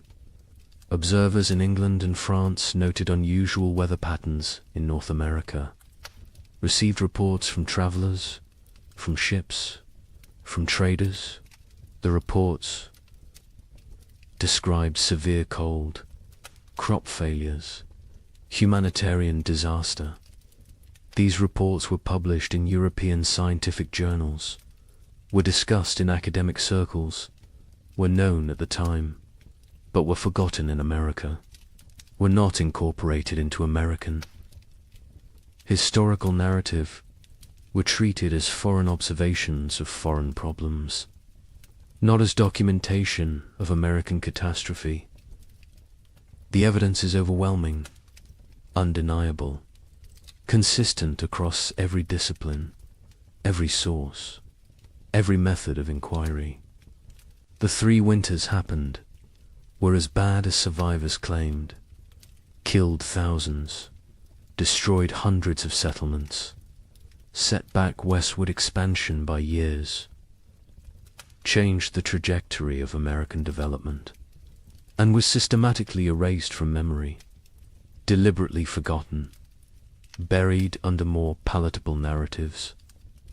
But the evidence remained, waiting, and now it speaks, loudly, clearly, demanding that we remember, demanding that we acknowledge, demanding that we ask why this was forgotten, and what else we have chosen to forget. Societies choose what to remember, what to forget, what stories to tell about themselves. America chose to remember triumph, chose to remember westward expansion as inevitable, as heroic as the march of civilization across wilderness. The 3 winters did not fit that story, so they were exploded, erased, forgotten, not through conspiracy exactly, but through collective decision that some truths are inconvenient. Some realities undermine necessary myths. Some histories are better left buried, but forgetting comes with costs. Modern Americans facing climate uncertainty have no cultural memory of how quickly weather can turn catastrophic, how fragile our systems truly are, how thin the line between civilization and survival. We believe we are insulated, protected, that technology and infrastructure make us safe. The pioneers believed they were prepared to. They had survived winters before, had skills, had experience, had confidence. They were wrong. Confidence is not armor. Preparation has limits. And nature does not care about human expectations. The pioneers who survived demonstrated extraordinary resilience. But resilience came at prices we can barely fathom. Psychological trauma that lasted lifetimes, physical damage that shortened lives, moral compromises that haunted until death, relationships destroyed, innocence shattered, futures altered. They survived, but survival was not triumph, was not victory, was simply continuing to breathe, to move, to exist. Some days that was enough. Other days it was not. The Illinois family that lost their daughter eventually prospered. Their farm became successful. They appeared to outside observers as model frontier family, hard-working, productive, respectable. But the father never spoke of the hard years, not to his children, not to his neighbors, not to anyone. When he died in 1871, his wife burned his journal. She said it contained nothing anyone needed to know. The children did not question her, did not push. The family maintained silence until the last of them died. The story died with them. As so many stories did, the young couple in Michigan who nearly starved in February 1837 lived into old age. They watched their children grow, saw grandchildren born, built prosperity from the ruins of trauma, but they never truly healed. The wife developed hoarding behaviors, stored food obsessively, could not throw anything away, could not trust that abundance would continue. The fear never left.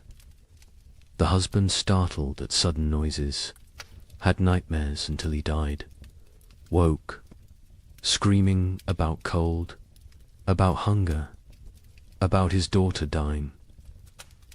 They lived together for 40 years after the winters ended, but part of them never left those years, never fully returned to the present. always remained trapped in the cold, in the fear, in the desperate fight for survival. We need to remember their stories, need to understand what they endured, not to glorify suffering, not to romanticize hardship, but to recognize truth, to acknowledge that American expansion was built on uncounted graves, unforgotten tragedies, unerased catastrophes. The triumphant narrative is incomplete, is dishonest, is disrespectful to those who suffered, who died, who survived but carried wounds forever. Climate catastrophe can happen faster than we imagine.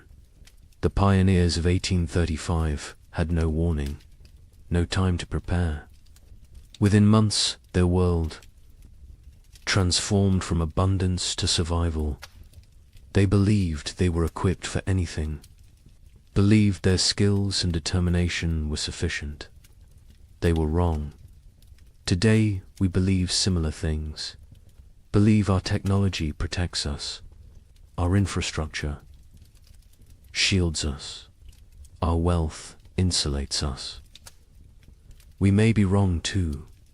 The lesson is not despair, is not that preparation is futile, is that respect for nature's power is essential, that humility matters, that confidence without caution is dangerous, that systems can collapse rapidly, that we are more vulnerable than we pretend, that forgetting painful truths does not make us safer, makes us more vulnerable, because those who forget history are condemned to repeat it, and those who never learnt it are condemned to be surprised.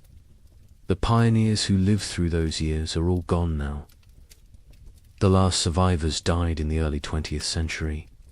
They took their full stories with them, the memories, the details, the small human moments that made the horror real.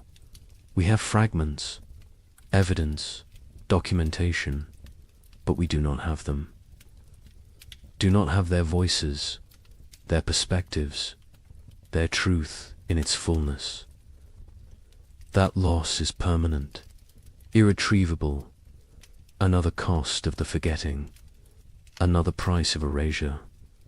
But on cold nights, in old cabins scattered across the Midwest, some say you can still hear something. The wind howling the way it did then, relentless, hungry, patient, the creaking of wood under extreme cold, the silence that came after the last piece of furniture was burned, the sounds of a world frozen beyond endurance. Perhaps it is just wind, just old buildings settling, just imagination. Or perhaps the land remembers, perhaps the earth holds memory, perhaps those who suffered left something of themselves in the soil, in the trees, in the stones, a presence, a witness, a reminder. Winter always remembers, even when we choose to forget. The sky changes first. It loses its depth. The blue becomes pale and thin. The sun rises later each morning. It sets earlier each evening. The warmth drains away slowly. Day by day, the world transforms. The tribe notices. They always notice. Their survival depends on reading these signs. An old woman stands at the cave entrance. She watches the horizon. Her skin remembers 50 winters. Her bones ache with the coming cold. She knows what approaches. The birds leave first. Great flocks rise from the marshlands. They circle once, twice, then disappear southward. Their cores fade into silence. The sky empties. Only the crows remain. They perch in dead trees. They watch with black eyes. They know about winter. They know about death. The leaves turn brown. They fall in waves. The forest floor becomes a carpet of decay. The trees stand bare. Their branches reach upwards like skeletal hands. The wind moves through them differently now. It whistles. It moans. It carries the scent of ice from distant mountains. The animals change their behavior. The deer grow thick coats. They move lower into the valleys. The bears eat constantly. They gorge themselves on final berries and roots. They search for caves. They test the depths of hollow trees. Soon they will sleep. Soon they will vanish until spring. The tribe's children play near the cave. They notice the changes too. A young girl finds frost on a stone. She touches it with her finger. The ice melts instantly. She looks up at her mother. Her eyes ask a question. Her mother nods slowly. Yes, it is coming. The hunters return from their scouting. They gather around the central fire. Their news is grim. The herds are moving. The massive beasts that sustained the tribe are leaving. They migrate to warmer lands. The hunters saw their tracks leading south. Hundreds of prints in the soft earth. All heading away, the chief stands. He is a broad man with greying hair. Scars cross his chest and arms. Each one tells a story of survival. He speaks slowly. His voice carries weight. The tribe must prepare. They must gather. They must hunt. Winter shows no mercy to the unprepared. The women begin their work immediately. They repair the leather hides that cover the cave entrance. They check every seam. They patch every hole. Cold air finds the smallest gaps. It sneaks in like a predator. It steals warmth. It steals life. The children are sent to gather firewood. They work in groups. They drag dead branches back to the cave. They pile them high against the rock walls. Never enough. There is never enough wood. The fires must burn for months. The fires are life itself. An elder man sits working stone. He shapes a new blade. His hands move with practiced skill. The flint chips away in precise flakes. This blade will skin animals. It will cut meat. It will help the tribe survive. Tools matter. In winter, everything matters. The temperature drops. Further, morning brings white breath. Puddles freeze overnight. They crack under footsteps. The ground hardens. Digging becomes difficult. The tribe works faster. Urgency replaces the lazy pace of summer. A young hunter climbs the high ridge. He looks north. Dark clouds gather on the horizon.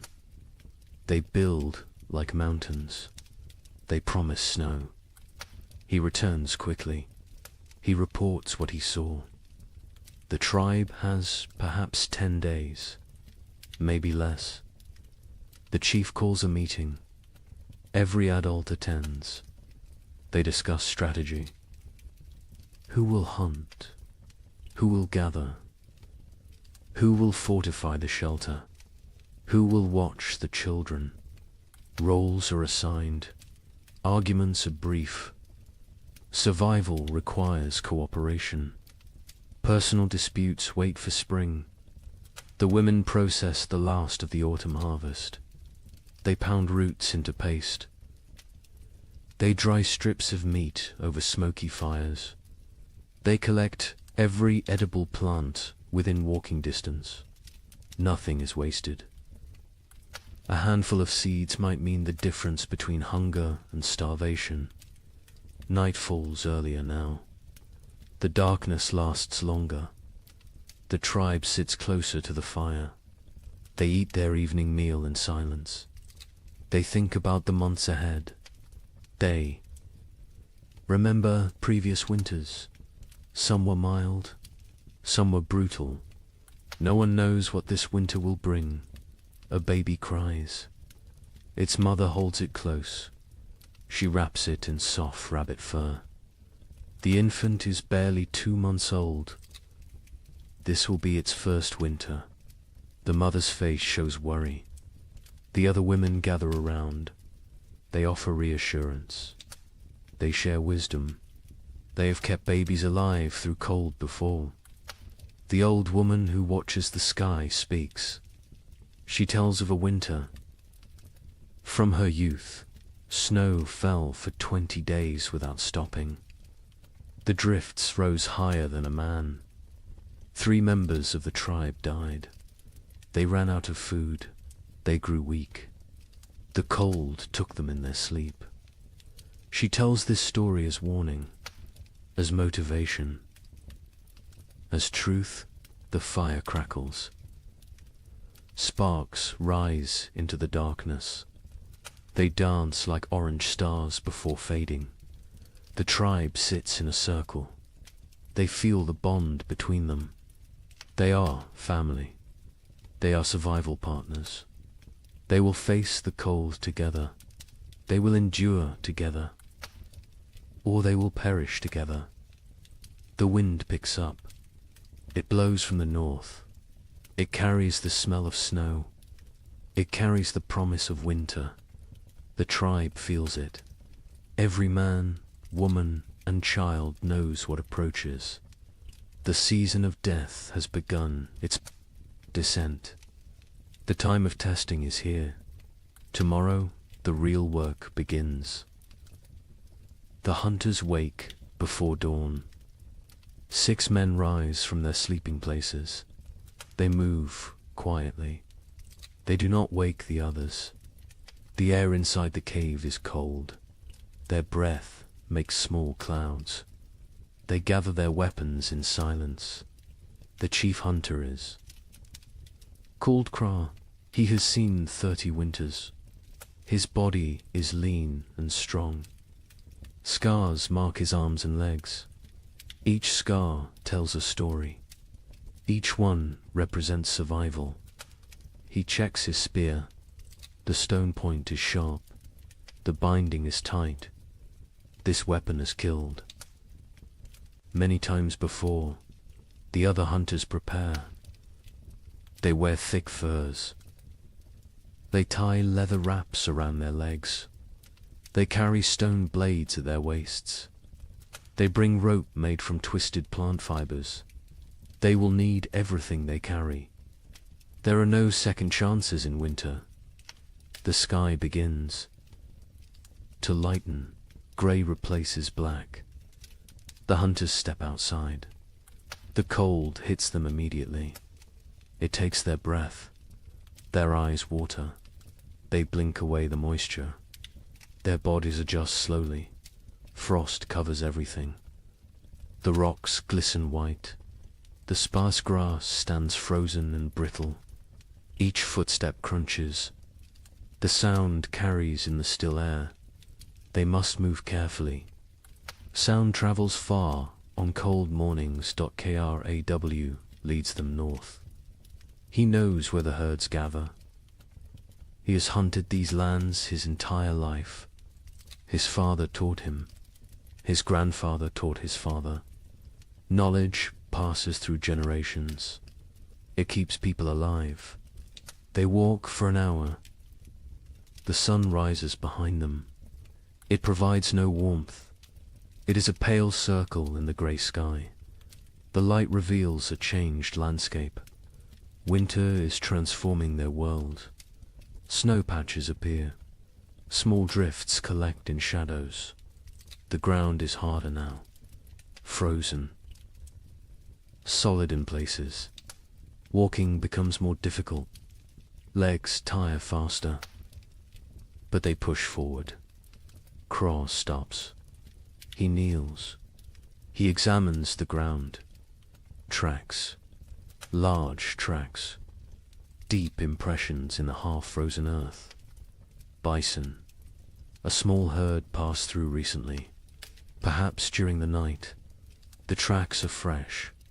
The hunters gather. Around they study the signs. Craw counts the tracks. Maybe 8 animals. Maybe 10. The herd is moving slowly.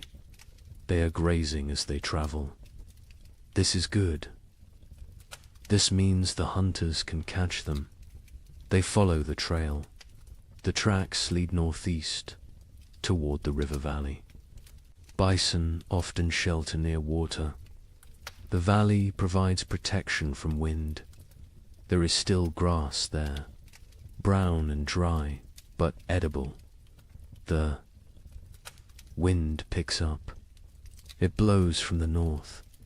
It carries tiny ice crystals. They sting exposed skin. The hunters pull their furs tighter.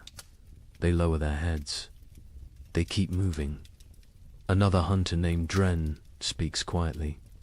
He points to the sky. More. Clouds are building, dark and heavy. They roll in from the mountains. A storm is coming. Everyone sees it. Everyone understands. They must hunt quickly. The tracks become fresher. The eddies are sharp. The animals are close now. Very close. Craw signals for silence. Hand gestures only. The hunters spread out. They form a loose line. They move like shadows. They crest a small rise. Below them, the river valley opens up. And there, near the frozen stream, the bison herd grazes. 9 massive animals, brown and shaggy. Their breath rises in great clouds. They paw at the snow. They search for grass beneath the hunters crouch low. They are downwind. The bison cannot smell them. This is crucial. Bison have poor eyesight but excellent noses. Scent betrays hunters more than sound. Craw studies the herd. He looks for weakness. Old animals, young animals, injured animals. His eyes settle on a large female. She stands at the edge of the group. She limps slightly. Her left rear leg favors her weight. She is the target. He signals to the others. They understand immediately. Years of hunting together create silent language. They know their roles. They know the plan. 3 hunters will circle left. 3 will stay right. They will drive the herd. They will separate the weak one. The maneuver begins. The hunters move like wolves, patient, calculated. They use every rock for cover, every depression in the ground. They become part of the landscape. The left group reaches position. They wait. Timing matters. Rush too soon and the herd scatters. Wait too long, an opportunity vanishes. Craw watches. He feels the moment. He rises. His shout breaks the silence. The other hunters echo him. The bison startle. Their heads snap up.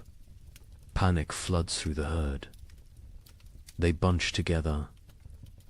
They begin to run. The injured female falls behind.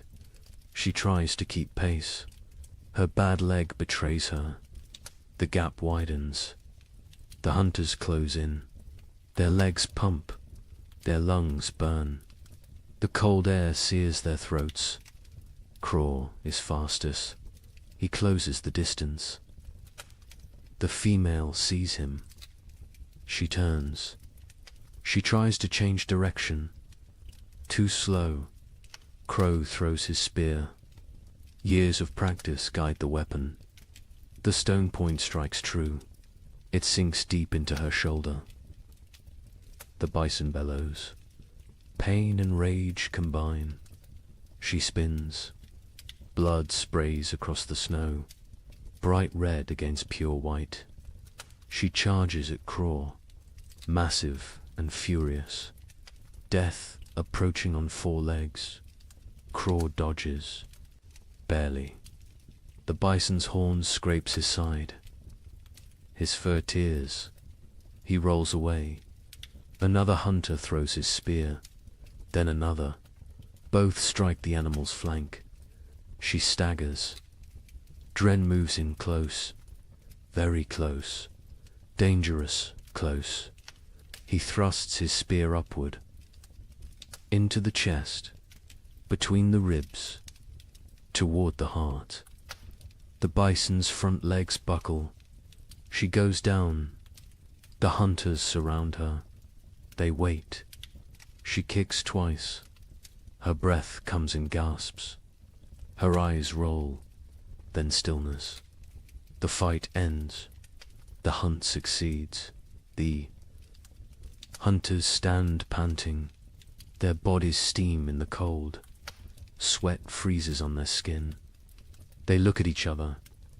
Grins break across their faces. They survived. They won. They have meat. But celebration is brief. Craw points at the sky. The storm clouds are closer. Much closer. The wind grows stronger. Snow begins to fall. Light flakes at first, then heavier. They must work fast. Butchering takes time. This animal weighs more than 10 men combined. They cannot carry everything. They must choose. They must. Prioritize. Stone blades come out. Sharp edges gleam. The hunters begin cutting. They work with practiced efficiency. The hide comes off in sections. The best meat is removed. Organs are carefully extracted. The liver, the heart, the kidneys. These provide vital nutrition. Blood stains the snow. It pulls and freezes. The hunter's hands go numb. They ignore the pain. They keep cutting, keep working. Their survival depends on speed. They bundle the meat in the animal's own hide. They create packs they can carry. Each hunter takes a load. Heavy loads, impossibly heavy. But fear provides strength. The storm provides motivation. The journey back begins. The snow falls. Harder. Visibility drops. The wind howls. It pushes against them. Every step requires effort. The meat weighs them down. Their legs shake. Kraw leads by memory. He knows these lands, but the snow obscures landmarks. Everything looks the same, white and grey and endless. He trusts his instincts. He walks steadily south. One hunter falls. The weight and exhaustion combine. The others help him up. They redistribute his load. No one is left behind.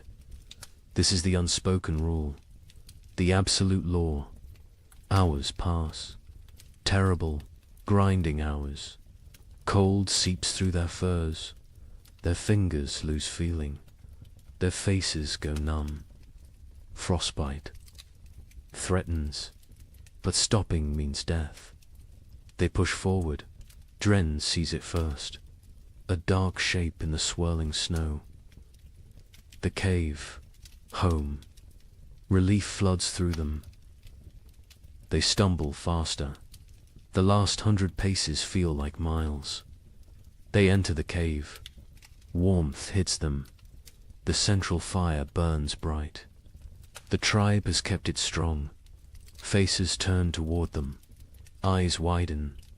They see the meat. They see success. The hunters drop their loads. They collapse. Their bodies give out. Women rush forward. Children crowd around. Everyone wants to see. Everyone wants to touch the meat. The chief comes forward. He examines the kill. He nods at Craw. Approval in that single gesture.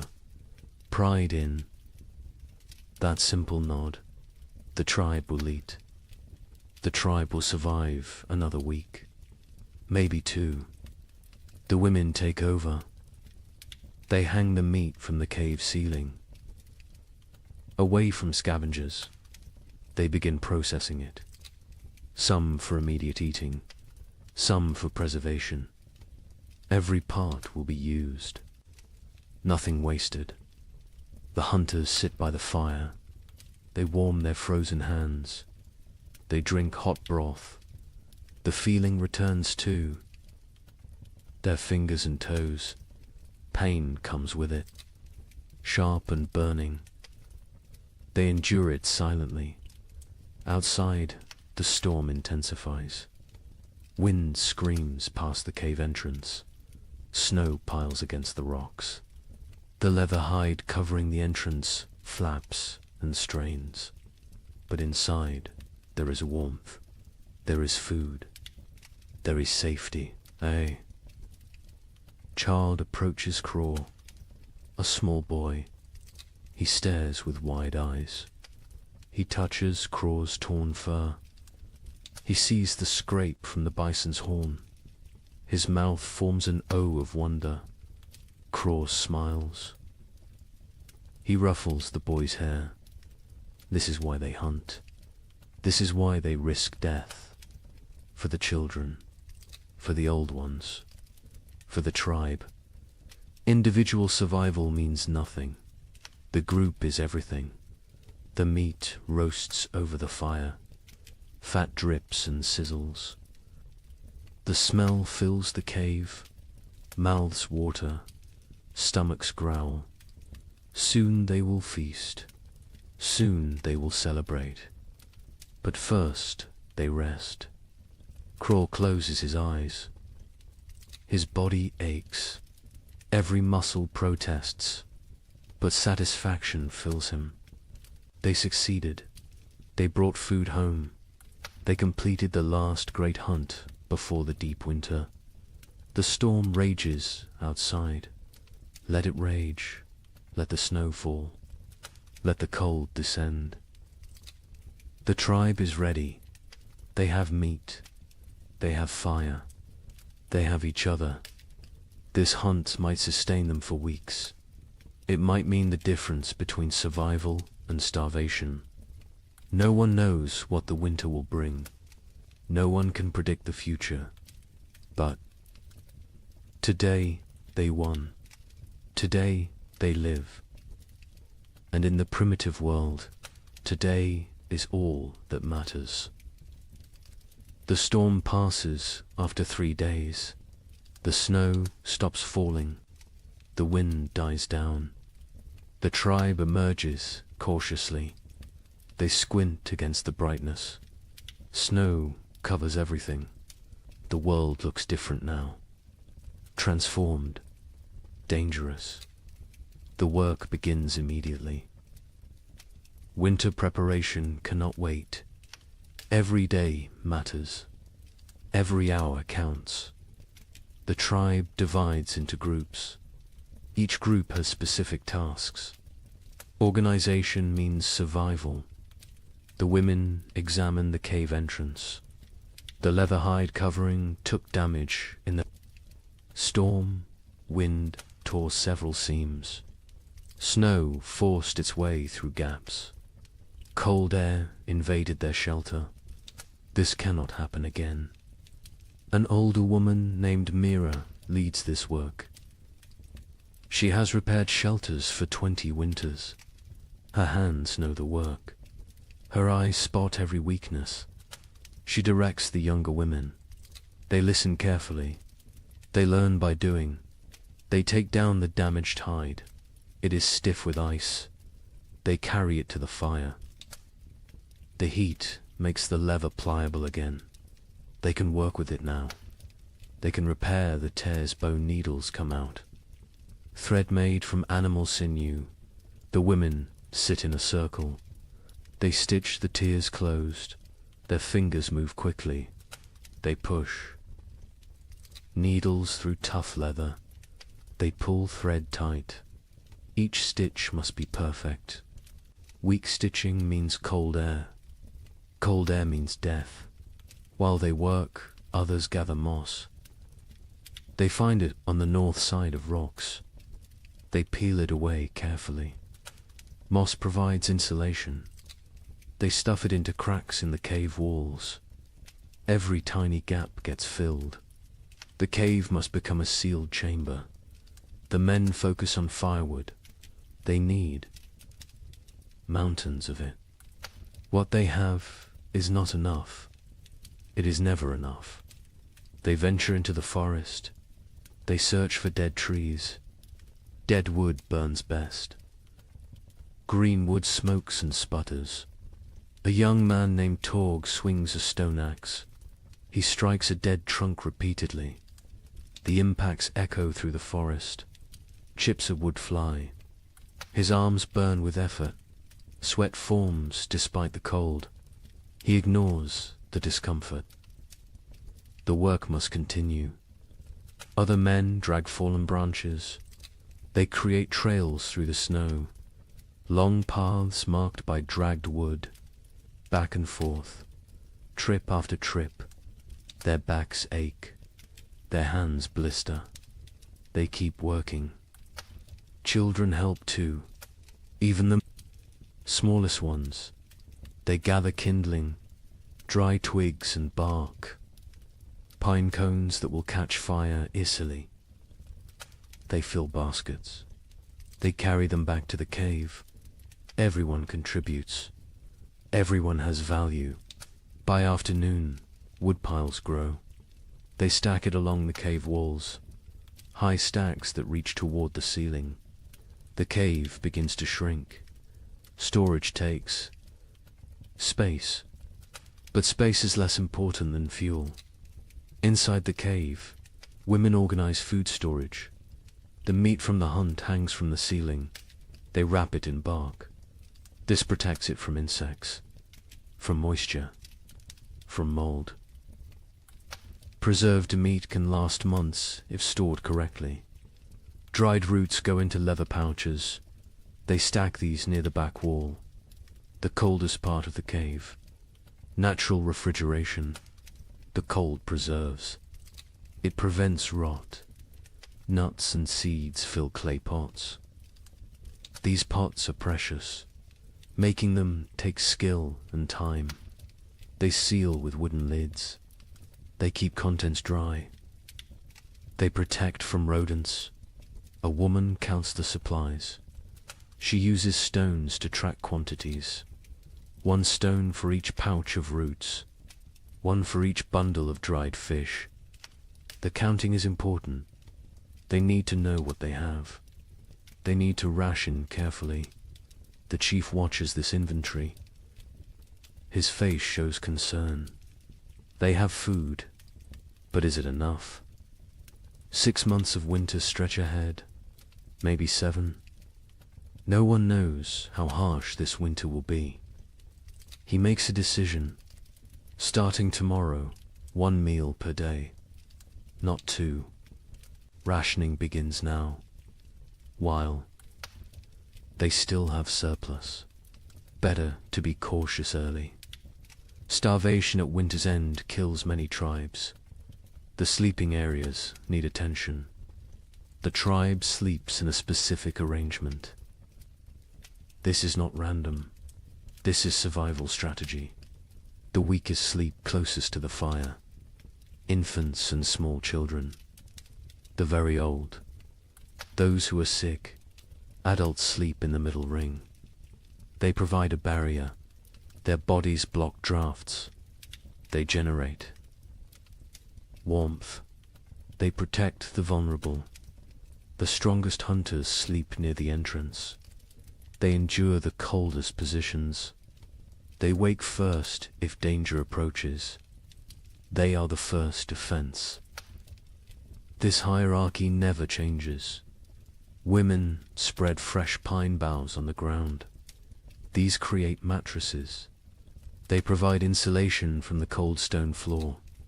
They replace old bows that have compressed and lost their cushioning. Furs are distributed. Each family gets a share. Thick bear hides for the children, wolf pelts for the adults, rabbit skins sewn together for extra layers. Everyone must stay warm through the night. The fire pit requires work. It sits in the center of the cave. Stones ring it. These stones were carefully chosen. They hold heat. They radiate warmth long after flames die down. But some stones have cracked. The extreme heat damages them over time. Cracked stones can explode, send sharp fragments flying, cause injuries. The men remove the damaged ones. They bring new stones from the river, smooth and solid. The warning comes at dawn. The air feels wrong, too still, too heavy. The pressure changes.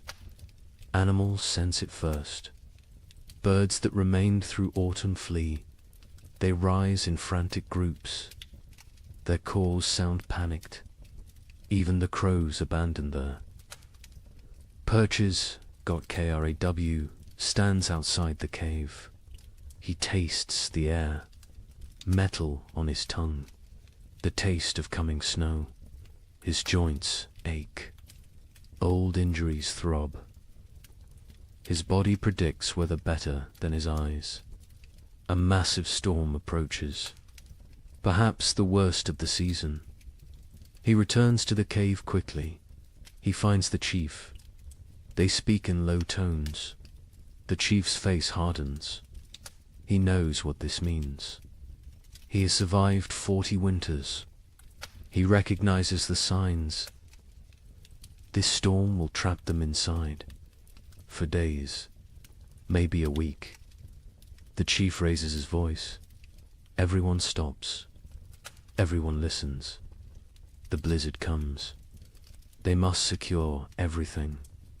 Now, immediately. No delays. The tribe erupts into controlled chaos. Everyone knows their emergency roles. They have practiced this, prepared for this moment. Speed matters now. Organization matters. Men rush to bring in final wood loads. They grab everything nearby. Dead branches, split logs, even greenwood. Anything that burns. They pile it inside until the cave floor disappears beneath fuel. Women grab the drying meat. Some pieces are not ready, still moist, still vulnerable to spoilage. But leaving them outside means losing them. Animals will steal them. Snow will ruin them. Everything comes inside. Children are sent to fill water containers. They run to the stream. They use hollowed gourds, clay pots, animal bladders, anything that holds liquid. Once the storm hits, leaving the cave becomes impossible. They need water for days. The wind begins gentle at first, a whisper through the trees. Then stronger, a moan, a howl. It builds like a living thing, like a predator circling. Temperature plummets. The drop is sudden, shocking. Breath becomes visible fog. Exposed skin stings. Fingers go numb within minutes. The cold announces the storm's arrival. The first snowflakes fall, large and soft. They drift lazily, almost peaceful, but more follow than more. Within minutes the air fills with white. Visibility shrinks. The forest disappears. The world becomes a swirling void. The tribe retreats inside. The hunters enter last. They pull the leather hides tight. They secure every fastening. They add the extra layer. The interior darkness deepens. Only firelight remains. The storm intensifies. Wind screams past the cave mouth. It sounds almost human. Anguished wails and shrieks. The leather hide strains against its bindings. It flaps and snaps. The noise is constant, overwhelming. Snow drives. Horizontally, it finds every tiny gap. Fine powder forces through the leather weaving. It dusts the cave floor near the entrance, creates small drifts. The tribe watches with concern. They cannot stop this invasion. The fire becomes their universe. They feed it constantly. Wood disappears at an alarming rate. The cold outside is so intense it steals heat from the cave. The flames must fight harder, burn hotter, consume more fuel. Smoke becomes a problem. The usual draw through the ceiling hole weakens. The storm disrupts normal airflow. Smoke gathers in the cave's upper reaches. Eyes water. Throats burn. They cough. But they cannot reduce the fire. Cold is more dangerous than smoke. The first, they pass us slowly. Time becomes strange. Without sun, without normal rhythms, hours blend together. The tribe sits in their designated areas. They wait. Patience is a survival skill. Children grow restless first. They are used to running, playing, exploring. Now they must sit still, stay quiet, conserve energy. This is torture for young bodies. They squirm and fidget. A little girl begins to cry. She wants to go outside. She does not understand. Her mother holds her, rocks her, sings softly, old songs, wordless melodies. The girl eventually quiets. She falls into fitful sleep. The adults fare better, but tension builds. Too many people. In too small a space, personal conflicts simmer. Old grievances resurface. A young hunter glares at another. Some past dispute, some imagined slight. The chief notices. He moves between them. His presence prevents escalation. Mira tells stories.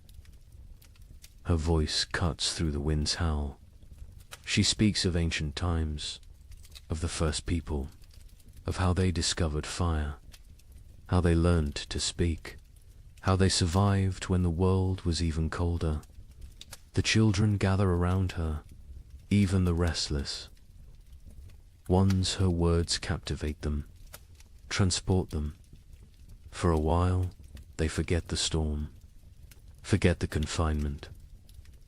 They live in her stories. Night comes.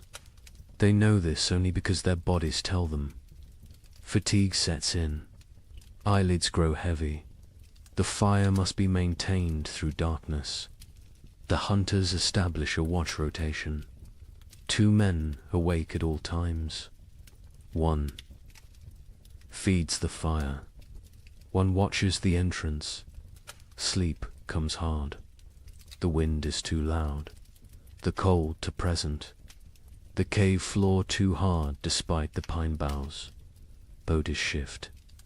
Seeking comfort that does not exist. Seeking warmth that is scarce. The baby wakes crying. Hungry. Always hungry. Its mother nurses it. But her own hunger makes her milk weak. Thin. The baby feeds but does not satisfy. It cries again. Other children wake. The mother's face shows exhaustion, desperation. An older woman brings warm broth. made from bones and snow water. She encourages the mother to drink. Liquid helps produce milk. The mother drinks. The broth is barely warm, barely flavored, but it is something. The second day brings no relief. If anything, the storm worsens. The wind reaches new levels of fury. It sounds like raging beasts, like angry spirits. The entire cave vibrates. Small stones fall from the ceiling. Dust rains down. Fear creeps in. What if the storm never stops? What if they run out of wood? What if the cave collapses? These thoughts spread silently, visible in worried eyes, in tense shoulders, in clenched jaws. The chief sits straight. Projects. Confidence. But privately he worries. The woodpiles shrink rapidly. Too rapidly, he calculates. 3 more days, maybe 4. Then they burn sleeping firs. Then they face choices. Terrible choices. Food rationing becomes stricter. 1 small meal, barely enough to sustain. Stomachs growl constantly. Children whimper. Adults endure silently. Hunger is familiar. Hunger is survivable. For a while, Torg's hands have healed from the axe work. Now they crack from the dry cold. Blood seeps from split skin. He wraps them in leather strips. The bleeding stops, but the pain remains. He says nothing. Complaining helps no one. A hunter notices moisture on the cave walls, condensation from their breath, from their bodies. This moisture freezes, creates a thin layer of ice. The cave becomes a frozen chamber. Beauty and danger combined. Mira leads. The women in work. They cannot hunt, cannot gather, but they can prepare. They sort through supplies. They repair torn clothing. They sharpen stone blades. Idle hands create despair. Work provides purpose. The women sit together. They speak quietly. They share memories of other winters. Some worse than this, some better. They draw strength from survival stories. From knowing others endured. One woman speaks of losing her first child to cold 10 winters ago. The baby simply did not wake one morning, frozen in sleep. Her voice breaks. Others reach out, touch her shoulder, her arm. Physical. Connection matters. They grieve together. They heal together. The third day breaks their spirits slightly. The storm continues unabated. White chaos outside.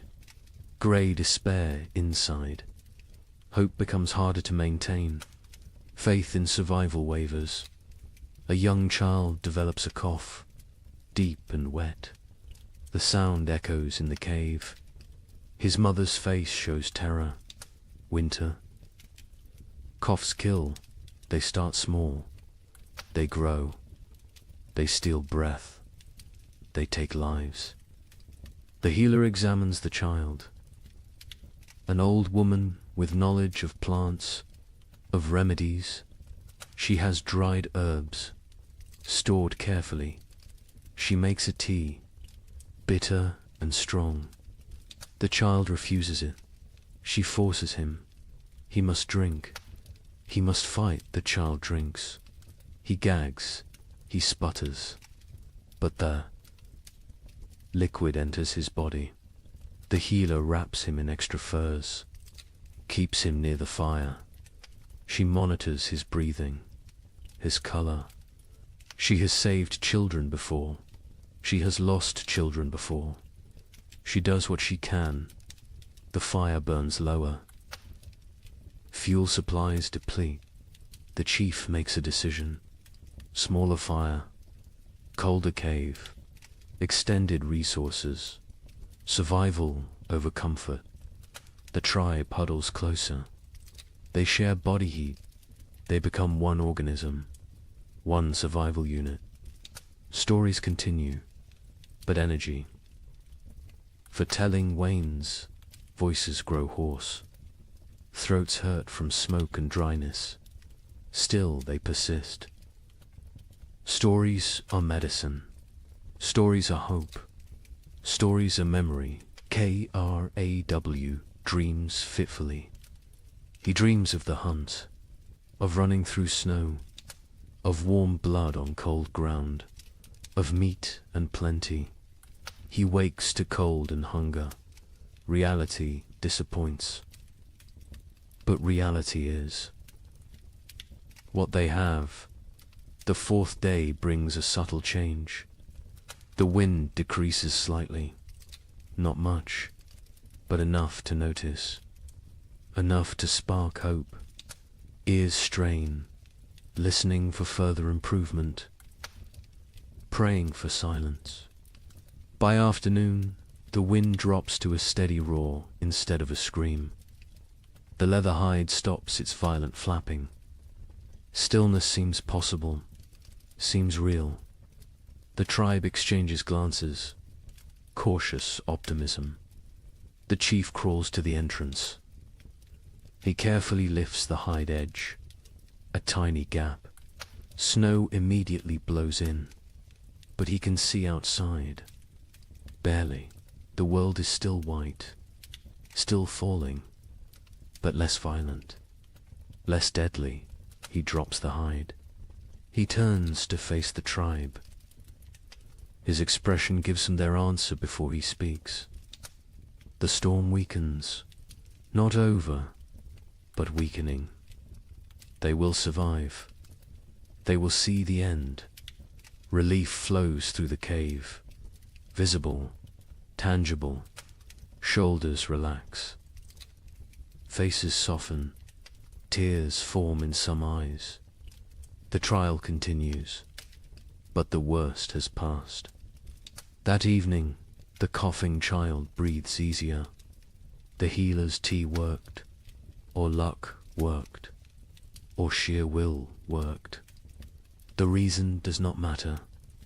The child will live. This small victory lifts everyone. The tribe eats their meager ration with less complaint.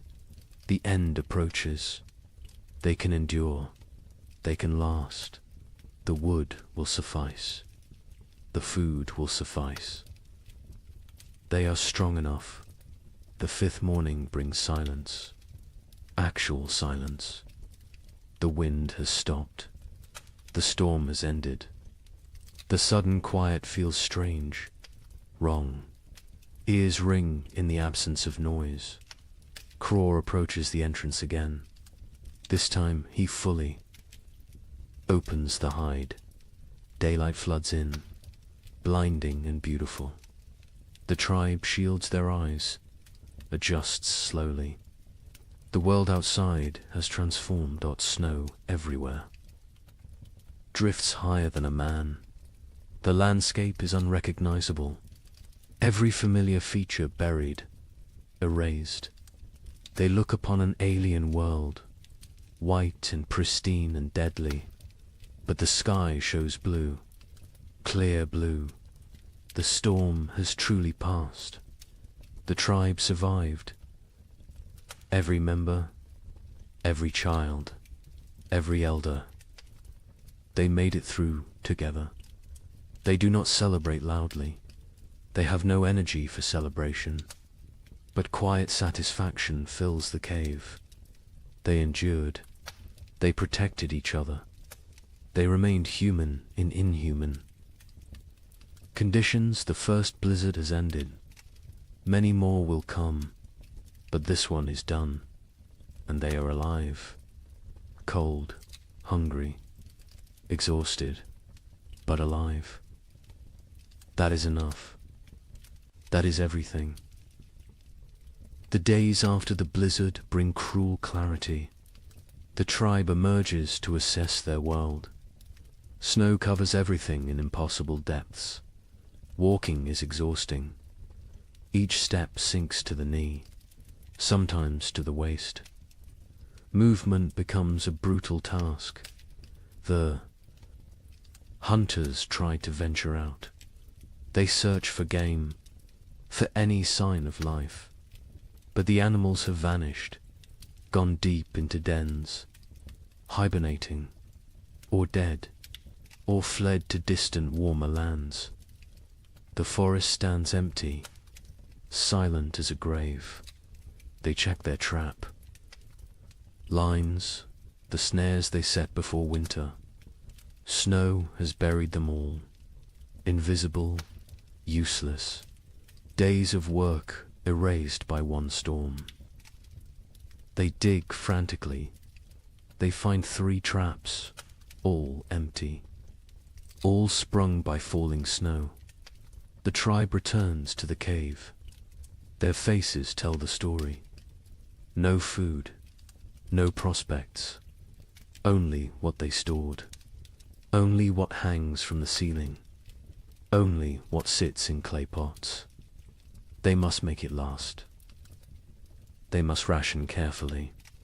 The chief counts the supplies again. He uses his stones. He moves them slowly. His count confirms his fears. Not enough. Even with strict rationing, even with 1 meal per day, they will run out before spring arrives. Weeks before, he does not share this calculation. Not yet. Fear helps no one. Panic kills faster than hunger. He will wait. He will hope. Perhaps another opportunity will come. Perhaps luck will shift. The moon rises full and bright. It illuminates the frozen landscape. Everything glows silver, beautiful and deadly. This moon marks the deepest part of winter, the coldest nights, the longest darkness. The tribe calls it the moon of hunger. Every winter it appears. Every winter it tests them. Food becomes an obsession. Stomachs growl constantly. Sleep brings dreams of feasting, of plenty, of meat dripping fat. People wake disappointed, wake to cold reality, wake to emptiness. The single daily meal shrinks. Further, what filled a palm now fits in fingers, barely enough to taste, never enough to satisfy. Children cry after eating, still hungry, always hungry. Mothers have nothing more to give. The baby suffers most. Its mother's milk dries up. Her body has nothing left to convert. She tries to nurse. The infant sucks desperately, gets nothing.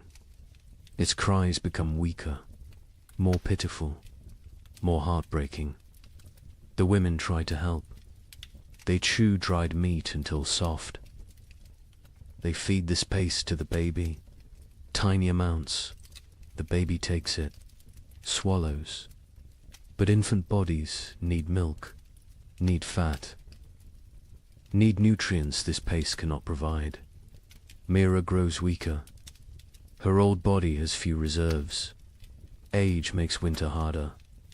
She sleeps more, moves less. Her skin seems to hang on her bones. Her eyes sink into her skull. She knows what is happening. She accepts it. This is the way of things, but she still tells stories. Her voice is thin now, barely audible. The children lean close to hear. She speaks of abundance, of spring, of flowers and green grass, of warm sun on skin. She gives them hope.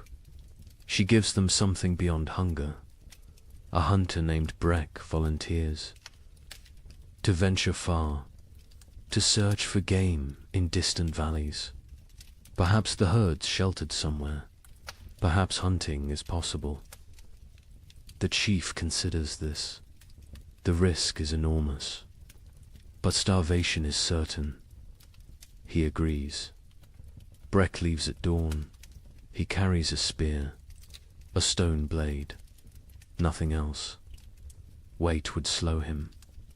He must move fast, cover distance, return quickly, or not return. At all, the tribe watches him go. A small figure against vast white. He grows smaller, smaller, then disappears over a ridge. They pray to spirits, to ancestors, to anything that might listen. Bring him back with food. Days pass. Breck does not return. Hope fades. The tribe assumes the worst.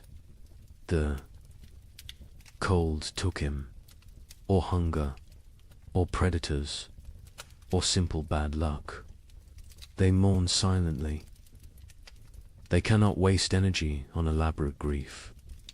The fire burns lower, with supplies critical now. They cannot gather more easily. The snow is too deep, the cold too intense. They burn less. The cave grows colder. Ice forms on interior walls. Breath becomes visible even inside. People huddle together constantly. Sharing warmth is survival. Personal space disappears. Bodies press against bodies, creating human walls against cold, creating collective heat. It helps. Barely, but barely is enough. Torgs. Mother develops a fever. Her body shakes. Her teeth chatter. She cannot get warm despite the furs, despite the proximity to fire. The fever burns from within, consumes her remaining strength, consumes her remaining fat. The healer examines her. She recognizes the signs. Starvation, fever, the body eating itself, trying to generate heat, trying to survive. But without food, the body destroys itself. Muscles become fuel, organs become fuel. Death approaches. The healer makes another tea. Her herbs are nearly gone. Only a few precious leaves remain. She must choose. Who gets treatment? Who goes without? These choices haunt her, but she must make them. She gives the tea to Torg's mother. A chance. A small chance. The woman drinks. The liquid burns her throat. She coughs violently, but she keeps it down. She wraps herself tighter. She closes her eyes. She fights. Her body fights. Time will tell if fighting is enough. The children stop playing. They lack energy for play. They sit quietly, stare at nothing. Childhood vitality drains away. They become small, old people, serious, silent, waiting. One boy asks his father when they will eat more. The father has no answer. He pulls his son. Close, he says, spring will come. Spring always comes. The boy asks when. The father says soon. He lies. Spring is months away, but the lie is kindness. The tribe begins eating leather. They take old, worn pieces. They boil them. The leather softens slightly, becomes chewable. It provides almost no nutrition, but it fills the stomach, tricks the body temporarily, delays the inevitable. They scrape hide scraps, collect tiny bits of dried meat, particles that fell, that were missed. They gathered these with desperate care. Every crumb matters. Every fragment could mean another day. The chief notices people eyeing the stored seed. Small amounts save for spring planting. Eating that seed means no crops next year. Means starvation then instead of now. But now is very real, very present, very tempting. He moves the seed, hides it in a far corner, tells only 2 trusted hunters. They will guard it. Die before allowing it to be eaten. Future survival demands this sacrifice. Present suffering must be endured. On the 7th day of the moon of hunger, the baby dies. It simply stops breathing during the night. Its mother wakes to cold stillness. She does not scream. She has no energy for screaming. She holds the small body, rocks it, as if warmth could return life. The women come. They gently take the infant. They wrap it in soft rabbit fur. They place it near the cave entrance. The frozen section, it will keep there. When the ground thaws, they will bury it properly. For now, this is all they can do. The mother sits empty. Her arms feel wrong without the weight. Her chest aches with useless milk that finally came. Too late, always too late. Other women sit beside her. No words exist for this loss. Presence is enough. Mira's breathing becomes labored, wet and rattling. She lies on her furs. She does not complain, does not demand attention. She simply fades. Life seeping away like water into sand. The tribe knows. They have seen this before. Young. Ones are brought to her, one by one. She touches their faces, whispers blessings, passes final wisdom. Her hand trembles with the effort, but she completes this duty, this last gift to the future. That night, Mira stops breathing, peacefully, in sleep. Her face relaxes, tension disappears. She looks younger suddenly. The years fall away. She returns to some earlier self. The tribe covers her with respect, with gratitude. She gave them everything, even her final breath. 2 deaths in one day. The tribe feels the weight. They are fewer now, weaker now, more vulnerable now. But they must continue, must endure, must survive for those who did not. The 8th day brings a miracle. A shout from outside. The hunters rush to the entrance. They peer out. A figure approaches, limping, struggling, but alive. Breck has returned. He collapses at the cave entrance. His lips are blue. His face is white.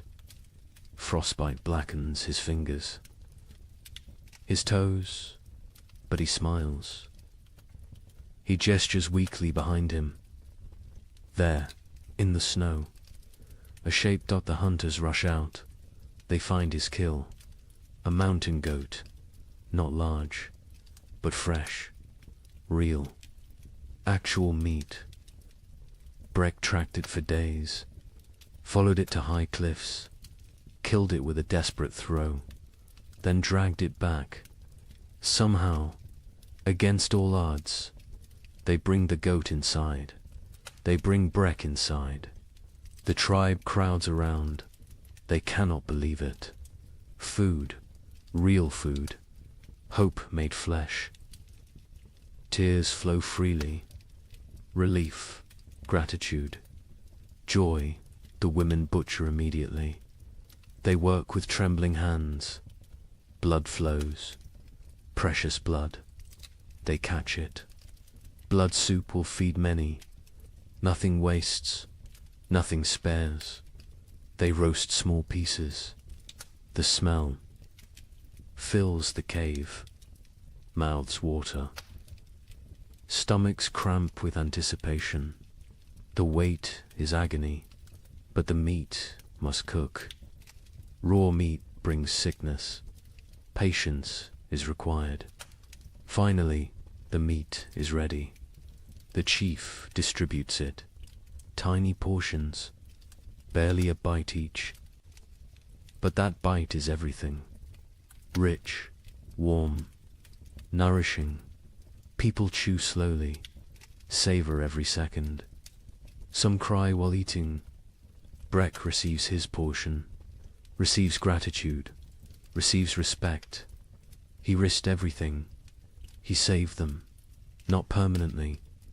This meat will last only days, but days matter.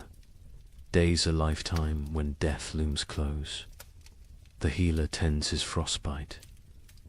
His blackened fingers will probably fall off. His toes are lost. He will be crippled, but he will live. He made the trade willingly, his pain for their survival. No one will forget this sacrifice. Torg's mother survives. The tea worked, or her will worked, or the tiny bit of meat worked. Perhaps all three. She is still weak, still fragile, but alive, improving. The fever breaks. She sleeps naturally. Healing sleep. The tribe settles that night with fuller bellies. Not full, but fuller. The difference is profound. Mood lifts. Energy returns slightly. Conversation resumes. Small jokes are made. Laughter sounds strange, foreign, but welcome. The moon of hunger continues. It will continue for weeks more. They are not saved, but they are not finished. They endure. They adapt. They survive. More storms will come. More hunger will come. More death might come. But tonight, they have meat. They have hope. They have each other. The fire burns a bit brighter. Wood is still rationed. But they allow a slightly larger flame. Warmth spreads. Bodies relax marginally. Sleep will come easier tonight. Outside, the moon hangs cold and distant, indifferent to human suffering, indifferent to human triumph. It simply shines, marking time, marking the season. The moon of hunger watches all, judges none. The tribe learned again what they already knew. Survival requires sacrifice, requires courage, requires the few to risk for the many. Breck proved this. Mira proved this. The baby's mother proved this. They carried these lessons. They teach these lessons. They live these lessons. This is how humans persist. This is how they conquer impossible odds. Not through strength alone, but through sacrifice, through love, through unwillingness to surrender. The moon of hunger is not over, but they will face it together. They will face it standing. They will face it human. And that makes all the difference. They step onto the plain. The wind hits immediately. Ferocious, brutal. It steals breath. It pushes them backward. They lean into it. They fight for every step. Progress becomes measured in body lengths, not miles. The cold is different here. Worse. It penetrates every layer, finds every gap in clothing, numbs exposed skin within seconds. Their eyes water, the tears freeze on their cheeks. Ice crystals form on their wrappings. They walk in a tight group, close together, sharing body heat, creating a mobile shelter. the strongest on the outside, taking the worst of the wind, rotating positions regularly, sharing the burden, sharing the pain. Hours pass. Time loses meaning. There is only the next step, the next breath, the next moment of survival. Nothing beyond that, nothing behind that. Just the eternal present of suffering. Syrah stumbles. She catches herself. But barely. Her legs shake. Exhaustion shows. Others are the same. Everyone reaches their limits, but limits must be exceeded, must be pushed beyond reason. Survival demands the impossible. They come to a frozen river. Ice covers it completely. Thick. Ice. Strong ice. Probably safe. Probably. But ice is treacherous. Currents flow underneath. Weak spots form. One wrong step means freezing water, means death. Crawl tests the edge. He stamps hard. The ice holds. He ventures further, still solid. He waves the others forward. They cross one at a time, spreading out, distributing weight. Every step careful, every movement calculated. Halfway across, the ice groans. A deep, ominous sound. Everyone freezes. They wait. The groaning continues, but no cracking, no breaking. They breathe again. They continue, faster now. Urgency overcoming caution. They reach the far side. Relief is brief. More walking awaits. More suffering. The plain continues endlessly. Horizon meets horizon in white emptiness. No landmarks, no reference points. Only Craw's memory guides them. Only faith in his knowledge. Afternoon brings no warmth. The sun is visible but distant, cold. Its light provides no comfort, no heat, just illumination of their misery. Of the vast emptiness surrounding them, Ren falls. He does not get up immediately. Others stop. They help him, pull him upright. His face is white, his lips blue. Hypothermia begins. They force him to walk. Movement generates heat. Stopping means dying. He walks, stumbling, barely conscious. But walking, they find a small depression, a slight dip in the endless plain. It blocks some wind, not much, but some, enough. They stop briefly. They need rest, need water, need to check their bodies. They huddle together. They share warmth. They drink from water skins. The water is partially frozen. They break ice with their teeth. The cold liquid burns going down, but hydration matters. Dehydration kills in cold. Silently, quickly, Syrah checks everyone's extremities. Fingers, toes, noses, ears. Looking for white patches, for frozen flesh. She finds some on Ren. His fingers are too pale. She rubs them vigorously, trying to restore circulation, trying to save his digits. Pain shoots through Ren's hands as feeling returns. He gasps, bites down. The pain is good. Pain means life, means the tissue still functions. He flexes his fingers. They move, stiff but mobile. He survives this test. They rest for half an hour, no longer. Their bodies cool quickly without movement. Already the cold seeps deeper. They must continue. Must reach the valley before nightfall. Darkness on the plain means death. Certain death. The afternoon trek is harder. Fatigue accumulates. Muscles refuse commands. Minds grow foggy. This is dangerous. Clear thinking preserves life. Confusion kills. They focus on simple goals. Next 100 steps.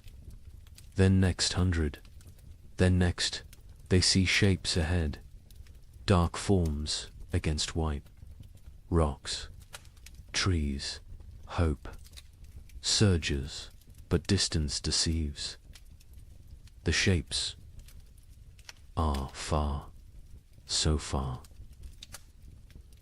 What looked like minutes away takes hours to reach. The plane plays tricks, tests sanity. Finally, they arrive. Not trees, just large boulders. But boulders provide shelter. Wind breaks around them, creates calm pockets. They can rest here. They can survive the night here. Relief is overwhelming. They collapse against the rocks. Their bodies give out. They have nothing left. They walked for 14 hours, maybe 15, through impossible conditions. They should be proud, but they are too tired for pride, too exhausted for emotion. They must make fire, must create warmth, but they have no wood. The plain offers nothing. Just snow and rock and ice. Craw searches desperately. He finds dried grass, small amounts poking through snow. He gathers every strand, every piece. They pile the grass. They work their firestones, striking, sparking, again and again. Their frozen fingers fumble. Drop the stones, retrieve them, try again. Finally, a spark catches. Tiny flame, fragile, growing dot, they feed it carefully. Grass burns fast, too fast.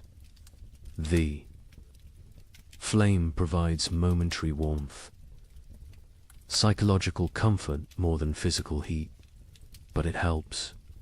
It reminds them they are human. They can create. They can fight nature. The fire dies within minutes. No fuel remains. Darkness settles completely. Cold intensifies. Night on the plain is brutal beyond measure. They huddle together, all 10 bodies pressed close, creating a human ball. Preserving core warmth. Sleep comes in fragments, minutes at a time. Someone must stay awake, must watch, must ensure everyone breathes, must prevent the final sleep that never wakes. They rotate this duty, share this burden. The night lasts forever. Time becomes meaningless. There is only cold, only suffering, only the desperate clinging to life. Some pray to spirits, some think of family, some think nothing. Just exist, just breathe, just survive. Dawn arrives, grey and grudging. They survived, all 10, frozen, hurting, but alive. They check each other. Frostbite has spread. Fingers are white. Faces are damaged. But they can walk. They can continue. They eat tiny portions of dried meat. The food is frozen solid. They soften it in their mouths. It provides minimal energy, but enough. Enough for another day. Enough for more walking. The valley must be close. Croft feels it. He cannot explain how, but he knows. A few more hours, maybe half a day, they can make it. They must make it. They walk again, Bodhi's screaming protest. Every joint aches, every muscle tears. They walk anyway. They walk because stopping is death, because the tribe needs them, because they are human and humans endure. The terrain begins to change, subtle at first, a slight slope, a gentle descent, then more pronounced. Hills appear, the valley approaches, energy returns, hope fuels them. They increase pace. By midday, they see it. The valley spreads below, protected, sheltered. Trees grow there, dense forest. The sight is beautiful, salvation made visible. They almost run, almost forget their exhaustion. They enter the valley, wind stops, silence surrounds them. The temperature feels warmer immediately, still cold, still winter, but survivable, bearable. They made it. Against impossible odds, against nature's fury, they made it. Now they must find food, must justify the journey, must save the tribe. The trek was only half the battle. The real test begins now. The valley delivers on its promise. The hunters find game within hours, deer sheltering in thick forest. A small herd, 5 animals, healthy and fat. They have survived winter well, protected by the valley's embrace. The hunt is successful. 2 deer fall, 2 coordinated spears. The hunters work efficiently. They butcher, they preserve, they prepare for the return journey. Success tastes sweet, sweeter than the meat itself. They saved the tribe. They accomplished the impossible. The journey back takes 4 days. They carry heavy loads, meat wrapped in hide, dragging it through snow. The weight slows them, but spirits are high, high enough to overcome exhaustion, high enough to push through pain. The tribe spots them from a distance, 10 figures approaching, all walking, all alive, and carrying something, carrying hope. The cave erupts in celebration, crying, shouting, relief pours out. They feast that night, controlled feasting, rationed celebration, but feast nonetheless. Meat fills bellies, strength returns to limbs, color returns to faces. The tribe steps back from death's edge, not far, but enough days pass into weeks. The meat lasts longer than expected. Careful rationing, careful preservation. The tribe survives, continues, endures. Then something changes, subtle at first, easy to miss, but Craw notices. He always notices. The air feels different, less sharp, less cutting. The quality of cold has shifted. He mentions it to the chief. The chief feels it too. Something is coming, something changing. They watch, they wait, they observe. The days grow longer, minutes at a time, barely noticeable, but cumulative. Dawn arrives earlier. Dusk comes later. Light increases, darkness retreats. The balance shifts. The sun rises higher in the sky. Its arc changes. It climbs further before descending. Its light hits at different angles, penetrates deeper into the cave. These are signs. Ancient signs, remembered signs. One morning, water drips. A single drop from the cave roof, then another. Ice is melting, slightly, temporarily, but melting. This has not happened in months, not since autumn. The tribe gathers to watch, to witness this miracle. Liquid water, life returning. The dripping stops when temperatures drop again. But the message was sent. Winter weakens. Its grip loosens. Imperceptibly, gradually, but definitely. Birds return. Not many, just a few scouts. Ravens first. Always ravens. They circle overhead. They call to each other. Their voices break the silence of months. The sound is jarring, almost forgotten, but welcome.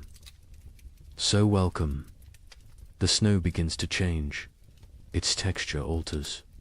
Morning crust forms. The surface freezes hard overnight. Supports weight. Walking becomes easier.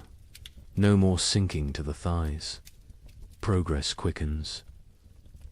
Movement improves, but afternoons bring different snow. Soft, wet, heavy. The snow absorbs sunlight, converts it to water. Slowly, drop by drop, the snow level decreases. Patches of ground appear, brown and dead, but ground, actual earth. The hunters venture out more frequently. They find tracks, fresh tracks. Animals emerge from dens, from hibernation, from wherever they sheltered. Life stirs again, cautiously, tentatively, but undeniably. A child sees something green, a tiny shoot, pushing through melting snow. Green, the color is shocking. Alien after months of white and brown and grey. The child calls others. They gather around this small miracle, this proof of continuation, this promise. The tribe's energy shifts. Desperation eases. Not gone, but reduced. They can see the end now. Not tomorrow, not next week. But eventually, spring will come. They will survive. They endured the worst. They can endure the rest. Mira's death is honored properly now. The ground softens enough to dig. Not deep, but enough. They bury her with ceremony, with gratitude, with love. They mark her place with stones. She will rest among her people, among the land she knew. The baby is buried beside her, grandmother and infant. Together, the mother stands silent. She has no tears left, but she has survived. She will continue. She will have other children. This is not comfort, but it is truth. It is the way. The tribe expands their range. They explore further from the cave, finding what winter destroyed, what winter spared. They assess damage, plan repairs, think ahead. Survival mode shifts to recovery mode. They find a frozen stream beginning to flow. Ice breaks apart. Water moves underneath. Clear, cold, but flowing. They drink fresh water, not melted snow, not stale. Fresh the taste is incredible, pure, clean, alive. Fish will return soon. With flowing water comes fish. The tribe prepares nets, repairs traps, sharpened spears. The river will provide. It always has. It will again. The wind changes direction, no longer from the north, now from the south. Warmer air pushes in, not warm, but warmer. Relative warmth, comparative warmth, enough to matter. Ice on the cave walls melts. Water runs down stone faces. The cave becomes damp, almost humid. This creates new problems. Mold threatens. Furs must be dried, arid, maintained. But these are problems of living, not problems of dying. The tribe welcomes them. Sero spots deer tracks. Many tracks. A large herd pass nearby, moving north, following some ancient instinct. Following the thaw, the hunters follow. They track for miles. They find the herd. The hunt succeeds again. 3 deer this time. The tribe has surplus. Actual surplus. They smoke meat. They preserve it, but they also eat fully. They allow themselves satisfaction. Bellies fill completely. Children laugh. The sound is strange, foreign, forgotten, but it returns. Slowly it returns. Young ones play outside again, running, shouting, burning energy stored through winter. Parents watch with emotion. These children survived. Against odds, against nature, they live, they thrive, they play. Breck's frostbite healed as well as possible. He lost 3 fingers, 2 toes. He walks with a limp. His hands cannot grip spear properly, but he lives. He survived his sacrifice.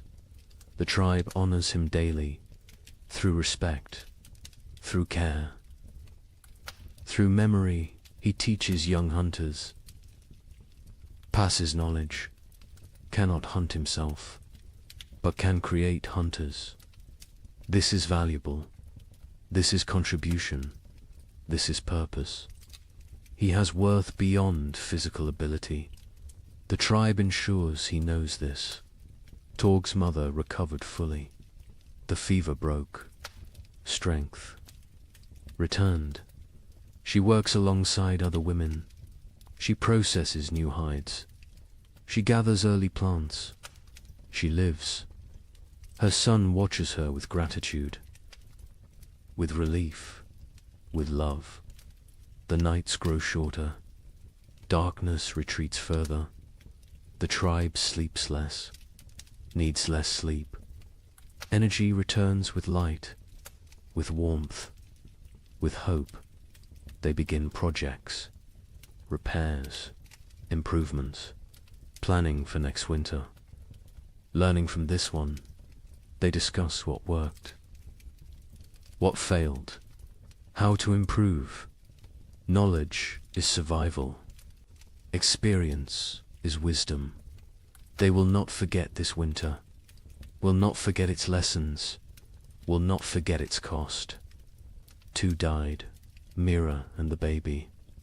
2 out of many. This is success. Grim success.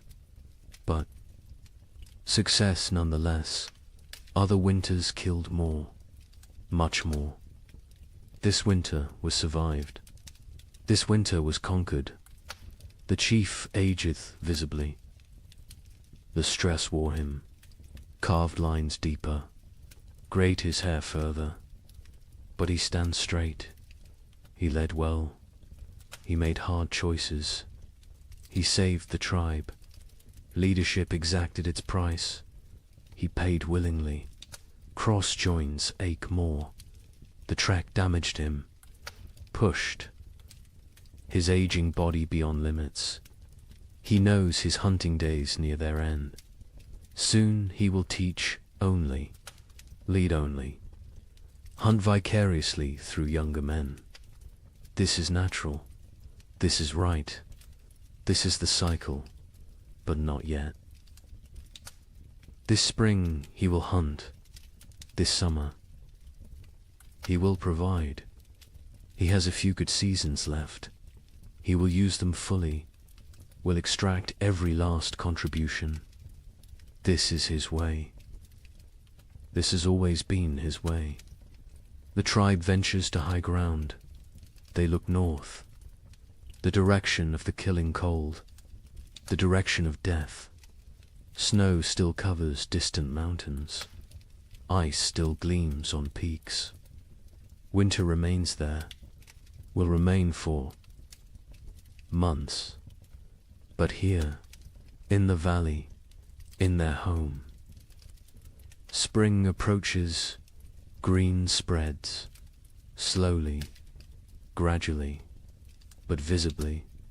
Grass emerges, leaves bud, flowers prepare to bloom.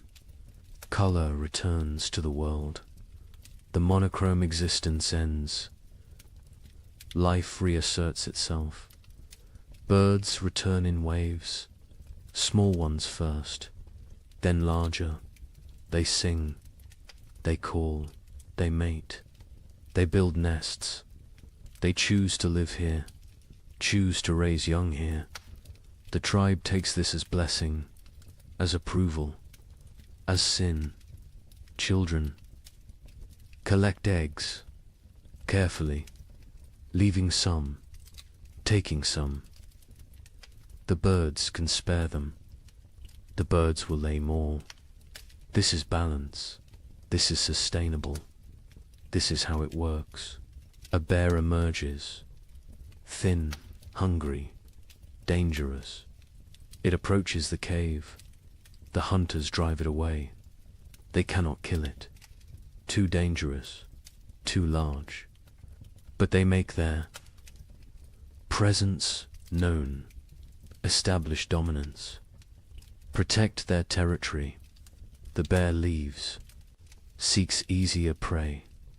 The tribe remains vigilant. More bears will come, more predators. Spring brings life, but also competition, also danger, different danger than winter, but real. They prepare defenses, reinforce barriers, sharpen weapons. Spring is not safety. Spring is different challenge. Different tests, but they survived winter. They can handle spring. The elderly who remained in the cave through the trek are recovering. They endured. They kept fire burning. They maintained hope. They held the center. Their contribution was essential, unrecognized during the crisis, acknowledged now. The tribe holds council. All adults attend. They discuss summer plans. Where to hunt, where to gather, what to store, how to prepare for next winter. Always next winter. Winter always comes again. But between now and then, between this moment and that future threat, there is spring. There is summer. There is abundance. There is life. They will live fully, live completely, live gratefully. The thaw continues, accelerates, snow vanishes, rivers swell, the land transforms. The frozen death world becomes living green world. The change is profound, almost unbelievably, but real. Witnessed, experienced. The tribe survived. All but two. They endured when winter meant death. They outlasted the brutal cold. They conquered the primitive darkness. They proved again what humans are, what humans do, what humans will always do. They survive. They adapt. They continue. Spring has begun. The tribe gathers in evening light, not inside the cave, outside, under open sky. This gathering is ritual, sacred. It happens after every winter, after every survival. The time has come to speak, to remember, to learn. The chief sits at the center. Elders form a circle around him, hunters behind them, women next, children at the outer ring. Everyone has place, everyone has voice. This is how knowledge passes. This is how wisdom survives. The fire burns.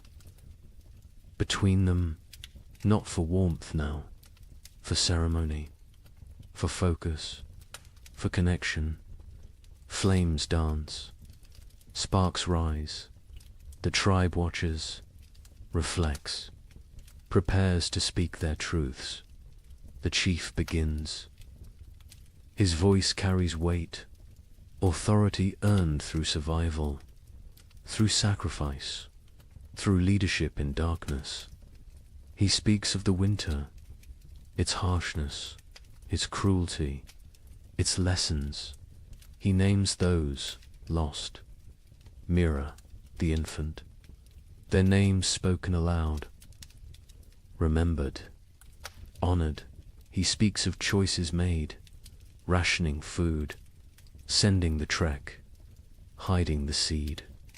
Hard choices, choices that saved them, choices that cost them. Leadership is burden.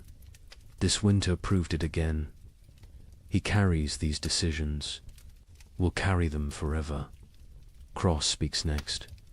He describes the hunt before the storm, the desperate race, the near miss with the bison's horn. He shows his torn fur, his scar, physical proof of survival, of risk, of success. He speaks slowly, choosing words carefully. Each word teaches. He talks about the trek, the frozen plain, the endless walking, the night without shelter, the valley discovered, the game found. He does not glorify, does not exaggerate, simply states, truth is lesson enough. Truth needs no embellishment. The other hunters add details. Each perspective matters. Each view completes the picture. One speaks of exhaustion, another of fear, another of hope sustained. Together they create full understanding, complete knowledge, shared experience. Breck holds up his damaged hands. 3 fingers gone. Stumps healed now, scarred. He speaks of tracking the goat, days alone, nights frozen, the desperate throw that killed, the impossible drag back. His voice is steady, no regret, no bitterness, only statement, only fact. He says he would do it again, would sacrifice again. The tribe is everything. Individual is nothing. This is core truth. This is survival principle. This is what separates humans from animals. Willingness to suffer for others, to die for others. If necessary, the women speak. Myra's daughter tells of her mother's final days, her weakness, her continued teaching, her peaceful end. Tears flow, but also pride. Mira lived well, died well, left legacy. This is all anyone can hope for. The baby's mother speaks, briefly. Her voice breaks. She cannot say much, but she says enough. Her child lived weeks, new warmth, new love, new mother's touch, short life, but life nonetheless. She will honor it, will remember it, will carry it forward. Other women discuss food preservation, what worked, what spoiled, leather eating, bone boiling, every technique examined, every method evaluated. They share improvements, better ways, smarter approaches. Next winter, they will do better. This is the point. Always improve. Always learn. Ciro speaks of navigation, of reading snow, of finding signs, of keeping group together. She describes the river crossing, the groaning ice, the careful steps. She explains her fears, her doubts, but also her determination. Leadership is not certainty, is not confidence, is commitment despite uncertainty. The young ones ask questions. How did you stay warm? How did you stay brave? How did you keep going? The answers vary. Honesty prevails. Sometimes we did not stay warm. Sometimes we were not brave. Sometimes we kept going because stopping meant death. Simple answers, true answers. Torg speaks for the first time in gathering. His voice cracks. He is becoming man, growing, changing.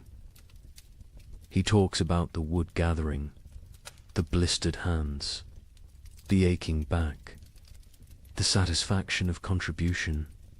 He learned his value, his worth, his place in the tribe. This winter made him adult. His mother adds her story. The fever, the weakness, the tea that saved her. She thanks the healer publicly. Gratitude expressed. Debt acknowledged. The healer nods, accepts thanks, but says she only did what she knew, what others taught her, what Myra taught her years ago. Knowledge circles, returns, perpetuates. The healer discusses her herbs, what she used, what she saved, what she needs to gather. She lists plants, describes locations, teaches identification. Several women listen intently. They want to learn, want to help, want to preserve this knowledge. The healer accepts students, welcomes them. Knowledge must spread, cannot die with one person. Talk turns to preparations. What they should have done, what they will do next time. More wood, always more wood. Better storage, improved insulation, stronger entrance barriers, backup supplies, hidden caches, distributed resources. They brainstorm, they plan, they commit. Someone suggests splitting the tribe, half in one cave, half in another. If one location fails, the other survives. Discussion follows. Arguments for, arguments against. The chief listens, considers, makes no decision tonight. This needs thought, needs time. Will be decided before next winter. The feast day arrives with warmth, actual warmth. The sun climbs higher. It stays longer. Its rays penetrate winter's final defense. The cold retreats, step by step, day by day. Life returns. The tribe moves through mourning with purpose. Women prepare food, all the food, reserves brought out, smoked meat, dried fish, roots saved, seeds roasted. Nothing held back today. Today's abundance. Today is celebration. Today is life affirmed. Children run wild, energy unleashed. Months of confinement explode into motion. They chase, they climb, they shout. Their laughter echoes off rocks, off trees, off the sky itself. Parents watch with full hearts. This sound, this joy, this is why they fought, why they suffered, why they survived. The hunters bring fresh game, killed this morning, deer and rabbits. Prepared quickly, cooking now. The smell fills the valley, rich, savory, irresistible. Mouths water, anticipation builds. The feast approaches. By midday, everything is ready. Food covers flat rocks, arranged, displayed. More food than seen in months, more than anyone remembers. It looks impossible, looks like dream, but it is real, earned, deserved. The chief stands. He raises his hands, silence falls, even children quiet. He speaks briefly, thanks the spirits, thanks the ancestors, thanks the tribe. Each person contributed, each person matters, each person survives because all survived. This is truth. This is their way. Then he gestures. Begin, eat, celebrate, live. The tribe descends on food with controlled urgency, not greed, not desperation, but hunger, real hunger. Months of deprivation cannot be ignored. They fill their hands, fill their mouths, fill their bellies. The taste is incredible. After bland rations, after leather, after nothing. This food is ecstasy, simple food, basic food. But to them it is feast worthy of gods. They eat slowly, savoring, appreciating, grateful for every bite.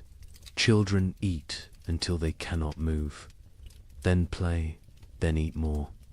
Their bodies demand fuel, demand rebuilding, demand growth delayed by winter.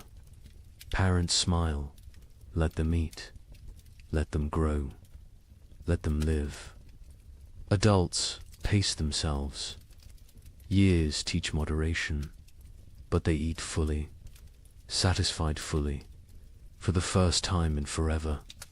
Bellies are tight, bodies are warm, hearts are full. This moment is perfect. This moment is earned. This moment is theirs. As afternoon settles, the tribe relaxes into contentment. Some sleep, some talk, some simply exist, peacefully, completely, without fear, without hunger, without cold. Present moment contains everything needed. Stories begin again. Different stories now, lighter stories, funny memories, embarrassing moments, gentle teasing. Laughter comes easily. Naturally, the tribe remembers how to be happy, how to be human beyond survival, how to live rather than merely exist. Brexits. With young hunters, he demonstrates techniques despite damaged hands, shows them tracking signs, explains animal behavior, shares decades of knowledge. His hunting days may be over, but his contribution continues. Different form, same value, same importance. The healer sits with her new students. They examine plants, learn properties, memorize uses. She teaches patiently, thoroughly. She knows she grows old. She must pass knowledge before she cannot, before it dies with her. The young women listen intently. They understand the gift. They accept the responsibility. Sira walks the valley's edge, exploring, mapping, planning. Her mind is always forward, always preparing. She finds new water sources, better hunting grounds, strategic locations. Information is survival. Knowledge is power. She gathers both constantly. Craw sits alone briefly, watching his tribe, his family. He feels his age, his exhaustion, his mortality, but also satisfaction, pride, purpose. He has lived well, provided well, protected well. If death comes tomorrow, he is ready. He is complete. He is content, but death does not come. Life continues. Spring unfolds. Days stretch longer. Warmth increases. Green spreads across the land like water, flowing, growing, transforming everything it touches. Other tribes exist. Other peoples, scattered across the vast lands. Each endured their own winter. Each fought their own battles. Each lost their own members. Each survived through strength and sacrifice and will to the north. Coastal peoples weathered storms. Ocean. Winds brought different cold. Wet cold. Penetrating cold. They huddled in driftwood shelters. Ate fish when they could. Kelp when they must. They survived. Barely, but survived to the south. Dozen peoples faced different trial. Cold nights, scorching days, extreme swings, no middle ground. They sheltered in caves, conserved water, endured.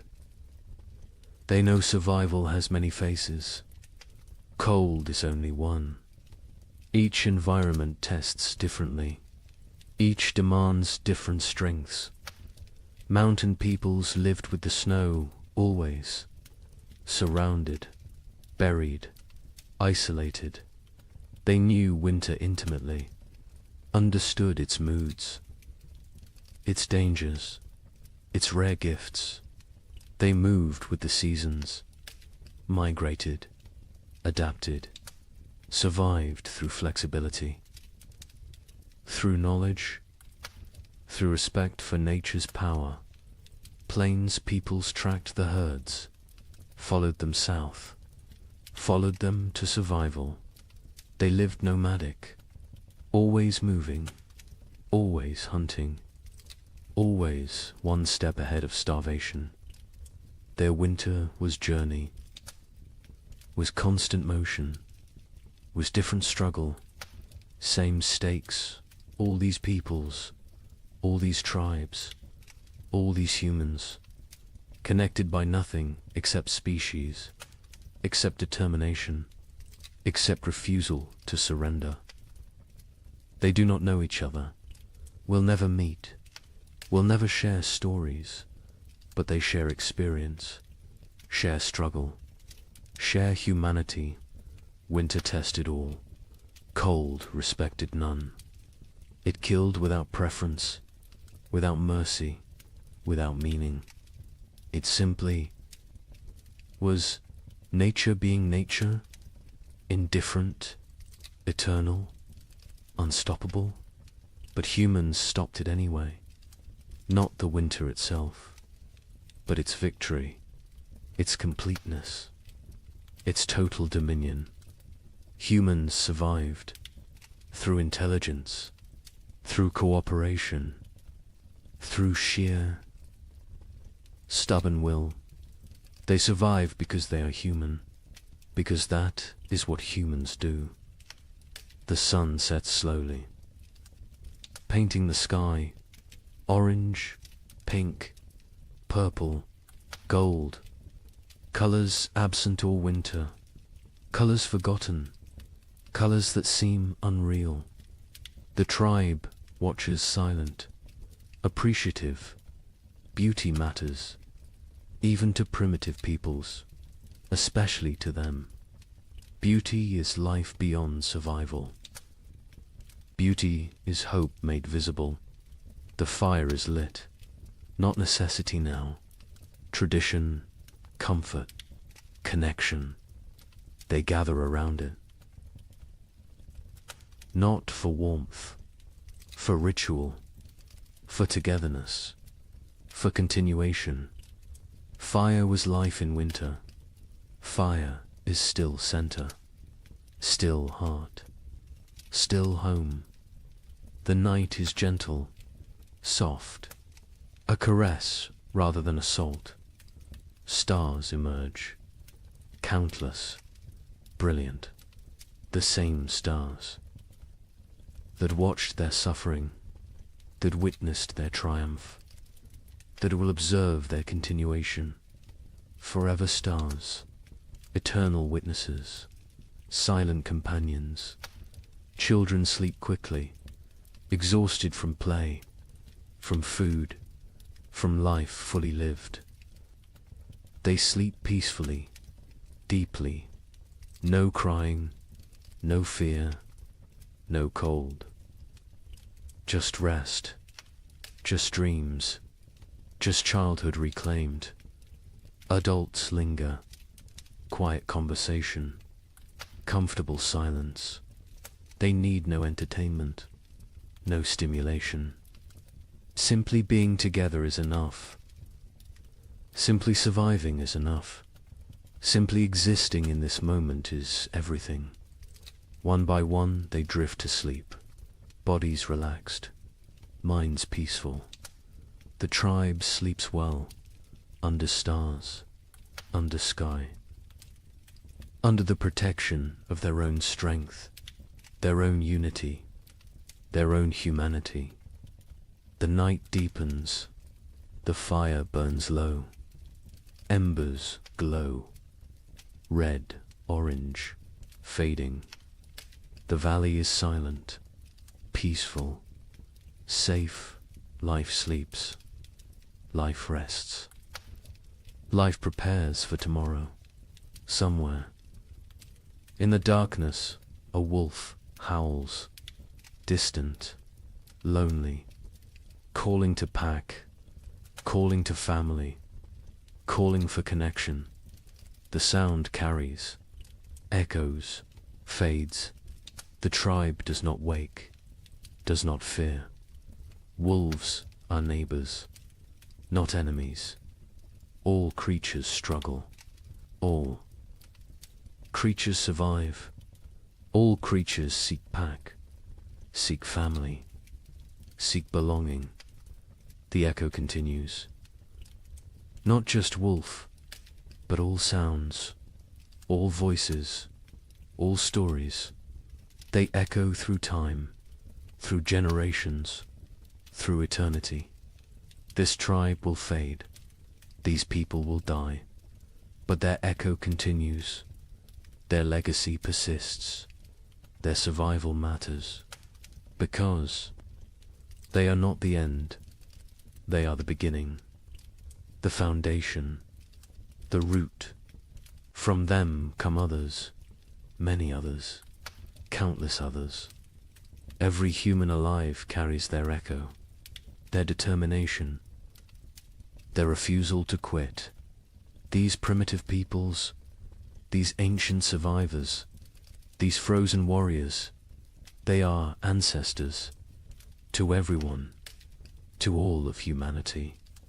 Their winter is our winter. Their struggle is our struggle. Their survival is why we exist. The night holds all of this, all of history, all of future. all of possibility. It holds the sleeping tribe, the dying fire, the silent stars. It holds everything that was, everything that is, everything that will be. And in the morning, they will wake, they will continue, they will live another day, then another, then another, until winter comes again. And they will face it, and they will endure, because that is what they do, what they have always done, what they will always do. They are human. They survive. The night knows this. The stars know this. The earth knows this. And now you know this. To dot rest now. Sleep now. Dream of warm fires. Of full bellies. Of tribes that endure. Of humans who refuse to quit. Of ancestors who gave us everything, including survival itself. The echoes continue, forever, always, in the night.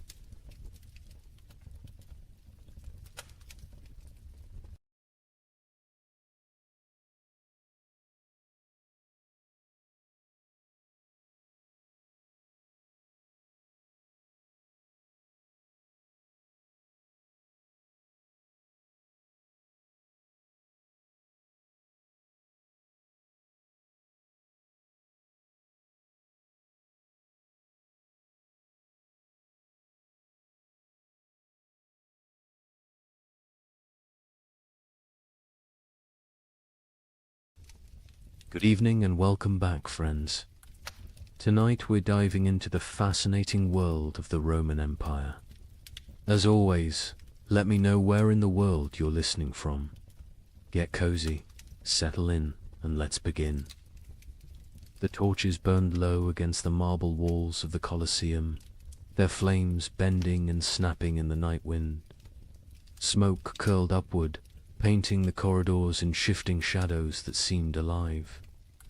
Somewhere deep within those walls, cages rattled. The guttural growl of a lion broke the silence, followed by the shrill cry of a panther pacing its enclosure. The air was thick with the scent of straw, iron, and blood. Men shuffled forward, not as spectators, but as the hidden workforce behind the spectacle animal keepers, trainers, guards, and gladiators themselves, step echoing with the knowledge that dawn might never come for them. Imagine it, the roar of 50,000 Romans thundering like a storm overhead. Yet before the games even began, death was already at work in the corridors below. Lions lunged against their bars, their claws scraping sparks across iron.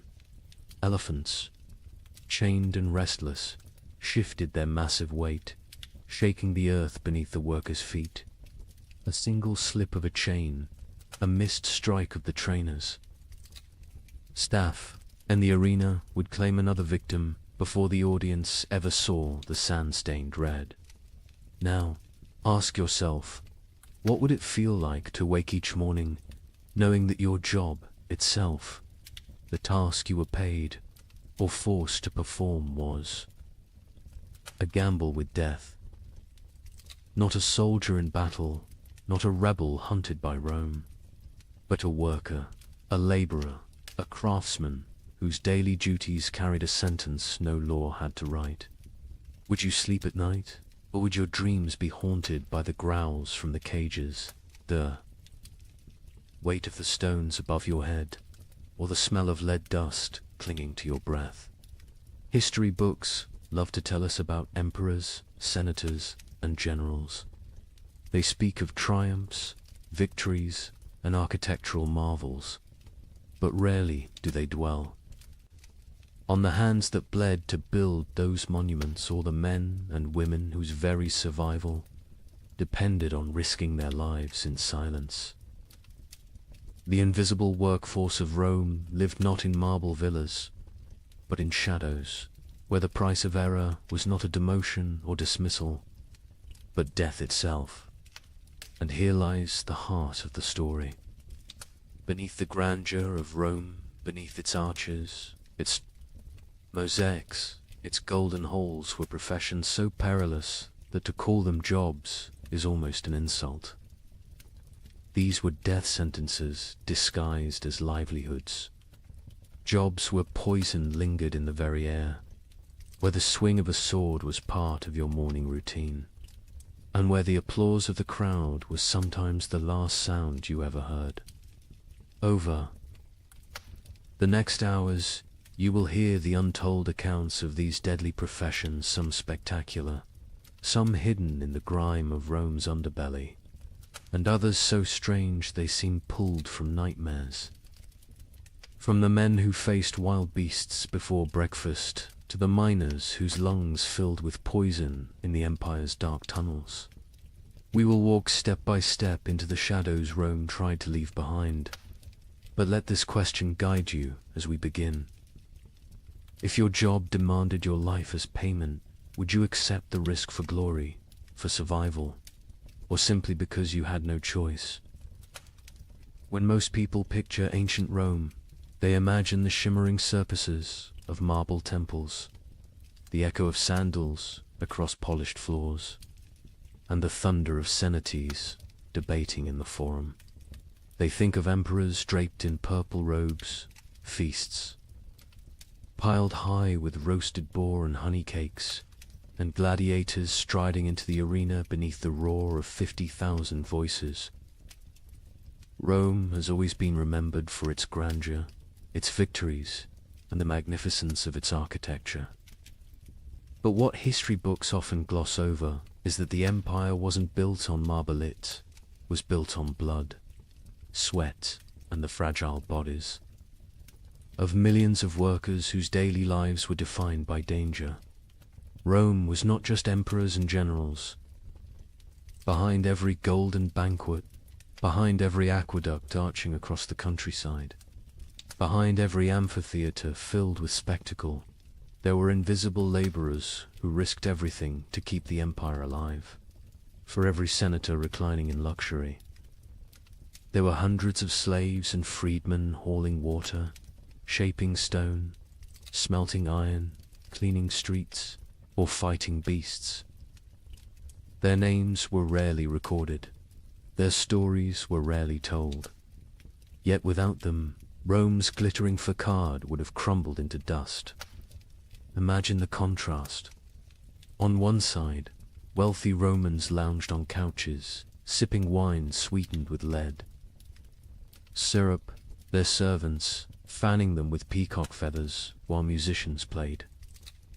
On the other side, just beyond the villa walls, workers baked under the Mediterranean sun on dangerous scaffolds, hauling blocks of stone that could crush them in an instant. Inside, the laughter of banquets rang against walls lined with mosaics. Outside, miners descended into narrow shafts where air was poised with dust and metal fumes. Knowing they might not resurface alive, luxury was visible, risk was hidden.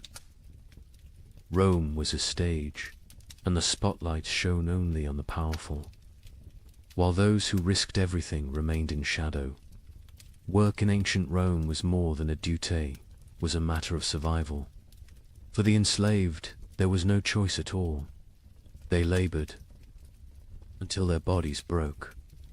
For the poor free citizens, dangerous work was often the only chance to feed a family. And even for skilled craftsmen, fortune was fragile. One accident at a glass furnace, one slip of a chisel, and a lifetime of expertise meant nothing against the indifference of death. Unlike today, there were no safety harnesses, no unions, no laws protecting the vulnerable. Rome had no patience for weakness. If a worker fell, another was always waiting to take his place. This is the untold foundation of Rome's greatness. The empire stretched across continents, commanded legions, and shaped the destiny of the Western world. But it was held together not just by marble and laws. It was held together by expendable lives. The amphitheaters that dazzled crowds were built by hands calloused from stone and bloodied by accidents. The shimmering purple robes of emperors were dyed by workers suffocating in vats of poisonous mollusk brine. The wine that filled silver goblets was poured by servants who would never share in the feast. Now pause and ask yourself, would you trade your office, your workshop, your school, or your daily commute for the mines of Hispania, where men choked on poisonous dust in darkness for the promise of silver Rome craved? Would you exchange your cubicle or construction site for the sands of the Colosseum, where gladiators bled to entertain a restless mob? Could you imagine waking each morning knowing your work itself might kill you, not because of war, not because of rebellion, but because your role in society was considered disposable? That is the contrast that makes Rome so haunting. Its glory. It was dazzling, but it was built on invisible suffering. Every aqueduct meant water for cities, but also corpses crushed in its construction. Every road meant trade and travel, but also slaves dying in the ditches. Every banquet meant celebration, but also bakers coughing from flour dust, servants poisoned by fumes, and children forced into brutal apprenticeships. Rome was not just a civilization of luxury, it was a civilization of calculated risk, where millions lived knowing their value extended only as far as their usefulness to the empire. As we step deeper into these stories, keep this in mind. The history of ancient Rome is not just about triumphs and monuments. It is about the unseen workers who carried the weight of empire on their shoulders, often until those shoulders broke. Tonight, we will walk in their footsteps. We will stand in the mines, in the furnaces, in the arenas, and in the shadows of temples to uncover the professions so perilous they could rightfully be called the deadliest jobs of the ancient world. So, settle in. The story you are about to hear is not one of emperors' speeches or military campaigns. It is the story of ordinary men and women whose names we will never know, but whose risks carved Rome into the world's memory. And as we journey through these forgotten professions, I'll ask you again to reflect. How safe is your work compared to theirs? And more importantly, would you have survived in their place? Beneath the Colosseum, night was never silent. Torches sputtered against damp stone walls, smoke trailing upward into the labyrinth of corridors. From the shadows came the sound that froze even hardened gladiators in their tracks, the rattling of iron bars, the scrape of claws against cage doors, the guttural growl of beasts that did not belong to Rome but had been dragged here from the farthest corners of the empire. Leopards shipped from the rocky coasts of North Africa, half-starved, to make them hungrier. Tigers, stolen from distant India, pacing in restless fury. Bears hauled from the frozen forests of Germania. Even elephants, towering and furious after months of brutal marshes, swayed on their chains, slamming tusks into wooden barriers that cracked under the strain. The ground itself trembled when these creatures roared, and the men tasked with keeping them under control knew the truth. They were one mistake away from being torn to pieces. These men were the Venator shadows, the animal trainers. History rarely records their names, but their presence haunted every spectacle. Before the crowd even took their seats, before a single gladiator raised a sword, these workers had already stared death in the eye.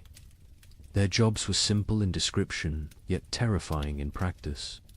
Feed the beasts, transport them, prepare them for combat, and release them into the arena at just the right moment. But simplicity on paper did not translate to safety in reality.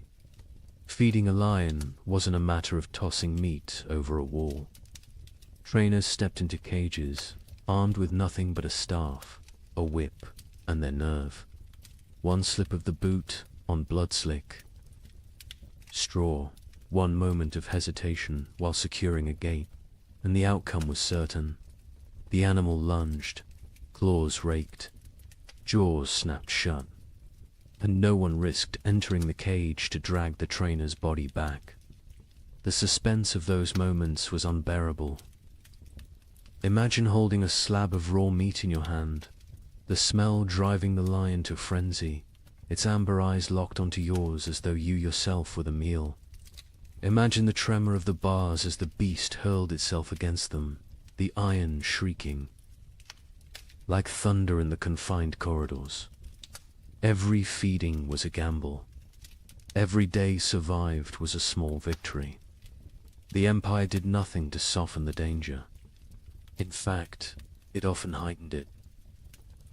Trainers were ordered to starve animals before games, ensuring they would be more violent, more dramatic for the crowd. They baited the beasts with wooden dummies soaked in blood, conditioning them to attack on sight. They lit torches in the faces of elephants to keep them agitated, lashing their trunks until the massive creatures charged blindly into the sand. To the Romans above, these were thrilling displays of power. To the men below, they were acts of survival. The fallout of this profession was as bloody as the games themselves. There are accounts of trainers being dragged into cages, shredded within seconds by the very animals they sought to control. Some were mauled in the holding chambers before the beasts ever saw the light of the arena. Ships carrying exotic predators sometimes became floating prisons of chaos, with handlers torn apart mid-voyage. And when things went wrong during the games, it was often the trainers who were sacrificed first, thrown into the sand alongside the beasts to buy time while soldiers rallied. Picture this. The gates rise, and a tiger bursts into the sunlight, its muscles coiled with hunger. The crowd roars with excitement, but backstage, panic has already erupted. A handler failed to secure the second chain. The tiger lashes back toward the holding corridor, tearing into the men behind the scenes. For the audience, the spectacle remains seamless. They see only the drama in the arena. But behind the curtain, death is quiet, fast, and unacknowledged. Ask yourself, would you take that job? Would you trade your office, your tools, or your classroom for a torch and a whip, walking daily into the jaws of lions? These trainers did not choose their fate freely. Many were enslaved, others condemned prisoners. Some were criminals whose punishment was not execution but servitude in the cages. Yet a handful were free men spatialists who took on the role for pay, prestige, or the faint hope of avoiding poverty. Their skill with animals might buy them survival, but it also chained them to constant peril. And here lies the chilling truth. Rome didn't care if they lived or died. The empire had endless replacements, slaves, captives, debtors. If a trainer was mauled, his death wasn't a tragedy, it was a footnote. The games continued, the crowd cheered, and the emperor smiled. The expendable lives of these men fueled the endless appetite of spectacle. So the next time you picture the Colosseum filled with roaring beasts and clashing swords, remember the hidden figures in the shadows, the ones who coaxed half-starved. Predators from their cages, who held their breath each time an iron gate groaned open. Who knew that at any moment the sand might drink their blood instead of the gladiators. Their work was not honored. Their names were not recorded. Yet without them, Rome's greatest spectacles would never have existed. They lived every day, with death brushing at their heels, and more often than not, death caught up. And as terrible as this sounds, these animal trainers were only the first link in the Colosseum's deadly chain of professions. Others stood in workshops, hammering weapons that decided life or death. Others knelt in the sand, stitching wounds under the gaze of the emperor himself. If the cages were a place of constant suspense, the armories and infirmaries were no less haunted. And it is to those shadows that we turn next. Step away from the roaring cages of the beasts and follow the sound of hammer against iron. Deep within the Colosseum's hidden chambers lay another world entirely, one that smelled not of blood and straw, but of smoke, oil, and molten metal. This was the domain of the weapons masters, the unseen craftsmen whose work shaped the fate of every gladiator who walked onto the sand. Picture it, a forge glowing in the half-dark, the air heavy with heat, sparks flying like fireflies as iron is struck again and again on the anvil. Grindstones hiss as edges are sharpened, the rhythm of stone against blade echoing like a heartbeat through the chamber. The tension here was no less suffocating than in the animal pens above, for in this place the smallest error did not simply ruin a weapon, it ruined a man's life. Every sword, every dagger, every spear carried into combat bore the silent touch of these craftsmen.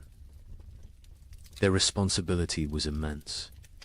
A blade had to be balanced to the hand, sharp enough to slice in an instant, strong enough to withstand the crushing force of an opponent's strike. A dull edge could mean a wound that failed to stop an enemy.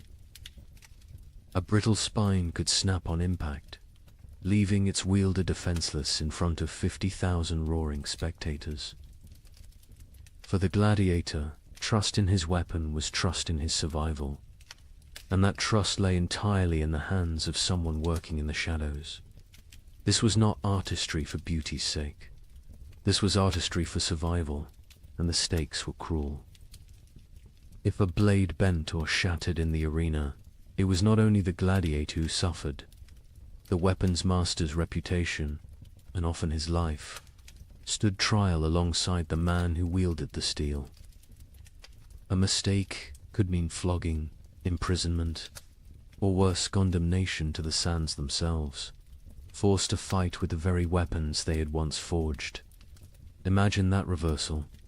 One day you are sharpening a gladius, the next day you are thrust into the arena, clutching it desperately as the crowd demands your blood. The drama of their work was constant. Fire licked at their hands, sparks scarred their faces, blades slipped and cut through flesh with the same ease they were designed to cut through armor. The grindstone could seize a weapon, spinning it from their grip and into bone. Their lungs, filled with smoke and ash, slowly poisoning them over years of labor.